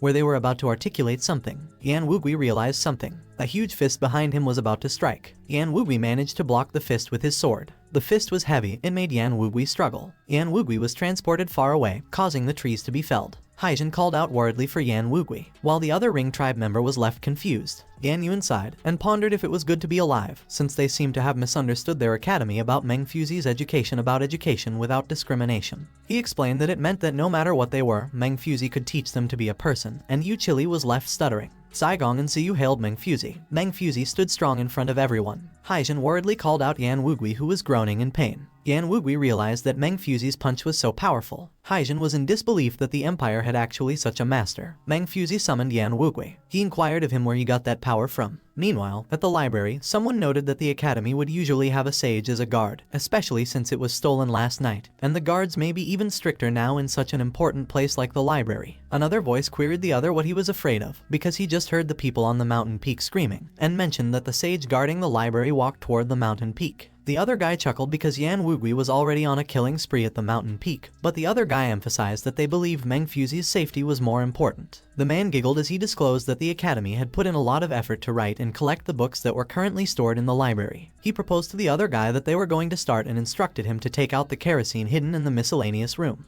The other guy clenched something on his fist. He commenced lighting up the books as he chuckled maniacally. The man remarked that Jin Wendao was a scholar who loves books as much as his life, but now he ordered them to destroy the place. He also observed that the collection of thousands of books, the crystallization of the hard work of imperial scholars, were destroyed by a barbarian fire, and those who wanted to put out the fire would also receive an additional gift. The man muttered that they would receive a burn as he ignited the books. He opined that destroying the books was even better than grabbing a few imperial women. At the miscellaneous room, the man questioned the other guy if he hadn't found anything yet, and he responded that he was looking because it was dark. The man behind him addressed him as Patter, which confused him and prompted him to turn around to see who it was. Lu Fakai grinned creepily. He thrust his sword towards the man. The man's throat gushed out blood. Lu Fakai persisted in stabbing the man, who was screaming in pain. The other man arrived, inquiring who it was. Lu Fakai realized it was the Ring tribe and mumbled that the academy had let a bunch of trash in. The Ring warrior cursed Lu Fakai as he charged at him, and Lu Fakai accused them of killing his brother. Lu Fakai drew out a sword. He deftly dodged the Ring warrior sword.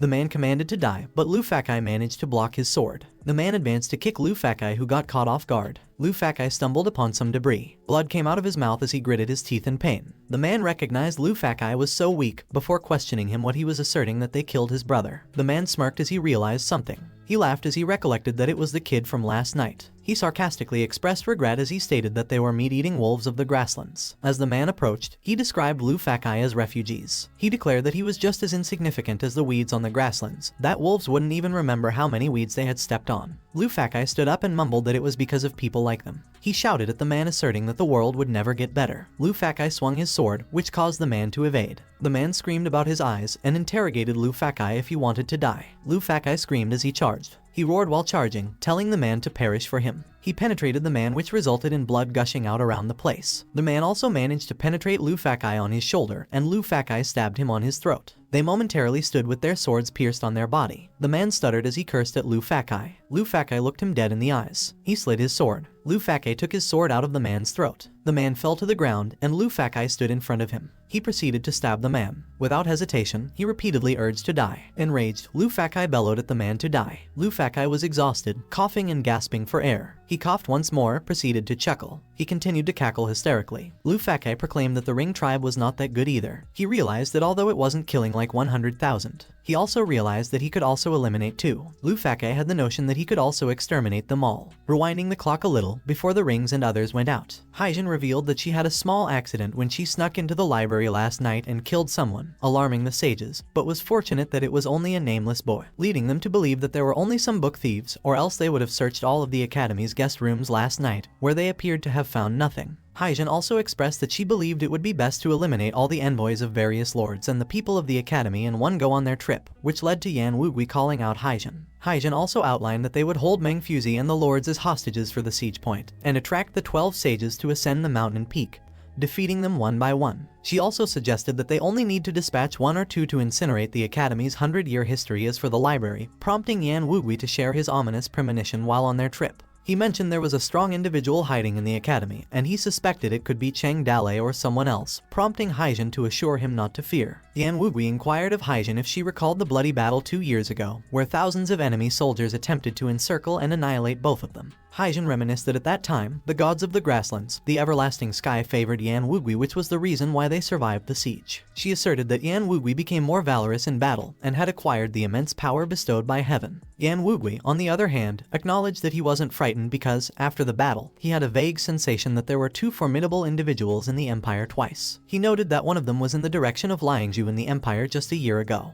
He also observed that another emerged and took action in Yuzhou a few days later, and its consciousness swept across most of the empire in an instant, becoming as mighty as the heavens. Yan Wugui believed that after the chaotic times, the empire's waters were exceedingly deep, like a bottomless abyss, before cautioning Haijin that they must be vigilant everywhere, prompting Haijin to remind him that they were in Zhuzhou. Haijin reminded him that he was the Ring tribe's premier warrior, having decapitated thousands and being favored by the everlasting sky as her hero and beloved. She cited that in just 2 years, they had achieved remarkable feats in the Heavenly War, and as long as they fulfill their mission, she was convinced they would secure sufficient achievements, more troops, more provisions for the tribes, and could unify the grasslands. She also vowed that they would lead the tribe's Iron Horsemen into the Central Plains again, and conquer the world, living and dying together, because no one in the grasslands could match them. She also didn't omit to mention the scrawny Imperials. Meng Fuzi was poised to attack Yan Wugui. Meng Fuzi opted not to converse, so he utilized his peculiar power to render individuals unconscious. He persistently summoned Yan Wugui, as he indicated that he couldn't prolong the conflict, as it might unveil too many secrets about divine power, and Yan Wugui clarified that he hadn't encountered a formidable one. Yan Wugui maintained that he hadn't encountered anyone with a robust physique that he couldn't overcome, a man who honors his guests with wine as a courtesy, and a wolf with an iron fist. Yan Wugui collided with the rock. Meng Fuzi dashes at him like an unstoppable chariot. He employed his stone-crushing skills against Yan Wugui. Meng Fuzi propelled Yan Wugui against the mountain. The lords were astonished. Meanwhile, Na Yinying counseled Lai Weiner that they must not provoke Meng Fuzi. The Ring tribe men realized that it was over, and Haijin anxiously summoned Yan Wugui. Yan Yuan suggested that it was wise to respect the spirits and gods and keep a distance from them, while Zai Gong concluded that the might Meng Fuzi possessed was the bastion of the entire realm, which he refused to acknowledge with mere force. Song Poking discerned as if a demon had descended from the heavens, recognizing Meng Fuzi as the genuine Tai Sui deity on earth, and acknowledging most of the accounts in that tome as factual.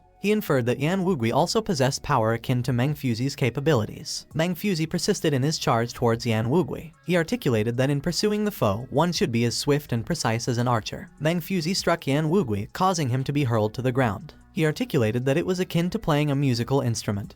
The rhythmic assaults could subtly fracture the adversary's entire skeletal structure. Yan Wugui vomited blood as Meng Fuzi landed his blow. Meng Fuzi also managed to fracture Yan Wugui's rib cage. He also caused the earth beneath them to fracture. Countless stones commenced their descent along the cliff. An individual adeptly evaded the tumbling rocks. Meng Fuzi advised Yan Wugui that if he rejected a toast only to be forced to drink a penalty, and if he did not adhere to his rules upon arriving at the academy, he would enlighten him on the regulations. Meng Fuzi declared that since it had come to this, he wished Yan Wugui peace and rest, and resolved to first inter him at the mountain's base and methodically evaluate the individual's gear after selecting the candidate. Meanwhile, Sima Qian was on the verge of commenting on Meng Fuzi to the populace. She perceived an earthquake, and the crowd exhorted to observe as a segment had vanished from the mountain summit.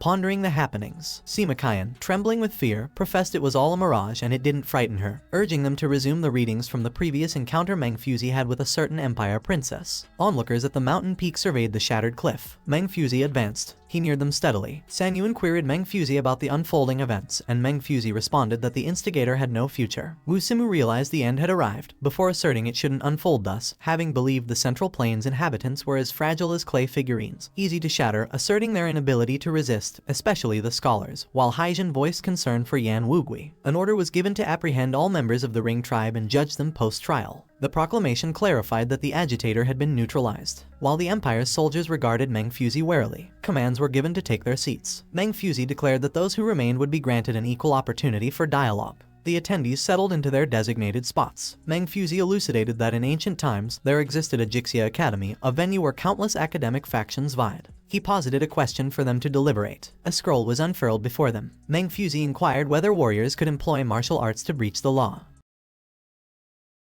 A hand was carving a wood. Lu Fakai was making a wooden sword. He sat on top of the body of the two corpses. Meanwhile, Meng Fuzi discussed the current chaotic world, which was the first one was Cheng Dale assassinated Yang Longting, Lin Shayu raised his banner and led the justice cult to destroy Chang'an. He inquired how they would evaluate it. The people paused momentarily. Song Pokken asserted that they would be evaluated as rebels and traitors. Meng Fuzi queried what he meant by rebels and traitors. Song Pokken explained that the Confucianism of the empire had always placed great emphasis on consolidating imperial rule, and even if Meng Fuzi was different, he maintained that he still belongs to the Confucianists and would not be separated from it. He contended that there was no country in the world that was not the emperor's land, and there was no country that was not its emperor's subject. Like the thunder, rain, and dew were all the emperor's grace, which if they disagreed, they would make a statement. He continued, stating that if there was a slight dissatisfaction, they could just fight and kill, before questioning where the majesty of their royal family was and where was the stability of the country. The men behind him concurred with Song Pokken, and argued that warriors' use of martial arts to break the law was the use of personal force to disrupt the nation's order and violate the dignity of the royal family, which was truly inappropriate. They proclaimed that those who use martial arts to break the law were rebels and traitors, which left Lai Wanner to ponder for an argument. Meng Fuzi listened as the people spoke. Song Pokken opined that when Emperor Ming was in power, the world was weak, the rings were watching from the outside, and the people were in famine, complaining and struggling in the difficult times. He argued that during those trying times, only when the empire was stable could it unite to resist foreign enemies and provide people with meals to eat. He noted that they needed to designate Yang Longting as the god of war in order to appease the people, and kill Lin Wenchen for the sake of civilians. Song Pokken claimed that Cheng Dalei had killed Yang Longting for personal revenge, causing the empire to lose all face, ridiculed by outsiders, and not thinking about the empire's face, leaving him wondering how that was different from a spy. He remarked on the son of Lin Wenchen, Lin Shayu, the founder of the justice cult, who was using the chaos of the famine to coerce the public, all for his personal revenge, and plunged the world into chaos and made countless people destitute and homeless. He questioned where the warrior was, disregarding the overall situation and acting recklessly like that, which harmed the people and caused the country to crumble, which made the people suffer. Meng Fuzi invited anyone if they had other opinions. Yu Chili realized that Song Pokken was truly a civil servant since his mouth could turn the dead into the living. Song Pokken, on the other hand, voiced his fears that the other absent lords did not know the true reason why the academy was created, before pondering if they had, and proceeded to label them idiots, because he believed that if they could get the full help of the academy, they would have the world at their fingertips. While Nai Yinyang and Zhu Hanchuan debated, a person interjected, calling out Song Pokken. Lai Wanner countered, telling Song Pokken that as far as she knew, Yang Longting took credit for Cheng Dalei's deeds, while Lin Wenchen died unjustly. Song Pokken recognized it was Lai Wanner. He laughed and wondered what she had to say. Lai Wanner revealed that he only spoke half of it, and suggested they talk about it. She questioned him why the Ring tribe invaded in the first place, since she believed that it wasn't the Imperial Army who was holding up in Yuzhou. She asserted that it was Cheng Dalei's Toad Village that did it. Song Pokken pondered how a woman like her could understand. Lai Wanner prompted Yu Chili to tell her. She pressed him why Lin Wenchen, who was defending his position in Liangzhu, had been defeated, and where the army provisions to support him, as well as his reinforcements, had gone. Yu Chili pondered for a response. Lai Wanner challenged Song Pokken to explain why a large amount of money and rations were invested in the Imperial Army, which in the end stole Cheng Dalei's credit to save the Empire's face, leaving Song Pokken irritated. She stated that 4 years ago, Emperor Ming had allocated money and food relief to the victims of a severe drought in Yuzhou, which in the end, thought none of that money or food could be distributed to the victims, leaving her to inquire why. She also questioned why did Song Pokken lie about the disaster when there was no famine in Jiangnan. She also wondered why were the people's grievances boiling and why was the justice cult responding to all calls. Lai Wanner posed to Song Pokken if it was all due to foreign enemies and natural disasters. She continued, asking him if it was a man-made disaster, leaving Song Pokken pondering if that was actually Lai Wanner, who he noticed that her body had the stability and aura of a person in power, which left him to speculate if she was still the same naive child who just turned 20. Song Pokken admitted that he forgot to mention that Lai Wanner was born into the royal family, enjoying glory and wealth and being worshipped by the people, and that he was supposed to go to the Ring tribe to make peace, but chose to ignore those responsibilities and flee the marriage to join bandits. He continued, stating that now it seemed that Lai Wanner had forgotten the rules and responsibilities of the royal family. Lai Wanner responded that Emperor Ming had pleaded with her and revealed something. She elaborated that the empire needed time to recuperate. That was the reason why she agreed to the marriage, and also ventured to the king's curtain of the Ring tribe. Lai Wan'er recalled that although it ended with the assassination of the leader of the Ring tribe by Cheng Dalei, the grasslands were in turmoil, and she was freed from his destiny as a peacemaker, which resulted in the empire having truly ushered in years of peace. She demanded, asking what he was doing when the empire had been peaceful in recent years. She mentioned Yu Chili's name from the general's faction. Lai Wan'er exposed that he had been recruiting troops everywhere, raising veterans to form private armies during the Ring tribe invasion. And he exhibited fear, fearful of losing his own troops, but privately sending people dressed as horse bandits to plunder villages, before denouncing him as a simple bandit.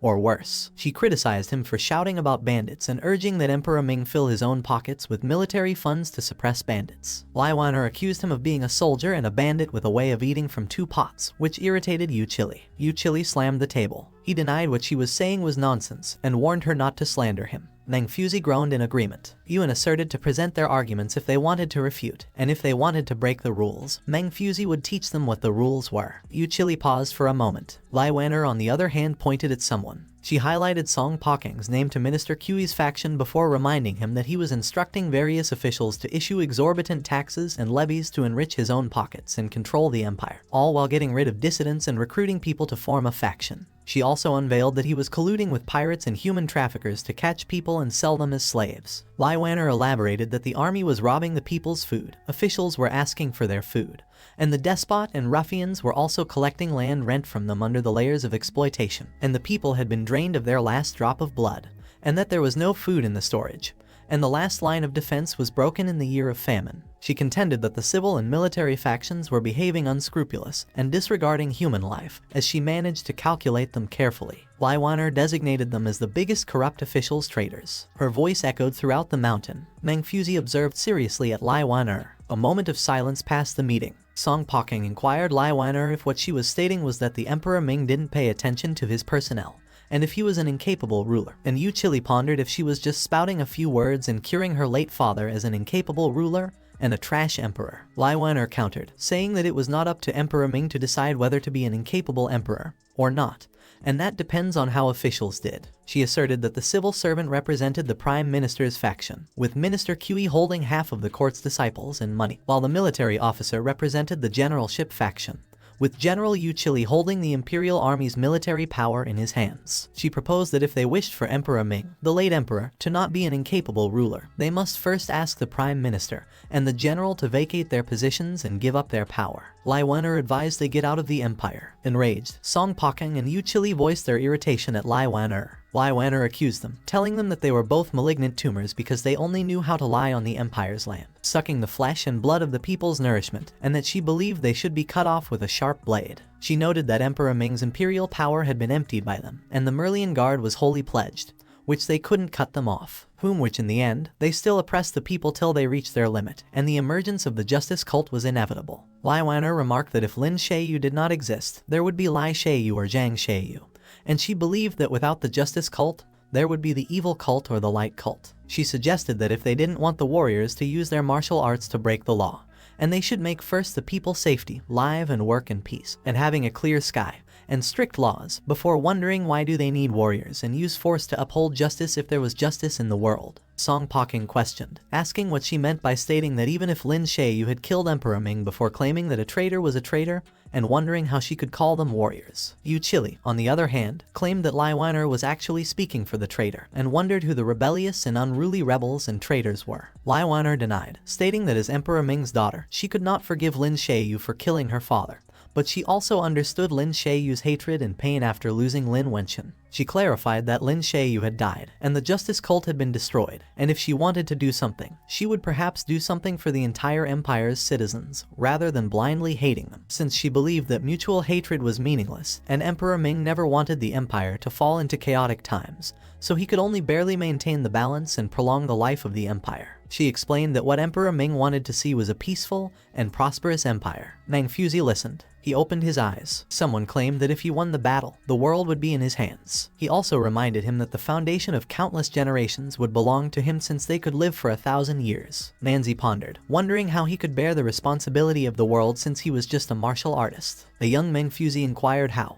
and also if he hadn't thought of a name for his country. Manzi revealed that they're going to name it the Great Empire. Mangfuzi chuckled and stated that it fits his personality. A moment of silence passed as they looked at the mountainous horizon. Manzi called out for Mangfuzi as he had something to say to him. He stated that he had thought about its decision for a long time, and there was one thing he wanted to entrust to him, which led to Mangfuzi's confusion. Manzi was about to tell him about his plan after he turned 100 years old. He paused before continuing. Mangfuzi was flustered by what Manzi meant, that he wanted to give up the foundation he built, and even his own life, and turn his power into the nation's fortune to guard the world.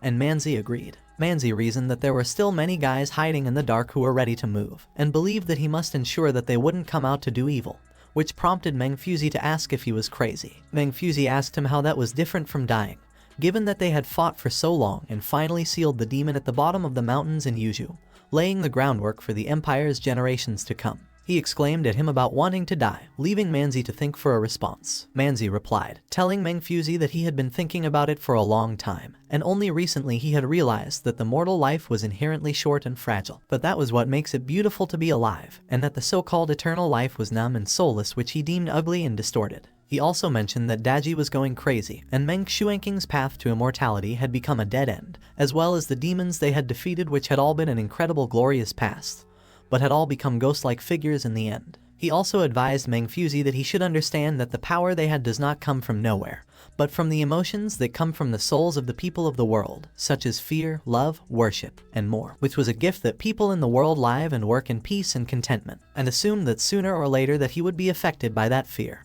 and become a new demon and became a tyrant, and his brutal rule arouses fear and resentment from the people in the world. He continued to say that it was the people of the world who held them so high that if they took the wrong path, they could drag them down from the clouds to the abyss, which left Mangfuzi realizing water could carry about, where it could also overturn it. Manzi agreed before telling him that he was also a human, and people were fickle, so he wasn't sure that in a couple of 100 years, when his family and friends died of old age, his true nature would not be distorted in time and turn into a new demon, which was like winning politics and becoming the Yellow Emperor. He also mentioned that he had finally put an end to the chaos of the 19 countries, and that he would never allow himself to start a new era of chaotic time. Mangfuzi assured him that he understood, and asked if avoiding the mundane seemed to reduce the effect if he wasn't mistaken. Manzi agreed, and explained that it would be impossible to avoid the mundane world as an emperor, which was the reason why he chose that path. He questioned about the foundation of countless generations, the eternal peak power, or the endless glory and wealth, which none of that mattered for him. Manzi expressed that all he wanted was peace in the country, which Mangfuzi agreed to. Manzi observed that there were still many hidden dangers in the world that could not be cleared, and that many people could only be solved by real immortals, and that he believed the chaotic world would be back in 300 or 500 years. Somewhere along the Great Kingdom 20 years ago, he asked Mangfuzi that he had to trouble him when the time comes. The great emperor died, and the whole country mourns. An elderly man with white clothes and hair suddenly appeared in the morning hall, but no one noticed him. He solemnly hung a token on the tablet. The token was also unnoticeable.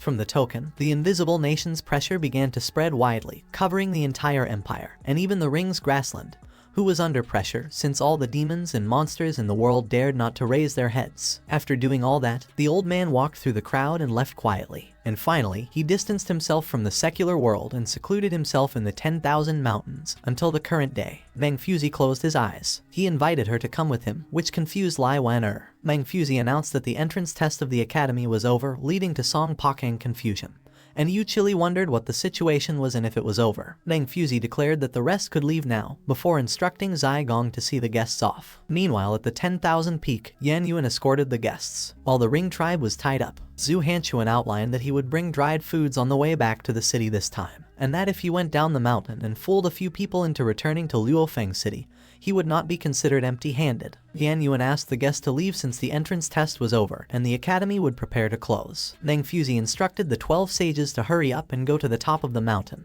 He conveyed that he had things to explain. Song Pakang thanked Yan Yuan for seeing him off before making a request that he wasn't sure was appropriate, prompting Yan Yuan to assure him it was fine. He inquired if they could leave it to them because it appeared that the academy did not want to interfere in the war between the empire and the Ring tribe. Yan Wugui had also been killed, and the remaining dozen people posed no threat. Yan Yuan pondered for a response. Song Poking went on to question if they could let them handle it if it was inconvenient for the academy, because the Ring tribe dared to infiltrate the Empire's territory and kill people, and he believed they should be dealt with in accordance with the Empire's laws. He argued that the Empire and the Ring tribe had always had a deep blood feud, and they could also use the rings to demand some ransom from the northern barbarians, and in that way he believed that the families of the fallen soldiers would also receive a generous amount of pension. He requested if they could allow it, which led to Yan Yuan and the other sage looking at each other. Yan Yuan reasoned that they were invited by Meng Fuzi, which he asserted that they couldn't dispose of them casually without his order, while the other sage was also in agreement and commented that they should act in accordance with the laws of the Empire. Song Poking expressed his gratitude to them.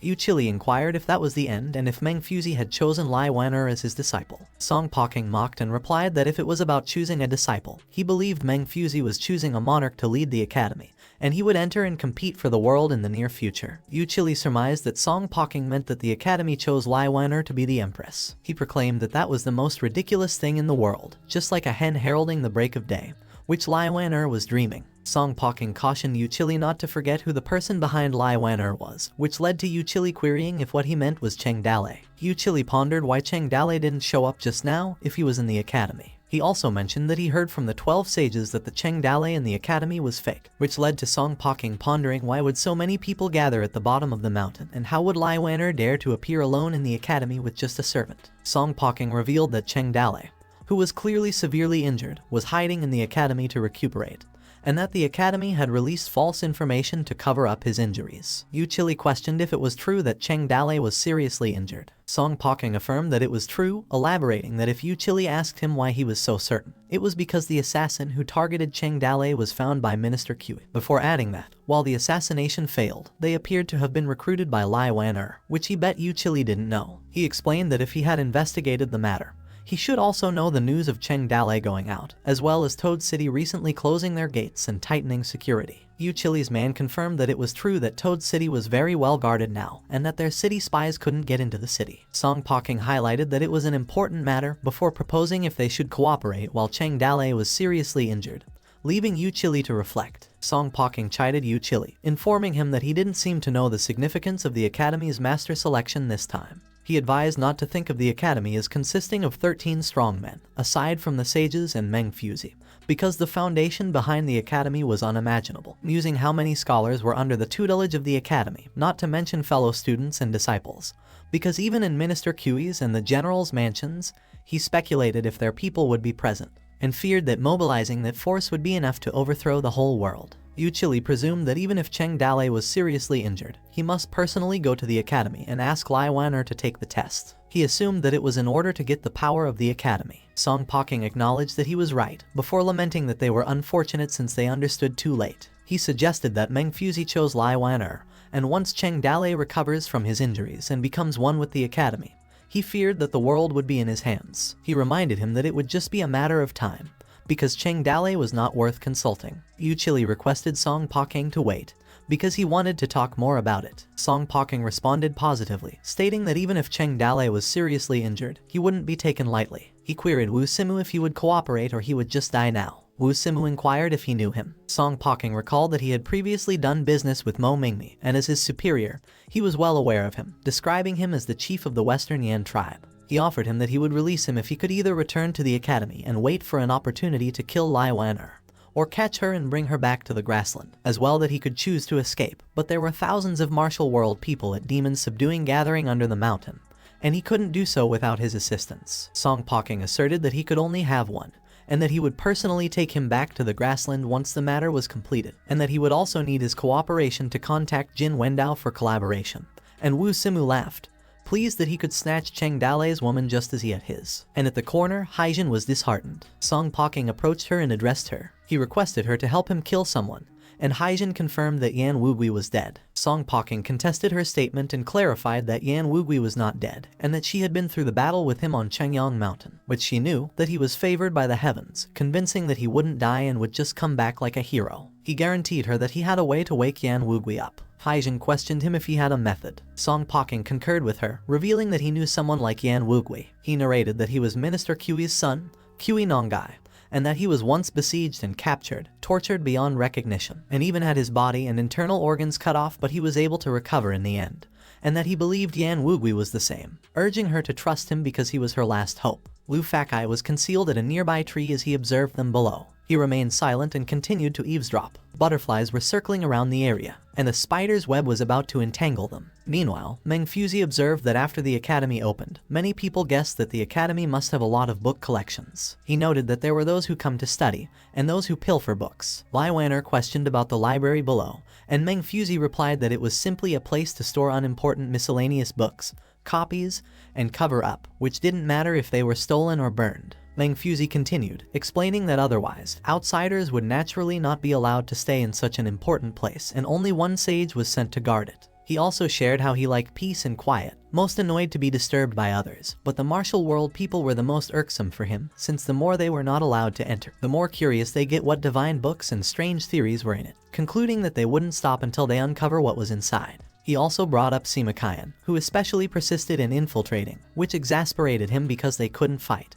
But they couldn't run either, flies, which they couldn't deter, and couldn't be bothered. He explained that that was the reason they had set up 2 different libraries, one on the mountainside and one hidden in the mountain peak. Meng Fuzi also unveiled to Lai Wanner the building at the top of 10,000 mountains. He shared that it was the real collection of 10,000 volumes of books, and was usually guarded by him personally. Meng Fuzi speculated that he didn't know how many precious ancient books of knowledge would be destroyed once the chaotic world begins. He elaborated that that was the reason the academy spent hundreds of years, sending out disciples to collect books from all over the world, and also authored books and biographies themselves, since classic ancient books from all dynasties, geography of the empire's mountains and rivers, cultural customs, and the 3 religions and 9 streams, everything was included and available. Meng Fuzi paused after his consideration. He declared that since Manzi established the dynasty, 108 cities in the empire's 13 countries had collected humanities, customs, archives, and various materials from all over the places, which were more realistic and detailed than what Lai Wanner's family had collected. He asserted that after the end of the chaotic era, they became the most important bricks and tiles of the empire. Meng Fuzi opined that with them, they could rebuild the order of the Great Kingdom as fast as possible.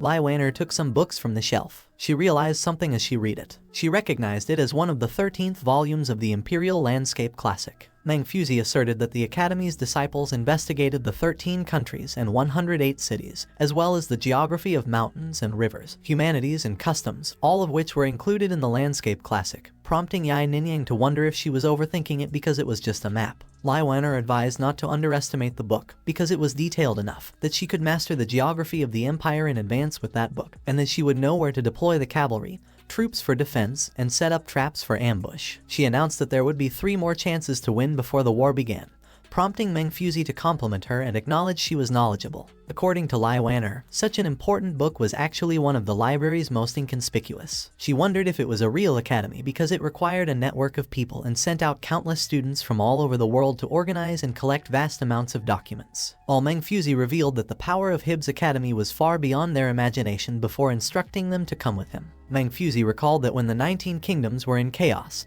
he led 3,000 disciples and 72 sages to travel around them, and searched for a benevolent ruler, which he found nothing. He mentioned that later on. He explained that if the monarch did not practice benevolent rule, he would beat him up repeatedly until he did, where at the time, Lai Manzi came out of nowhere, which caused Lai Wanner to wonder if that was more than 300 years ago. Lai Wanner questioned him if he had seen her ancestor. Meng Fuzi confirmed that he had, or rather Lai Manzi had, come upon him on his own initiative, requesting him to assist him because he was the chaotic era's tyrant, capable of ending the chaotic world but not the benevolent monarch. According to Meng Fuzi, Lai Manzi had the courage to give up immortality and use all his strength to suppress the world, which was why he admired him. Meng Fuzi pulled a chain. The door opened in front of them. Meng Fuzi announced that they were in his collection room. Nai Yinying noticed a night luminescent pearl the size of a fist, which she assumed was worth a lot of money because there were so many in the room.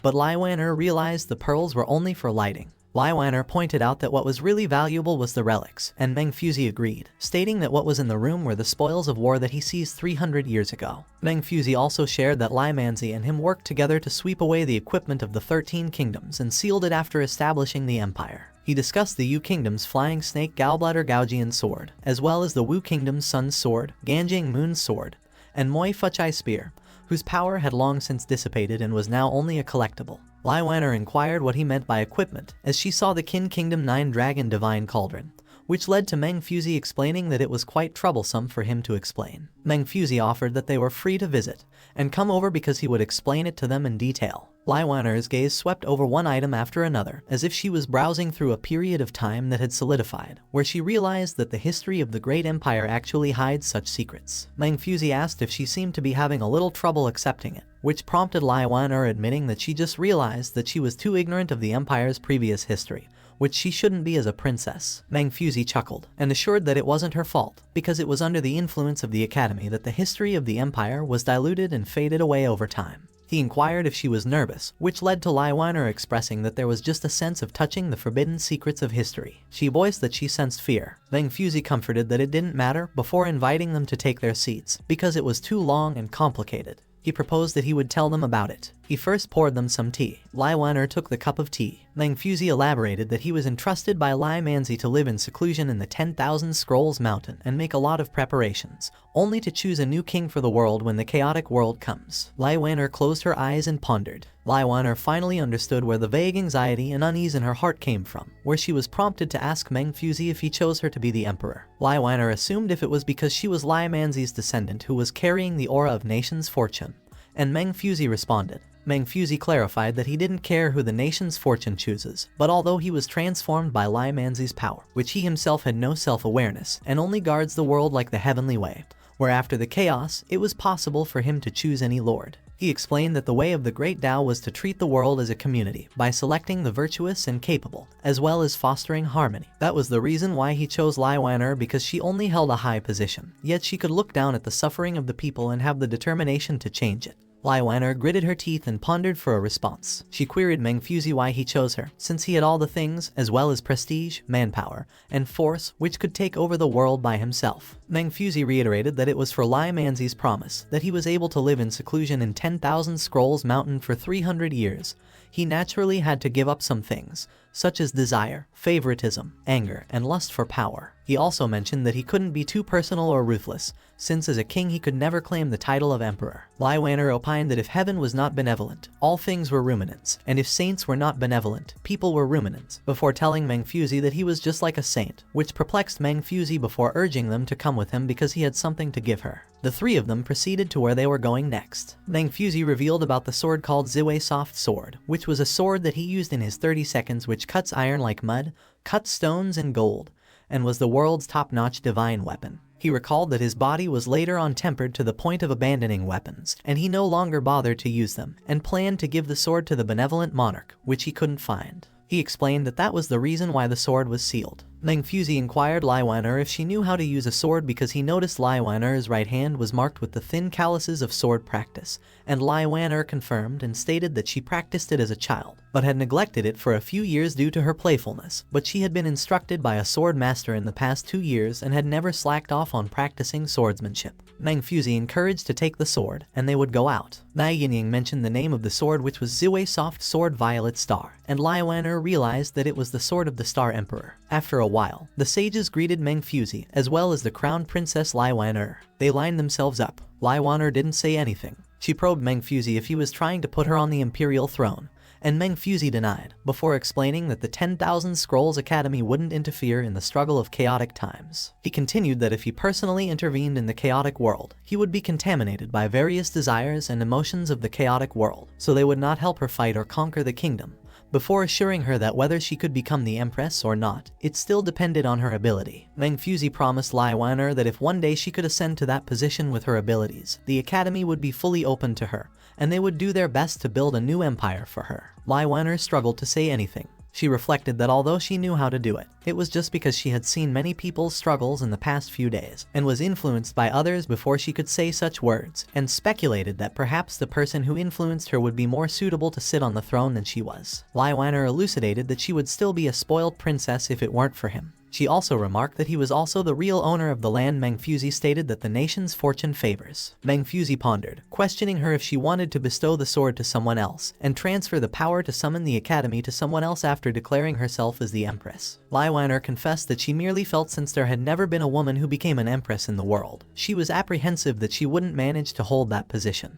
Meng Fuzi inquired if that was her genuine sentiment, and Lai Wan'er affirmed. He observed something in Lai Wan'er. He observed that she harbored ambition in her eyes, and asserted that she was convinced from the core of her heart that she would rule the country more effectively than the Marquis and royalty. Lai Wanner found herself at a loss for words and presumed it was what Cheng Dalei customarily imparted to her. A leader should maintain confidence in the policies they enforce. Meng Fuzi queried Lai Wanner on who persuaded her to relinquish the sword, because observing her demeanor, he surmised if it was her beloved. Lai Wanner requested Meng Fuzi to await Cheng Dalei's arrival to evaluate. Meng Fuzi accorded her an opportunity that Cheng Dalei had to arrive within 3 days since a lover perceives a Zishi in his beloved, which prompted Lai Wanner to reassure him that Cheng Dalei wouldn't disappoint him. Meng Fuzi harbored doubts and posited that if Cheng Dalei failed to meet the expectations, she would forfeit her qualifications, and the academy would shutter for 10 years, only to reopen when the tumultuous times abate, before advising her to deliberate thoroughly because she would not have another opportunity then.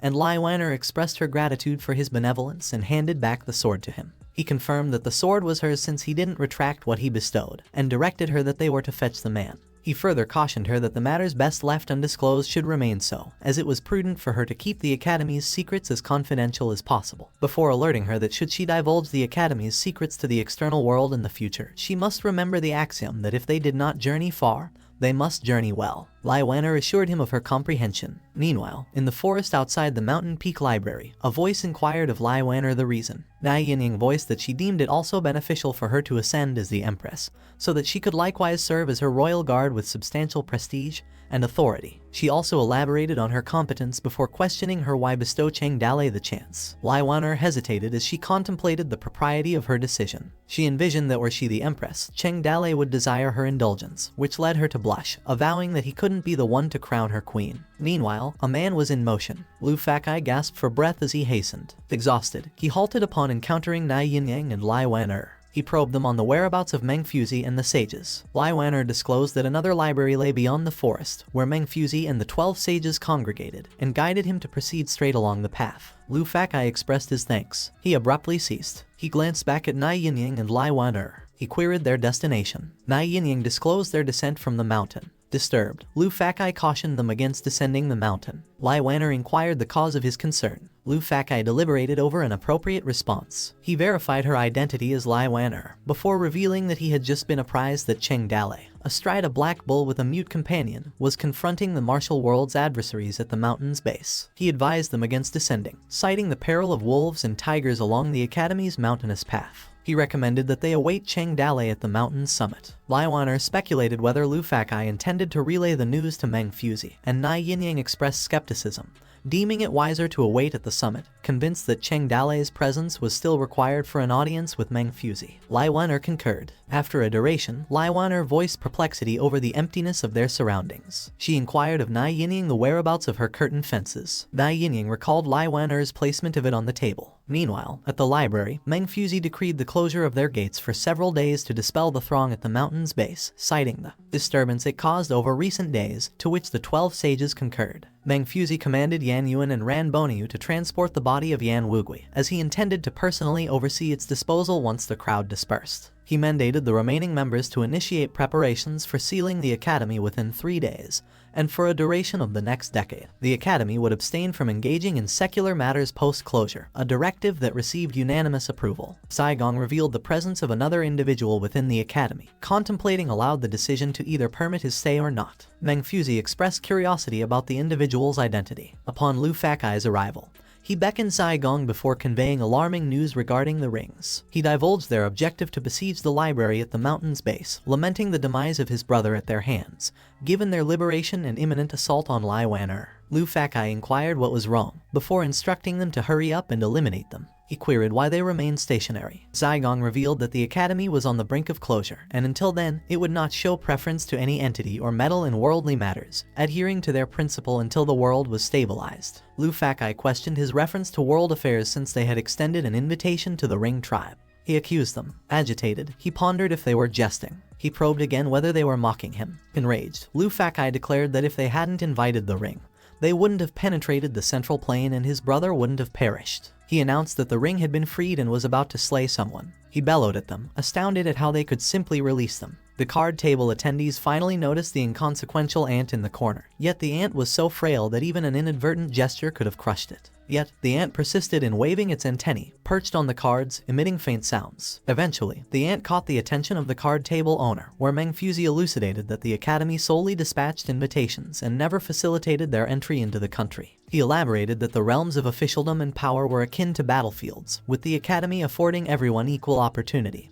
Hence, it naturally would not favor any side. He further stated that an individual lacking the qualifications and the capability to defend oneself had no place there, which led Lu Fakai to repeatedly bring up qualifications. Lu Fakai conceded, acknowledging their falseness, lack of qualifications, and inappropriateness for being there. He berated Mangfusey, explaining their lack of alternatives because, after numerous days, only a single individual had succeeded in the examination below. He also expressed bewilderment over the reluctance to learn basic skills such as bending while walking, singing, or charioteering. He continued, expressing that their only recourse was to endeavor to survive like weeds while lamenting. Lu Fakai contemplated their means of survival in the world, and why mere existence was fraught with difficulty. He recounted how his father had fallen in battle against the rings, his mother had succumbed to illness due to insufficient funds for treatment, and his elder sister resorted to selling herself to finance their mother's cure. In those tumultuous times, human life was undervalued, with people being dispersed and sold for a mere 5 taels of silver, a sum he deemed insufficient. He proceeded, noting the doctor's estimate of 30 taels of silver for treatment, a sum beyond their reach as his father's pension had been misappropriated by the county magistrate, forcing them to sell all possessions for a total of 20 taels of silver, ultimately leading to his mother's demise due to unaffordable medical care. His frustration and agitation stemmed from the shortfall of 5 taels. Lu Fakai affirmed his need for merely 5 taels of silver, a target unmet even when the cost of treatment escalated, resulting in the loss of his father, sister, and mother. This led him and his brother to wander aimlessly, culminating in his brother's demise. He reminisced about the times when his family, comprising his father, mother, sister, and brother, lived harmoniously, only for their happiness to be shattered by the Ring tribe's invasion,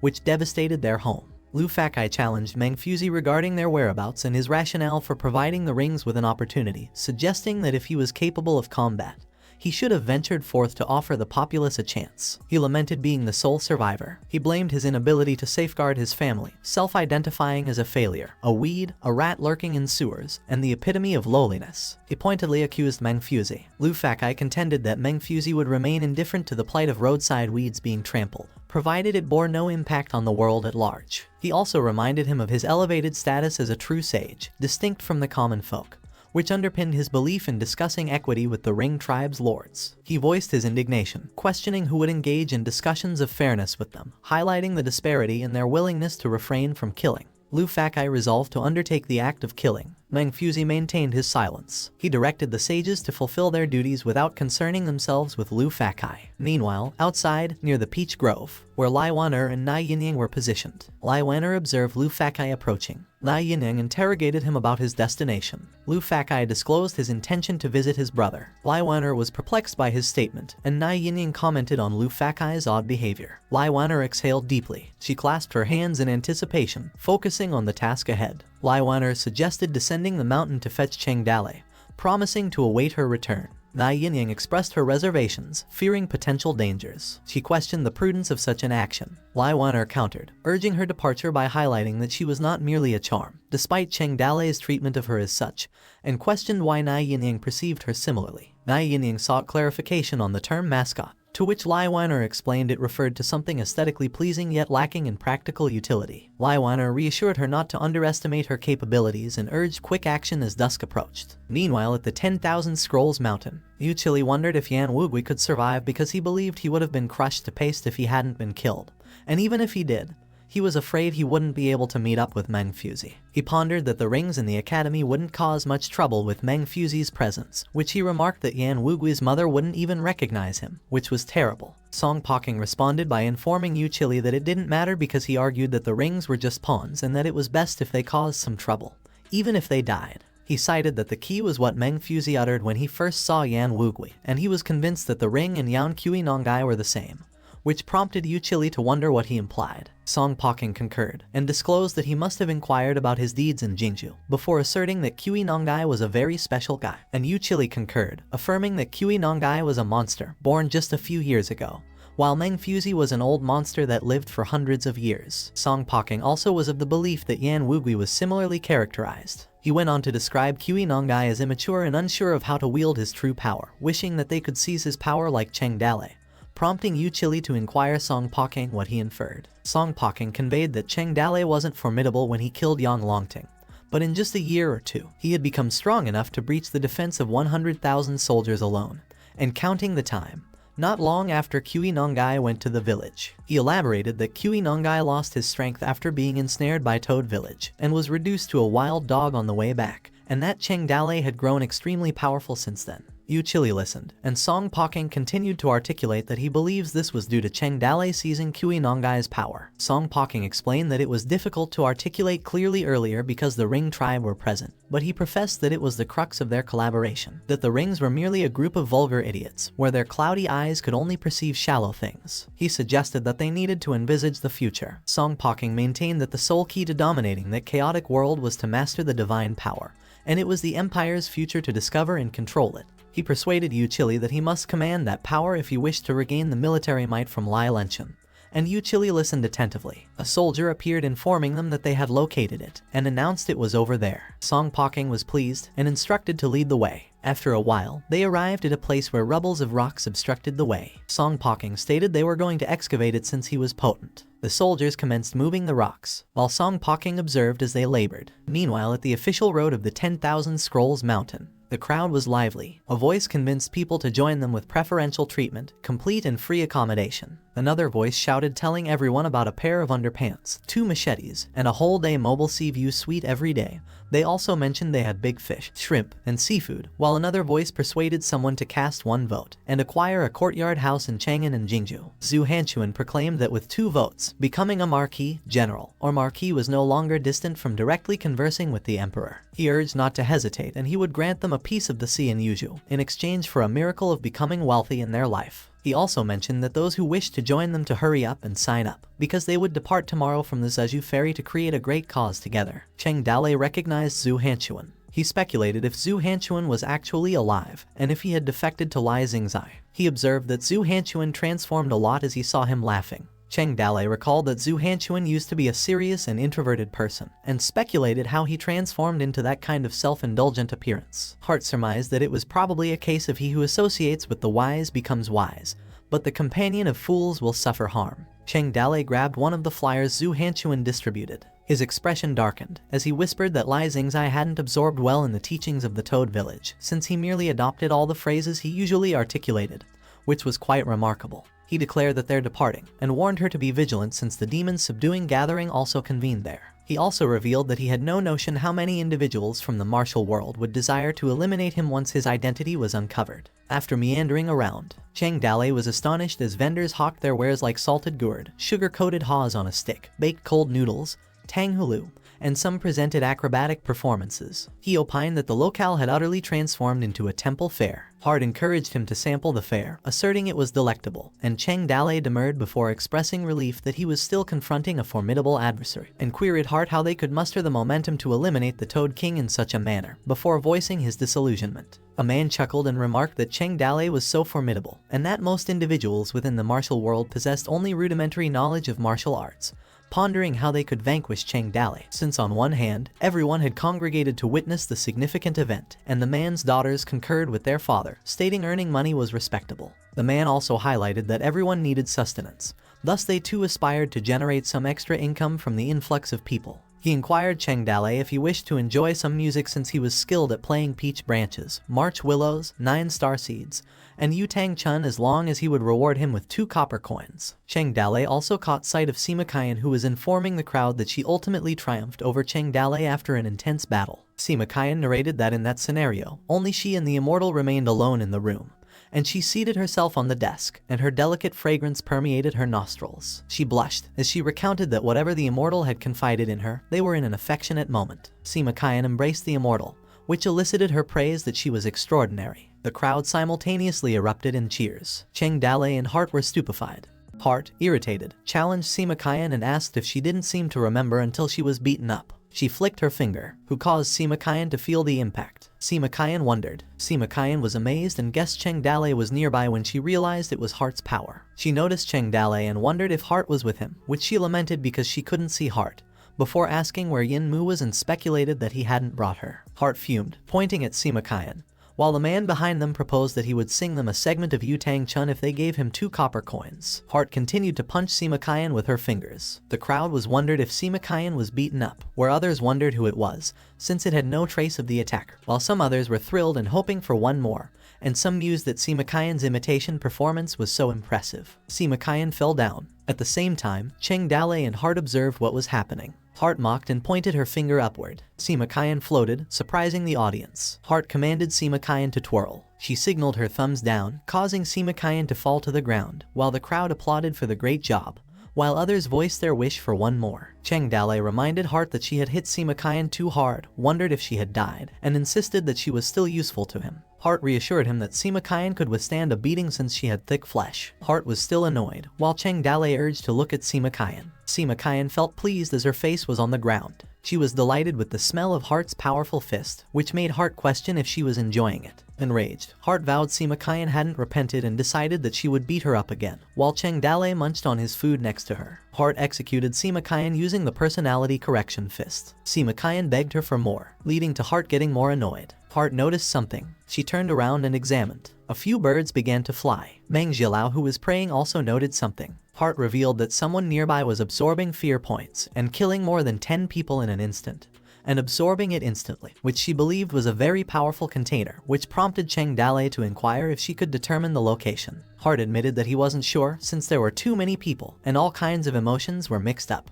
She was convinced that she would be able to pinpoint his location if he did it again. Meanwhile, the trees were rustling. A guy pondered what that sound was. Another person expressed concern about what was wrong and if there was a giant insect in the woods, while another pondered what if there was a giant insect before realizing that there were so many people nearby, and he was still afraid of giant insects. A silhouette of a man was approaching. The sword in his hand was dragged to the ground. One guy realized that it was a seriously wounded person. Yan Kuigui voiced his wish not to die and remembered Haijin. He pondered where Haijin was and how hungry he was. He also noted how his body hurt so much that he needed her to come and help him bandage it, while observing that it was so noisy, which led him to speculate what the people were talking about. Because he couldn't hear what they were saying, he questioned if he was still on the battlefield in Chengyang Mountain, before asking if they were all enemies. Yan Wugui searched for Haijin several times and stated that as long as she was with him, he had nothing to fear. He realized that Haijin had gone and asked where she was and not to leave him. He feared that Haijin had fallen into the hands of the enemy, which led him to ponder where the enemies were. He concluded they were in the mountains and wondered if it was Chengyang Mountain,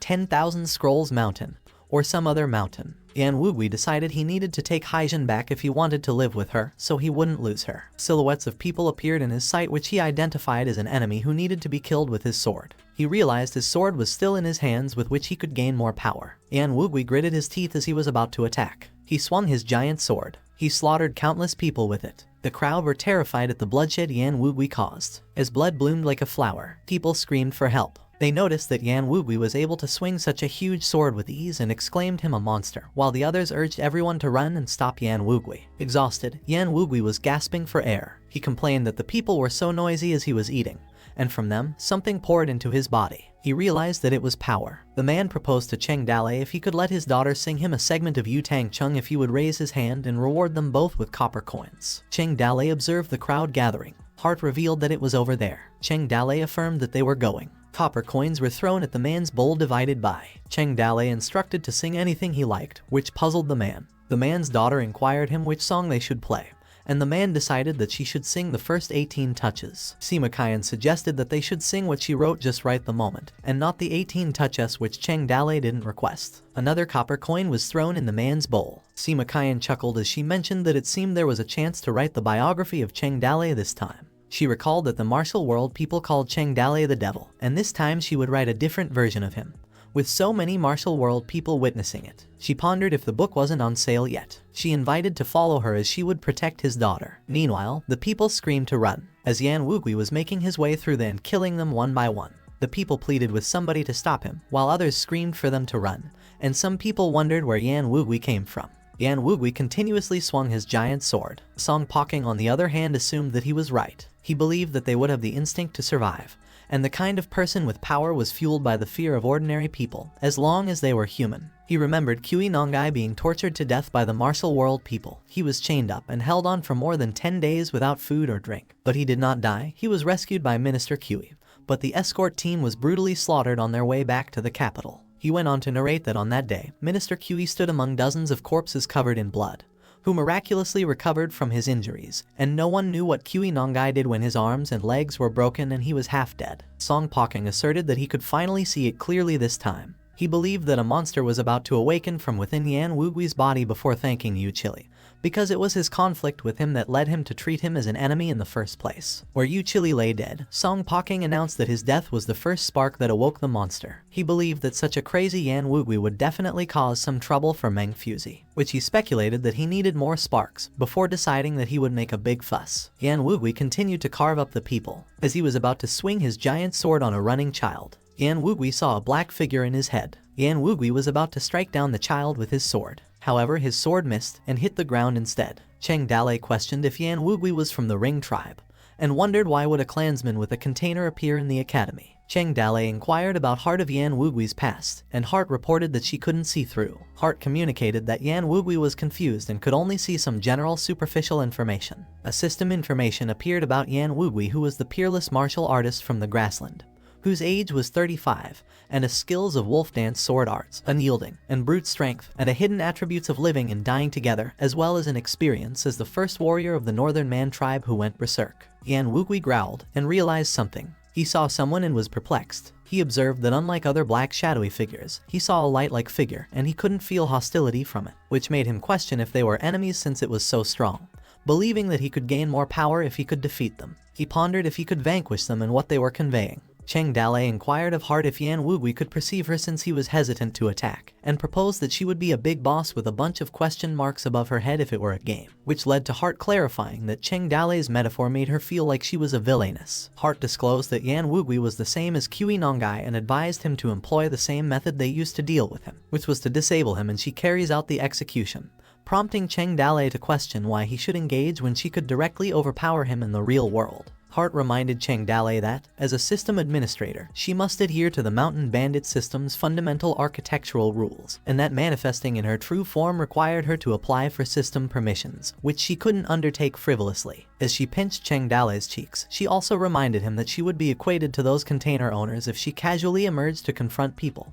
before labeling him as naive. Cheng Dale said that it was his first time hearing about the low-level architecture rules, and Heart explained that it was indeed a system secret that she only discovered recently. Cheng Dale assumed that what Heart meant was that the system was one because of the existence of rules, which was also the fundamental reason why it was different from the container, and that if there were too many violations, the rules would collapse, causing the system to resemble a container and lose its unique traits. He believed that the system, like a computer, could repair itself if the low-level code was repeatedly destroyed, but that it would be destroyed just as the computer's operating system crashes and leaves only chaos. Heart agreed and explained that she was breaking the rules every time she came out, before wondering if it could still be called a system if there were no rules, because without the rules, she could be independent from the system, which was why she was still his heart, or she was just a powerful container. She also stated that using violence on Simakayan on occasion was okay, that losing power was only a last resort, and that using body descent to intervene in worldly affairs on a large scale should be avoided as much as possible, prompting Cheng Dale to ask her what she would become if it came to that. Heart said that she didn't know,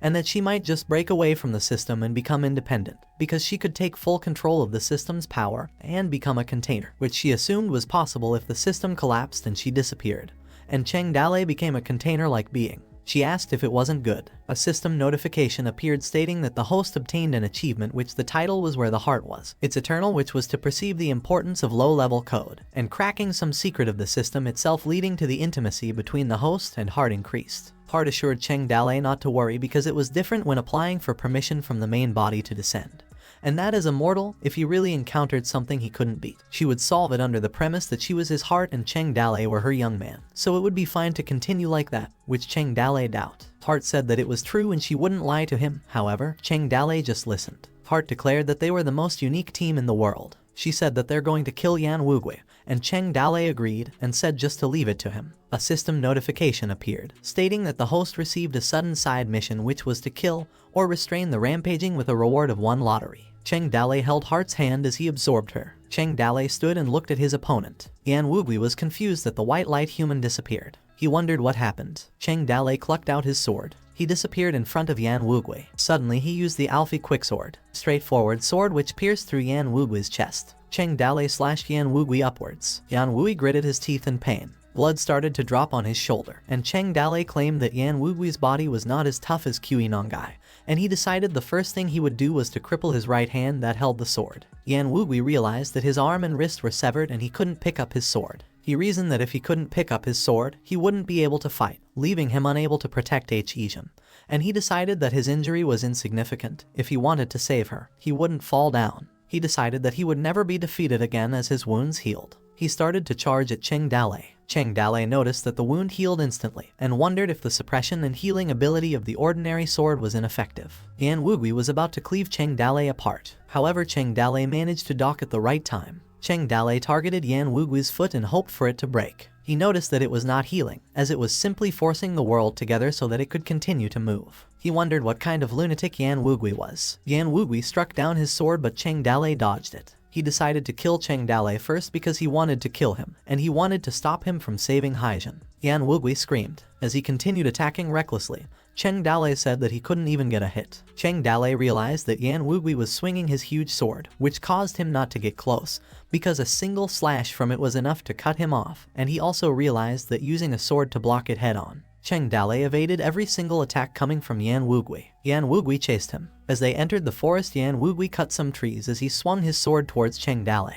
Trees began to fall. Yan Wugui was about to strike another one on Cheng Dalei. A notebook fell to the ground where an image of Cheng Dalei and Yan Wugui fighting were in it. A song played out, with the lyrics that monsters were roaming in the 13 states, and demons were coming out. The man continued stating that the toad's 3-foot ordinary sword was being used in a chaotic world. The daughter went on and sang that now that she sees the devil's true face, she knelt down and sighed. They continued, and stated that the child's moon-like heart slays the evil spirit, and the immortal cleanses the order of the chaotic world, and the road swallows the sky. Sima Qian was pleased, muttering that it was a great move to sweep away 1,000 troops, and the toad spread its wings, which she hoped Cheng Dalei would hit Yan Wugui harder and stab him in the waist. She claimed that the book would become big, since maybe it could even be adapted into a shadow play. Meanwhile, at the foot of 10,000 Scrolls Mountain, a man informed everyone that there was an excellent show to watch. He mentioned that a top master went crazy and was being blocked by a swordsman, which amused the crowd after they heard about 2 top masters. They dashed off, where someone shouted that he wanted to see his blood flow, while the others exclaimed that they would go over there and watch. The people watched as Cheng Dalei and Yan Wugui fought. Cheng Dalei, gasping for air, wondered if Yan Wugui went berserk, since the more he fought, the crazier he became, and swinging such a huge sword never stopped. He also noticed that Yan Wugui's attacks were completely overwhelming, which prevented him from lifting his head, since no matter how much he cut,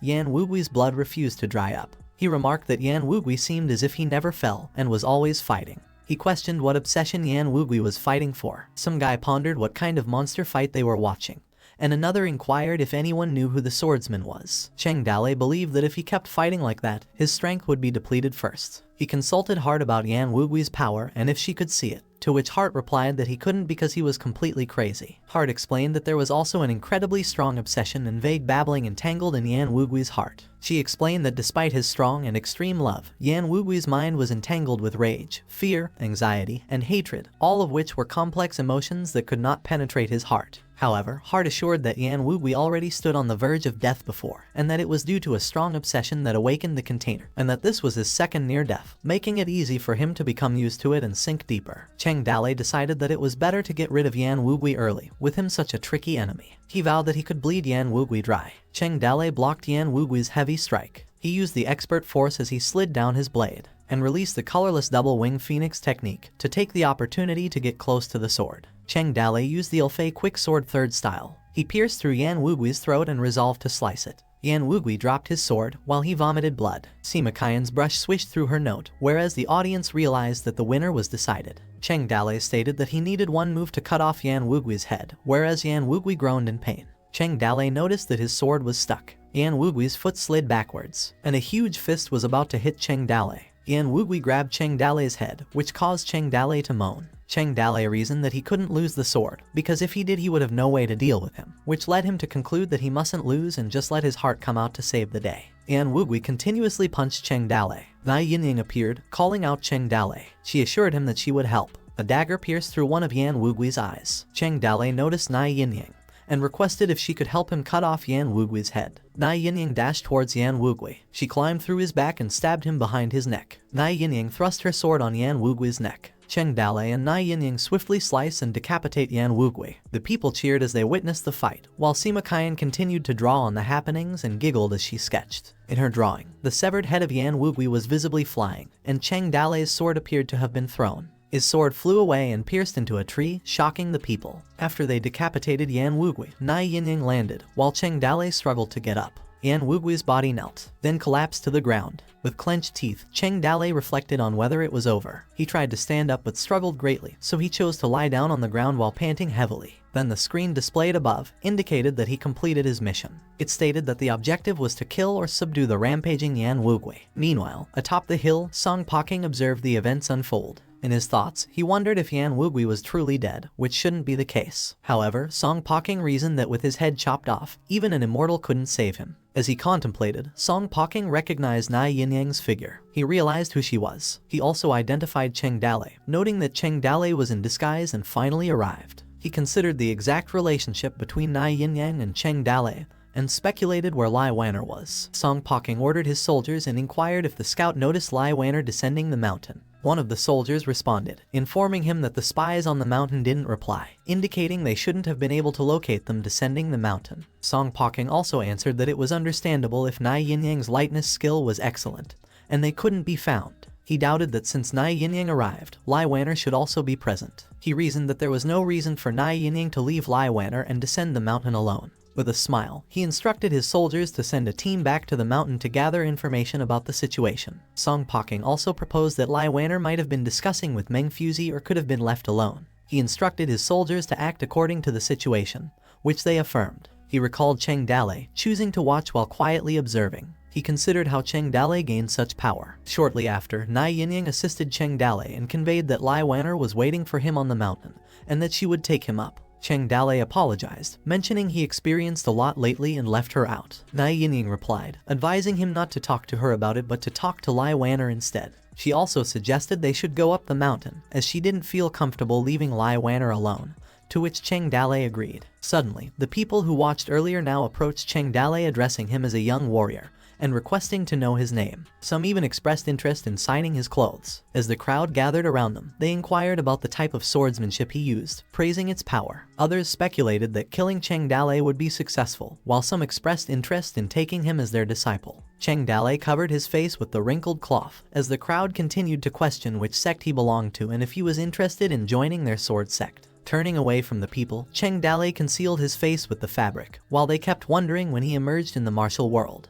As Cheng Dalei walked away, a man noticed his sword lodged in the wood. Excitedly, he attempted to retrieve it and inquired if Cheng Dalei was there to reclaim his sword, offering to do it for him. To everyone's surprise, Cheng Dalei warned him not to touch the sword, gesturing for the man to stop. The man who attempted to grab the sword was startled, causing the fabric covering the sword to slip as the man stumbled. The swords were revealed, and the crowd recognized it. Murmurs began to spread among the people. Eventually, the crowd exclaimed that it was ordinary swords, resembling the typical appearance of such weapons. The people screamed in fear and backed away slightly. Then one person stuttered as they tried to convey their message, leading to someone shouting that it was Cheng Dalei. Some people panicked and screamed as they ran away, while others urged everyone not to be afraid and to follow them in attacking Cheng Dalei. They moved forward to attack him. Surrounding Cheng Dalei, they shouted his crimes were extremely heinous and that he was the most wanted criminal in the empire. Someone even claimed that he was the real devil, while others kept accusing Cheng Dalei of committing numerous evil deeds, stating that they finally caught him. With disdain, Nai Yinyang commented on their bad luck.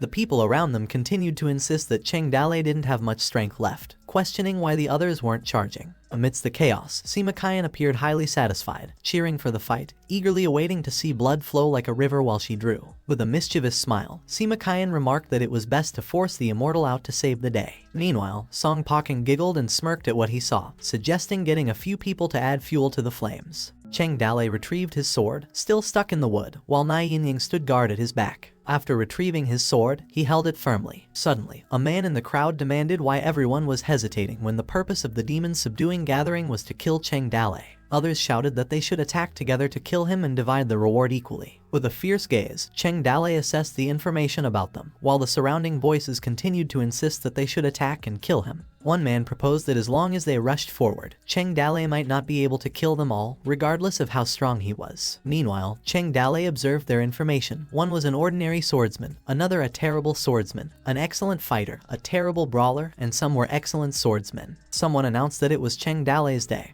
and even if he was skilled, it would be difficult for him to escape. He also mentioned that whoever could kill him would become the supreme martial artist. Hesitating, the ordinary fighter expressed that it wasn't very kind of him to do this and turned to someone for confirmation. The excellent fighter cut in and reminded that Cheng Dalei had just saved them by defeating the lunatic with the giant sword. He pressed on, wondering why they would want to kill Cheng Dalei, still clinging to morality in the martial world. Another man stepped forward, addressing other people, stating that now that Cheng Dalei had dealt with Yan Wugui, they had the nerve to draw their swords. In response, the guy barked that he didn't care if he wasn't, suggesting that there was no need to discuss morality when it came to Cheng Dalei. Some people wanted to fight, while others wanted to stop, causing chaos in the crowd as they fought amongst themselves. Nai Yinying glanced at the people in the back who were arguing, listening to their incessant quarrels about who was fighting desperately, who was protecting them, and continuously insulting each other with curses and derogatory terms. She approached Cheng Dalei and checked how much strength he had recovered, assuring him not to be afraid, as she would take care of him. Cheng Dalei simply responded that he was fine, albeit unsure. Nai Yinying inquired about what was going on.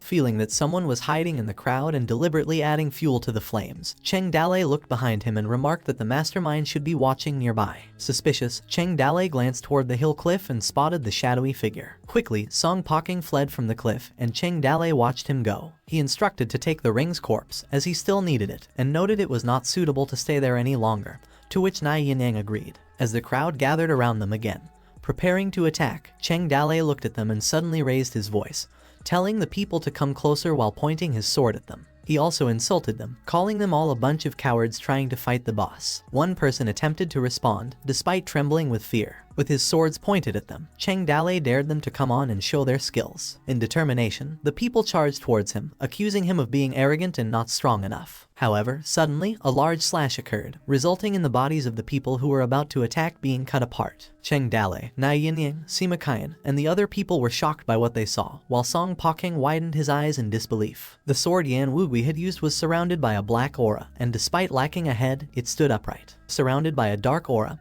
his head emitted darkness. Yan Wugui recalled how his consciousness sank and fell into an endless abyss, with the light fading away. He heard screams, death, wailing, and hate, feeling as if he was about to die just like them. Then he saw a light and tried to reach it, but it disappeared completely, and he continued to descend, wondering what he would become. It seemed as though he had been there once before, recalling it was during the Battle of Chengyang Mountain. At that time, Hai Zhen awakened him from the darkness. Repeatedly, he called her, stating that he couldn't die, and refused to do so. He realized he didn't save her yet and didn't find her yet. He was determined to find her no matter what it took. Remembering their agreement to live and die together, he questioned how he could die in a place like that. Even as he fell into the endless abyss, that was when the black aura surrounding him burst out, forming into an orb. The aura of the black orb intensified greatly upon its emergence. There, his eyes glinted with a deep red hue. His weapon transformed into an axe, surrounded by a dark aura. On the one hand, a shield was formed. Then, a black aura formed on his chest. Suddenly, eyes formed, and they opened a sinister glow, and a mouth emerged as he smirked. His face manifested on his body,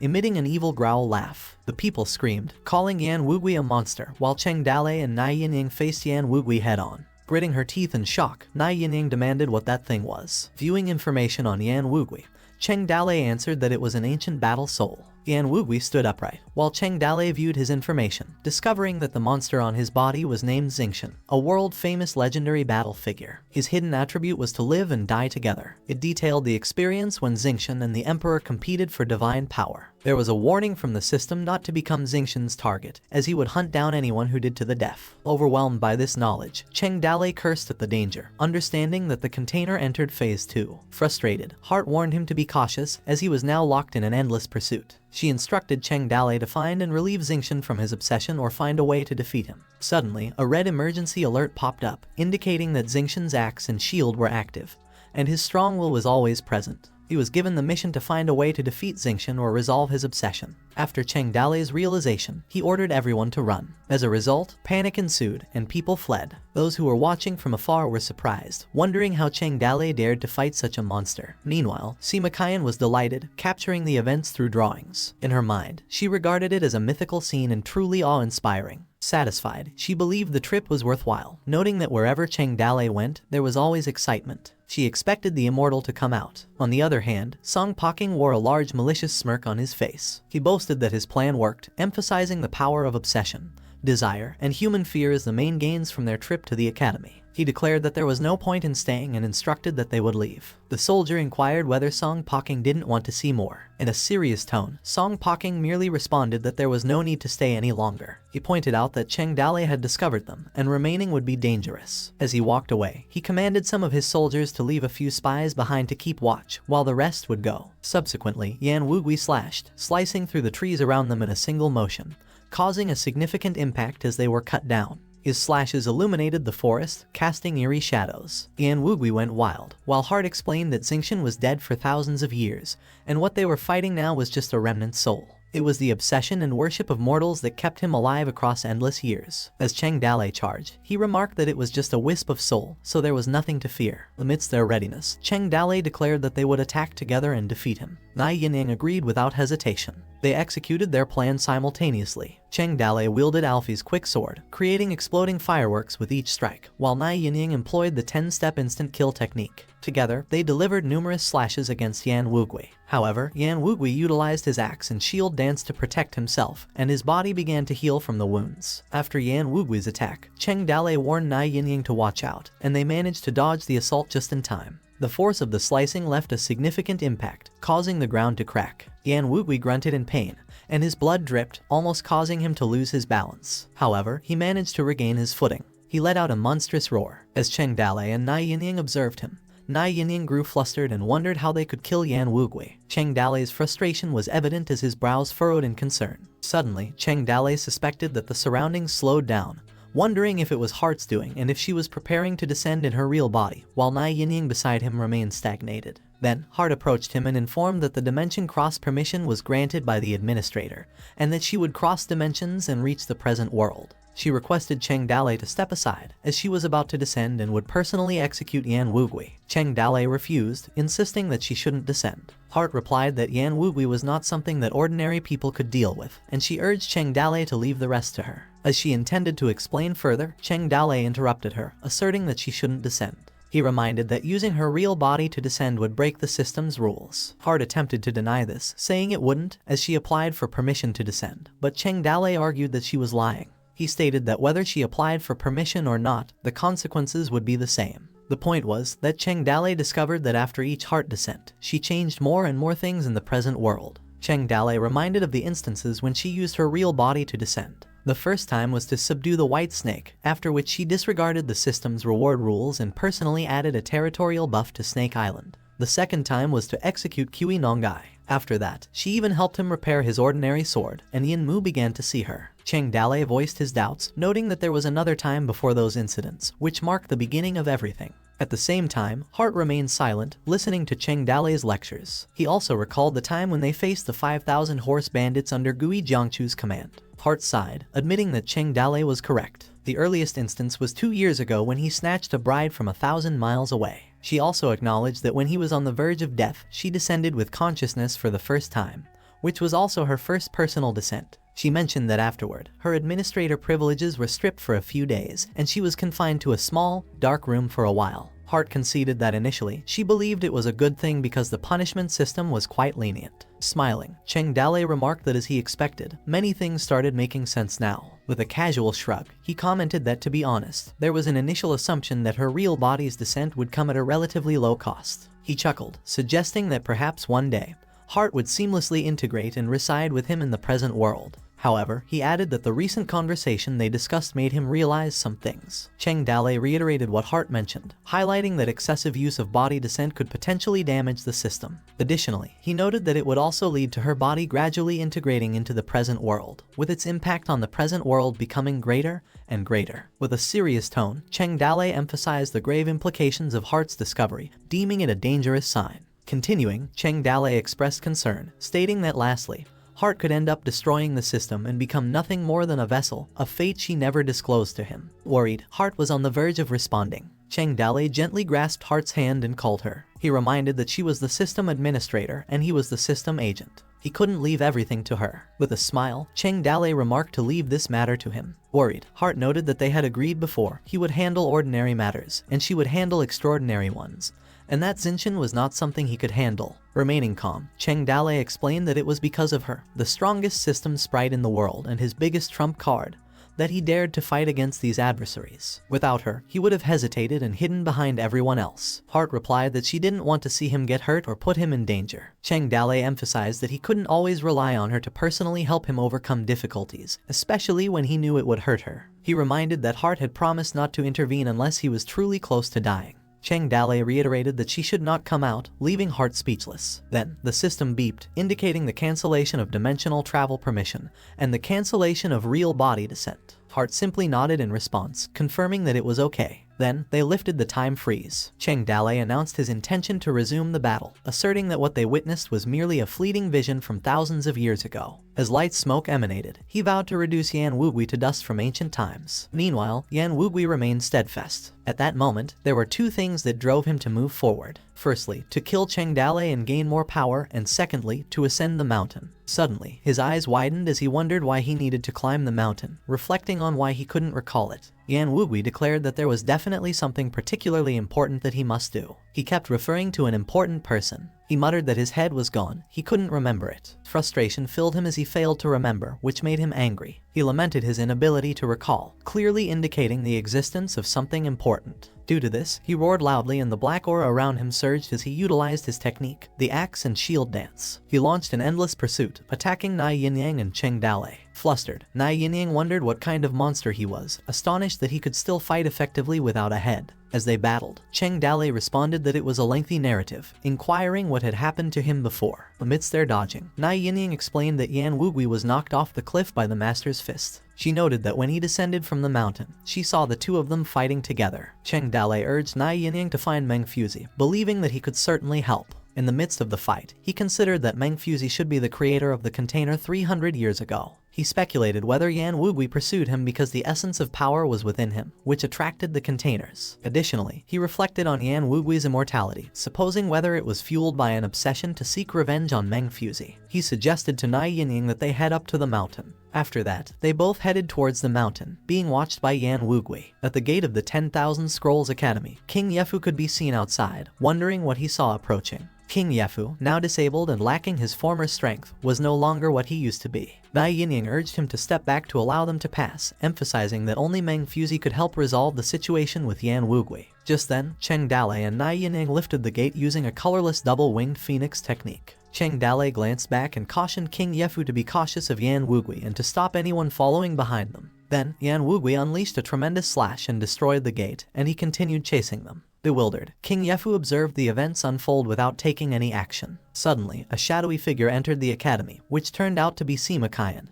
who was very excited and remarked that it was her first-hand information. Meanwhile, inside the 10,000 Scrolls Academy, in the central library, Meng Fuzi was inside the library, while the 12 sages were outside waiting for him. While Lai Wanner remained at the 10,000 mountain peak, it could be seen that there were soldiers coming up towards her. Down below, Lu Fakai disguised himself as Cheng Dalei, hiding in the bushes nearby, observing the Ring tribe members approaching. At the bottom, Cheng Dalei and Nai Yinyang continued to ascend the mountain, with Yan Wugui still chasing them. Sima Kayan followed them closely, enjoying the events and documenting them. Meanwhile, Meng Fuzi was reading silently in the central library. As he poured himself some tea, he recalled Lu Fakai's warning, causing him to spill the tea. In the midst of the chaotic world, many people were restless. On the 10,000 mountain peaks, some people took a chance, thinking they could benefit from the chaotic world. Soldiers spotted Lai Wanner, shouting to each other that she was really there, and urging each other to catch her. One of them declared that they had made a great fortune and they laughed. The other one mocked Lai Wanner and told her not to resist, which irritated her. Lai Wanner sighed and suddenly felt very annoyed. She murmured a question, wondering why they all believed a princess was supposed to be a nuisance mascot to be caught. Meanwhile, on the hillside of the 10,000 mountains, Lu Fakai was seen running with something in hand.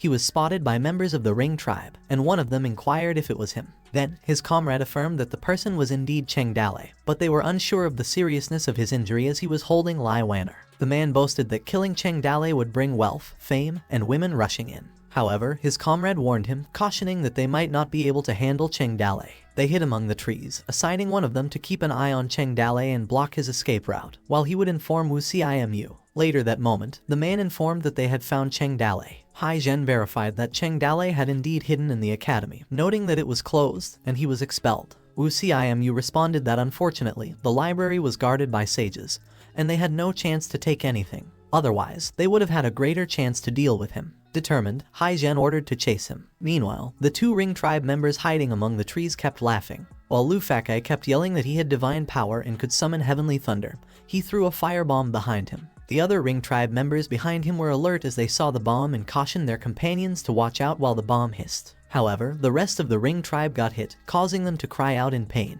Wu Cimu smirked, recognizing that it was Cheng Dale, and remarked that he was the only one who could pull a stunt like this with gunpowder. Grinning, he assumed that Cheng Dale must be seriously injured, and that was why he used gunpowder to retreat. He instructed his men to hurry and kill them before Meng Fuzi arrived. At the top of the mountain, the sages heard the loud noise, prompting Zai Gong to wonder about its source, and Meng Fuzi also took notice. Meanwhile, as Cheng Dale ascended, he commented on the use of gunpowder. Nai Yinyang recommended they investigate. As they climbed the hill, Cheng Dale suggested they split up, with some heading to the mountain's summit to find the master, while others would follow the direction of the gunpowder. In the midst of their conversation, Yan Wugui launched an attack from behind on Nai Yinyang, who sensed it coming. Though she was partially struck, resulting in her vomiting blood and screaming in pain, Cheng Dale was also heavily impacted by the attack and showed concern for Nai Yinyang. Nai Yinyang gritted her teeth in frustration. Then, Yan Wugui struck back at Nai Yinyang while she was still down. Fortunately, Cheng Dale intercepted him. The two of them were blown away by the impact. Yan Wugui was engulfed in the dust and smoke from the impact. Xingqian's aura flared around Yan Wugui. Cheng Dale and Nai Yinyang continued running uphill. Heart, following closely behind, remarked that she now understood that Yan Wugui was searching for someone, most likely his lover. The strongest emotion in his heart seemed to be love. Frustrated, Cheng Dale questioned what they could do to break his obsession, suggesting killing his lover and wondering who she was. Heart replied that she didn't know,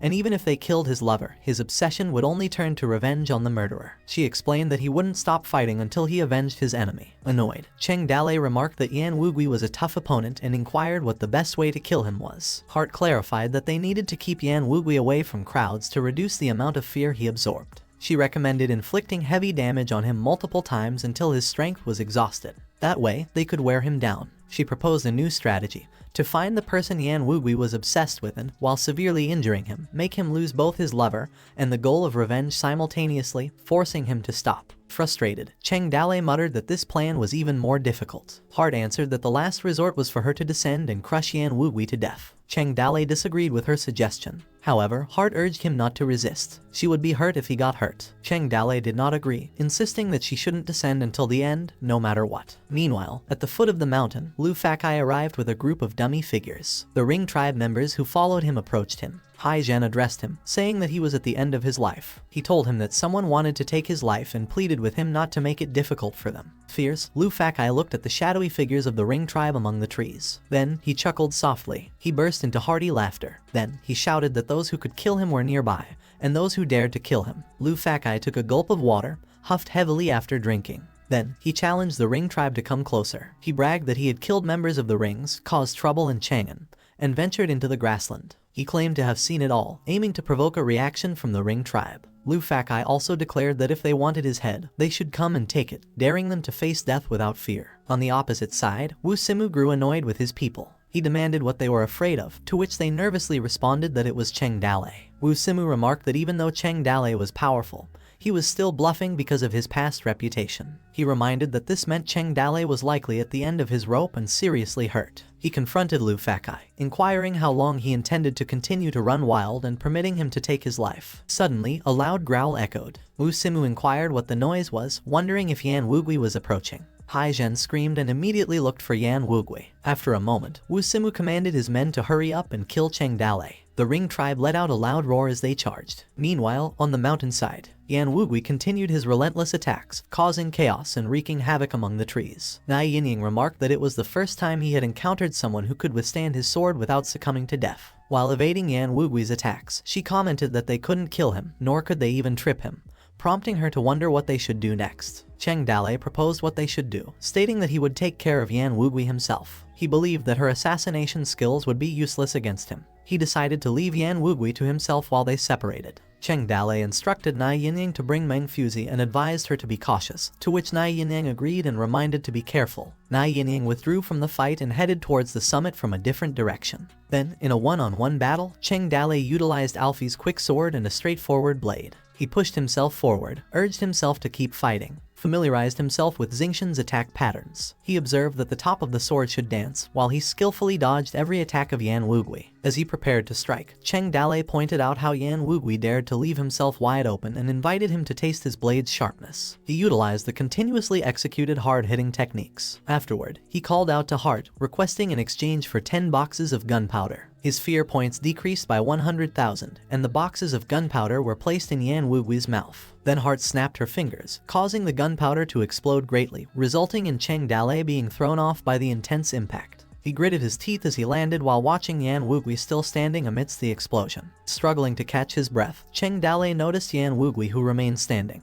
He realized that Yan Wugui's undead power was not endless either. He observed that his body's recovery slowed down. Huffing heavily, Cheng Dalei concluded that as long as it continued like that, sooner or later, Yan Wugui's power would be depleted. He paused for a moment as he gasped heavily, prepared for the next charge, and estimated that at best, he could hold on for a couple of minutes. As Cheng Dalei noticed Yan Wugui's gaze shift past him, he realized that Yan Wugui's obsession lay at the cliff over the mountain. In a subsequential place, the Ring tribe charged towards Lu Fakai. Wu Simu led the attack and struck Lu Fakai, slicing the dummy he held. He burst into laughter after slicing the dummy, claiming that he had taken his woman and now he would kill him. Suddenly, Wu Simu's realization struck as he questioned the wooden sword and the strawman. Puzzled, he demanded who Lu Fakai was and how dare he make a fool of him, while shouting that it wasn't Cheng Dalei after all. But the bomb Lu Fakai held was hissing. Wu Simu's face twisted in fear as he recognized what he was seeing, and Lu Fakai grinned, declaring it Fire Thunder. He proclaimed triumphantly that it was Fire Thunder once again.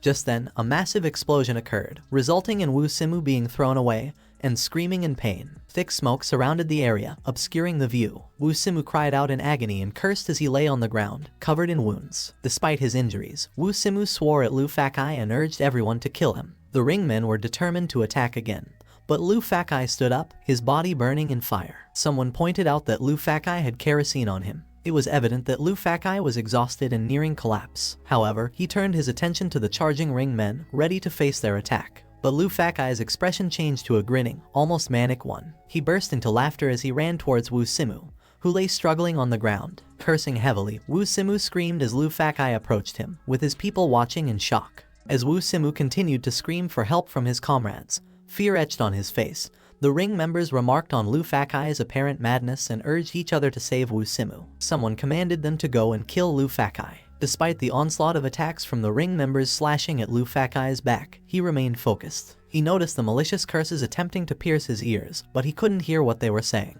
Feeling every slash by the swords and the blood dripping from his eyes, he stayed resolute, knowing he could finally go and see his brother. As everything around him seemed to slow down, Lu Fakai realized it had only been a day, and his brother must be anxiously awaiting. Amidst the splattering of his own blood, he resolved that he could finally tell his brother that he avenged him. With a horrified reaction, Wu Simu was confused as he saw Lu Fakai laughing before his demise. He noticed something beneath Lu Fakai's body, which made him terrified. Wu Simu noticed the hissing bombs strapped to Lu Fakai's body. In the subsequent events, Hai Zhen discovered something buried under the withered grass. Upon seeing it, she recognized it was the Fire Thunder that was supposed to be in the library. Before they could make their escape, a massive explosion occurred, catching them off guard. They were too late to react to run. The explosion threw both Wu Simu and Lu Fakai away. Wu Simu screamed in agony, while Hai Zhen, dazed, tearfully called out Yan Wugui. The explosion was massive, engulfing the entire area, and all the members of the Ring tribe were caught in its devastation, along with pieces of rock flying everywhere. Observing from afar, Cheng Dalei witnessed the explosion. He turned to Yan Wugui, who roared in response to the explosion he saw. Yan Wugui's weapons suddenly began to melt, and he swiftly moved toward where the explosion happened. Cheng Dalei followed and watched Yan Wugui's movements closely. Hart remarked that someone had done something extraordinary, to which Cheng Dalei urged to come with him and see what was going on. They followed the path where Yan Wugui went, with Sima Qian enjoying humming along as she followed behind. Meanwhile, at the peak of the 10,000 mountain, Lai Weiner stood firm, defending herself against the soldiers now lying on the ground. She clearly saw the large explosion that occurred in the distance and also noticed Nai Yinyang's arrival. Nai Yinyang caught Lai Weiner with several bodies surrounding her, wondering if this was all of her doing, to which Lai Weiner pouted and insisted that she was not weak and would not be caught without Nai Yinyang with her side. But Nai Yinyang kept running past her, showing that she did not care about it, and inquired about the whereabouts of Meng Fuzi, as she needed to report the presence of a monster below. Suddenly, they encountered Meng Fuzi and the rest of the sages descending from the mountain library. They instantly greeted Meng Fuzi respectfully. They witnessed the explosion from a distance and Meng Fuzi silently pondered it. Meanwhile, on the hillside of the mountain, the bodies of the Ring tribe lay scattered on the ground, and the smoke from the explosion slowly faded. Upon Cheng Dalei's arrival at the place, he saw the lifeless body of the Ring tribe. Among them, he noticed Yan Wugui clutching the lifeless body of Hai Zhen. Cheng Dalei wondered if he discovered his lover. He used the view information. Hart revealed that Yan Wugui's soul was assimilated by the crazy obsession of a remnant soul. She added that being in the Empire, they had enemies everywhere, making him kill everyone he met and unable to communicate. Furthermore, Hart explained that as soon as he met Hai Zhen, he would definitely protect her and flee back to the grassland with all his might and kill people along the way. That being said, it was difficult to kill Hai Zhen and inflict heavy damage on Yan Wugui at the same time. Hart continued that besides the 3 methods she mentioned before, there was still a 4th one. She clarified that it involved finding a person with no ties and who did not belong to any power, without being commissioned by anyone, to kill Hai Qing and die at the same time. The conditions were extremely harsh because whether it was a commission or any form of request to kill, Xingchen would eventually hunt down the real client, which was a dead end. In response, Cheng Dalei affirmed that he happened to do so. Hart assented, stating that it was the right time, in the right place, and doing the right thing. An unknown individual became the key to breaking the game. Cheng Dalei conveyed gratitude, recognizing that whoever that person was, he owed them a huge favor. He exchanged his life for theirs, saving them from the necessity of descending into her real body. Hart acknowledged, proceeded to consume the remnant. She concluded that this trip to the academy indeed yielded some unexpected gains. She began to extract the container, noting that once the host was deceased, it would be much easier to extract the container, eliminating the need for a descent into the real body. The mission was completed. Xingchen Remnant Soul Power, a monster in Chengyang Mountain named Xingchen. During the reign of the Yellow Emperor, he competed with the Emperor for divine power. The Emperor cut off his head and remarked that his nipples acted as eyes and the navel as his mouth, dancing while wielding an axe and shield. Hart observed that the thing was too irascible. It was a ticking time bomb for everyone. It was not stable to develop new functions. She continued to observe and tried to find ways they diluted a bit to make it milder. Cheng Dalei remarked that when he arrived, he had a tough fight with Xingchen, and was even helped by someone he didn't know. He pondered who that person was who blew up the group of rings. Hart proceeded to look at the souls around as the bodies were all blown up. She began to activate the battle soul system. She found dozens of deceased souls, and among them must be a soul that was rejected and resented by other souls before dying. She suspected one of them to be him. Hart informed that he could talk to him in the system space to understand the situation, in which he agreed. Meanwhile, in the system space, the 3 watched the events unfolding on the TV screen, depicting the happenings in the outside world. Lin Shayu remarked that this guy was so powerful, and regretted that he couldn't go down and help the village master. While munching his food, Guisheng responded not to think about it as most of the time it was Hart, let alone his turn. The machine chimed in that he would get his chance later. In another corner of the space, Cheng Dalei met the soul they suspected. Visibly impressed, he turned to Hart to confirm if it was indeed him, but Hart remained silent. Wu Simu began to taunt him, claiming he was also dead, and it served him right as he stole his wife, and he would steal his wife as well. Feeling unsettled, Cheng Dalei sensed something wrong, and it seemed like the guy talking to him hated him so much. Embarrassed, Hart began to double-check and scan Wu Simu's past, only to confirm that she brought the wrong person to the table. She discarded Wu Simu like a piece of paper. A few moments later, Cheng Dalei acknowledged that she got it right this time, to which Hart concurred, and she gave him a psychological hint. Hart explained that everything surrounding Lu Fakai made sense, so she advised Cheng Dalei to speak with him. Cheng Dalei viewed information about Lu Fakai, and his description appeared on the screen. Greeting him, Cheng Dalei inquired if Lu Fakai was awake, and Lu Fakai asked about his own situation. Lu Fakai expressed surprise upon seeing Cheng Dale, the village master of the Toad village. Remaining composed, Cheng Dale inquired how Lu Fakai recognized him and expressed curiosity about his attire. Excitedly, Lu Fakai confessed that he admired Cheng Dale more than anyone else in his life. He stated that if it were otherwise, he would not have impersonated him. This left Cheng Dale speechless. Cheng Dale did not expect that anyone would dare to impersonate him. His bad reputation spread throughout the empire. Once his whereabouts were exposed, he didn't know how many people wanted to kill him. He added that Lu Fakai was playing with fire by doing so. Lu Fakai laughed, commenting on the chaotic times when everyone was in danger. He stated that whether he impersonated Cheng Dale or not, he would still face death. He admitted that he was long targeted by various mountain bandits on the mountain road. He confessed that if he didn't use Cheng Dale's name to make a living, he would have starved to death long ago and wouldn't have survived to this day. Suddenly, Lu Fakai recalled something and took something out. With a smile, he called Cheng Dale and handed him a letter from the academy. He explained that he accidentally came across it and wanted to give it to him. He exclaimed that he intended to repay him, but due to various circumstances, it had been delayed until today. Cheng Dale smiled gratefully as he accepted the letter. They continued their conversation, pouring each other some drinks. One was a nobody, and the other was famous. The two were like friends who had known each other for many years, talking about the past. Both of them once rolled around the mortal world, bustling about with something. After Lu Fakai's story, Cheng Dale also gradually revealed things about him. Soon a bonhomie developed. But what Cheng Dale was more interested in was the reason why Lu Fakai pretended to be him. Back in Yuzhou, a small village, people were screaming, alerting everyone that the Ring tribe was coming. On his way to escape, he heard the legend of Cheng Dale. They talked about the bandit that killed hundreds of thousands of invaders in Yuzhou with just 5,000 men. A person who didn't believe spoke up, doubting if it was true, commenting once more that he killed those 100,000 barbarians. There were many legends about him in the martial world. Lu Fakai was curious about the person they were discussing, wondering if he was just a great general of the empire. Lu Fakai pictured what Cheng Dale might look like and remarked that if he was riding a horse, carrying a sword, he wondered if he was a vicious mountain bandit with his face covered. Smiling to himself, he conveyed his desire to see Cheng Dale, wanting to see the person who had killed 100,000 enemies. One day, while he hid in a cellar, he saw Cheng Dale. Later on, it was discovered that the one who saved them from the blade of the horse bandit was Cheng Dale.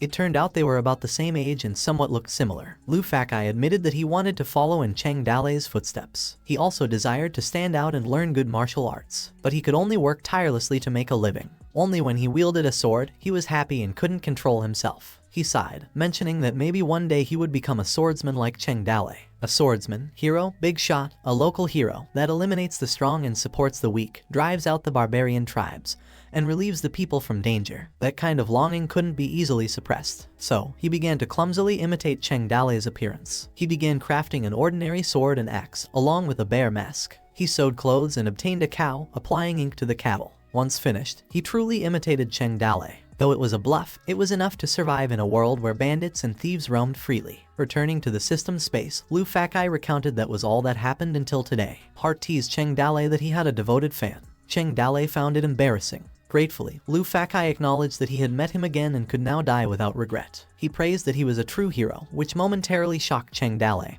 who glanced at Hart and responded that he was just a very lucky guy. Cheng Dale commended Lu Fakai, calling him his friend and a true hero. Touched by Cheng Dale's words, Lu Fakai couldn't help but shed tears. After expressing that, Hart remarked that she felt his words were dangerous. Cheng Dale chuckled and responded that she was just overthinking. Suddenly, Lu Fakai's body began to fade slowly. Hart noticed and explained that it seemed he didn't have much time and it was time to go. She snapped her fingers and a portal opened. Lu Fakai stood up, looking at the portal. He glanced back at Cheng Dale and inquired if there really was hell and if he would ever see his family again. Hart affirmed that he didn't have to worry about that. Hart added that she saw a kid outside who looked like him, wondering if it was his brother. After that, Hart created an orb, and Lu Fakai's brother appeared from it. Lu Fakai was shocked to see Lu Yufu, who was equally surprised. Lu Yufu glanced at Lu Fakai and exclaimed that he was back. Both ran to each other and waited for each other's embrace. Then they hugged each other, and Lu Yufu expressed that he had a cold and dark dream. They both cried, and Lu Yufu stated that Lu Fakai wasn't there and many people came. Lu Fakai reassured that it was all over now and promised that he wouldn't leave him again.